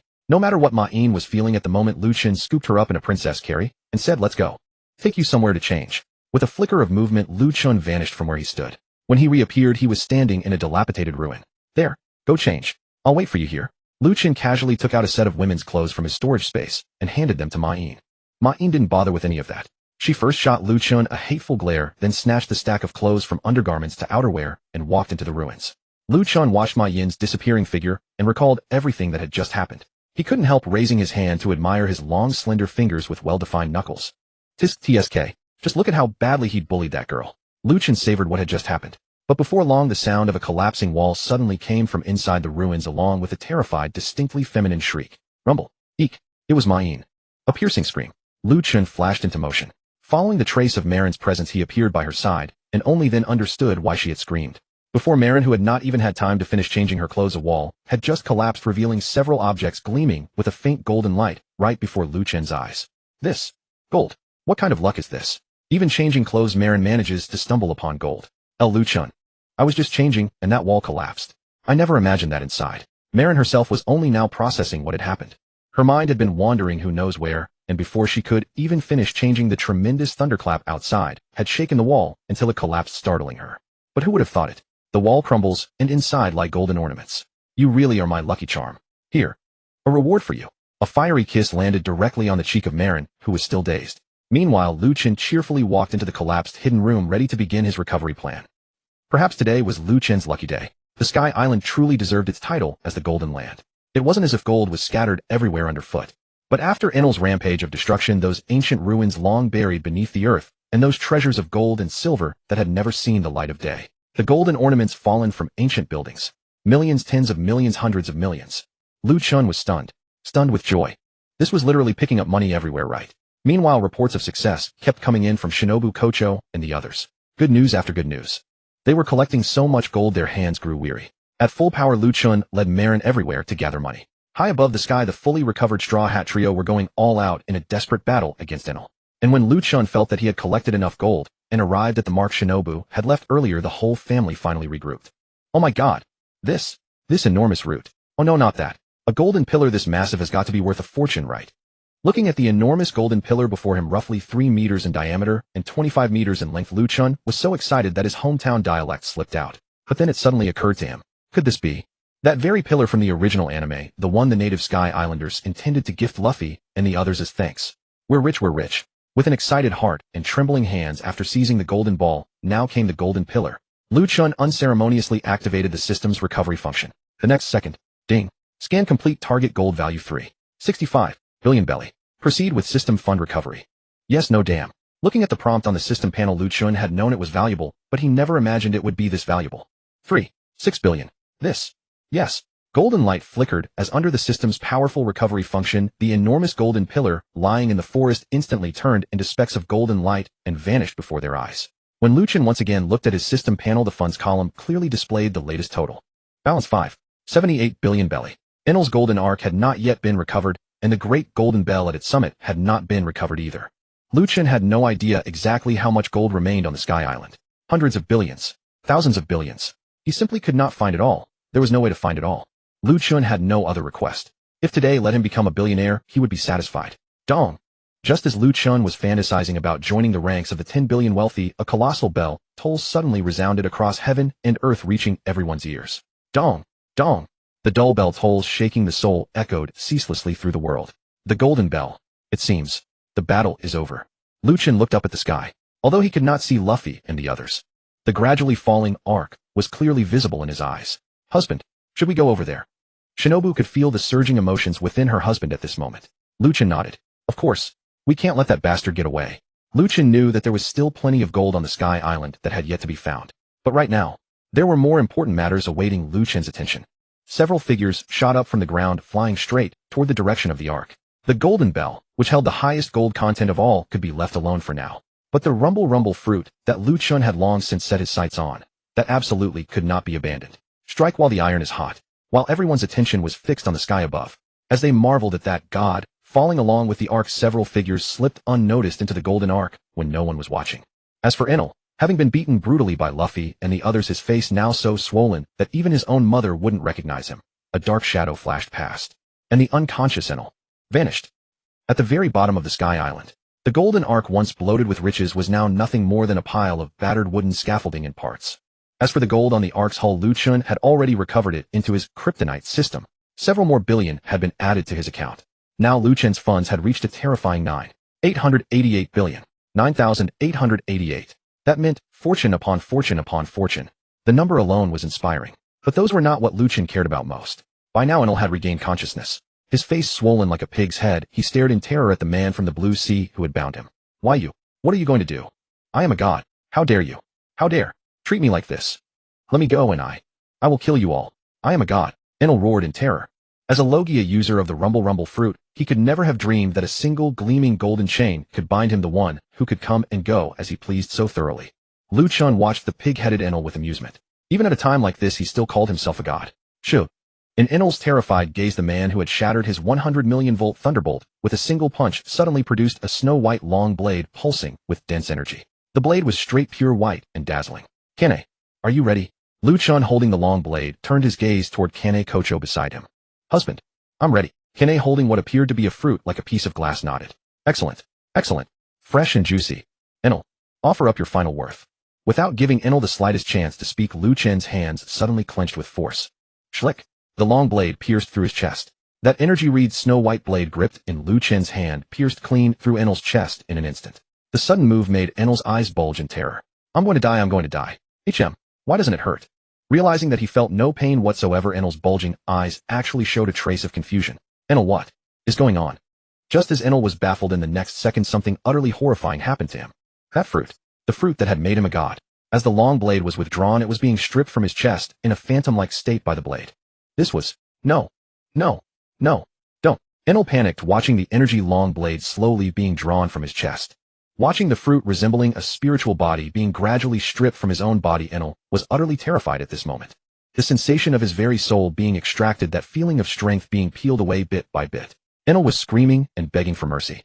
But the spirit blade in Lu Chen's hand was pulled out of Enel's chest without the slightest hesitation, bit by bit. When the spirit blade was finally completely withdrawn from Enel's body, When the spiritual body fruit was completely severed from Enel's body, Enel's screams abruptly ceased at that moment.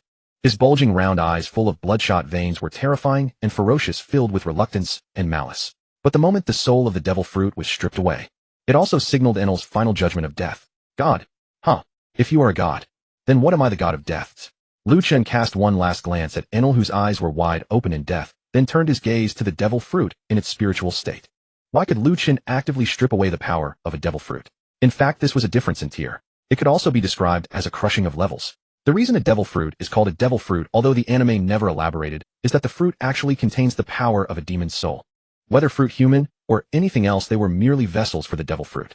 As for Lu Chen, he was a living god of death who had inherited the power of the Grim Reaper. When it came to the power of souls, it was a complete dimensionality reduction hack. Holding the death god's exclusive spirit blade, peeling away the demon soul's power was simply too easy. With his soul stripped away, Enel naturally reached the final moments of his life. However, Lu Chen was not in a hurry to inject the soul fruit into a new vessel. Instead, he casually grabbed the spiritual body fruit in his hand. Boom! A powerful surge of spiritual energy suddenly appeared in Lu Chen's hand, instantly enveloping the soul fruit. Perhaps it was an illusion. Perhaps it was fate. Along with a mournful cry seemingly from the abyss, the originally extremely active spiritual body fruit instantly calmed down. Alright, this fruit. If I don't purify it, I'm afraid I'll get an upset stomach. Finally, no longer sensing the soul aura that disgusted him, Lu Chen casually flung it away. The soul fruit, now exceedingly pure and free of any impurity, was instantly tossed into Kanae's hand, the ordinary fruit among them. And the instant the spiritual fruit touched the physical one, the fruit changed, accompanied by a flash of thunder and lightning. Amid a sizzling crackle of electric light, the once completely ordinary fruit finally became the true rumble fruit at that moment. And it was a devil fruit without any side effects. Vivi, it's yours. Lu Chen said it casually, as if this Logia-type devil fruit, which could fetch astronomical prices outside, was no different from an ordinary piece of fruit. Of course, it wasn't just Lu Chen who remained calm. The butterfly sisters also showed no great reaction. Instead, they looked at Vivi with expressions of congratulations. This wasn't the first time Lu Chen had stripped a devil fruit from a person's body. After all, there were still several stored in their ship's cabin. Of course, unlike the butterfly sisters' smiles of genuine care for a younger sister, when Vivi took the rumble fruit that Kanae handed to her, the fruit that represented supreme power. As the real tactile sensation traveled from Vivi's palm into her senses, Vivi felt a tremor in her heart. She knew what this trip to Skypiea was for. Gold was one aspect, but this fruit was what Lu Chen cared about most. Because it was a gift for herself. It would allow her to catch up with their pace to become the strongest queen of Alabasta. Brother, thank you. Without crying or smiling, Vivi simply looked at Lu Chen with the most sincere and loving gaze. The sky above Skypiea had finally cleared. After this great battle, although the entire Skypiea was left in ruins once they confirmed that Enel, the one who had oppressed them, ruled them, and called himself a god, had fallen. Everyone finally escaped from their fear. There was the joy of rebirth, the emotion of being rescued, and of course, the one who had accomplished all of this. At this moment, they were gathered around a giant golden bell, as large as a small island, marveling at it. Wow, a bell this big. Luffy, covered in wounds but fully recovered, was shouting excitedly as he ran around the massive golden relic before him. Actually, rather than calling it a golden great bell, it would be more accurate to say it was the true ruins of Skypiea. The golden palace and the golden bell were originally one. However, because the palace was buried beneath the ground, they could only see the golden bell. And with Luffy's punch at last, the great golden palace, sealed for 400 years, revealed its most authentic face once more. We're rich. It's this huge. How am I supposed to take it away? Unlike Luffy's curiosity, our Nami was staring at the enormous golden city before her, with belly practically gleaming in her eyes. Of course, on the other side of the palace, our historian, the mature beauty Robin, was staring in astonishment at the poneglyph embedded in the golden wall and a message carved into the golden wall. The Pirate King. Could it be that he once came to this island? Robin stared in shock at the words carved on the wall. She never would have imagined that the Pirate King Roger would leave words here. What a shocking thing. More and more native inhabitants of Skypiea gathered below the Golden City. They marveled at the ruins and thanked Luffy and the others for defeating the god, who had ruled and oppressed them for many years. While Luffy was looking around everywhere, Nami was thinking about how to make a fortune, and Robin was studying the poneglyph. Suddenly, a gentle breeze swept by, accompanied by countless leaves drifting down onto everyone's heads. Then several figures descended suddenly beneath the Golden City under the astonished gaze of the crowd. Luffy, your heart is as big as ever. Well, I'll leave that to you. Thud. A figure everyone was exceedingly familiar with. After that man casually tossed it out, the god, who had oppressed them for years, now appeared before everyone like a dead dog. Oh no, he couldn't be said to be like a dead dog, because at this moment he was already dead. The appearance of Enel's corpse sent the previously tranquil crowd into an uproar. Perhaps it stemmed from that deeply entrenched fear. Even though Enel was now merely a lifeless corpse, the former Sky Island residents instinctively stepped back in fear.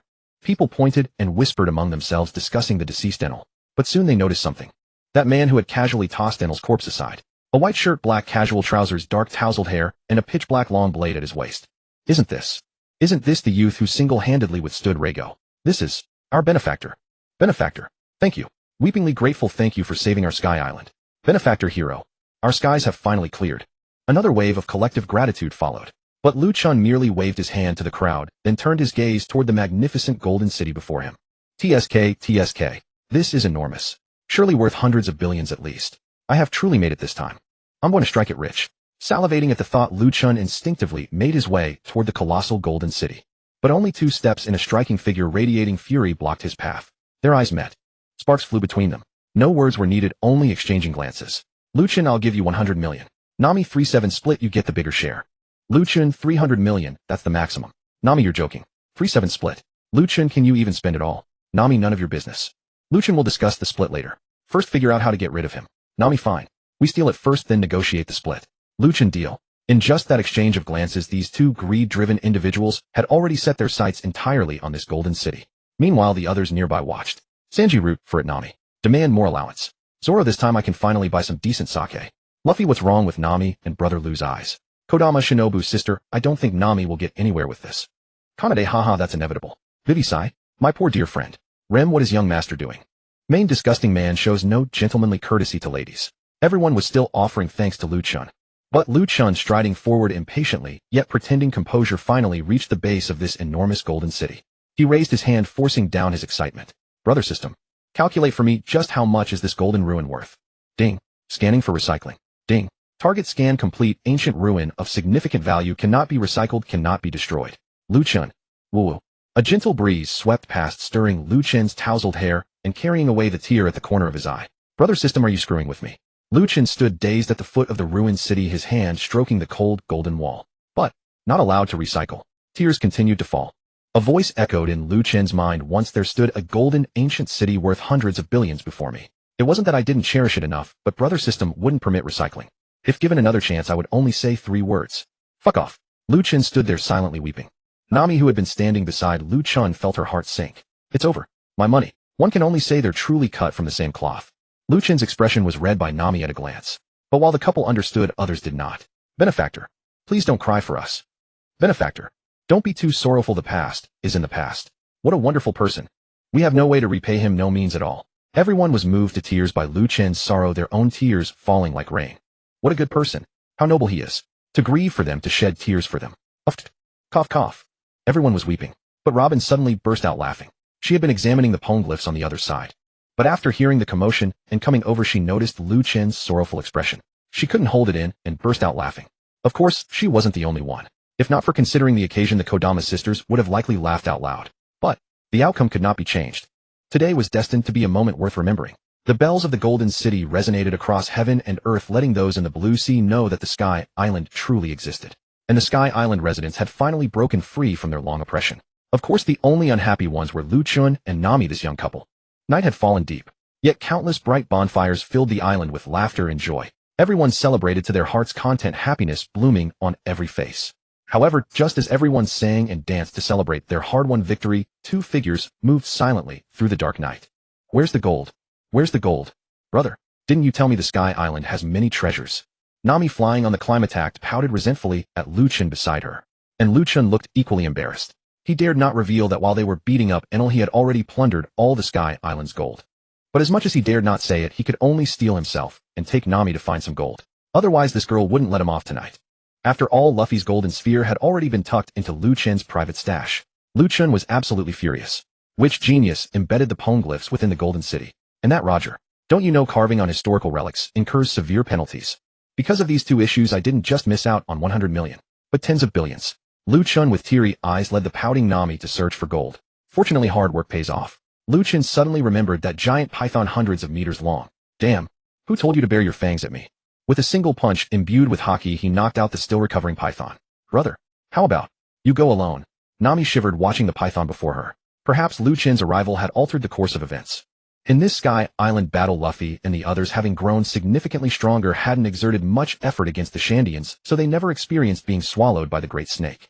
But Nami recognized this Great Snake. You expect a young, beautiful girl to crawl inside a giant snake. Nami absolutely dared not do that. Aren't you afraid I'll go in and hoard it all? Lu Chen looked oddly at Nami behind him, who appeared reluctant. Was this still that money-grubbing Nami? No problem. I trust you, brother Lu Chen. Nami shook her head desperately. She absolutely did not want to crawl into this creature's stomach. Nami admitted she was greedy for wealth, but her fear of worms was equally true. Damn, how long has this snake not brushed its teeth? I really shouldn't trust anime. In the end, Nami couldn't bear the psychological pressure and absolutely refused to crawl into the snake's belly with Lu Chen. As a result, Lu Chen went in alone. The giant serpent, hundreds of meters long, had a belly that resembled an underground subway tunnel, deep and dark. Fortunately, despite the overwhelming stench and the clutter inside, under the illumination of the Ghost Path's 12 sky-illuminating orbs, Lu Chen could only grit his teeth, endure the visual discomfort, and embark on an unusual journey of exploration. After an unknown amount of time, Nami stared anxiously and fearfully at the serpent's head, which loomed like a small Western-style villa waiting with bated breath. Suddenly, the serpent's head, which Lu Chen had knocked unconscious with a single punch, began to move. In this pitch-black night, a young girl staring at such a colossal creature. The sudden movement startled Nami, making her start like a frightened bird. However, just as she was about to call out to see if it was Lu Chen, the giant snake's massive mouth was pried open and Lu Chen's figure stepped out. Phew, damn. Never again. I'm never doing this again. The moment he walked out, Lu Chen cursed under his breath. He felt as though he had been thoroughly pickled by the snake's stomach juices. So, did you find a gold? Seeing that it was Lu Chen who came out, Nami breathed a sigh of relief and rushed over the next second. But just as she reached Lu Chen's side, ugh, cough. Cough. Brother, what's that smell? Well, Nami looked at Lu Chen with a face full of disgust, and Lu Chen, seeing her expression, returned the exact same look of disdain. Now they were mutually disgusted. Lu Chen, what smell? Don't you have a clue in your heart, sis? Nami, this stench is way too strong. The two stared at each other for 2 seconds. Let's go take a bath and change clothes first, Nami said weakly. Lu Chen, well, at least you have a conscience. Nami let out an awkward laugh this time, not daring to ask Lu Chen whether he had found the gold. Lu Chen in turn shot her another glare and said this thing growing this big wasn't easy. Forget it. It did help you all after all. Consider this a blessing from me. With that, Lu Chen turned around and placed his palm upon the giant serpent's huge head. Immediately, a burst of spiritual energy exploded forth. The next moment, a faint green glow passed through Lu Chen's palm into the serpent's head, then spread to its body, until the entire giant serpent was enveloped in the soft green radiance. The healing path of the death god's ghost path. It could be used to heal the wounded. Of course, Lu Chen wasn't merely healing the serpent's body. Through his own spiritual energy, he intended to bestow a fortune upon this massive creature. Nami watched in amazement. Meanwhile, Lu Chen focused entirely on healing the great serpent. Fortunately, this was the lower level of Angel Island where no one else was around.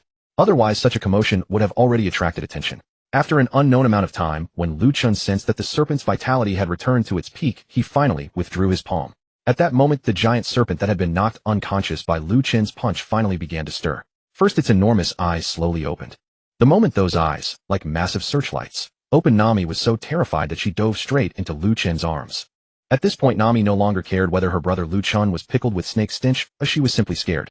Lu Chen, however, remained calm and glanced at the serpent, saying, "You shall be called Nora, Lord of the Sky Island. Meeting is fate. Since you have already awakened your intelligence, I shall grant you a blessing as well. I hope you will guard this place well in the future." Why did Lu Chen suddenly take it upon himself to bestow this blessing upon the serpent? The reason was actually simple. When he had entered the serpent's belly through his keen perception of spiritual energy as a death god, he discovered this serpent had not only awakened its intelligence. In fact, it seemed that under Enel's thunderous tempering it had reached the stage of evolution. And Lu Chen was now pouring his spiritual energy into the serpent, hoping to help it evolve into a higher being. However, just as Lu Chen finished speaking, Nora's enormous eyes, like searchlights, actually showed a very human-like expression of gratitude toward Lu Chen. Yet, just as Lu Chen was about to wave his hand and leave with the trembling Nami, an anomaly occurred abruptly. Nora, the Lord of the Sky, who had been quietly gazing at Lu Chen, suddenly lifted its massive head, which weighed several tons. Under Lu Chen's astonished gaze and Nami's terrified expression, Nora, after raising its head, first lowered it to look at Lu Chen. Then its body began to emit a faint blue glow. This was evolution. With his keen perception of energy, Lu Chen instantly understood what was happening to this giant serpent. The blue radiance grew increasingly bright, and the colossal serpent body, originally hundreds of meters long, suddenly shrank violently under the dense blue spiritual energy that enveloped it. First it shrank to a point, then, a flash of light. That Lord of the Sky, which had been hundreds of meters long, transformed into a small serpent less than a meter in length. Brother Lu Chen. This is Nami was dumbfounded. How could a giant serpent that was hundreds of meters long just moments ago wrapped in a halo of light become so tiny? If it weren't for the massive crushed ground before her eyes proving that the giant serpent had indeed been there just moments ago, Nami would have believed she was dreaming. And what was even more unbelievable, amid Nami's startled cry, that now somewhat adorable giant serpent suddenly leaped and burrowed directly into Lu Chen's embrace. Since Nami was still nestled in Lu Chen's arms, the icy cold touch made her shriek and leap away from him, pointing at Lu Chen's chest and exclaiming, "Aunt! Brother Lu Chen!" It. Nami pointed at Lu Chen's chest, her eyes filled with shock. And at the very moment the little snake burrowed into his chest, Lu Chen seemed to sense something. Huh. A 400-year-old snake. Truly a sly old soul. It certainly knows how to pick its person. Lu Chen understood clearly now. This snake intended to latch onto him. Feeling the little serpent in his embrace already falling into slumber, Lu Chen let out a wry smile and thought, oh well, having a pet isn't so bad, I suppose. Let's go. Let's head to that pool over there to wash up. This stench is unbearable. Lu Chen, who had just been covered in the giant serpent's stench, now had to take the little snake along to bathe as well. Perhaps this was simply fate. Oh, okay. Nami stood there stunned for a moment. She had been too shocked earlier. But now, looking at the composed Lu Chen before her, it seemed that no matter what happened to brother Lu Chen, it was never truly all that strange. Brother Lu Chen, did you forget something? Snapping back to reality, Nami hadn't forgotten the purpose of their sneaky outing today. And Lu Chen replied, you little money grubber. Come on, I won't shortchange you. Is it asleep? Shh. Though it's more accurate to say it's undergoing some kind of deep-level evolution. Wow, that's amazing. Does it have something to do with you healing it just now? A bit of everything. It's quite mysterious. Oh, I don't really understand. Alright, big brother, how much gold and treasure did you bring back this time? Huh, so this little thieving cat has an ulterior motive after all. What do you mean? Promise to scrub me with your snowballs and I'll tell you. You're going to die? Who would use those to scrub anyone? At the location of the ancient ruins where the giant serpent Nora resided, in the only part of Sky Island that possessed soil Appaiato. Perhaps because this was Sky Island, the night here was exceptionally bright, with the moon hanging high in the sky radiating an especially brilliant glow. And nearby, in a naturally formed stream near the Appaiato ruins, Lu Chen was lying supremely at ease in the crystal clear stream, enjoying this rare tranquility. Fine. If only Nami weren't clinging to him, it truly would be tranquil. At this moment, Nami, wearing a fiery red bikini, was attending to the smug-faced Lu Chen with an ingratiating expression. Nami, big brother is good in every way. Except, he always competes with me over money. Nami's face was full of flattery, but in her heart, like a little demon, she bared her fangs and viciously scrubbed Lu Chen's back. Big brother, stop teasing me. We're really short on money right now. Luffy consumes a huge amount of food every day. And I haven't bought new clothes in ages. And, the Going Merry is damaged in so many places. Usopp said he needs to find a chance to properly repair her. Lu Chen was taken aback. He had been enjoying Nami's pampering, thinking he would tease her a little longer before giving his little thieving cat all the gold and treasure he had taken from the great serpent's belly. But when Nami mentioned the Going Merry, Lu Chen finally thought of something. What's wrong, big brother? Nami was startled to see Lu Chen suddenly turn to face her. The Going Merry is damaged? Lu Chen asked, somewhat puzzled. Indeed. If not for Usopp's meticulous care, she probably wouldn't even have made it up to Sky Island. Nami pouted, her face full of grievance. After such a long voyage, although no one usually spoke of it, they had long since come to regard the Going Merry as an important companion on their journey. Didn't I leave you 50 million last time? Lu Chen asked, rubbing his chin in confusion. His little wealthy woman. When they left Alabasta, he had indeed left her 50 million. It was better when Lu Chen didn't mention it. But once he opened his mouth, don't even talk about it. With a group of spendthrifts like Luffy's crew, even if I hoarded a fortune, they'd burn through it all. Just thinking about it made Nami's chest ache. In 1 month of sailing, it was either buying food, throwing banquets, or helping some innocent civilians. What kind of pirates were they? They had practically become a floating charity ship. Win a battle. Throw a banquet. After the banquet, help the civilians. Living like this. Nami had lost count of how many times she had beaten Luffy. But what was the result? The 50 million. Now only 5,000 remained. Hearing Nami's nagging and seeing her aggrieved expression of helpless frustration, Lu Chen couldn't hold back a laugh. But on reflection, it was true. Although Lu Chen, the king of pirates, had only followed the story up to the Wano arc, and only through random short video clips, the entire Straw Hat Pirates, apart from their bounties constantly rising, their little treasury had never once been full. That really was quite tough on Nami. You're still laughing? If I weren't afraid Luffy and the others would die at sea. You what? Lu Chen looked at Nami with amusement. Seeing Lu Chen's teasing expression, Nami blushed and murmured softly, I could have traveled together with my sisters instead. Her voice was not loud, but it reached Lu Chen's ears with perfect clarity. On one side were the people she loved, on the other the friends she treasured most. Nami had no choice, so she could only bury that longing deep in her heart. Feeling Nami's aggrieved expression, Lu Chen turned and pulled her delicate body into his arms, saying, all right. I know our little kitten has suffered. Before I leave this time, I'll leave you more funds. Just now inside Nora's belly, I found nearly 600 million in gold and jewels. I'll leave it all to you this time. What? Really? Nami, who had been enjoying her big brother's warm and spacious embrace instantly. Upon hearing about nearly 600 million in gold and jewels, she instantly turned back into a little money fiend. Of C-, Lu Chen was about to say of course, but sensing how much fuller Nami's figure had become before him, he couldn't resist leaning down and whispering something in her ear. In an instant after hearing Lu Chen's whisper, Nami's face flushed a deep crimson. But this time she didn't seem to refuse. Thinking of how they would soon part again, Nami bit her soft lower lip, then gave an almost imperceptible nod and uttered a soft Lu Chen was overjoyed. Really? Count yourself lucky, you big pervert. Nami glared at him with a blushing face, then slid her jade-like hands, which had been soaking in the stream, toward her own back. The red strings slowly slipped away. When a pair of full soft mounds pressed against that hard wall, Lu Chen felt pure bliss. Indeed, when it came to bathing, snowballs were truly the most comfortable of all. Mine's heart was in turmoil today. She was not from this world. Of course. Aboard that ship, except for the princess named Vivi, everyone else was not from this world either.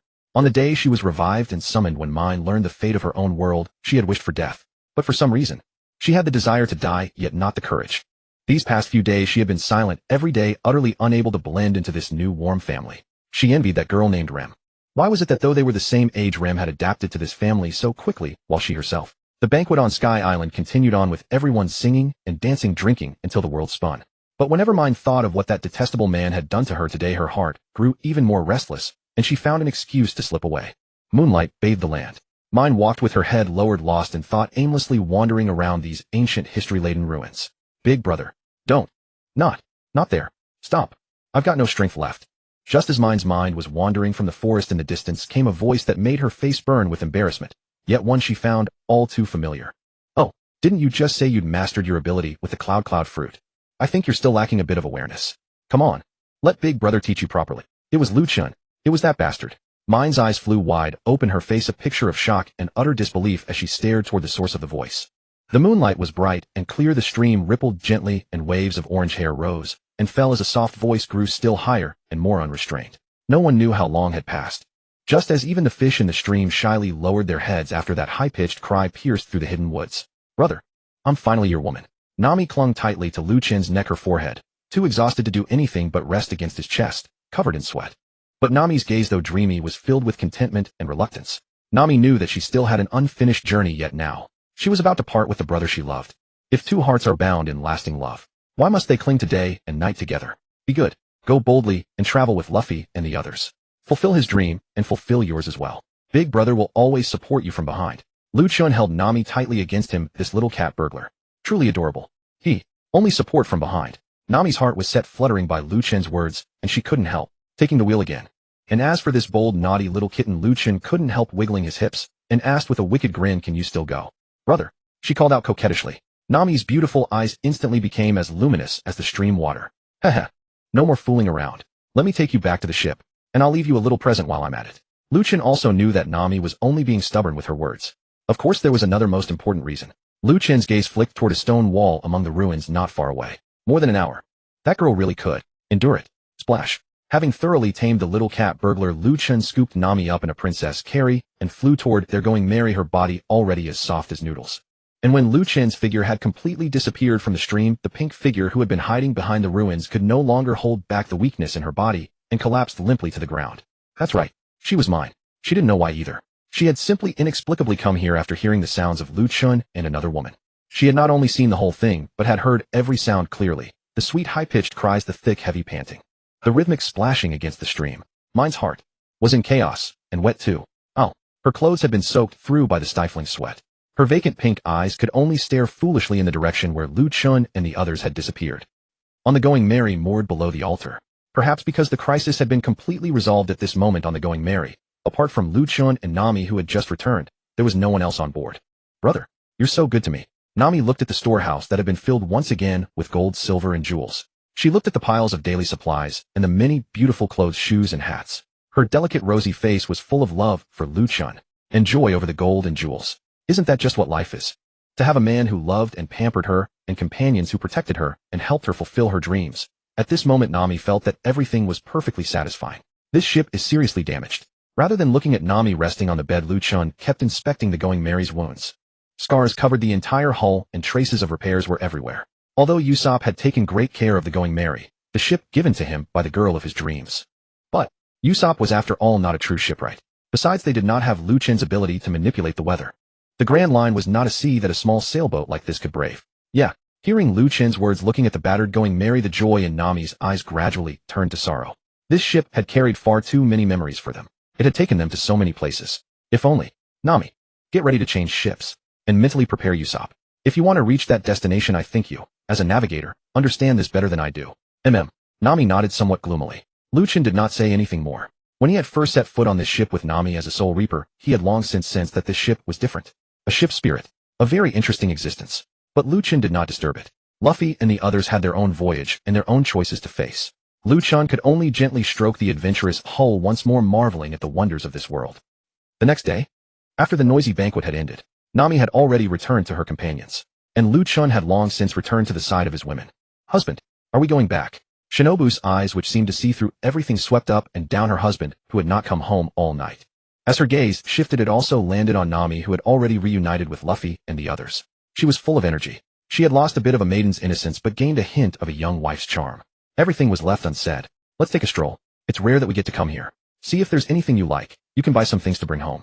Lu Chen was not in a hurry to go back. They had only been here for a day. Although the gold had not truly met Lu Chen's expectations. Nearly 10 billion in funds gave Lu Chen's previously strained little treasury an unprecedented sense of abundance. Besides, after all, this was Sky Island. As the head of the household, he couldn't just bring his wives here to work without offering them a little romantic value, could he? Of course, Lu Chen wasn't the only one who thought so. Luffy and the others thought so too. No one was in a hurry to leave. The Butterfly Sisters, Vivi Rem, and even mine, whose mindset had undergone a great change, all immediately went to find Nami and Robin after receiving Lu Chen's approval. The group of beauties set off together, beginning their real Sky Island shopping trip that day. As for Lu Chen himself, although he wanted to lie back and do nothing. But, Luffy, brother Lu Chen, I always feel like I'm a little short on awareness in my hockey training. Zoro, Mr. Lu Chen, can you demonstrate hockey coding once more? Sanji, Master, tell me, has Nami already? Lu Chen looked at the eagerly waiting big three of the straw hats and slapped his forehead. Damn it, how could I have forgotten these three clingy little pests? Wanna learn hockey, huh? Wanna learn how to pick up girls, huh? Fine. First, taste your brother Lu's iron fist of love. Night fell once more. Everyone had lived a fulfilling day. The beautiful women, thoroughly satisfied, purchased many items they desired from the Sky Island, especially those shells with various functions. As for the Straw Hat Trio, after receiving Master Lu Chen's one day of loving education, though bruised and swollen all over, their spirits were exceptionally high. Though beaten to the point of utter misery, they had learned a great deal. They knew their path was still long, but they had truly witnessed what top-tier powerhouses look like in this world. A change in mindset was far more important than a change in physique. Although Luffy and the others had not yet reached the level of coating themselves with hockey, Lu Chen believed that his principles would surely bring about some change. Night deepened. This time there was no melodramatic farewell. Luffy and the others' gazes had only grown firmer, while Nami's eyes, though filled with reluctance, maintained a smile. As for Robin, she simply nodded at Lu Chen with profound meaning. If fate permits, we shall meet again in Water 7. Lu Chen waved his hand, then scooped up Maine beside him and flew downward without hesitation. The Butterfly Sisters, each embracing Vivi and Rem beside them, also followed Lu Chen into the sky. After giving Luffy and the others a warm smile, they departed. Do not ask why Vivi did not use her Gura Gura no Mi powers. It was mainly to avoid being seen by the Sky Island residents. Water 7, huh? Ha ha ha. See you later, brother Lu Chen. Luffy laughed carelessly, but he had a premonition that they would surely meet again in Water 7. Qinghai, beneath the Sky Island, on Lu Chen's ship. Thanks, Uncle Kirobe. These are some small gifts I brought from the Sky Island for you. Thank you for helping look after our ship these past 2 days. Lu Chen smiled as he handed over several particularly meaningful gold ornaments and a number of Sky Island specialty shells to Uncle Kirobe. Some people deserve gratitude. Some people deserve respect. Clearly Kirobe was one of those men worthy of both. Kirobe was somewhat surprised, his heart filled with emotion, gazing at those special gold ornaments brimming with ancient ruins aura and those shells. For this uncle, who had always held firm to his convictions, these meant more than anything else. Fragrant gold indeed truly existed. The Sky Island remained above their heads. A single thanks. That one thanks represented Kirobe's inner gratitude toward Lu Chen. Alright, this shell contains messages from Luffy and the others for you. I guess this time when we return to Qinghai, they might not be able to come back here. Hope we meet again if fate allows it. Lu Chen suddenly remembered and took out another recording shell to give to Kirobe. This contained Luffy and the others' messages to Kirobe. Thank you. Kirobe expressed his gratitude, once more carefully receiving that shell with his rough, calloused hands. Because he knew this was the friendship Luffy had left him. Uncle, we're leaving too. Take care of yourself. Those breathing shells, I think they would suit you well for diving. MMH. Kirobe nodded again. Parting need not be sorrowful. But for these people, parting would leave behind countless precious memories. Hirobe watched the great ship he had guarded for 2 days depart. In this moment, a single tear finally appeared at the corner of this strong uncle's eyes. Thank you. The Sky Island matter had come to an end, though there were regrets. Oh well, our Lu Chen still harbored fond thoughts about that golden city. At least 100 billion. When would I ever earn enough? But the gains were indeed substantial. Since returning to the ship, Vivi had been contemplating the use of the Gura no Mi. The Butterfly Sisters, accompanied by the somewhat introverted Rem, were organizing the specialties brought back from the Sky Island. As for Mayeen, still somewhat aloof, she kept herself locked away in her own bedroom. As for Lu Chen, wahaha, I struck it rich. System brother opened my system panel. Indeed, though he had lost the 100 billion gold mountain, wasn't our dear comrade Lu still in possession of billions? Although just barely short of 100 billion. But it didn't matter. His storage space still held inventory, and beneath the ship's cabin lay devil fruits and several frozen wanted pirates. TSK. This life was finally picking up. The system panel opened. Lu Chen directly skipped all items, his gaze landing squarely on the funds balance section. Funds balance 9,888 billion berries. Seeing this balance again, if Lu Chen wasn't excited, that would truly be unnatural. Setting aside the 400 million worth of gold and jewelry left for Nami. After deducting the gold ornaments worth hundreds of thousands given to Uncle Hirobe, Lu Chen rubbed his hands together and instantly extracted the remaining gold and jewelry from his system space.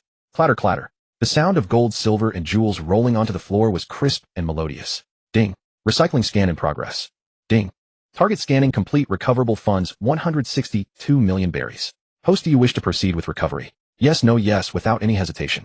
There was nothing that brought Lu Chen more pleasure than recovering funds. Ding. Fund recovery complete. Host's current fund balance 10.05 billion berries. Wow. Over 10 billion.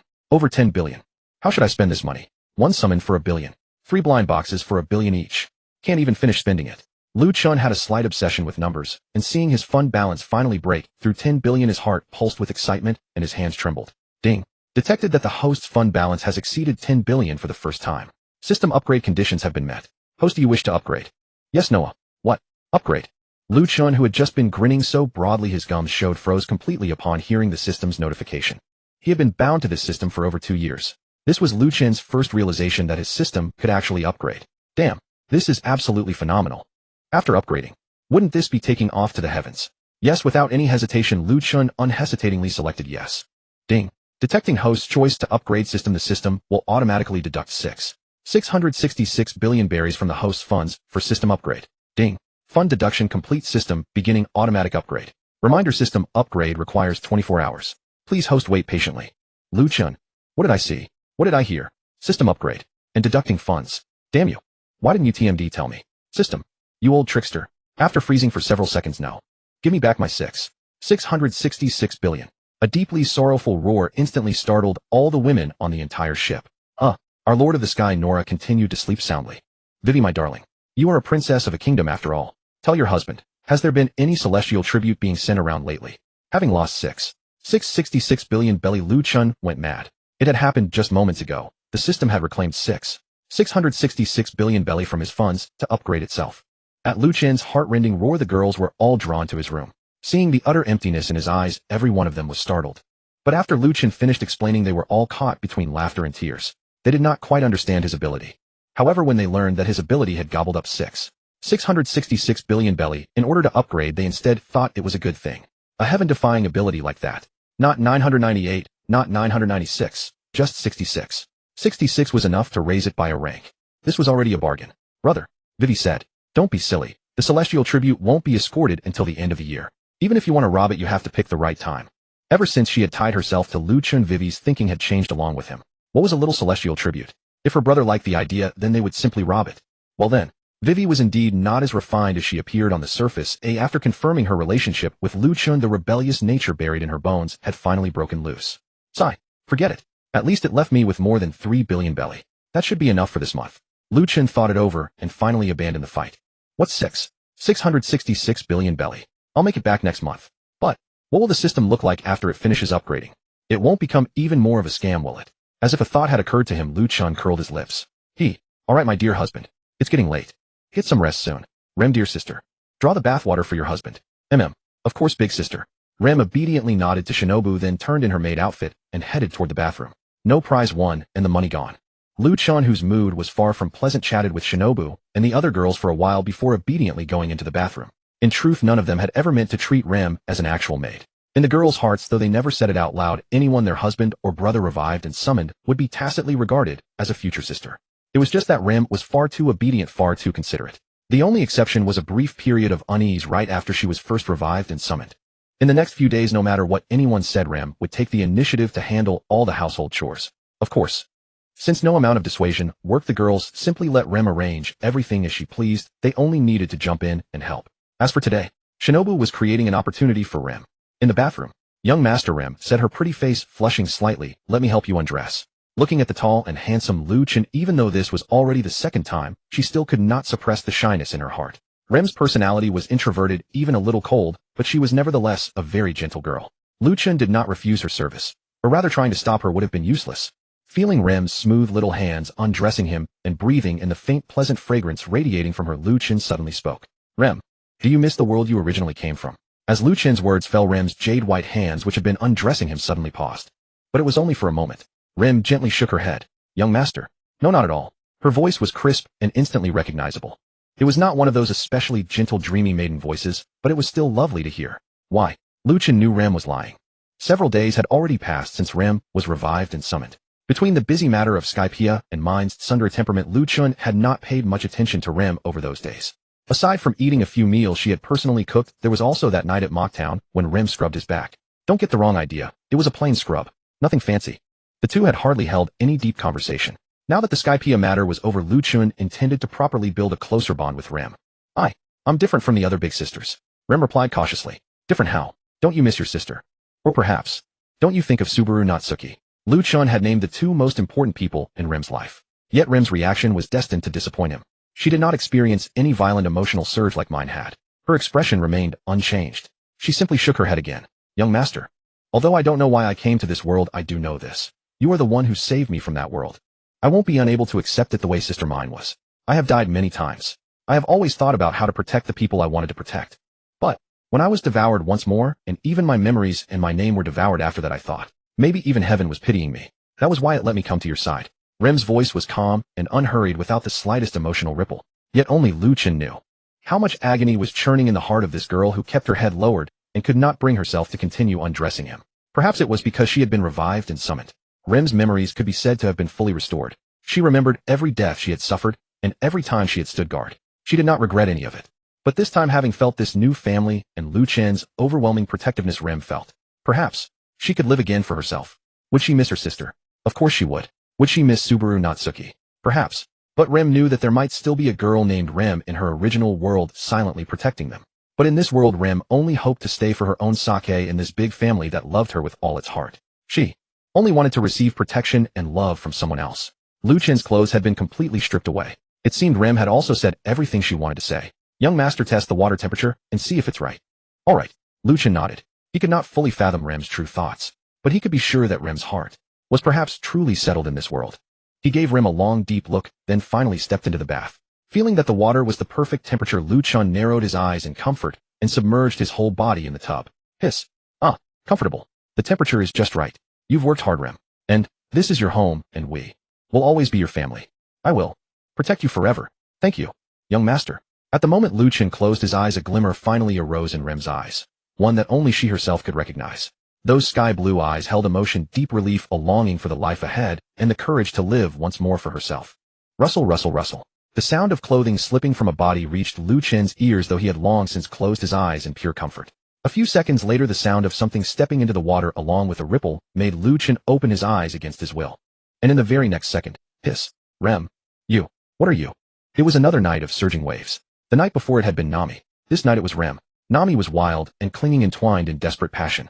Rem was gentle and reserved, tenderly careful. The next day, the sun hung high above the sea and Lu Chen opened his eyes once again. Feeling the small, supple body in his arms, Lu Chen turned slightly. Who could have imagined that the girl who had spoken the least these past few days had so quietly and courageously given everything of herself to him? Lu Chen tightened his arms around the weary girl in his embrace, looking at her tired face, still marked with traces of tears. When they had come down from Skypea yesterday, it had already been deep into the night. After all that exertion, Lu Chen glanced at the sun hanging high outside. It was probably almost noon by now. Perhaps it was his movements that woke Rem. Rem first opened her weary eyes. When she saw the situation before her, she immediately struggled to get up. However, with a soft hiss from Rem, Lu Chen smiled and tightened his arms around her, saying, "Rest a little longer. Last night, Was hard on you. Young master. I haven't made breakfast yet. Rem's face was full of shyness as she recalled everything that had happened in the night. Rem felt as if she were a tiny skiff endlessly rocking to and fro. Though exhausted, her heart was filled with sweetness. Young master is so gentle. How many times have I told you? Don't call me young master. No, Rem-chan will always be young master's maid. Rem was very stubborn. Her rosy face was taut, but her eyes were unusually resolute. Fine. Our Rem-chan will always be my little maid. Lu Chen did not force Rem. Toward a girl like this, he could only protect her with his heart. The sunlight was just right. The pleasant afternoon sunlight, neither searing nor sweltering, spilled over the entire deck. Under Jarvis's control, Lu Chen had no intention of taking a detour this time. He had only one destination. That was Water 7. To improve his quality of life, the luxury cruise liner of his dreams had to be secured as soon as possible. Young master. Try the fruit brought down from Skypiea. Wearing a blue and white bikini, Rem walked over to Lu Chen, who was basking in the sun on a reclining chair, carrying a fruit platter on those long legs that had once been clad in white silk. Rem, take a rest. You don't have to keep looking after us. Lu Chen was speechless. No matter how many times he told her, this little girl who had just become his woman simply wouldn't listen. After washing up, she got busy again. Lu Chen wasn't worried about Rem's health. One must never underestimate the physique of Rem, who had taken the Ghost King pill. In her fully activated demon state, giving little Luffy a beating was no problem at all. It's fine, young master. Rem likes taking care of everyone. This time Rem's usual cold expression was finally gone. Perhaps because of what had happened last night, a faint happy smile now always lingered on her face. After handing the fruit to Lu Chen, Rem trotted over to the Butterfly Sisters to chat with the two elder sisters. Crackle. Just as this whole family, dressed in bikinis and board shorts, were comfortably enjoying the afternoon sunshine, a flash of lightning and thunder burst by. Then Vivi returned in a water blue bikini holding the Great Gray Blade, Thunder Roar, one of the 21 Great Gray Blades. Phew, brother. This rumble fruit is simply too overpowering. Not only does it not stop me from diving into the sea, that feeling of being able to listen to all things truly gave me a sensation I have never experienced before. Vivi was a woman who could not stay idle. Ever since she returned yesterday, she had been completely immersed in experimenting with the rumble fruit. She even followed Lu Chen's suggestion, using lightning to temper her body and increase her physical strength. The results of the experiment were equally astonishing. In just half a day or so, Vivi felt her body beginning to gradually sense traces of armament haki. Even her observation haki, which had already begun to awaken, directly leaped in rank after consuming the rumble fruit. If one compared the present Vivi with Enel, Lu Chen felt her development of the fruit's power was probably not as strong as Enel's, not even close. But combined with Thunder Roar, one of the 21 Great Gray Blades in her hand, and the armament haki that had only just crossed the threshold, one could not claim it would be a 50-50 fight, but her strength would not be too inferior to Enel's either. You girls, why do you have to work so hard? It makes me look really lazy. Lu Chen was speechless. His women, whether the Butterfly Sisters or Vivi, were truly each more diligent than the last in their daily lives. This made Lu Chen seem especially like a salted fish. Every day, all he did was eat and sleep. Well, the exercise style kind of sleep. As for cultivation, only when accompanying the Butterfly Sisters would Lu Chen reluctantly let himself be dragged into training by the pair. Giggle. Husband. It's not that it makes you look lazy, you're just lazy in the first place, okay? As the one who had followed Lu Chen the longest, Shinobu was the most qualified to say so. Shinobu, you mustn't speak of your husband that way. As the first lady of the Lu family, Kanae still had to protect her husband's dignity. Of course, it would have been better if she did not have that mischievous smile on her face. Click. Just as everyone was lazily enjoying the rare, peaceful afternoon sunshine, the tightly shut cabin door came with the sound of being pushed open at that very moment. Lu Chen looked over. Was it Mine? That girl? What had gotten into her today? Lu Chen was somewhat surprised. Everyone knew Mine was never one to join the group. If not for the Butterfly Sisters forcibly dragging her along every time, she probably would not have accompanied Lu Chen on those occasions either. But today, Mine pushed the door open and walked out. She had already shed the pink pajamas she usually loved, or that schoolgirl uniform. Now she wore a bold, soft pink bikini and an oversized pair of sunglasses that covered half her face. Her twin tails rested casually on her smooth, delicate shoulders. A glass of juice in her left hand, sunscreen in her right. Sisters, can someone help me put on sunscreen? Mine rarely spoke, but when she did, she stunned everyone. This girl, had she really changed this much? Little sister, why not let your husband help you? He's the only one free right now. It was Shinobu who said that. They say a woman understands a woman best. With just a simple look, Shinobu seemed to have guessed the reason for Mine's transformation. She guessed that during this trip to Skypiea, her husband probably had not been up to any good. But the result was good after all. Since they were one family, staying too aloof would only harm family harmony. And to see Mine in such bold attire, and with such an attitude, perhaps this girl really had figured something out. To be fair, the sea, the sunshine, bikinis. This was the life Lu Chen wanted. The sea, the sunlight, the bikinis. The sun here was gentle. The sea breeze here was soft. All of it fell under Lu Chen's freakish weather control, the Tianxiang Tsonglin ability. What violent storms. What shifting seasons. They didn't exist. They simply didn't exist. After finishing their cultivation, the bikini-clad beauties bathed in the sunlight lounged on beach chairs, sipped fruit juice, and chatted amid a stream of laughter. The only man on this ship was at this very moment running his slender long hands over smooth snow-white skin. First the neck and shoulders, then the smooth spine with its undone bikini strap, and then, "All right, turn over." A pair of scorching hands had already elicited a reaction from Ma-in, who possessed a special constitution. Ma-in, who had been biting her tender lips and forcing herself to endure so that no one would notice, was caught completely off guard when she heard Lu Chen tell her to turn over. For a moment, she didn't know how to respond. "Husband, we're tired. My sister and I are going back to take a hot bath." Cutie Ren's sudden voice cut off Ma-in's thoughts. At the same time, Lei Mu spoke up. "Young master, it's almost dinner time. I'll go prepare dinner." "I'll go help," Lei Mu-chan. Wei Wei chimed in as well. Cutie Ren pulled Xiang Naihui along to take a hot bath. Ma-in meanwhile would go with Wei Wei to prepare dinner. It was as if the women had conspired beforehand. Without waiting for Lu Chen's answer, they filed into the cabin one after another, giggling. Lu Chen looked up at the sun. It was only around 3 o'clock. This was, after a moment's thought, Lu Chen understood. The women were creating an opportunity for him and Ma-in to be alone together. Lu Chen smiled and nodded at the women. And how could Ma-in, her head buried in her arms, fail to understand what the sisters meant? Her heart was full of shyness and gratitude. Perhaps she really needed to change her heart. What? Not going to do the front? Lu Chen watched with amusement as Ma-in lay before him, hiding her head like a quail. "Who said I'm not going to?" Perhaps it was because the Hutie sisters had left. At that moment, Ma-in became much bolder.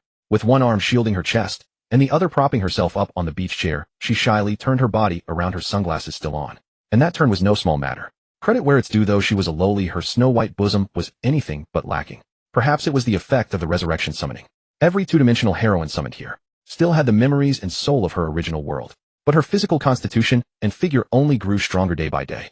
Especially the Hutie sisters. After being nurtured through this period of time, not only had their strength surged by leaps and bounds, their height and figure were also more stunning with each passing day.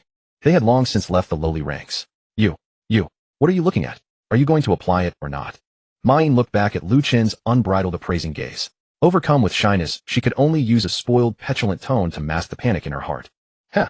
Lu Chen's lips curled slightly. Pointing at the arm Ma-in was using to hide her snow-white bosom, he said in that pose. "I can't apply it properly.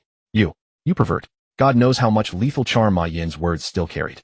She called him a pervert, but her tone was full of coquettishness.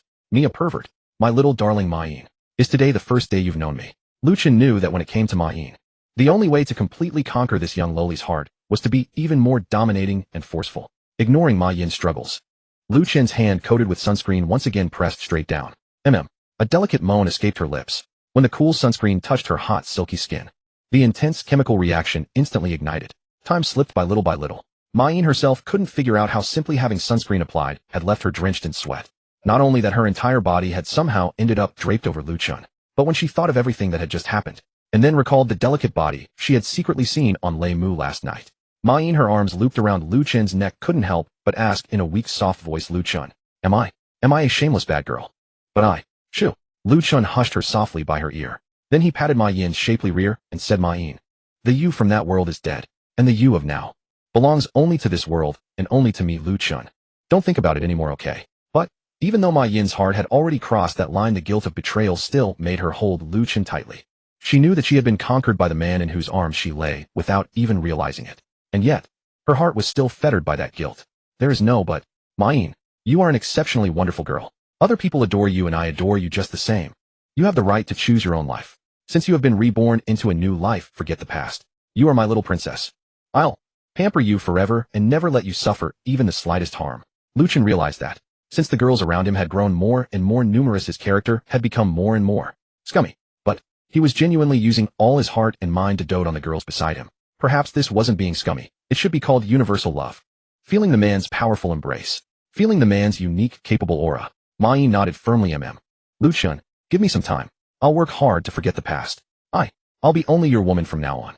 Ma-in had experienced a tragic childhood and lived through war. The most precious friendships and that innocent budding love in her mind would not be easily forgotten.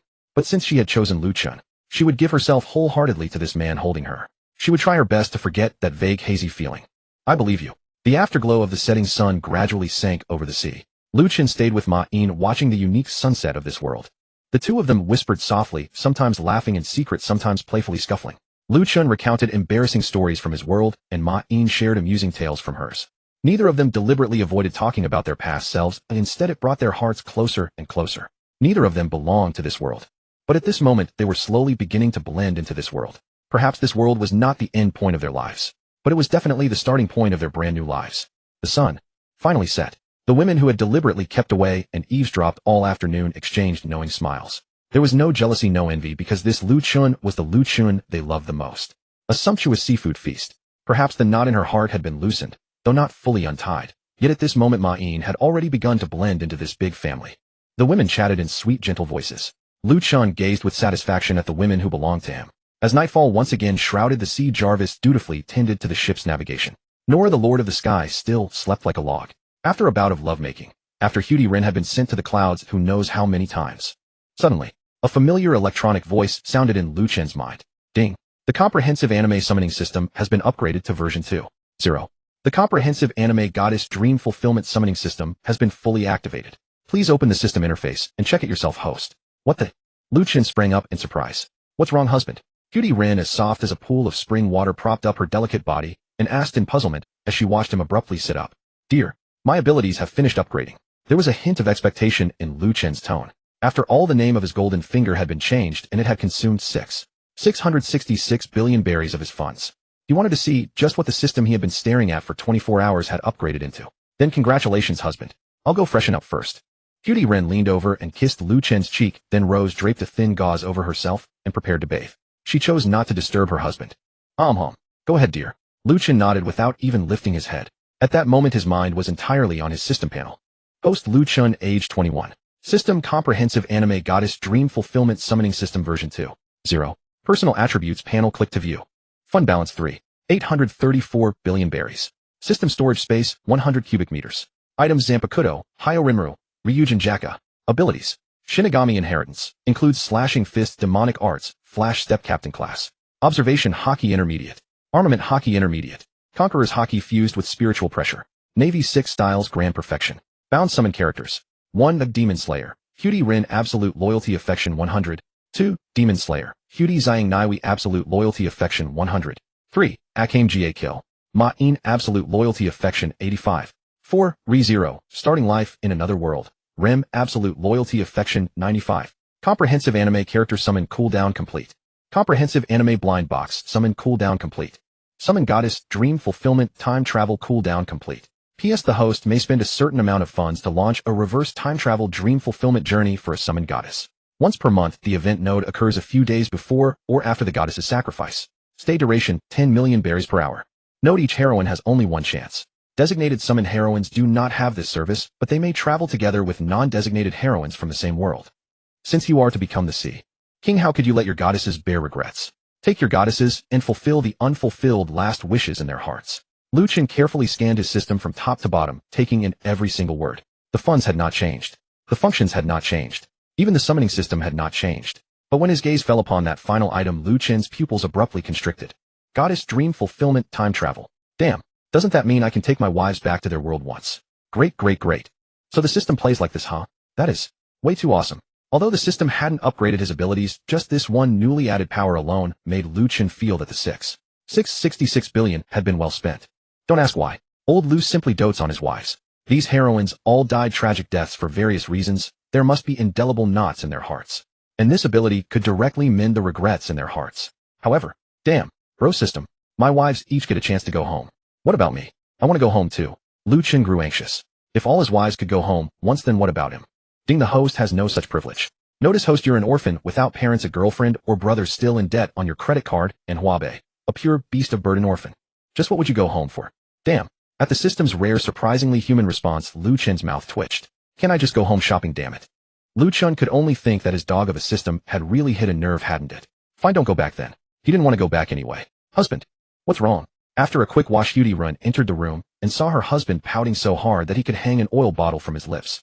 Dear, you've come just in time. I have some good news for you.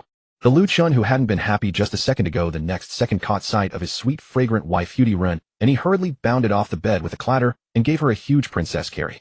Giggle. What's wrong, husband? You seemed upset just a moment ago. Ren was a bit baffled by Lu Chen's sudden princess carry. But seeing the incomparable joy on Lu Chen's face, Ren knew that this upgrade of her husband's ability must indeed hold a surprise. It's good news. Dear, listen to me. Lu Chen sat on the bed with Ren in his arms and explained his ability to her bit by bit. Of course, he definitely couldn't mention the system. He simply told Run about this ability, one that could consume funds to revive and summon, in the form of a reverse time travel.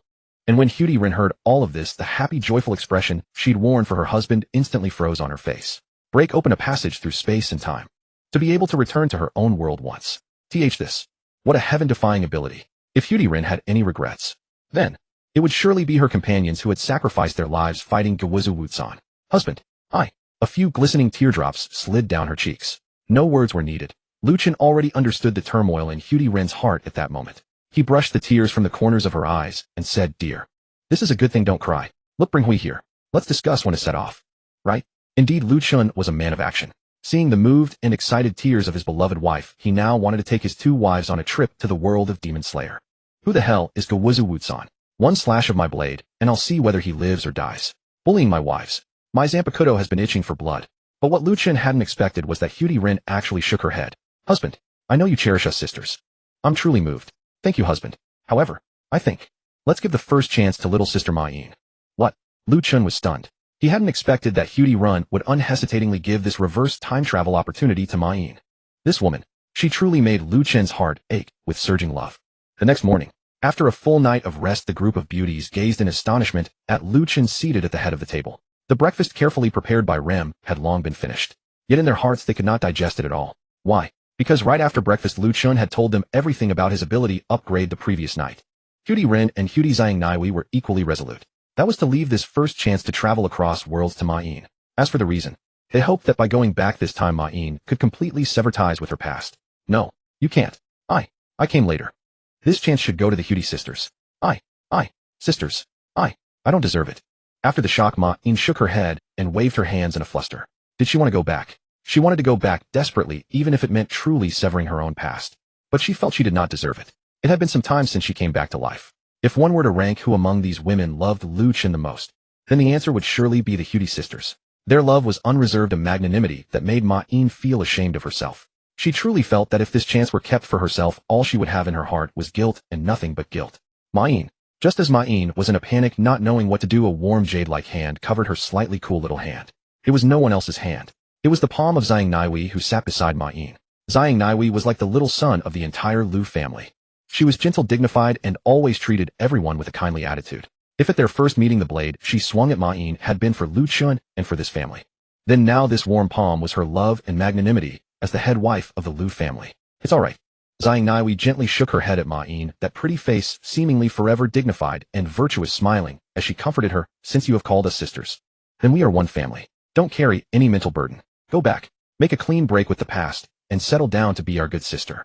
All right. The soft question, all right, hung in the air, that face forever wearing a kind and benevolent smile. In just an instant, the guilt that had been blocked in Ma-in's heart suddenly burst like a broken dam, unable to hold back the emotions suppressed deep inside her sister. Woo! Ma-in threw herself into Zhang arms and cried her heart out. In the past, she had her dearest companions and that fool she thought she loved.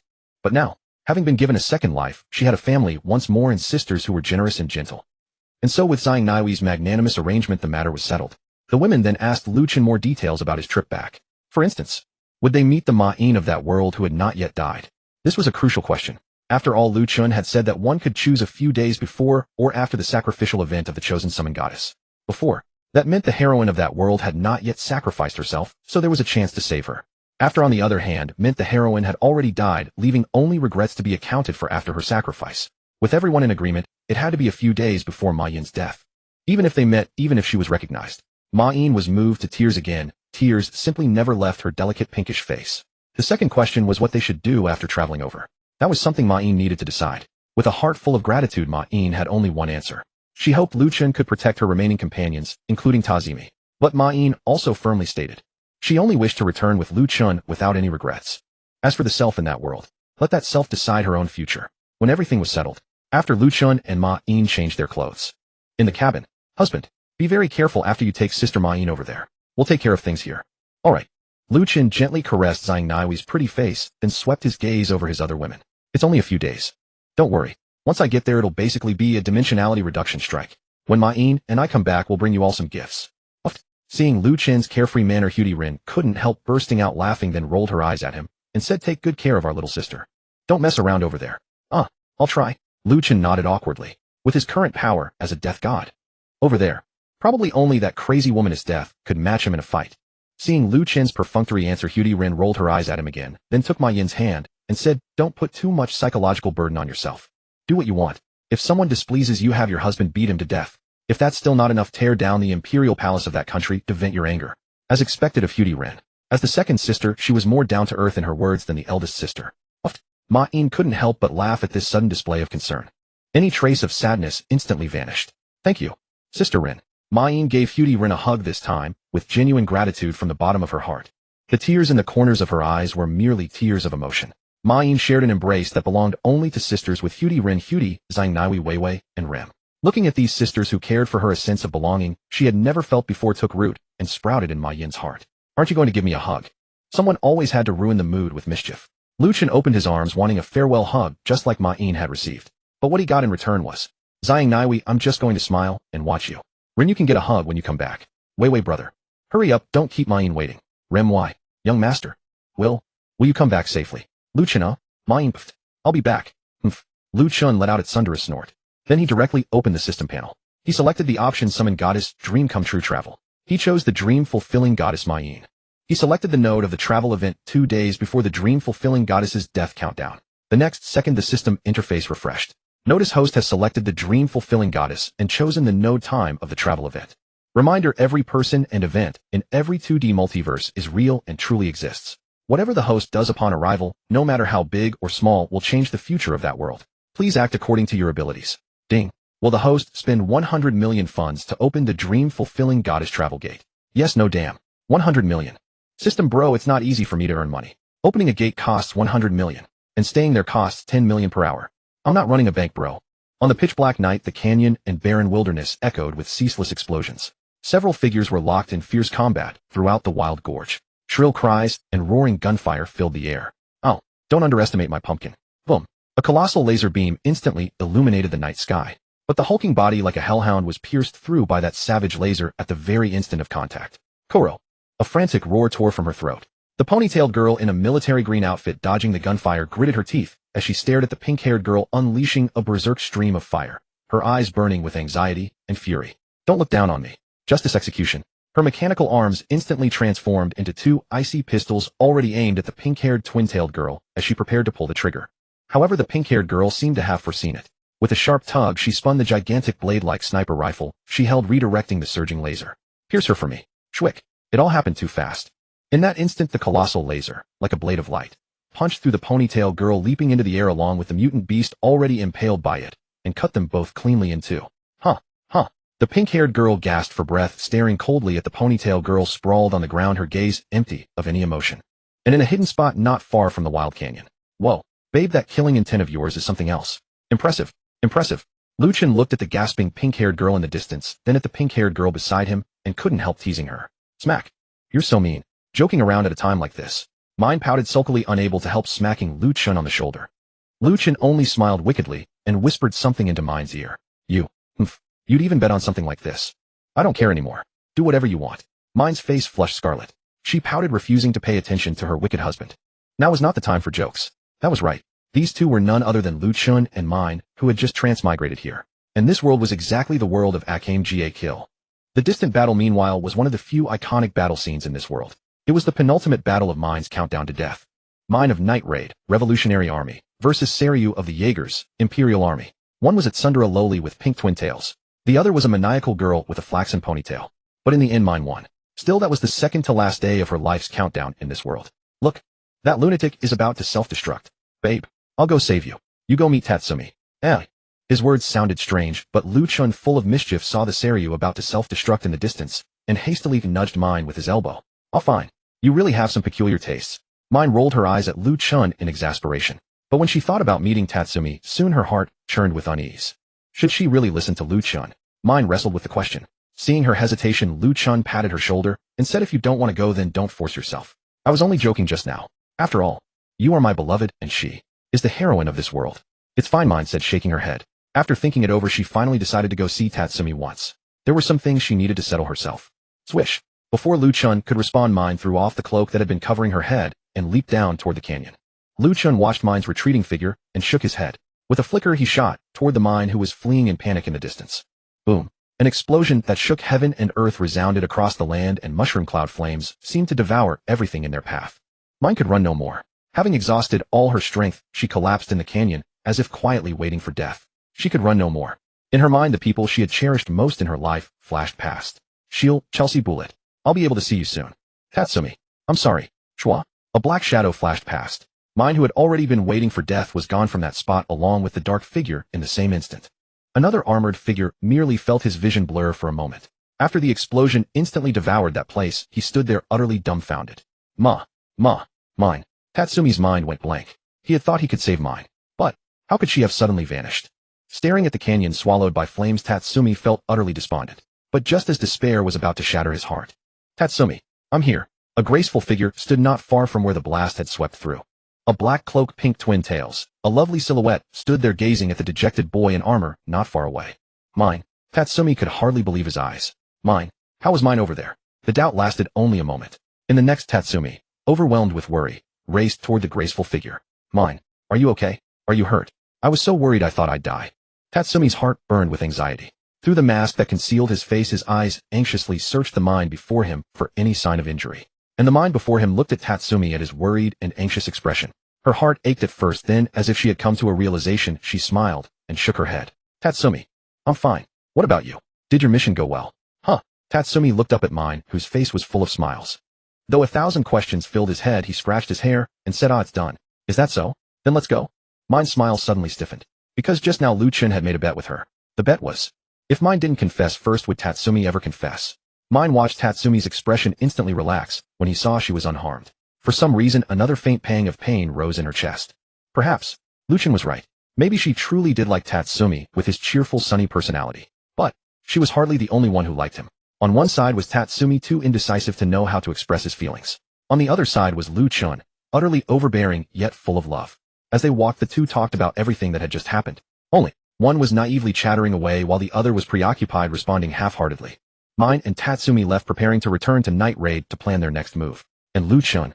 Hello, miss. Don't worry and don't be afraid. I'm from the Revolutionary Army, sent to support you in Night Raid. My name is Lu Chen. Mine. What? The Revolutionary Army sent support for us. Why haven't I heard Sister Najinda mention it? And where's Tatsumi? Utterly exhausted and more than a little bewildered, Mine was at a loss. This Revolutionary Army agent named Lu Chen had brought her to a desolate little town and then left. Of course, before he left, the mysterious man, still cloaked and masked, had left her a large stock of supplies. Food, drink, medicine, clothes. Even her favorite pink outfits. Before leaving, he also said a few inexplicable words. Rest up and recover your strength. In 2 days there will be an all-out attack on the imperial capital. He told her not to act rashly. She must stay here and recover before she could return to Night Raid. Though Mine was bewildered and even briefly suspicious. But, looking at the village around her long since emptied by people fleeing, and at the Taigu romance cannon at her side, she stayed still, puzzled, but reassured to properly heal her wounds.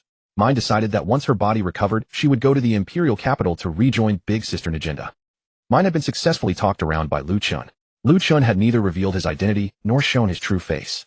After all, he couldn't take this world's Mine with him. As for that whole twins play, he could only think about it, the system wouldn't allow it anyway. To avoid entangling himself with this world's Mine, Lu Chen could only resort to such a trick. As for his own darling Mine, let her do as she pleased. He only needed to protect her from the shadows. As for himself, since he was already here with the connection fee of 10 million berries an hour, he had to find some way to make up for it. Besides, he had promised his wives he would bring back some gifts from this world. In the storm-tossed imperial capital on this night, a man in a pitch-black cloak with a pitch-black long blade at his waist slipped in without a sound. The next day, Night Raid, completely unaware that Mine had been swapped out, had no time to catch its breath before beginning the next plan. Infiltrate. Decapitate. Lubbock and Tatsumi were tasked with contacting the Revolutionary Army's undercover agents in the imperial capital and carrying out the decapitation operation. Leon, meanwhile, took Mine through the imperial capital's underground drainage pipes to infiltrate and support the evacuation operation. Everyone had only one goal: to coordinate with the Revolutionary Army about to arrive at the city gates and throw the capital into even greater chaos. Night Raid was responsible for the decapitation strike, ambushing and killing the minister. Hey Mine. Oh, what is it, Leon? Somewhat absent-minded Mine looked up from the underground structural map and blinked at Leon in confusion. Having lived a second life, Mine actually knew what Leon was going to ask. It was just different from what she remembered. This time Leon didn't tease her about her relationship with Tatsumi. Instead, she frowned, patted Mine on the shoulder, and said, Mine, you've seemed a bit off ever since you came back last night. What is it? You haven't had a tiff with Tatsumi, have you?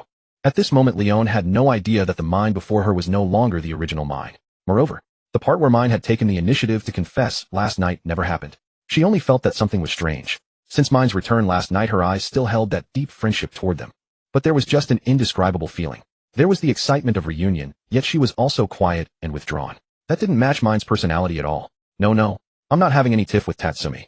Don't overthink it, Leon. Let's move. Mine forced a faint smile, put away the map, and walked deeper into the imperial capital. What mine was thinking about now wasn't today's decapitation mission. She was worried about Tatsumi and Lubbock. Because she knew, if her memories were correct, then today, Tatsumi would be captured alive and Lubbock would die in battle. Still, she trusted Lu Chen. She believed he could protect her comrades. Crisp footsteps echoed endlessly through the capital's underground tunnels. Leon watched mine, who was leading the way, with a strange look. There were doubts in her heart, but she didn't know where to begin. Outside. Damn it. Cheat Dad. Can we talk this over? It's all gold and jewelry. Why won't you let me cash it in? Lu Chen, who had spent the whole night rummaging through the imperial palace, now sat gloomily somewhere atop the towering solemn palace, grumbling. Good news. He really had found no small amount of gold, silver, and jewels in the imperial palace, especially in that minister's estate. The bad news. The system wouldn't let him cash them in. Taking them back to his own world as ornaments was fine, but he couldn't convert them, nor even sell them. As his cheat dad put it, currency between the two worlds couldn't circulate normally. Rules were rules. Money from different worlds simply couldn't be freely traded. This infuriated Lu Chen. 10 million berries an hour. I'm going to go bankrupt, aren't I? Lu Chen was furious. The consequence was that he swept everything in the entire imperial palace that caught his eye into his storage space. Won't let me use them. Fine, I'll haul it all away and leave nothing for outsiders. Worst case, I'll exchange it for something nice in this world and bring it back to my wives. Bored beyond measure and thoroughly irritated, Lu Chen sat high above the imperial capital, gazing down at the royal city that was about to be overthrown. Gotta say, this capital was far more lavish than Alabasta. After who knows how long, just as Lu Chen felt he was about to fall asleep, a violent explosion suddenly erupted from the outer city below the capital. Immediately after came the panicked clamor of soldiers being dispatched. Phew, finally they're here. If it weren't for my promise to my little darling mine. You two lousy brats don't even think about me coming to save you. Shua? Lu Chen, who had been half dozing up high, vanished in a flash. When he reappeared, he watched the battle below with keen interest. Oh, that little green-haired one is Lubbock, right? Not bad, kid. I like you. Your life is saved. Huh, that's Tatsumi. With that loser look, how did he manage to win over my mind? Serves you right to get captured. I won't bother with you. The battle unfolded before Lu Chen's god's eye view. Tatsumi fought General Budo. Unsurprisingly, he was instantly overwhelmed by the Thunder General, captured alive and taken away. Lubbock, however, was caught in a bitter battle. After all, his opponent was the minister's son, not only sinister and cunning, but also wielding one of the rare space-type Taigu. But Lu Chen did not make a move. In his eyes, their battle was far too childish. Lu Chen had promised mine that this trip would be nothing but sightseeing. Before the final decisive battle, he only needed to protect the comrades his little darling cherished. During this time, he had to avoid disrupting the original plot and causing uncontrollable changes. Of course, this was mainly because mine feared that his coming over would disrupt the story too much and cause other irreversible mistakes. Above all, she was afraid that someone else would die unexpectedly. In Lu Chen's opinion, this was completely unnecessary. Couldn't he just unleash a single Bankai and annihilate the entire imperial capital? But Lu Chen didn't say that. Perhaps mine had things she wanted to do herself. Oh ho, he's out. This kid. Just as I expected, the little green-haired man I had my eye on. The battle was over. Lubbock had ultimately defeated the minister's son Shura. But the price was a fall from high above, covered in wounds. You've always taken care of me. Cross tail. Thank you. Crack. Plummeting weakly from the sky, Lubbock's life flashed before his eyes. If there was a next life, perhaps he would have taken that step more bravely. Oh ho. Hey kid. I think you should be thanking me instead. Shua? A dark shadow flashed past. Lubbock, feeling he had only one breath left, was dumbfounded as a cloaked man roughly snatched him out of midair. Holy crap. Those were the last words Lubbock said before he passed out. Tonight, mine was utterly bewildered once again. She had nearly recovered from her injuries and intended to return to Night Raid early for the meeting, yet before she could even pack her belongings and step out the door, that man returned once more. Yo, little miss, you're about to leave? But sorry about this. This little green-haired one is your companion, right? I hope you can take care of him. Thump. A verdant figure was unceremoniously tossed into the small wooden cabin already tidied to perfection. Of course, there was also a bundle brimming with food, water, medicine, and clothes. And then, he vanished once again. And mine. Laboon. Laboon. What's wrong with you? Are you alright? Don't scare me like this. Mine was completely dumbfounded. She had intended to leave. But gazing at Laboon, whose fate, alive or dead, remained uncertain, mine could only set down her packed luggage and call out to him with a face etched in worry. Meanwhile, as Lu Chen departed, the faintest curve touched his lips. It seemed this secret wouldn't remain hidden for long. But it didn't matter anymore. After all, the story was nearing its conclusion. Lu Chen once more dissolved into the imperial capital's shadows. As for Night Raid's decapitation strike this time, It not only failed, but also resulted in the loss of 2 comrades. Oh, in Night Raid's eyes they had lost 2 companions. One had been captured alive and was slated for public execution the following day. And the second had simply vanished into thin air. This night, for Night Raid, it was destined to be an insomniac's torment. Even though Mine knew every detail of the story, her inner dread could not be quelled. After Night Raid's leader Najita announced tomorrow's rescue operation, Mine excused herself under the pretense of needing rest and retreated to her room. The night grew ever deeper. Tossing and turning, without sleep, Mine waited until she confirmed that Akame and the others had truly fallen asleep before quietly slipping out through her open window. When she reappeared, she had already reached the rooftop. Yo, my little baby, are you worrying? Lu Chen watched Mine's crestfallen expression with amusement. Mine could only eye-roll at him, knowing full well he was simply trying to cheer her up in his own peculiar way. But she simply couldn't shake the heaviness in her heart. It had been nearly 2 nights since she had returned. Once again, Mine felt the oppressive weight of this world, the suffering of the oppressed common folk, and her dear companions who weighed so heavily on her heart. Only then did she truly understand how comforting it would be to have a man standing before her, shielding her from the storm. Mine said nothing, her face heavy with sorrow, as she silently approached Lu Chen. Then to his astonishment, she threw herself into his arms and whispered mournfully, "Husband." "Thank you." Mine called out the word husband with such natural ease.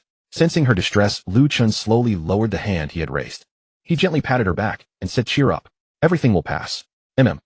Mine nodded, but made no move to rise from his embrace. Instead, with a slightly coquettish tone, she asked once more, "What about Labun and I? Are they both okay?" "Don't worry. They'll eat and drink just fine." Lu Chen replied with a smile. The memory of Mine's monster-like gaze on those 2 occasions made him chuckle involuntarily. "You're welcome." After all, he was a modern-day lay foam. I knew you were the best." Hearing Lu Chen's reassuring words, Mine finally allowed a trace of peaceful relief to graze her features. "Now you know I'm good for something?" Lu Chen teased, lightly tickling Mine's nose. Mine promptly swatted his hand away and said, "Husband." "Tomorrow." Before Mine could finish, Lu Chen interrupted, "You need not worry about anyone's safety. Go forth fearlessly. Those who deserve death, not one shall escape. As for those who deserve to live, set your mind at ease. Even if the heavens themselves should fall, your husband will hold them up for you." Lu Chen's words instantly touched Mine's heart. Perhaps this was the very distinction between a true man and a mere boy. Lu Chen's strength brought Mine an unparalleled sense of security. "Moi, thank you, husband. I should be going back. Otherwise we'll be discovered." A kiss served as her reward. The very next moment, Mine skipped merrily back toward her room. She was afraid that if she couldn't restrain herself, she would be devoured by this wicked man once more. After all, just moments ago that rascal had threatened her once more with his unyielding instrument of passion. Watching Mine's retreating silhouette, Lu Chen could only shake his head in exasperation. This little darling. She runs quite swiftly. Within Mine's room, as Mine cautiously leaped back through the window into her chamber, a figure stood hidden within the darkness, witnessing everything unfold. Mine. Good heavens. Mine, who had barely steadied herself, was thoroughly frightened by the sudden voice. But upon turning and seeing the figure standing in the shadows, she finally relaxed and patted her wildly pounding heart, speechlessly remarking, "Akame. You scared me to death." "Mine, did you go meet someone just now?" Akame retained her usual serene gaze. Yet within those eyes lingered a measure of scrutiny, a touch of bewilderment, and above all, deep concern.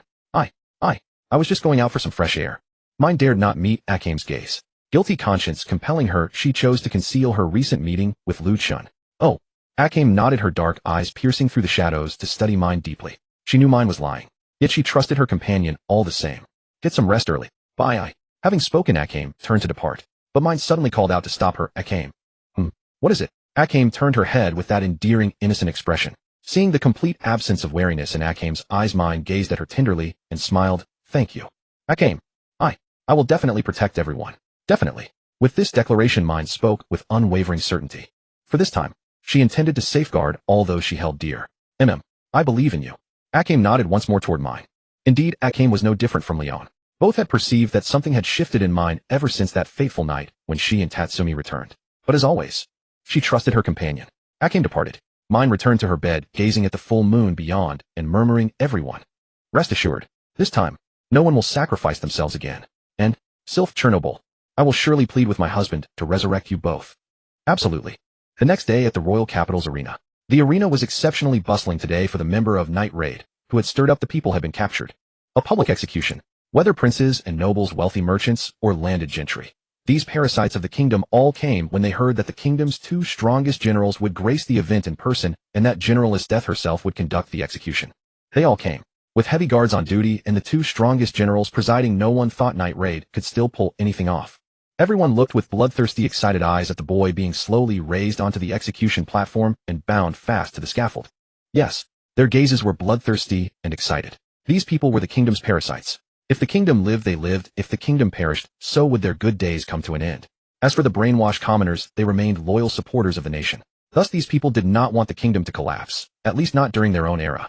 After the puppet child emperor delivered a stirring, blood-boiling speech, the arena, which could hold over 10,000 people, instantly erupted in frenzy. And as General Esdeath, rapier in hand, stepped toward the boy awaiting execution, the endless swelling cries of the crowd reached their zenith. Whoa, so this is Esdeath. Gotta say that figure and temperament are seriously top tier. Queen aura, nobody else comes close. In a dark corner of the arena, Lu Chen leaned against the wall looking down on everything below.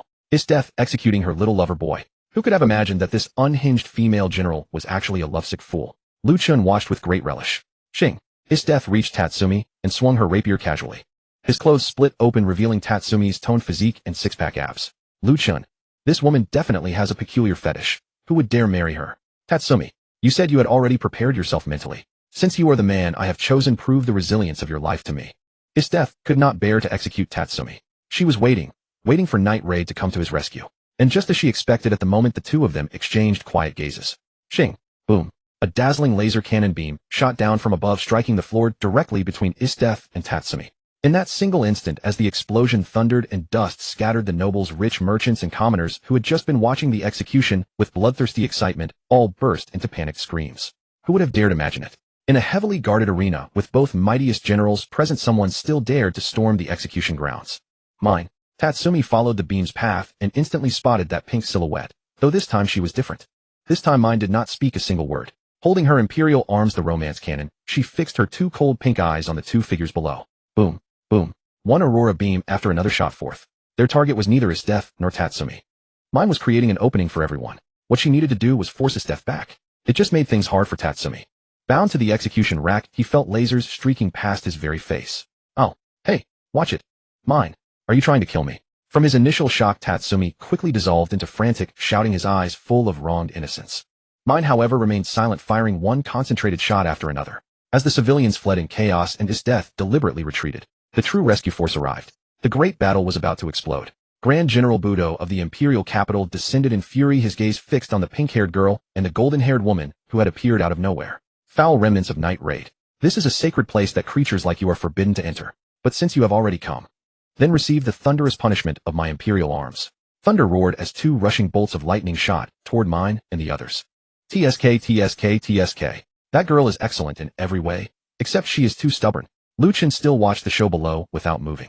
Najinda, Night Raid's leader, held the capital's General Esdeath in check with her imperial arms Susanoo, while Mine and Leon were responsible for fighting Grand General Budo. As for Akame, her task was to retrieve Tatsumi's imperial arms and save Tatsumi. The plan was thorough, even using bombs that Lubbock had pre-planted inside the arena.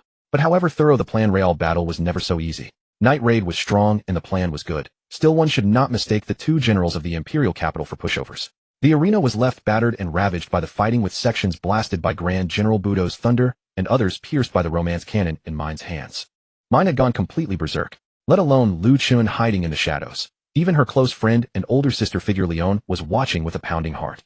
What exactly was wrong with Mine today? Without a word, she only launched a relentless all-out assault. Rebels of Night Raid. Today I will cut you all down right here. Grand General Budo was now thoroughly provoked. Rebels. If not for a bunch of old-fashioned brainless officials like you, how would we so-called rebels have ever come to exist? Grand General Budo. I could kill you last time, and I can still kill you now. Grand General Budo was enraged, but Mine was no less furious. At this moment the girl's eyes were filled with killing intent. The romance cannon in her hands was like a Gatling gun unloading a mad torrent of fire at Grand General Budo. Thunder roared, lasers flew wildly. Even Lu Chen's mouth twitched at the sight. Ugh, forget it. If my own darling has fire in her heart, letting it out is fine. Lu Chen watched Mine fighting amid the ruin with unyielding stubbornness and chose not to intervene. One saying was true: in her previous life, Mine had been able to use the romance cannon's trait of growing stronger against stronger foes to blast this so-called Grand General to death. And in this life, though she had been joined with Lu Chen for only a short time and her body and strength had not yet improved much, Lu Chen said that as long as he was there, if his darling tore down the entire imperial palace, he would still be there to shield her. In one word, fight to the finish. Bastard. How dare a rebel mouth such arrogance? Meet your death. Under Mine's reckless, all-out bombardment that ignored expenditure and cost, Grand General Budo was finally driven to complete fury. In his imperial arms, Thunder God's wrath, also seemed to respond to Budo's fury once again, emitting a piercing thunderclap. Every imperial arm had its own different ability. As for Budo's Thunder God's wrath, the angrier Budo became the more ferocious the lightning he released. However, these little bolts of lightning. If his own darling little Wei Wei were here and hit him with 100 million volts, would she instantly one-shot him? Well, without comparison, no harm. Stepping into this world was in itself a dimension-reducing strike. At this moment, Budo had already borrowed the lightning power of his imperial arm to hover above the arena. Electricity crackled around him. Little girl, since you're so eager to meet death, then I'll grant your wish. Prepare to die. I'll bury you with my ultimate technique. Thunder God impact. Crackle. As Budo unleashed the full, thunderous power of his imperial arm, the sky changed color in an instant. As if answering Budo's command, the lightning spanning heaven and earth instantly condensed into a single bolt and blasted toward mine. Mine, standing in the broken arena, showed no fear in her eyes, only the determination and release of one who wanted to end it all and spend her last strength for her companions. Mine, be careful. Leon, who had finally realized something was wrong with Mine today, shouted anxiously. In Leon's eyes, Mine's gaze was not determination and release. It was a desperate resolve to sever everything on this battlefield and charge into death. Leon panicked. Tatsumi, who had not yet been rescued by Akame, panicked too. Mine, don't. Tatsumi called out in despair. All she offered them was a faint smile. Everyone, this battle, I'll sever it right here. Romance cannon, feel my conviction. Be destroyed. With a roar that seemed to pour everything she had into it. The romance cannon, charged with tremendous energy, finally fired a wave of light that seemed ready to devour all things. In that instant, a smile finally touched Mine's lips. The romance cannon gradually broke apart under the overloaded energy, yet Mine's smile was incomparably unburdened. In her past life, she had died on this day. In this life, still smiling, Mine turned her gaze toward Lu Chen standing in the far corner. Boom. A deafening roar. The thunder was shattered, the dark clouds were broken apart, and the sky welcomed the light once more. And our General Budo, beneath that aurora of all-out power and resolve, was instantly killed by Mine and came crashing down from the sky. Mine. Mine. Leon and Tatsumi frantically cried out to that frail figure swaying as if on the verge of collapse. Just then, Akame, having finally recovered her imperial arm, rushed back and cut through the iron chains binding Tatsumi with 2 slashes. Finally freed, Tatsumi did not hesitate for even a moment, wanting to dash toward Mine. It had been this way yesterday, and it was this way again today. Except, just as Tatsumi was about to move, the very next second a figure faster than he was appeared silently beside Mine. Fooling around is fooling around, but did you have to reduce yourself to such a state? Don't you know I'd worry? Lu Chen's tone was cold, even accusatory, yet the eyes beneath his cloak were filled with heartache as he looked at Mine nestling in his arms. Mine seemed to know she had truly gone too far today. Hearing the reproach in Lu Chen's voice, she could only stick out her tongue apologetically. Sorry, I made you worry, husband. It's just, my romance cannon broke again. You're asking for a spanking. Lu Chen couldn't help rolling his eyes. He gave Mine's bottom a little smack and said in exasperation, if it's broken, it's broken. It's tired. It has fulfilled its mission. When we get home, your husband will make you a fine new one. Mine's lovely face instantly flushed red at Lu Chen's sudden punishment, but her heart was full of sweetness. How wonderful. With her husband here, she felt utterly at ease. Waves of green light swirled around Mine. The little girl had unleashed the romance cannon at full force this time. If not treated in time, her life really would be in danger. But Lu Chen was there. Under the healing art of the Way of Return, both her physical wounds and the overdraw of her life force were gradually restored. However, Lu Chen's appearance had already left the 3 Night Raid members stunned. Akame and Leon were comparatively fine, as if they had long known such a person existed. Still, they fixed Lu Chen with guarded warning gazes. Tatsumi's expression was far more complicated. What had he just heard? He had heard Mine call that cloaked masked man husband. A feeling as if he had lost something flooded Tatsumi's heart in an instant. All 3 silently watched the man healing Mine. Under Lu Chen's healing art, Mine quickly regained a little vitality. Husband. Can you go help big sister Najinda? I don't have any strength left. Today was the day Mine was destined to die, but it was also the day Mine was reborn. She had severed the past and cut loose the knot in her heart. But the war was not over. So Mine knew. It was time for her husband to act.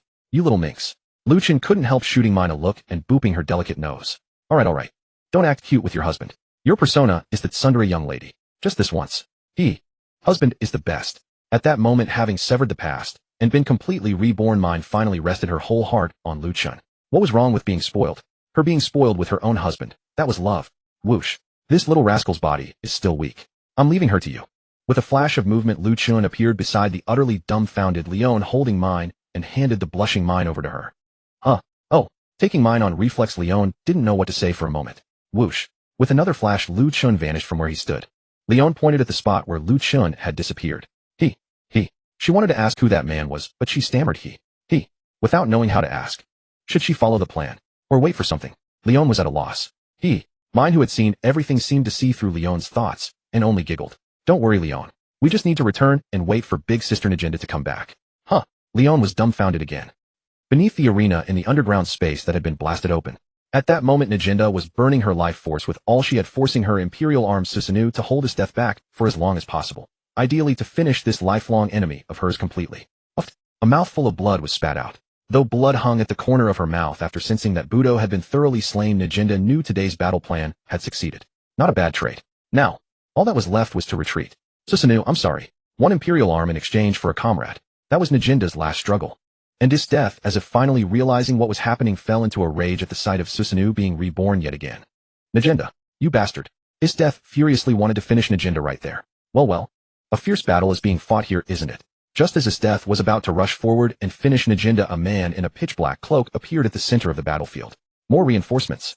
Get out of my way. Feeling she had been played for a fool, Esdeath, who had never endured such humiliation, charged at Lu Chen with murderous intent. Watching Esdeath change direction and charge at him, Lu Chen merely curled his lip. That much fire. Girl. Let me cool you down. Shing. The ice dragon left its sheath. Ice dragon whirling tail, sky-severing void. Boom. In a flash, an overwhelming spiritual pressure covered the entire arena. The enormous ice dragon's roar released the instant the blade was drawn sent Esdeath flying backward with the briefest contact. Who was strong and who was weak? The verdict was immediately clear.